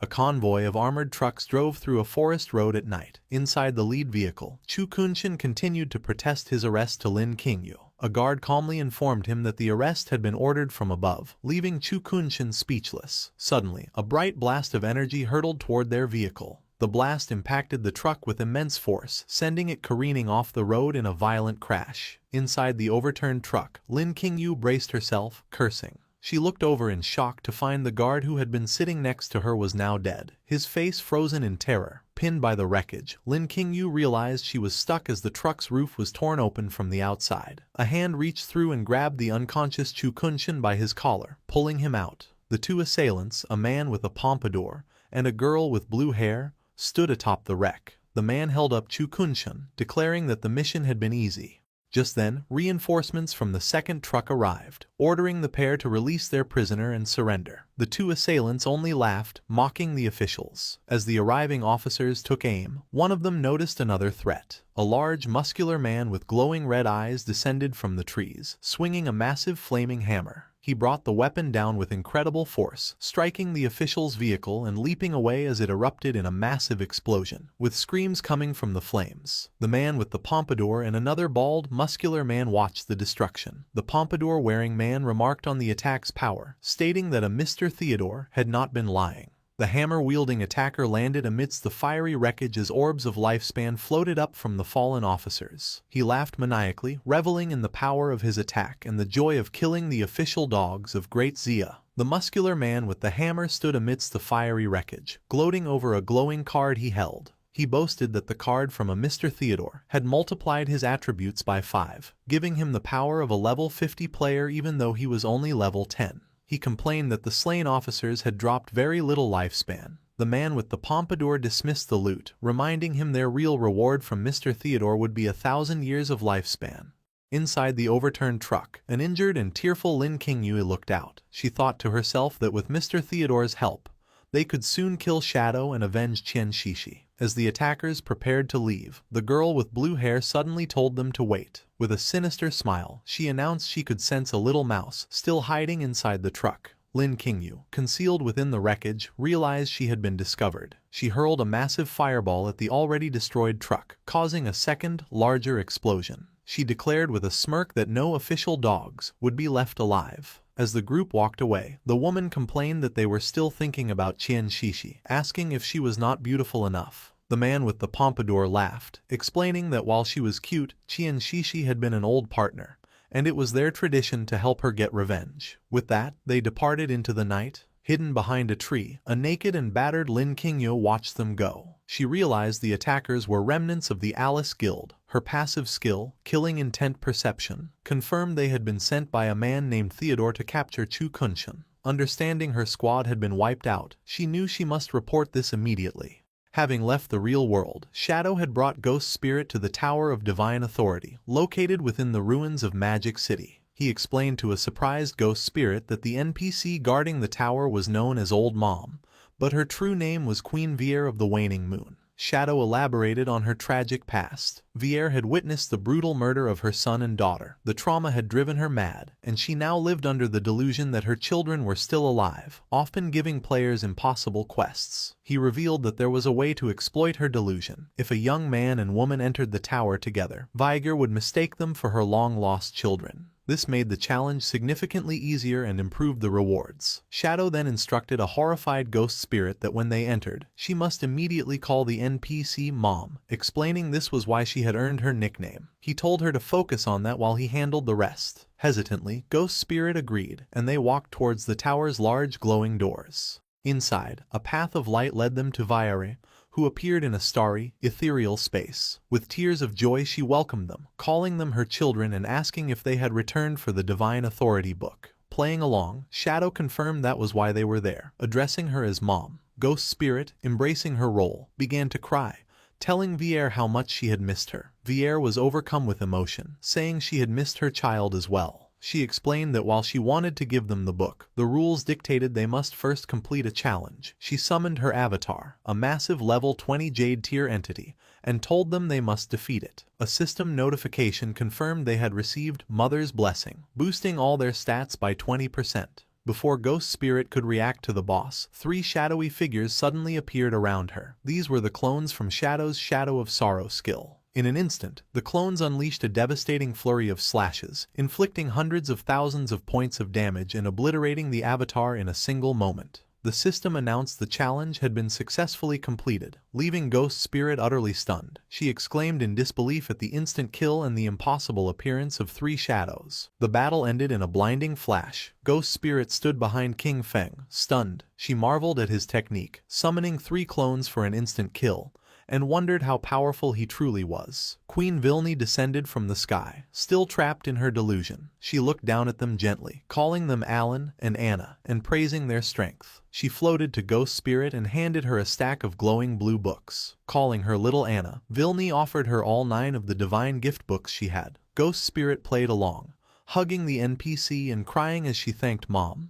King Feng watched with a somber expression. He knew Vilni gave everything to her children. In the past, many players had exploited this, demanding items until she used up her own lifespan to create them and died. Vilni then turned to King Feng, asking if he wanted anything. King Feng requested the divine book of the communication bracelet. Vilni looked apologetic, admitting she did not have one, but she immediately offered to use her own lifespan to create one. As the book materialized, a system window showed King Feng had obtained it but paid 150 days of lifespan. Vilni smiled warmly, touched that her son had given her lifespan instead of letting her drain her own. King Feng told her to keep the lifespan and turned to leave. Vilni bid them a safe journey, telling Anna that if she encountered danger, she should stay by her brother's side for protection. Hearing this, Ghost Spirit looked at King Feng and blushed, thinking he was a suitable age to be her older brother. She ran to catch up and playfully asked if she should call him master or brother in the future. King Feng stopped and turned with a terrifying glare, his eyes glowing. He coldly told her she could call him anything except brother. Ghost Spirit was shocked by his harsh reaction. As he walked away, she awkwardly agreed, wondering why he had rejected the title and if he had a tragic past connected to the word. Captain Anu contacted Shadow via voice chat, asking to share his friends list. Shadow was confused, so Anu explained. A serial killer has appeared in Zhonghai City with 7 victims, and rumors are spreading that Shadow is the killer. She explained the victim's time of death matched Shadow's login times. The killer was meticulous, leading many to suspect him. Anu added that she and her team knew he wouldn't do something so low. Shadow deduced that for someone to frame him based on his login times, the leak must have come from someone on his friends list. Shadow listed the suspects: Anu's squad, Radiant Martial Virtue, Milky Snow, Old Man Zhang and his granddaughter from the Sky Dome Guild, and his own guild member, Ghost Spirit. Shadow asked where the bodies appeared. Anu replied they were scattered across Zhonghai City and asked if he would investigate. Shadow confirmed he would. Relieved, Anu said she would send the case files, confident he would catch the killer in minutes. Shadow then ordered Ghost Spirit to log off immediately for a mission. At his mansion hideout in the real world, King Feng handed Ghost Spirit the divine book communication bracelet, allowing them to communicate between the game and reality. He also gave her the Ghost Knight Wolf mount to help her find the killer. Ghost Spirit was shocked to receive such valuable items but admitted she didn't know how to investigate crimes. King Feng explained his reasoning. He had checked his friends' list and believed none of them were the culprit. However, since Wang Meng and the others reported to the officials, he suspected a mole within the police was leaking his login times. He told Ghost Spirit she was the best candidate because her skill, Touch of the Yellow Spring, allowed her to track targets by aura or scent. He sent her the files and told her to use her skills flexibly. Filled with determination, Ghost Spirit vowed to find the true culprit.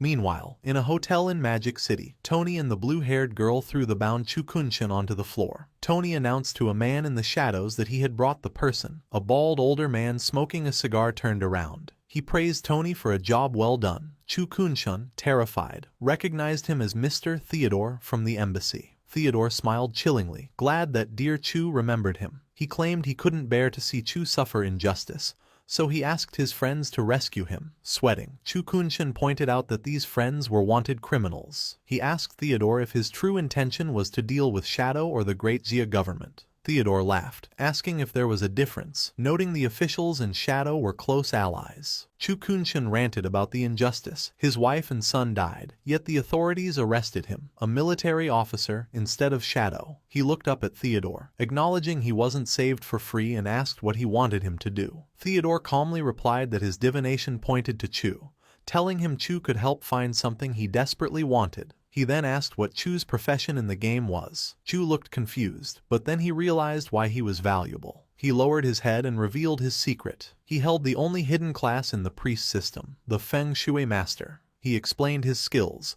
Yin-Yang Harmony let him manipulate enemy emotions and deal extra damage to ghosts, and Ley Line Perception, could find treasures and monsters. Chu lamented that his hidden class was only a support role, not much help in a direct fight against Shadow. Suddenly, a sinister glint appeared in Chu's eye, and a yin-yang symbol materialized as he activated his yin-yang harmony skill. Immediately, the effects took hold of Theodore's subordinates. Tony and the bald muscular man began to argue violently. The argument instantly escalated into a savage brawl. Chu watched coldly, explaining that under his skill's influence, they would fight to the death, though it was ineffective against enemies more than 5 levels higher. Theodore watched with amusement, laughing and clapping. He praised Chu, saying finding him was the right choice. Then, he pulled out a magical tarot card glowing with blue flames and commanded his men to stop fighting, remarking that infighting was bad. Theodore cast the card, unleashing a spell called Moon God's Purification. A massive beam of blue light descended from a spectral moon, enveloping the two brawling men. The light washed over them, instantly purifying the negative emotional effects from Chu's skill. Tony and the bald man collapsed, unconscious. The blue-haired girl, Mei Jing, laughed, commenting on how strong Mr. Chu's skill was. Theodore ordered her to heal them. Chu Kunshin watched in sweat-drenched terror. He was shocked because his powerful skill shouldn't be removed by ordinary purification. He stared at Theodore in fear, wondering about his class. Theodore spread his arms wide, formally welcoming Chu to their group. As he sat surrounded by magical energy, it was revealed that Theodore also held a unique hidden class in the priest system, the Diviner. His class allowed him to draw different cards to perform divination, enhancement, purification, and teleportation, and his cards could be given to others to use once. On the streets of Zhonghai City, Ghost Spirit was crouching, using her skill, Touch of the Yellow Spring. A red aura emanated from her fingertips as she sensed a trail. She declared that she had found the killer's aura. The trail led off into the distance, and Ghost Spirit pointed the way for her mount, the Ghost Night Wolf. She told the wolf to move out, mounting the beast as they dashed through the empty city streets, following the Crimson Trail. The scene shifted to a high-rise apartment, King Feng's former residence, where a knock was heard. Inside, Xiao Yu opened the door with a bright, expectant smile, greeting the visitor as Mom. Standing in the doorway were a middle-aged woman in a suit and a tall white-haired man, also in a suit. Xiao Yu excitedly asked if the man was there to buy the house, praising the woman for finding a buyer so quickly. However, the woman looked apologetic and corrected her. She explained this was not a buyer, but a diviner she had hired to help find Xiao Yu's brother. The white-haired man adjusted his tie and introduced himself as Diviner Ren Tu. Xiao Yu's expression fell. She asked why they needed to divine her brother's location. The woman sadly revealed she would be moving away in a couple of days and could not rest easy leaving Xiao Yu alone. Shocked, Xiao Yu asked why she was suddenly moving. The woman explained that Zhonghai City officials had extracted a platinum-grade hideout, the church sanctuary, and had invited the Mengsha River Guild to move in for safety. The woman pointed to Ren Tu, urging Xiao Yu to accept his help, claiming his divination was very accurate. Ren Tu stepped forward, agreeing. He tried to persuade Xiao Yu, saying that King Feng was reliable and if she begged him properly, he would surely help her. Xiao Yu crossed her arms and angrily rejected the offer. She thanked the woman for her good intentions but declared she did not need it. She bitterly stated that after 19 years, if he had said he did not want her, then that was it. She questioned the point of finding him. Internally, however, Xiao Yu thought she was currently guarding Shadow's hideout and saw him often. She was convinced Shadow would eventually discover her merits and let her join his guild.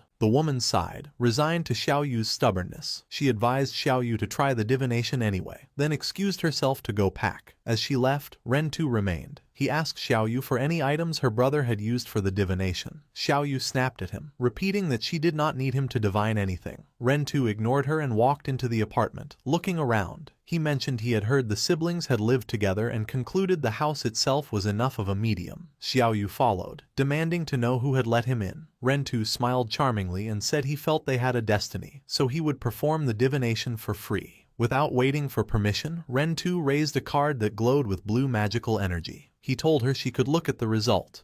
If she was satisfied, great. If not, it did not matter. A holographic tarot card appeared in the air. Ren Tu activated the divination card, which displayed a vision of a dark figure lying in the deep sea. He interpreted the image for Xiao Yu with a regretful expression, informing her that her brother had already been burned to death and his corpse had sunk into the ocean. Xiao Yu was left in total shock. Ironically, while the real King Feng was shown relaxing on a sofa in his hideout, Xiao Yu burst into a rage. She furiously thought he was trash for dying so easily, as he should have waited until she was powerful enough to trample him. Outwardly, Rentu simply offered his condolences. Rentu then changed the subject, mentioning he had heard she interacted with Shadow. He claimed his divination had found Shadow's location and asked if she wanted to go with him. Holding a gold card, he explained he could teleport her there immediately. He manipulatively suggested that although her brother was dead, if she recognized Shadow as her new brother, everyone would be happy. Xiao Yu eagerly agreed. Internally, she scoffed that King Feng had gotten off easy by dying, but decided it did not matter because Shadow would surely protect her. As she accepted, Rentu activated a blue magic circle beneath them, and they were transported away. They rematerialized in a dark, dingy room that looked like an abandoned lab. Xiao Yu looked around in confusion, asking where Shadow was. Rentu, looking menacing as he removed his suit jacket, coldly replied that he should be asking her that. Without warning, Rentu struck Xiao Yu with a vicious right hook to the face, causing her to cough up blood. He then grabbed her by the ankle, dangling her upside down and demanding she tell him everything she knew about Shadow. Terrified and crying, Xiao Yu stammered that she did not actually know him. Rentu accused her of lying, reminding her she had claimed to guard his door and see him often. He delivered a brutal punch to her stomach while she hung defenseless, knocking her unconscious. Rentu remarked that she had fainted too easily and was shocked she had not extracted a single ability from the game to protect herself. He dragged the unconscious Xiao Yu across the floor. He spoke on the phone, telling the person on the other end the prey was ready. With sadistic hunger, he asked when he could make his move, complaining that his blade was thirsty. Rentu threw Xiao Yu's limp body onto a metal table. He checked his phone and read a message from his boss forbidding him from killing her without further instructions. Rentu clicked his tongue in disappointment. However, a sinister look returned as his eyes glowed red. He pulled out a scalpel and decided that if he could not kill her, he would just play with her slowly. Meanwhile, in a restroom, Officer Xiaoma noted there had been no news of Shadow logging off for 2 days. He walked out, reasoning that a person's need for food became very high after extracting game stats, making it impossible for Shadow to stay online this long.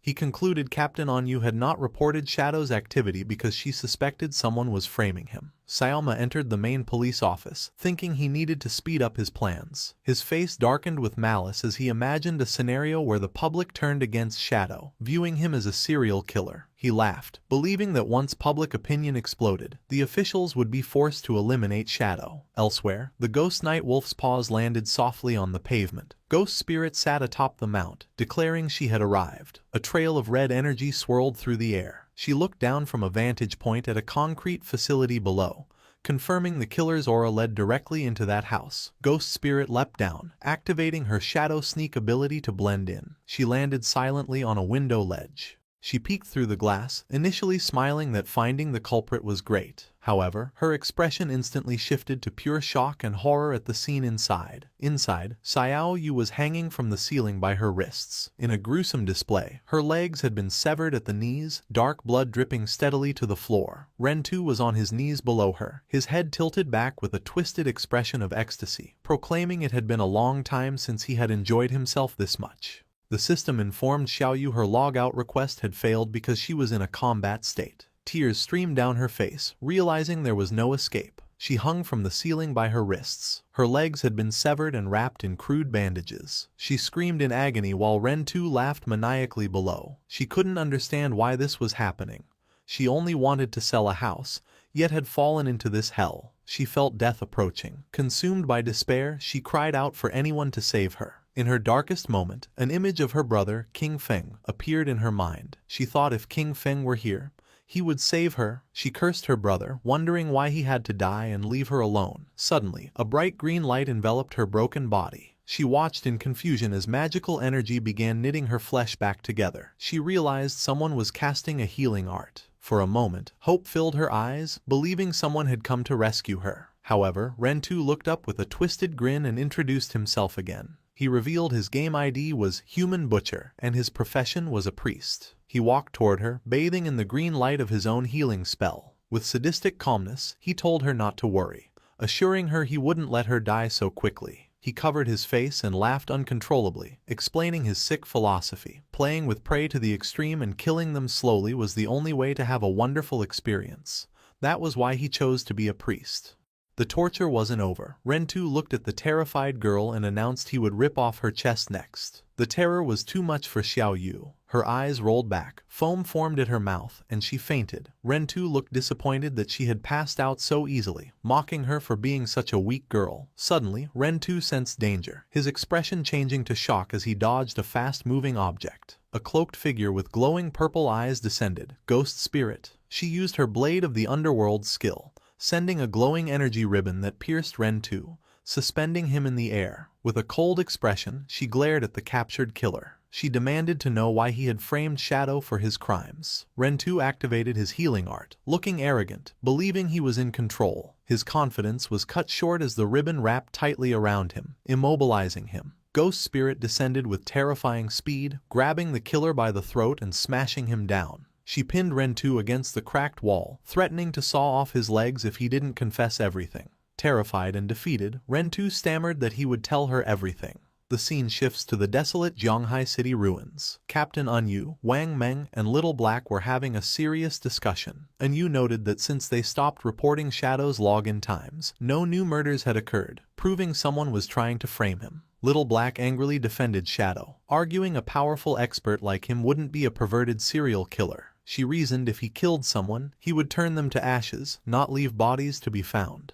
Captain Enyu explained that while they knew Shadow was innocent, the public did not. She worried that spreading rumors would cause chaos, which was likely the killer's true goal. She feared that if the chaos grew, officials would be forced to kill Shadow to calm the public, even if he was innocent. Little Black asked if the officials could actually defeat Shadow. With a grim smile, Enyu admitted they could not. She explained that such a conflict would result in heavy losses for the government, allowing other countries to take advantage of the situation and endangering Great Xia. Wang Meng stated they needed to clear Shadow's name quickly. He deduced the person framing Shadow must be among the Zhanghai City officials. Deep in thought, Captain Enyu realized that considering someone within the Zhanghai officials who also had a grudge against Shadow, she could only think of one person. Officer Xiaoma stood in his office, sweating nervously as he looked at his phone. He was frustrated because 2 days had passed without news of Shadow logging off, and he worried Rentu might have lost control and accidentally killed the prey. Alone in the dark office, his obsession with Captain Enyu consumed him.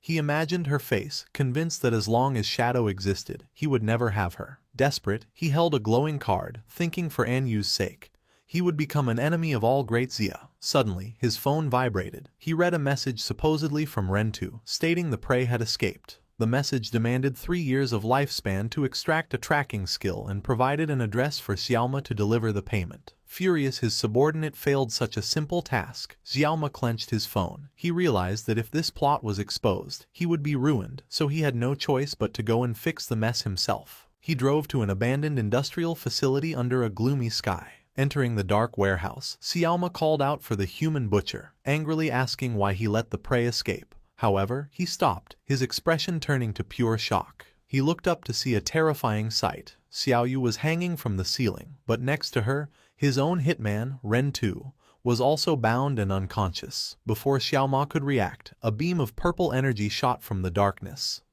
The energy ribbon wrapped around his body, trapping him. He was hoisted into the air, hanging upside down alongside the other two. Panic set in. He yelled at the approaching figure to let him go, demanding if they knew who he was. Ghost Spirit stepped out of the shadows, her eyes glowing a menacing red. She calmly replied she knew exactly who he was, Ma Nailiang, son of Zhanghai City's mayor. She revealed that Rentu had confessed everything, explaining how Ma Nailiang instructed him to kill and dump bodies during Shadow's offline hours to frame him. She thanked Rentu for keeping his promise to lure out the mastermind. Ghost Spirit cut Rentu loose. She looked down at him and said that as a reward for his cooperation, she would give him a chance to enjoy himself. Rentu stood up, surrounded by a surge of purple energy, looking completely deranged. Ghost Spirit ordered him to kill Ma Nailiang in any way he liked. Rentu giggled maniacally, thanking the young miss for the opportunity. Ghost Spirit ordered the brainwashed Rentu to kill Ma Nailiang using his favorite method. Rentu, completely under her control, agreed with a maniacal laugh, telling Ma Nailiang to stop struggling. Ma Nailiang screamed, but Rentu lunged forward with a scalpel. The human butcher mockingly apologized to Boss Ma, claiming he had no other choice. Ma Nailiang looked up in terror as the blade aimed for his throat. However, Ma Nailiang was prepared. just before the blade connected, he activated a golden card. A shockwave erupted, pushing Rentu back and allowing Mei Niaoliang to roll to safety. A massive explosion of fire and energy engulfed Rentu. Ghost Spirit watched calmly as the blast lit up the warehouse. When the smoke cleared, Rentu lay dead, his body transforming into lifespan orbs. Ma Niaoliang stood panting, glaring at Ghost Spirit, realizing she must be Shadow's disciple. Furious, Ma Niaoliang slapped a glowing golden card onto his forehead. The card, imbued with the power of the Sun God, granted him a massive agility boost for 2 minutes. A golden crossbow appeared in his hand as he declared he would kill both Shadow and his disciple. Moving with incredible speed, Ma Niaoliang leapt through the air, firing multiple energy arrows at Ghost Spirit. She calmly dodged the barrage, weaving through the explosions. Ma Niaoliang tried to keep up the pressure, but Ghost Spirit vanished using her stealth ability. Panicked, Ma Niaoliang floated in the air, realizing she had the same assassin abilities as Shadow and he had lost her. Suddenly, purple energy ribbons shot out from the darkness. Before he could react, the ribbons pierced his arms and wrapped around his body, immobilizing him. He screamed in agony as he was hoisted into the air with the other captives. Ghost Spirit reappeared below him, coldly asking if he was the one who wanted to harm her master. Ghost Spirit glared at him with glowing purple eyes. She noted Ma Niaoliang was too weak to have such powerful card skills on his own and demanded to know who was backing him. In tears and pain, Ma Niaoliang confessed everything. He revealed that the foreigners associated with Qian Shishi had found him. They gave him the cards and asked for his help to kill Shadow, promising a big shot, was backing them. Sobbing, Ma Niaoliang claimed he didn't know anything else. He begged for his life, promising his father, the mayor, would give her anything if she let him go. Ghost Spirit simply turned her back, muttering he was too noisy. Behind her, the ribbons constricted violently, causing Ma Niaoliang's body to erupt in a shower of blood, killing him. With cold red glowing eyes, Ghost Spirit walked away. She recalled her master's words, never let a single enemy escape. As she left, she looked back at Xiao Yu, still hanging from the ceiling, unconscious and legless. She pitied the girl but left her for the authorities to save, thinking her survival was up to her own fate. Soon after, police arrived following an anonymous tip. The officers rushed into the warehouse and were shocked by the scene, calling for a healer upon seeing the injured girl. They identified the bodies, Ma Niaoliang and an unidentified man, Ren Tu. They noted the girl was in a coma but not in life-threatening danger. A captain shouted that there was a message. On the wall, 2 phones were embedded in the concrete. A message above stated the serial killings were committed by these 2 to frame Shadow. The evidence was in the phones, and the girl was a witness. It was signed, doing good deeds without leaving a name.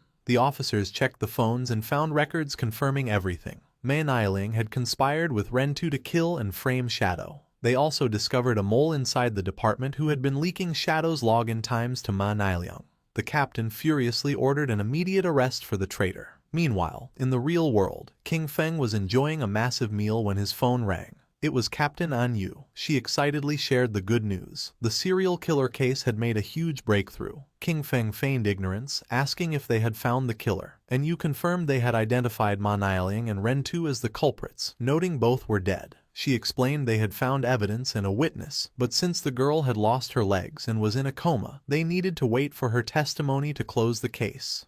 King Feng thought to himself that Ghost Spirit had completed the mission perfectly, and Yu apologized for the trouble the investigation had caused him. As an apology, she offered him some intelligence. She described a strange phenomenon in a novice town in Zhonghai City. 5 flying monsters were circling the sky, hunting players. Strangely, whenever one was killed, there were always 5, and Yu suspected a treasure was hidden there and urged Shadow to solve it. King Feng's eyes widened as he realized the implication. Another ancient god slate had appeared. King Feng analyzed the information. He deduced the ancient god slate must be high in the sky. Since players couldn't fly yet, he would need a flying mount. He recalled the Withered Bone City key he had obtained from the magic Leaning Tower. He knew Withered Bone City was part of the Marega Empire, the dragon homeland, and deduced he might find a flying dragon mount there. The system indicated that entering Withered Bone City required level 20. King Feng checked his status and saw he was level 19. With determination, he decided to enter the game, knowing he only needed to level up once. Shadow teleported to the Withered Bone City outer beach. It was a desolate coastline covered in massive skeletons, with a dark castle looming on a distant island. As Shadow appeared, he noticed glowing lifespan orbs scattered on the ground, indicating other players had been there recently. Shadow's expression sharpened as he sensed a disturbance and hid behind a large skeleton. In the distance, a massive, skeletal lobster monster stood on its hind legs, spitting green acid at a group of players. Among the group was Lin Qingyu, Late Night Drizzle, and a large bald man. Lin Qingyu looked shocked as bubbles of green acid floated toward her. The bald man in her party stepped forward confidently, telling the others to watch him. A green ghostly aura surrounded him. The system identified his class as the Soul Walker, a hidden support class that allowed the user to turn themselves and their teammates into a spirit form. In this state, they couldn't attack but were also immune to damage and had no physical collision. The monster unleashed a torrent of green acid breath, but thanks to the Soul Walker's ability, the attack passed harmlessly through the intangible players. Watching from his hiding spot, Shadow's eyes narrowed. He recognized this group from his past life. He remembered that this bald man, Zuma, Theodore, and others had teamed up to trap Magic City officials. This scheme caused heavy casualties for the official forces, leaving them unable to maintain order. As a result, Magic City fell into chaos for 3 months, indirectly causing hundreds of thousands of deaths.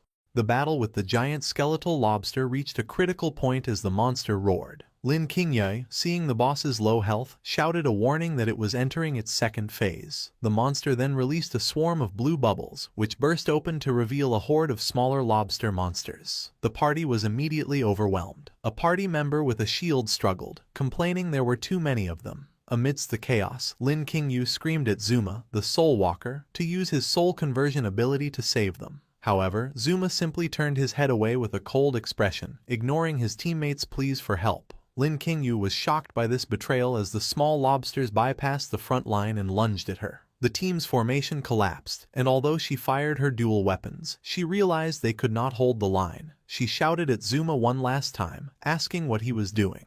But it was too late. The massive boss and its minions lunged at her as she fell. Terrified, she looked up as the monster prepared to devour her. Just as the monster struck, a blur of blue energy slashed through the air, cutting the creature into pieces. Shadow had entered the fray, moving with blinding speed as he unleashed a skill that instantly sliced through the swarm of small lobsters. He leaped over the stunned Lin Qingyu and landed with a devastating area of effect attack, a swirling vortex of dark energy that annihilated the remaining enemies. A system window appeared, confirming Shadow had killed the Jade-grade lobster boss and obtained a massive amount of experience, evolution points, and over 9 years of lifespan. As Shadow stood amidst the loot, Zuma looked on in total shock, realizing the famous Shadow had appeared. The confrontation took a violent turn. Shadow appeared instantly in front of the bald man, Zuma, glaring with intense killing intent. Before anyone could react, Shadow unleashed a swift strike, chopping off Zuma's head in a single motion. As the headless body collapsed, a system notification confirmed Zuma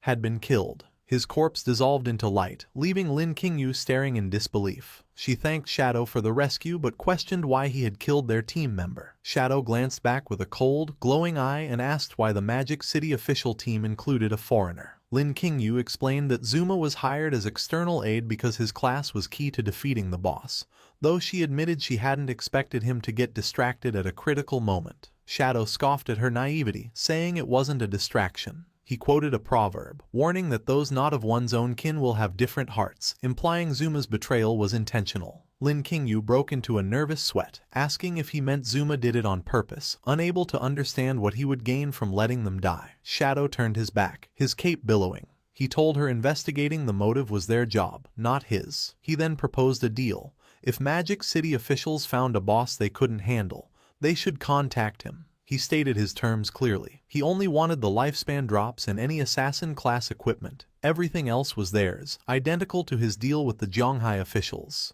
The surviving team members erupted in joy. Shadow confirmed the deal applied only to platinum-grade bosses or higher, and he required full looting rights. Lin Qingyu, seeing the immense value, immediately agreed and prepared to message their exploration teams.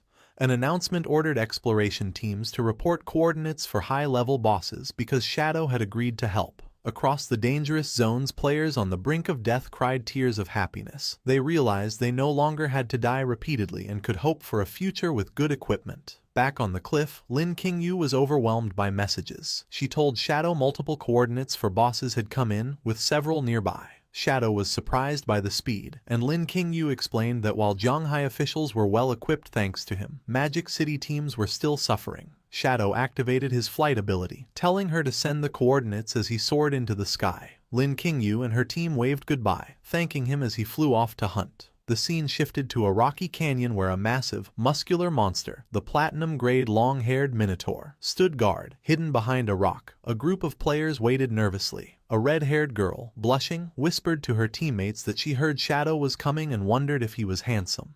Her teammates were more skeptical. One player doubted Shadow could easily defeat a platinum-grade boss, arguing its stats were too high. His doubts were silenced in a fraction of a second. A colossal vertical beam of blue energy slashed down from the heavens, bisecting the Minotaur instantly and dealing over 300,000 damage. As the beast fell, a system notification confirmed the kill for Shadow, awarding him experience, evolution points, over 5 years of lifespan, and a platinum-grade assassin skill, Smoke Bomb. Shadow simply noted the Minotaur was dealt with and identified his next target in the east. The hidden party members were dumbfounded. The skeptical man screamed in shock, realizing Shadow had killed the boss in a second and left before they could even see his face. The red-haired girl was disappointed she missed him, but they were relieved to see the lifespan orbs left behind. They realized Shadow was a man of his word. He had taken the lifespan but left all non-assassin equipment. The scene shifted to another location. Without warning, massive white spikes erupted from the earth, sending a group of players flying. A terrifying jade-grade boss, the noble's eldest son, Traitor Lulu, in dark lava armor, emerged with a giant flaming sword. A player shouted in panic, realizing they had underestimated the perception range of a jade boss. The giant knight swung its flaming sword down at a terrified player. The player froze, thinking his life was over. Just before the blade could crush him, a streak of purple energy sliced through the air, chopping the boss's arm clean off. The player watched in shock as the massive arm and sword flew away. Shadow descended from the sky, unleashing his Shadow of Sorrow skill. 4 shadow clones appeared, surrounding the boss. In a blur of motion, they struck, dealing massive damage. The system confirmed the kill, awarding Shadow experience, evolution points, over 10 years of lifespan, and a jade-grade skill, Merge into Darkness. The rescued players watched in awe, unable to comprehend that each Shadow dealt over 300,000 damage. They questioned if they were even playing the same game as him. One of the rescued players, blushing, declared that the gap between them and Shadow was like the distance between a human and a god, resolving to worship him. Having cleared the bosses, a system window notified Shadow he had reached level 20. As dark energy swirled around him, he remarked that farming bosses was the fastest way to level up. Suddenly, another notification chimed. The natural disaster ancient god curse slate was fully charged. Shadow's eyes glowed yellow with anticipation as he prepared to draw a new affix from the slate.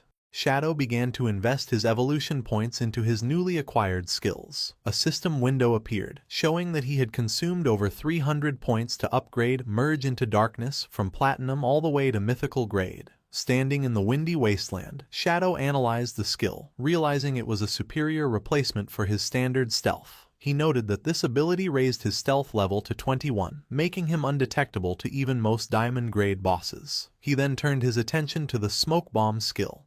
He spent his remaining points to upgrade it to legendary grade. However, Shadow looked at the resulting card with disdain, calling it a trash skill. Instead of learning it, he decided to use his Spirit Devourer bloodline ability to consume the card. The result was a massive increase in his stats. A system notification confirmed that by devouring the legendary skill, his elemental attack and elemental resistance had increased significantly. Feeling prepared, Shadow looked out toward the ocean where a dark castle stood on a distant island, the Withered Bone Ruins. He realized that while he was strong enough to enter, he had no way to cross the water, as there were no boats or teleporters nearby. He stared at the dark waves, knowing the sea was full of monsters. He concluded that attempting to fight underwater without specific skills or mounts would be suicide.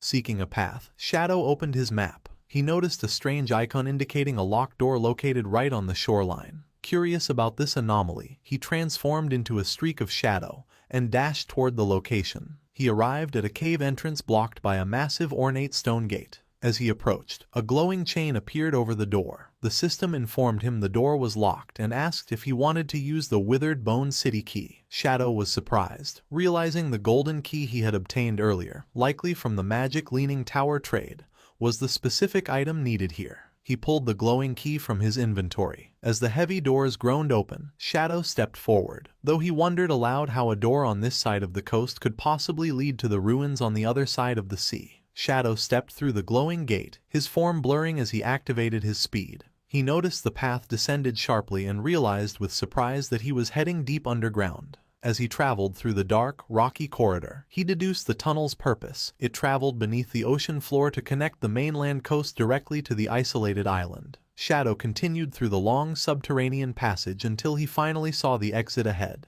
He emerged from a cave mouth and found himself in a grim, stormy landscape. A dark, ruined castle loomed atop a high cliff, illuminated by streaks of lightning. A system notification welcomed him to the Marega Empire, Withered Bone City ruins, and issued a severe warning.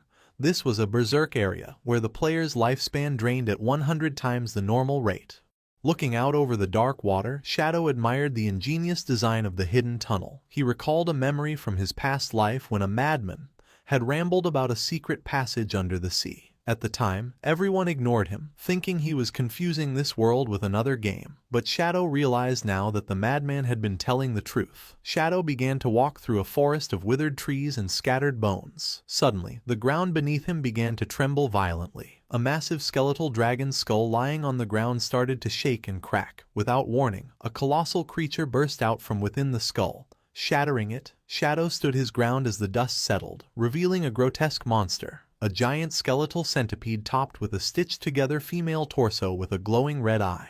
The system identified the creature as the Withered Bone Ruins Guardian, Thousand-Blade Centipede, Mo Wire, a powerful diamond-grade boss. Shadow analyzed the enemy before him. He noticed that while her upper body retained a human shape, her lower half had transformed into a monster. He observed the festering wounds on her body, realizing they were identical to the scars he had seen on the white dragon, Ates. As the terrifying creature lunged at him, Shadow understood that she was a citizen of the Marega Empire who had been corrupted by Cthulhu's curse. Shadow dodged the massive centipede body as it swept through the air. Looking at the scars on her human torso, he deduced that she must have suffered inhumane torture while she was still alive. He continued to evade, weaving through the sharp skeletal legs that stabbed at him, and leaped into the air to avoid a crushing strike that shattered the ground.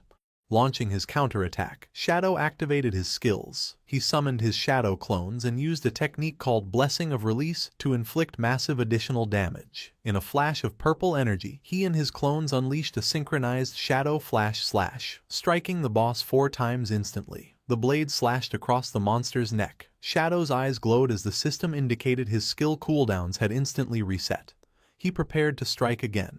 He unleashed the Blessing of Release once more, surrounding Mo Wire with a chaotic aura of red energy. The 4 shadows coordinated a final, devastating formation attack, slicing through the boss from all angles with beams of purple light. Mo Wire's monstrous body was sliced into pieces, exploding in a burst of magical fire as Shadow landed safely on the ground. A system notification appeared, confirming he had killed the Diamond-Grade Guardian, Mo Wire. He gained a massive amount of experience, evolution points, over 10 years of tradable lifespan, and multiple items. Shadow looked down solemnly and told her to rest in peace. As she died, the monster faded away, briefly revealing the spirit of the beautiful woman she once was. She smiled peacefully, finally free from the curse, before dissolving into glowing orbs of lifespan. Shadow, having just dispatched the Diamond-Grade Guardian, proceeds further into the desolate landscape. He looked up at the ominous lightning-wreathed castle perched atop the cliffs. Shadow unleashed a long-range attack, hurling a wave of dark energy from his hand. The attack struck a spider-like monster lurking in the shadows. The creature, a human female torso fused to a spider body, screamed as the dark energy impaled her. A system notification appeared, confirming Shadow had killed the cursed spider, Mo Li, granting him a massive amount of experience, evolution points, and 10 years of tradable lifespan. Shadow stood amidst the floating loot, observing the grim reality of this place. He noted that all the monsters here had human upper bodies fused with a twisted monstrous lower half. Furthermore, he realized they all still retained their human names. He looked at a massive dragon skull on the ground, pointing out that even the bones were mutated. The skull had multiple eye sockets and strange horn growths, suggesting extreme biological corruption. Shadow concluded that the entire Withered Bone Ruins was a biochemical experimentation ground. He recalled the lore Ates had told him. To win the war, the people of Marega had summoned Cthulhu, an ancient sea god, who cursed the city. This curse twisted everyone, transforming the entire population into monsters. As Shadow walked deeper, he sensed the curse becoming thicker and more intense the closer he got to the city center. Suddenly, a massive object plummeted from the sky. A giant, rock-skinned golem crashed into the ground in front of him, blocking his path. The system identified the enemy as the Royal City Guard Commander, Ma Ren, a level 25 platinum-grade boss. The golem glowed with internal magma-like energy. Shadow looked up at the towering giant but was unimpressed, questioning why a Royal Guard Commander was just a low-level platinum-grade boss. The Guard Commander raised its massive stone arm, glowing with red energy. It slammed its fist into the ground with earth-shattering force, but Shadow easily evaded the attack, leaping aside as the ground cracked beneath the impact. The battle began as Shadow unleashed his Shadow Blade, striking the stone golem with a powerful slash. However, as the damage numbers popped up, a strange bounce effect triggered. Shadow was shocked to feel pain as the exact damage he had dealt was instantly reflected back onto his own body. Shadow landed on the ground, realizing the danger. He identified the ability as damage reflection. Staring at the glowing red eyes of the Royal City Guard Commander, Shadow analyzed that this boss had 10 times the health of a normal platinum boss and a terrifying 100% damage reflection attribute. He noted grimly that if he hadn't had his black light shield active, that single exchange would have killed him. He realized he could not be careless in such a dangerous land. Shadow leaped high into the night sky, silhouetted against the moon. To counter the reflection, he fully activated his defenses, summoning 10 layers of the black light shield. From the air, he rained down a barrage of 10 shadow blades. He explained his strategy. He would use multiple low-damage attacks to charge his ultimate move, while his shield absorbed the constant reflected damage. Once his energy was fully charged, Shadow descended with his ultimate attack, Blessing of Release, combined with the Crimson Blade. A massive vertical beam of red energy sliced through the golem, dealing a staggering 450,000 damage. Immediately, Shadow braced himself as that massive damage figure was reflected straight back at him. However, a golden barrier erupted around him, absorbing the impact completely. Shadow stood unharmed. He revealed that the damage reflection was meaningless because his Crimson Blade provided 600% lifesteal. Since he was at full health, the massive healing was converted into an overflow shield worth 2.7 million points, making the 450,000 reflected damage feel like nothing more than a scratch. With the Royal City Guard Commander defeated, a system window appeared confirming Shadow's victory. He received a massive amount of experience, evolution points, and over 14 years of lifespan. However, the message contained a warning. The commander's death had alerted every guard within the city. Shadow paused, confused by the sudden shift in the atmosphere. High on a cliff, a monstrous sentry blew into a large horn, sending green sound waves rippling through the air to signal the alarm. Immediately, the ruins came alive. Monstrous figures began to descend from the cliffs in droves. Shadow watched as a swarm of winged creatures, spider hybrids, and other twisted beasts lined the ridges, staring down at him. A massive fur-covered foot slammed into the ground next to him. Within moments, Shadow was completely surrounded by a dense army of monsters, including a giant white bear and terrifying centipede creatures. A system notification triggered, announcing Shadow had activated the Monster Horde event. The condition to proceed was simple but brutal. Kill every single monster. Shadow looked up at the wall of enemies looming over him, their eyes glowing red in the darkness. But instead of feeling fear, his eyes narrowed with excitement. He laughed to himself, thinking this situation was incredibly refreshing and exactly what he wanted. The monsters, seeing their prey laugh, looked at each other in confusion, unsure why the human was not trembling in terror. Shadow moved with the speed of a storm. He unleashed his Dark Night Ring blade, slicing through the first wave of enemies. In a single strike, the system notified him he had killed 32 monsters. Not giving the horde a moment to breathe, he activated his Shadow of Slaughter skill, summoning dark clones from the ground to fight alongside him. Together with his clones, Shadow executed a synchronized Shadow Flash/X4. The burst of purple energy decimated the monster ranks, instantly raising his kill count to 165. The chaotic energy beams sliced through everything in their path, dismembering lion men, shark hybrids, and other twisted creatures. Shadow continued his relentless assault, descending with another Dark Night Ring Blade X4 attack. His dark magic swept through the battlefield, and with every swing, the kill count climbed higher, reaching 518. The battle turned into a one-sided massacre. System notifications flooded his vision as the death toll rose exponentially, jumping from 600 to over 2,000 in seconds. As the fight raged on, the kill count soared past 8,000. The entire battlefield was illuminated by thousands of glowing orbs of lifespan from the fallen army. Finally, silence returned. Shadow stood with his eyes glowing purple, having killed a total of 10,086 monsters. A system window confirmed that he had killed all the monsters, and the road to the Withered Bone City Ruins core was now unlocked. After annihilating the army of over 10,000 monsters, Shadow stood amidst a sea of glowing particles. A notification confirmed the path to the Withered Bone Ruins core was unlocked, and he was surrounded by countless floating orbs of lifespan. However, Shadow looked at the rewards with disappointment, asking why there was so little. He realized the curse had constantly drained the citizens' life force, even after they transformed into monsters. Suddenly, the floating orbs began to swirl around him, gathering in a brilliant display of magic to form a structure. The light shot across the vast chasm, creating a radiant bridge to the ominous castle in the distance. As Shadow stepped onto this bridge made from the light of the dead, a golden aura suddenly engulfed him, surprising him. A system window informed him that he had received a blessing of the Withered Bone citizens. The cursed souls, grateful for their release, granted him a buff that provided a chance to obtain dragon power while fighting in the city. Shadow looked at his glowing hand, remarking that this power was interesting. He deduced the curse's source was in the city and understood the victims' souls were guiding him, hoping he would break the curse for good. He continued across the Bridge of Light until he reached a massive, dark pit that looked like a maw of flesh and darkness. Without hesitation, Shadow leaped into the abyss. As he descended through the fleshy tunnel, a notification warned him he had entered the Withered Bone Curse Great Hollow, where the lifespan drain was 1,000 times the normal rate. He landed with a heavy splash in a red liquid and slowly stood up, surrounded by pulsating, organic walls, ready to face the source of the corruption. Deep within the fleshy walls of the hollow, a man with long red hair and a beard hung suspended, his body pierced by thick spikes. Suddenly, a notification flashed as the man's eyes snapped open, sensing an intruder. Shadow stood ready in the darkness, a purple flame igniting on his chest as he sensed the overwhelming killing intent. The man, still trapped, began to mutter strange syllables. Shadow narrowed his eyes, recognizing the speech as the ancient god language. He translated the sounds and realized the man was repeatedly calling out a specific name, Mo-Wire. Driven by madness and grief, the man roared the name Mo-Wire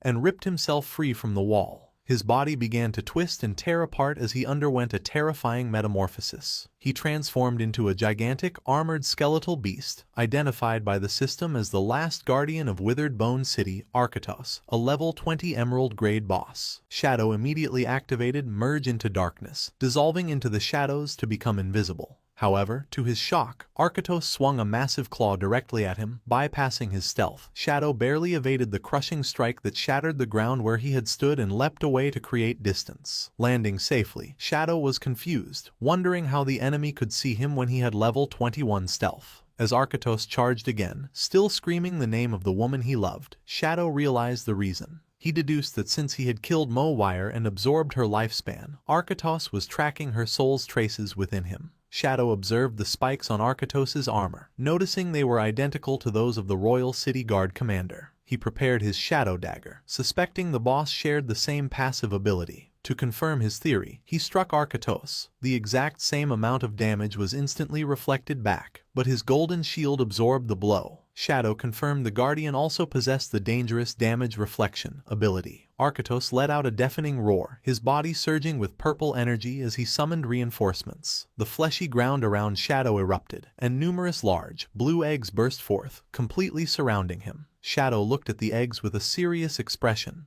realizing they also possessed a damage reflection effect. He deduced that if they hatched, they would spawn dangerous elite-level monsters.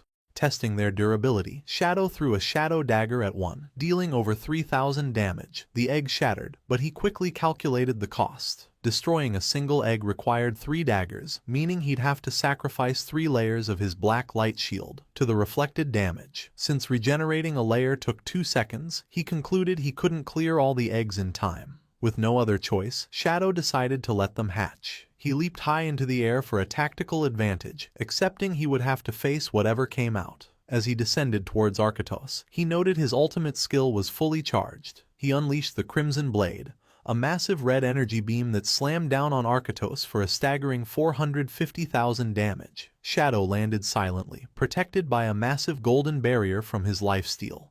Unharmed by the chaos, the eggs hatched instantly, and a monstrous claw burst through each shell. A swarm of cursed young dragons, level 20 emerald-grade monsters, flew into the air, screeching as they prepared to attack. Shadow landed in the pool of red liquid, crouching to face the newborn horde.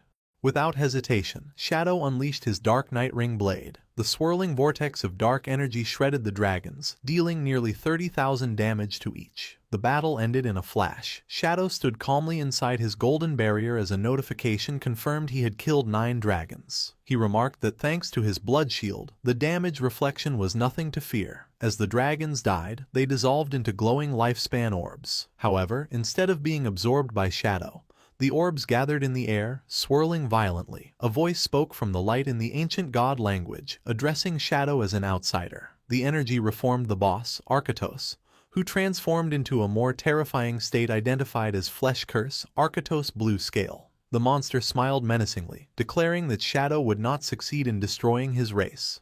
The battle intensified as Arkatos leapt. The mutated guardian charged forward, aiming a massive, energized punch at Shadow. Shadow's eyes glowed neon blue as he countered with a blindingly fast, instant shadow slash. He moved like a blur, striking the monster from all angles in a split second. However, to Shadow's disbelief, immunity appeared around Arkatos. The monster was completely unaffected by the attacks. Shadow was stunned, unable to understand how his attacks dealt no damage. Arkatos seized the opening, slamming his fist into Shadow with devastating force. Shadow was sent flying, taking nearly 30,000 damage as the impact created a massive explosion. As he steadied himself, his golden blood shield shattered. Shadow translated the monster's guttural speech and realized Arkatos was declaring that as long as his bloodline and soul remained, his home would never fall. Arkatos stood amidst the purple energy, proclaiming Withered Bone City would never be conquered. Shadow was confused. Usually, only epic-grade monsters or higher could speak and have self-awareness, yet this emerald-grade boss retained his consciousness. Ignoring Shadow, Arkatos gathered dark energy into a sphere, chanting about protecting his city, empire, and people. The Guardian unleashed his Demon Dragon Cannon, a vertical beam of destructive energy. Shadow reacted instantly, leaping high to dodge the blast. He landed and countered with a Shadow Blade, but again, the attack was ineffective. Arkatos walked through it, completely immune. Shadow cursed, realizing he desperately needed to break the monster's invulnerability shield. Arkatos unleashed a new technique. A grotesque ribcage of raw flesh materialized, trapping Shadow inside. The system identified it as the Flesh Prison, and a countdown began, showing Shadow's lifespan draining away by the year. Shadow broke into a cold sweat, realizing Arkatos was siphoning his life force. He identified the drain as an ability of the evil god, Cthulhu. The situation was dire. The Flesh Prison was an unavoidable attack ignoring all defenses. Arkatos fed on Shadow through a fleshy tendril, and Shadow realized his entire lifespan would soon be gone. Just as hope seemed lost, red energy erupted from Shadow. A notification announced he had triggered dragon power. The system detected he possessed Eitz's skill, Shadow of Slaughter. This granted Shadow a new buff, Eitz's Flame of Nirvana. The description revealed the key to victory. The white flame ignored all defenses and directly burned the opponent's soul for massive damage. Shadow's eyes glowed with orange dragon fire as he realized this was the true power of the dragon race. He counterattacked with the enhanced Dragon Shadow of Slaughter. His clones materialized, wreathed in holy fire, and descended on the monster. He followed up with a Dragon Instant Shadow Slash, cutting through the air with blinding speed. Arkatos' immunity was shattered. The attacks connected, dealing tens of thousands of damage and inflicting a severe burn. Arkatos screamed as the white flames consumed him. In his final moments, he begged Cthulhu for strength, crying that he couldn't die because he had to preserve the dragon race. Shadow stood calmly, the spirit of Eitz's manifesting behind him. He told the dying guardian the truth. His actions weren't protection. By summoning Cthulhu, he doomed his people to an eternal curse. With a cold glare, Shadow told him to feel the flame of Nirvana and let it cleanse his sins. Shadow delivered the final blow with a dragon Crimson Blade, a colossal beam of red energy dealing nearly 500,000 damage. The last guardian was incinerated. A system window confirmed the kill, awarding Shadow 1 million experience points, 120 evolution points, and nearly 40 years of lifespan. Shadow descended, surrounded by glowing victory notifications. The system awarded him 60 evolution points, nearly 40 years of lifespan, and a diamond-grade item called the Bone Spike. As the dragon power buff faded, Shadow analyzed the rewards. The 1 million experience points proved the city's monsters had funneled resources to Arkatos. However, the lifespan reward was suspiciously low at 39.8 years. Shadow suspected most of the lifespan had been stolen by the evil god, Cthulhu. Suddenly, a grotesque chest emerged from the red liquid on the ground. A system message informed Shadow that using dragon power had unlocked a hidden reward. The chest opened, revealing 2 glowing golden items, a withered bone rune and an epic-grade Mount Bell. Shadow inspected the rune, a key to the tomb of the withered bone god. He noted that 3 runes would grant him entry to the secret ruin. Next, he held the golden bell, intrigued by the epic-grade mount item, and decided to see what it would summon. Activating the item, a massive winged skeletal dragon materialized. The system identified it as King of Scavengers, Osiris, a level 20 epic-grade entity, now soulbound to Shadow. Osiris was a former guardian, now a flying mount and combat pet that could summon smaller bone dragons. To Shadow's surprise, the dragon spoke intelligently. Osiris looked down, asking in shock if Shadow was the one who purged the city and killed Arkatos. Shadow calmly confirmed the deed and asked the dragon if it knew the truth about the cursed place. Osiris recounted the city's tragic history. It was an old guardian who died long ago but was resurrected by necromancy to fight in the war between the Marega Empire and the continent as the empire faced defeat. It revealed that in a desperate attempt to turn the tide, the city lord, Arkatos, decided to summon the evil god, Cthulhu. The dragon explained the condition for summoning Cthulhu was for Arkatos to sacrifice the person he loved most, his daughter, Mo Wire. However, at the last moment, Arkatos hesitated. He saved Mo Wire, and instead sacrificed the entire population of Withered Bone City, including himself, to the evil god. The consequences were horrifying. The citizens were cursed and granted immense power, allowing them to defeat their invaders, but they were transformed into monsters and lost their humanity. Osiris revealed that Mo Wire, the only human left, suffered the worst fate. The monstrous citizens hated her and tortured her until she was also consumed by the curse and became a monster. With the story finished, Osiris expressed deep gratitude to Shadow for bringing release to these miserable souls and ending the tragedy. Sensing a powerful aura on Shadow, the dragon bowed its head and pledged to follow him forever, asking for its new master's name. With glowing eyes, the protagonist looked up and simply replied his name was Shadow. The massive skeletal dragon, Osiris, lowered its wings and head in submission, pledging its loyalty to Shadow and declaring him its master from this day forward. However, as Shadow inspected his new prize, he noted that for an epic grade mount, the dragon's attributes were somewhat strange. He pointed out that a level 20 epic boss should typically have at least 10 million health points, yet the interface showed Osiris had only a little over 100,000. Shadow deduced that this weakness was likely due to the nature of its resurrection. Since Osiris died long ago and its power dissipated over time, this forcibly awakened skeletal body retained only a fraction of its original strength. Reviewing the dragon's offensive skills, such as summoning bone shields and firing spikes, Shadow found them mediocre. However, he was pleased with its ability to summon 12 Jade-grade winged dragons, realizing they would provide him with excellent aerial vision. The true value of the mount was revealed in its mobility. Shadow noted that because the dragon's body was made of lightweight bone, its flight speed was incredible, reaching 360% speed, or roughly 450 meters per second, which broke the sound barrier. Shadow concluded that despite the mount's lack of combat power, the supersonic travel speed alone made it a satisfying acquisition. Just then, a system window appeared, notifying Shadow that he had met the conditions for a class advancement. He was surprised, realizing that the massive experience gained from clearing the Withered Bone ruins, over 1 million points, was enough to trigger the upgrade immediately. With a determined look, he activated the advancement.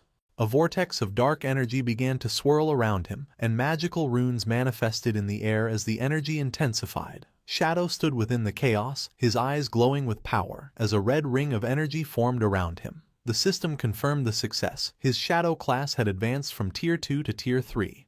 His attributes skyrocketed, with his strength and constitution doubling from 27 to 54, his spirit doubling to 90, and his agility jumping significantly to 144. Along with the stat boost, Shadow obtained a new class passive skill called Shadow Arc. The description revealed a powerful mechanic. Any damage, negative status, or stealth removal he suffered while invisible would be delayed by 1 second. Within that 1 second window, he could perform actions to negate the damage or the status effect completely. Shadow looked at his hand and laughed confidently, realizing that as long as his reaction time was fast enough, this skill would allow him to nullify almost any attack while he was in stealth. Shadow reflected on his new class advancement with deep satisfaction. He was certain that in his past life, no player with the Shadow class had ever survived the third advancement. Otherwise, the power of the Shadow Arc skill would have been famous for drastically lowering death rates. He reasoned that while a 1 second window for reaction seemed short, high-level players possessed incredible reaction speeds, making it more than enough time to cast multiple skills and turn the tide of battle. Moving on to his rewards, Shadow manifested a glowing red energy in his hand, revealing a diamond-grade weapon he also obtained. The system window identified it as the Spike of the Skeleton, a powerful dagger that significantly boosted physical and elemental attacks, along with a unique effect that broke the enemy's defense and resistance. Shadow equipped the weapon immediately, noting that between the class upgrade and this new gear, his power had increased massively. Ready to leave the ruins, the skeletal dragon Osiris leaped into action, and Shadow landed gracefully on its head. He decided to test his stealth capabilities with the mount and activated Merge into Darkness. As dark energy surged around them, Shadow was shocked to discover that the dragon's stealth level was actually level 21, which was higher than his own current level. Impressed, Shadow commanded the dragon to take off so he could witness its speed firsthand.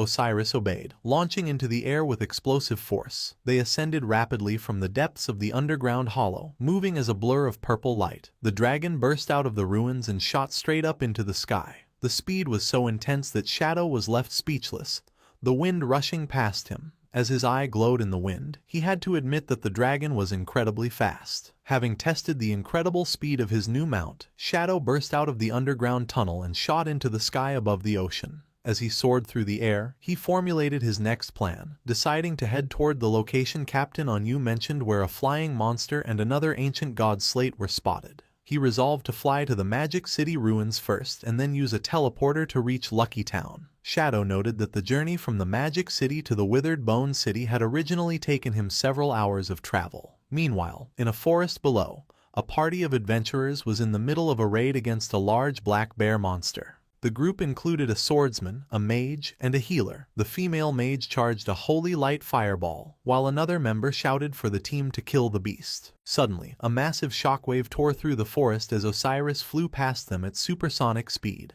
The sheer force of the wind blew the entire party and the monster off their feet, sending them tumbling across the ground. In the aftermath, the mage looked around in confusion, while the swordsman was bewildered to find that the boss monster had been slammed into his sword by the wind and died instantly. Ignoring the chaos he caused below, Shadow continued his flight, appreciating that with Osiris, the return trip to the Magic City ruins took only 10 minutes. In the ruins of the Magic City, a dramatic scene unfolded between a couple standing in the desolate streets. A man held a woman's hands and begged for forgiveness, admitting that he only cheated on her once with another man, and that he was thinking of her the whole time. The woman asked him to promise to cut ties with the other person forever, and after he agreed, they shared a passionate kiss, professing their love for each other. Their romantic moment was violently interrupted as a massive pressure descended from the sky. The force slammed the man face first into the pavement, and the woman was also flattened against the ground by the impact. Shadow stepped off his dragon, his boot landing near the crushed couple. As the dragon loomed behind him, Shadow touched his mask and wondered if he hit something on his way down, but he quickly dismissed the thought and decided to ignore it. Shadow activated his invisibility skill to leave the ruins undetected. A system notification showed he had consumed 5.4 years of his lifespan to teleport to Lucky Town. Shadow complained that the cost to return to a novice town doubled each time, making it expensive. Despite having over 2,000 years of lifespan, Shadow was incredibly stingy and felt pain over the small expense. Still invisible, Shadow walked through the town gates, passing two guards who seemed to sense a disturbance but couldn't see him. Shadow observed their uniforms and deduced they were from the official government forces. Looking at the town's layout, he realized officials had stationed guards to help new players and prevent attacks. He noted this was happening months earlier than in his past life. Walking through the peaceful streets, Shadow reflected that his cooperation with the government likely accelerated their efficiency. He noticed that even elderly players were surviving well in this protected environment. He passed a heartwarming scene of an old man and woman sitting on a bench, acting like a couple in love. Suddenly, Shadow was startled by a desperate cry for help. At the town gate, a massive black insect monster had seized a player. The two official guards Shadow passed earlier sprang into action. The female guard cast a spell from her magic book, creating a holy shield around the player that blocked the monster's attack. The male guard charged forward, cursing the monster, and executed a powerful leap slash, striking the creature for over 1,600 damage. The female guard immediately retaliated, casting a holy fireball at the giant insect. However, the creature was incredibly agile and evaded the attack. Taking advantage of the opening, the monster scurried away, leaving the male guard frustrated that it had escaped again. The guards looked up as the escaped monster rejoined its pack of 5. The female guard noted with despair that killing one was useless, as a new one would respawn immediately. Shadow, observing invisibly, realized that while the 5 gold-grade monsters were not individually strong, the team was struggling because the bosses would fly away when losing, leaving the ground-based guards helpless. On the ground, the male guard checked on the elderly victim. The old man was on his knees, crying and trembling. However, his fear instantly transformed into ungrateful fury. He screamed at the guards, calling them useless. Sitting in the dirt, the old man continued to berate his rescuers. He complained that these flying monsters had been blocking the town for days, making it impossible to hunt. He accused the guards of failing to care for the elderly and threatened to file a complaint. The female guard, stressed and confused, tried to calm him by explaining that Shadow was arriving. The male guard, losing patience, told the old man to show some respect. The mention of Shadow only agitated the crowd. The old man and the onlookers began to shout, asking where Shadow was. They mocked him, saying, "Big shots are always too busy and he was taking too long just to kill a few bosses." The increasingly hostile mob yelled that if Shadow was so powerful, he should be helping them. A bald old man shouted that he was waiting for his son to farm Lifespan and Shadow was wasting their time. The situation spiraled out of control. The female guard tried to reason with the angry mob, assuring them Shadow would arrive. She suggested those who couldn't wait should log off. However, the male guard realized reasoning was futile and urged his partner to leave. The crowd blocked their path, accusing the officials of running away from their responsibilities without solving the monster problem. The mob screamed that the guards were wasting taxpayer money, useless for failing to kill a few bugs, and demanded an explanation. Pushed to his limit, the male guard exploded in anger. He reminded the crowd the officials had already power-leveled them to level 3, asking what more they wanted. The ungrateful mob retorted that level 3 was useless and continued to jeer. The elderly players weaponized their age, accusing the guard of wanting to beat up old people. As the male guard tried to move forward, the ungrateful old man from earlier deliberately bumped into him. The old man threw himself to the ground theatrically, wailing that the officials were beating the elderly. He claimed his heart disease was acting up and he was dying. The male guard looked down in panic, insisting he didn't touch him. The mob seized this opportunity, surrounding the guards and daring the officials to beat them to death. They claimed their old lives were worthless and accused the government of not only failing to help but actively hurting them. Amidst the chaos, a perverted old man in the crowd tried to take advantage of the female guard, reaching out to grope her chest. The female guard froze in shock and embarrassment. Reacting on instinct, she slapped the man across the face with all her might. The consequences were instant and devastating. Because of the vast stat difference, the slap launched the man through the air like a rag doll. The crowd watched in horror as his body disintegrated into golden lifespan orbs before hitting the ground. The female guard had accidentally killed him, leaving the other elderly players stunned and terrified. The accidental killing triggered instant hysteria, with the mob screaming that the government was murdering the elderly. The female guard, flushed with embarrassment, tried to explain she was groped, but her voice was drowned out by the crowd's roar to fight back. Seeing the situation turn violent, the male guard instantly deployed a protective barrier. He remarked that these people had gone mad but decided to let them exhaust themselves, confident their weak attacks could not penetrate his shield. The harassment escalated as a glob of spit landed on the shocked female guard's face. The perpetrator was the ungrateful old man, who laughed maniacally, reveling in his disrespect. Emboldened, the mob began hurling filth at the barrier. Shoes, rocks, and even women's underwear and feces pelted the golden shield as the guards huddled inside. Suddenly, a terrifying presence descended. Shadow materialized on his skeletal dragon Osiris behind the riotous crowd. A heavy silence fell as the massive dragon loomed over them. Shadow and his dragon glared down with glowing eyes, radiating an aura of death. Without a word, a massive gust of wind erupted from the dragon. The force was catastrophic. The elderly players were blasted away like leaves in a storm, unable to resist. Their bodies were flung violently against the surrounding trees with bone-crushing force. Silence returned to the forest. The two guards stood safe within their barrier, looking out in disbelief. Where the angry mob once stood, only dozens of golden lifespan orbs remained, indicating Shadow had instantly wiped out the entire group. High above the town, Shadow and his skeletal dragon, Osiris, soared into a swirling orange vortex. Shadow spotted his targets, 5 winged insect monsters flying in formation, linked by magical energy to a floating stone tablet. Recognizing the object, Shadow commanded his dragon to give chase. From the ground, the 2 official guards watched in awe as the massive dragon pursued the monsters against a red, eclipse-like sun. Shadow stood firm on the dragon's head as dark purple energy surged, preparing for an aerial strike. The 5 insects frantically tried to escape with the slate, but they were no match for the dragon's speed. Shadow's eyes glowed with intense purple light as he locked onto his prey. In a blur, Osiris spun and unleashed a devastating slash. The attack was precise, slicing all 5 gold-grade insect bosses in half at once. The 2 guards on the ground were left with their mouths open, shocked by the instant victory. Meanwhile, on the ground, the situation with the elderly mob took a ridiculous turn. The elderly players, just wiped out by Shadow's wind, had respawned and marched back to the scene.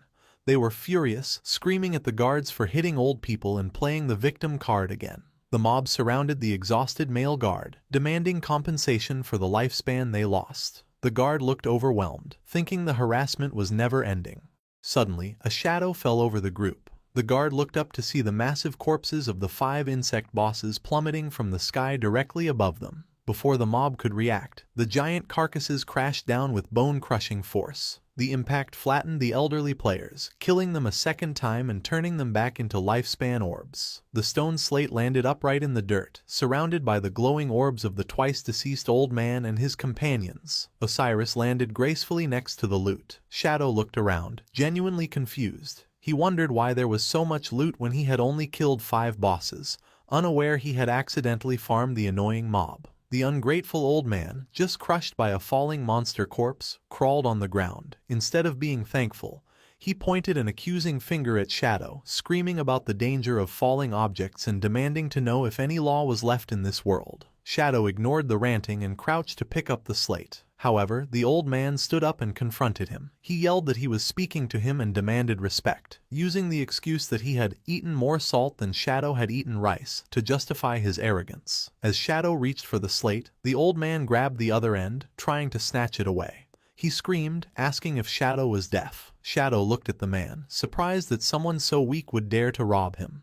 Shadow's response was immediate and lethal. Without speaking, he threw a dagger at point-blank range. The blade pierced the old man's neck, silencing his complaints instantly. The attack sent the old man flying backwards, dealing over 13,000 critical damage. He dropped the slate as he died yet again, his body dissolving into light. Shadow calmly caught the falling slate. With the nuisance removed, he turned his attention to the scattered loot. He commanded Osiris to summon the small bone dragons. The massive skeletal dragon obeyed without hesitation. A swarm of small black skeletal dragons descended from the sky. They swooped down, tasked with collecting the countless lifespan orbs that had dropped from the twice-killed mob. The female guard and her partner watched the sky in confusion, wondering what Shadow intended to do with so many summoned creatures. Meanwhile, back at the town gate, the ungrateful old man had respawned for the 3rd time. He stood before the mob and the guards, pointing an accusing finger. He yelled that he had figured it out. The officials were conspiring with Shadow to murder people and steal their property. The female guard looked at him in disbelief. The old man put on a dramatic performance, clutching his head and screaming. He lied, claiming he had been carrying 1,000 years of lifespan, and Shadow had stolen it all. The female guard was furious at his shameless lies. Electricity crackled from her eyes as she shouted back, asking who he thought he was fooling. The old man stubbornly retorted that his son had given it to him and accused the guard of defending Shadow because she wanted a share of the loot. Turning to the crowd, the old man incited a riot. He promised that if everyone helped him demand the return of his 1,000 years, he would share 1 year with each person. He played the victim card again, shouting that they could not let officials and Shadow bully the elderly. Blinded by greed, the mob agreed. They shouted in support, demanding that Shadow return the lifespan. They demanded their lifespan back. The male guard gritted his teeth in frustration, wishing he could arrest them, but noted the troublemakers were cunningly staying inside the town's safe zone where guards could not attack. The elderly players, led by the ungrateful old man, pumped their fists in the air, screaming greedily. Suddenly, the small bone dragons swooped down into the crowd. Their claws gripped the elderly players, lifting them off the ground before they could react. The mob was hoisted into the air, dangling helplessly. The old man looked up in terror, wondering where these monsters had come from. The dragons flew high above the town, carrying the screaming players over the walls and outside the safe zone. The old man yelled frantically for help, demanding to be let go. The dragons complied literally. They released their claws, sending the players plummeting from the sky. As he fell, the old man panicked, screaming that he hadn't meant for them to let go right then. Shadow walked coolly out of the town gate while bodies crashed to the ground behind him. The female guard blushed. Shadow explained that while the safe zone prevented players from damaging each other, it did not suspend physics, meaning gravity was still lethal. With a cold stare, Shadow informed the guards that his bone dragons would remain stationed there to throw any unruly people out of town. He told the guards it was up to them whether to catch and imprison them or let them fall. He confirmed the bosses in the sky had been cleared and prepared to leave. The male guard called out, pointing out that Shadow had not collected the scattered loot. As his body dissolved to teleport away, Shadow simply told them to keep it as a gift, leaving the guards stunned. The male guard was in awe of Shadow's generosity. He looked at the ground covered in glowing lifespan orbs, marveling that the expert had left behind so much treasure. He turned to his partner, the female guard, calling her Electric Fox, and invited her to help him collect the loot. However, the female guard was completely distracted. She stood frozen with a dreamy expression. The male guard looked at her with a mix of confusion and disgust, asking what she was doing. Completely infatuated, she clasped her hands together and declared that her heart had left along with Shadow. To snap her out of it, the male guard tossed a lifespan orb at her. It struck her on the forehead with a solid impact. She cried out in pain and anger. The male guard scolded her to stop daydreaming. He brutally reminded her that a big shot like Shadow would never look at a minor character like her, saying she was a toad wishing to eat swan meat. Triggered by the insult, the female guard lashed out, shouting that he was the toad. The male guard playfully agreed, joking that if he was a male toad, then she was a female toad, implying they belonged together. Holding the glowing orbs, the female guard blushed deeply, flustered by his teasing. The skeletal dragons continued to drop screaming elderly players from the sky. Amidst this chaos, the two guards continued their banter. The male guard teased her, asking if she had a secret crush on him. She denied it, calling him disgusting. However, when he casually asked if she wanted to have dinner that night, her attitude instantly shifted, and she excitedly asked if he was serious,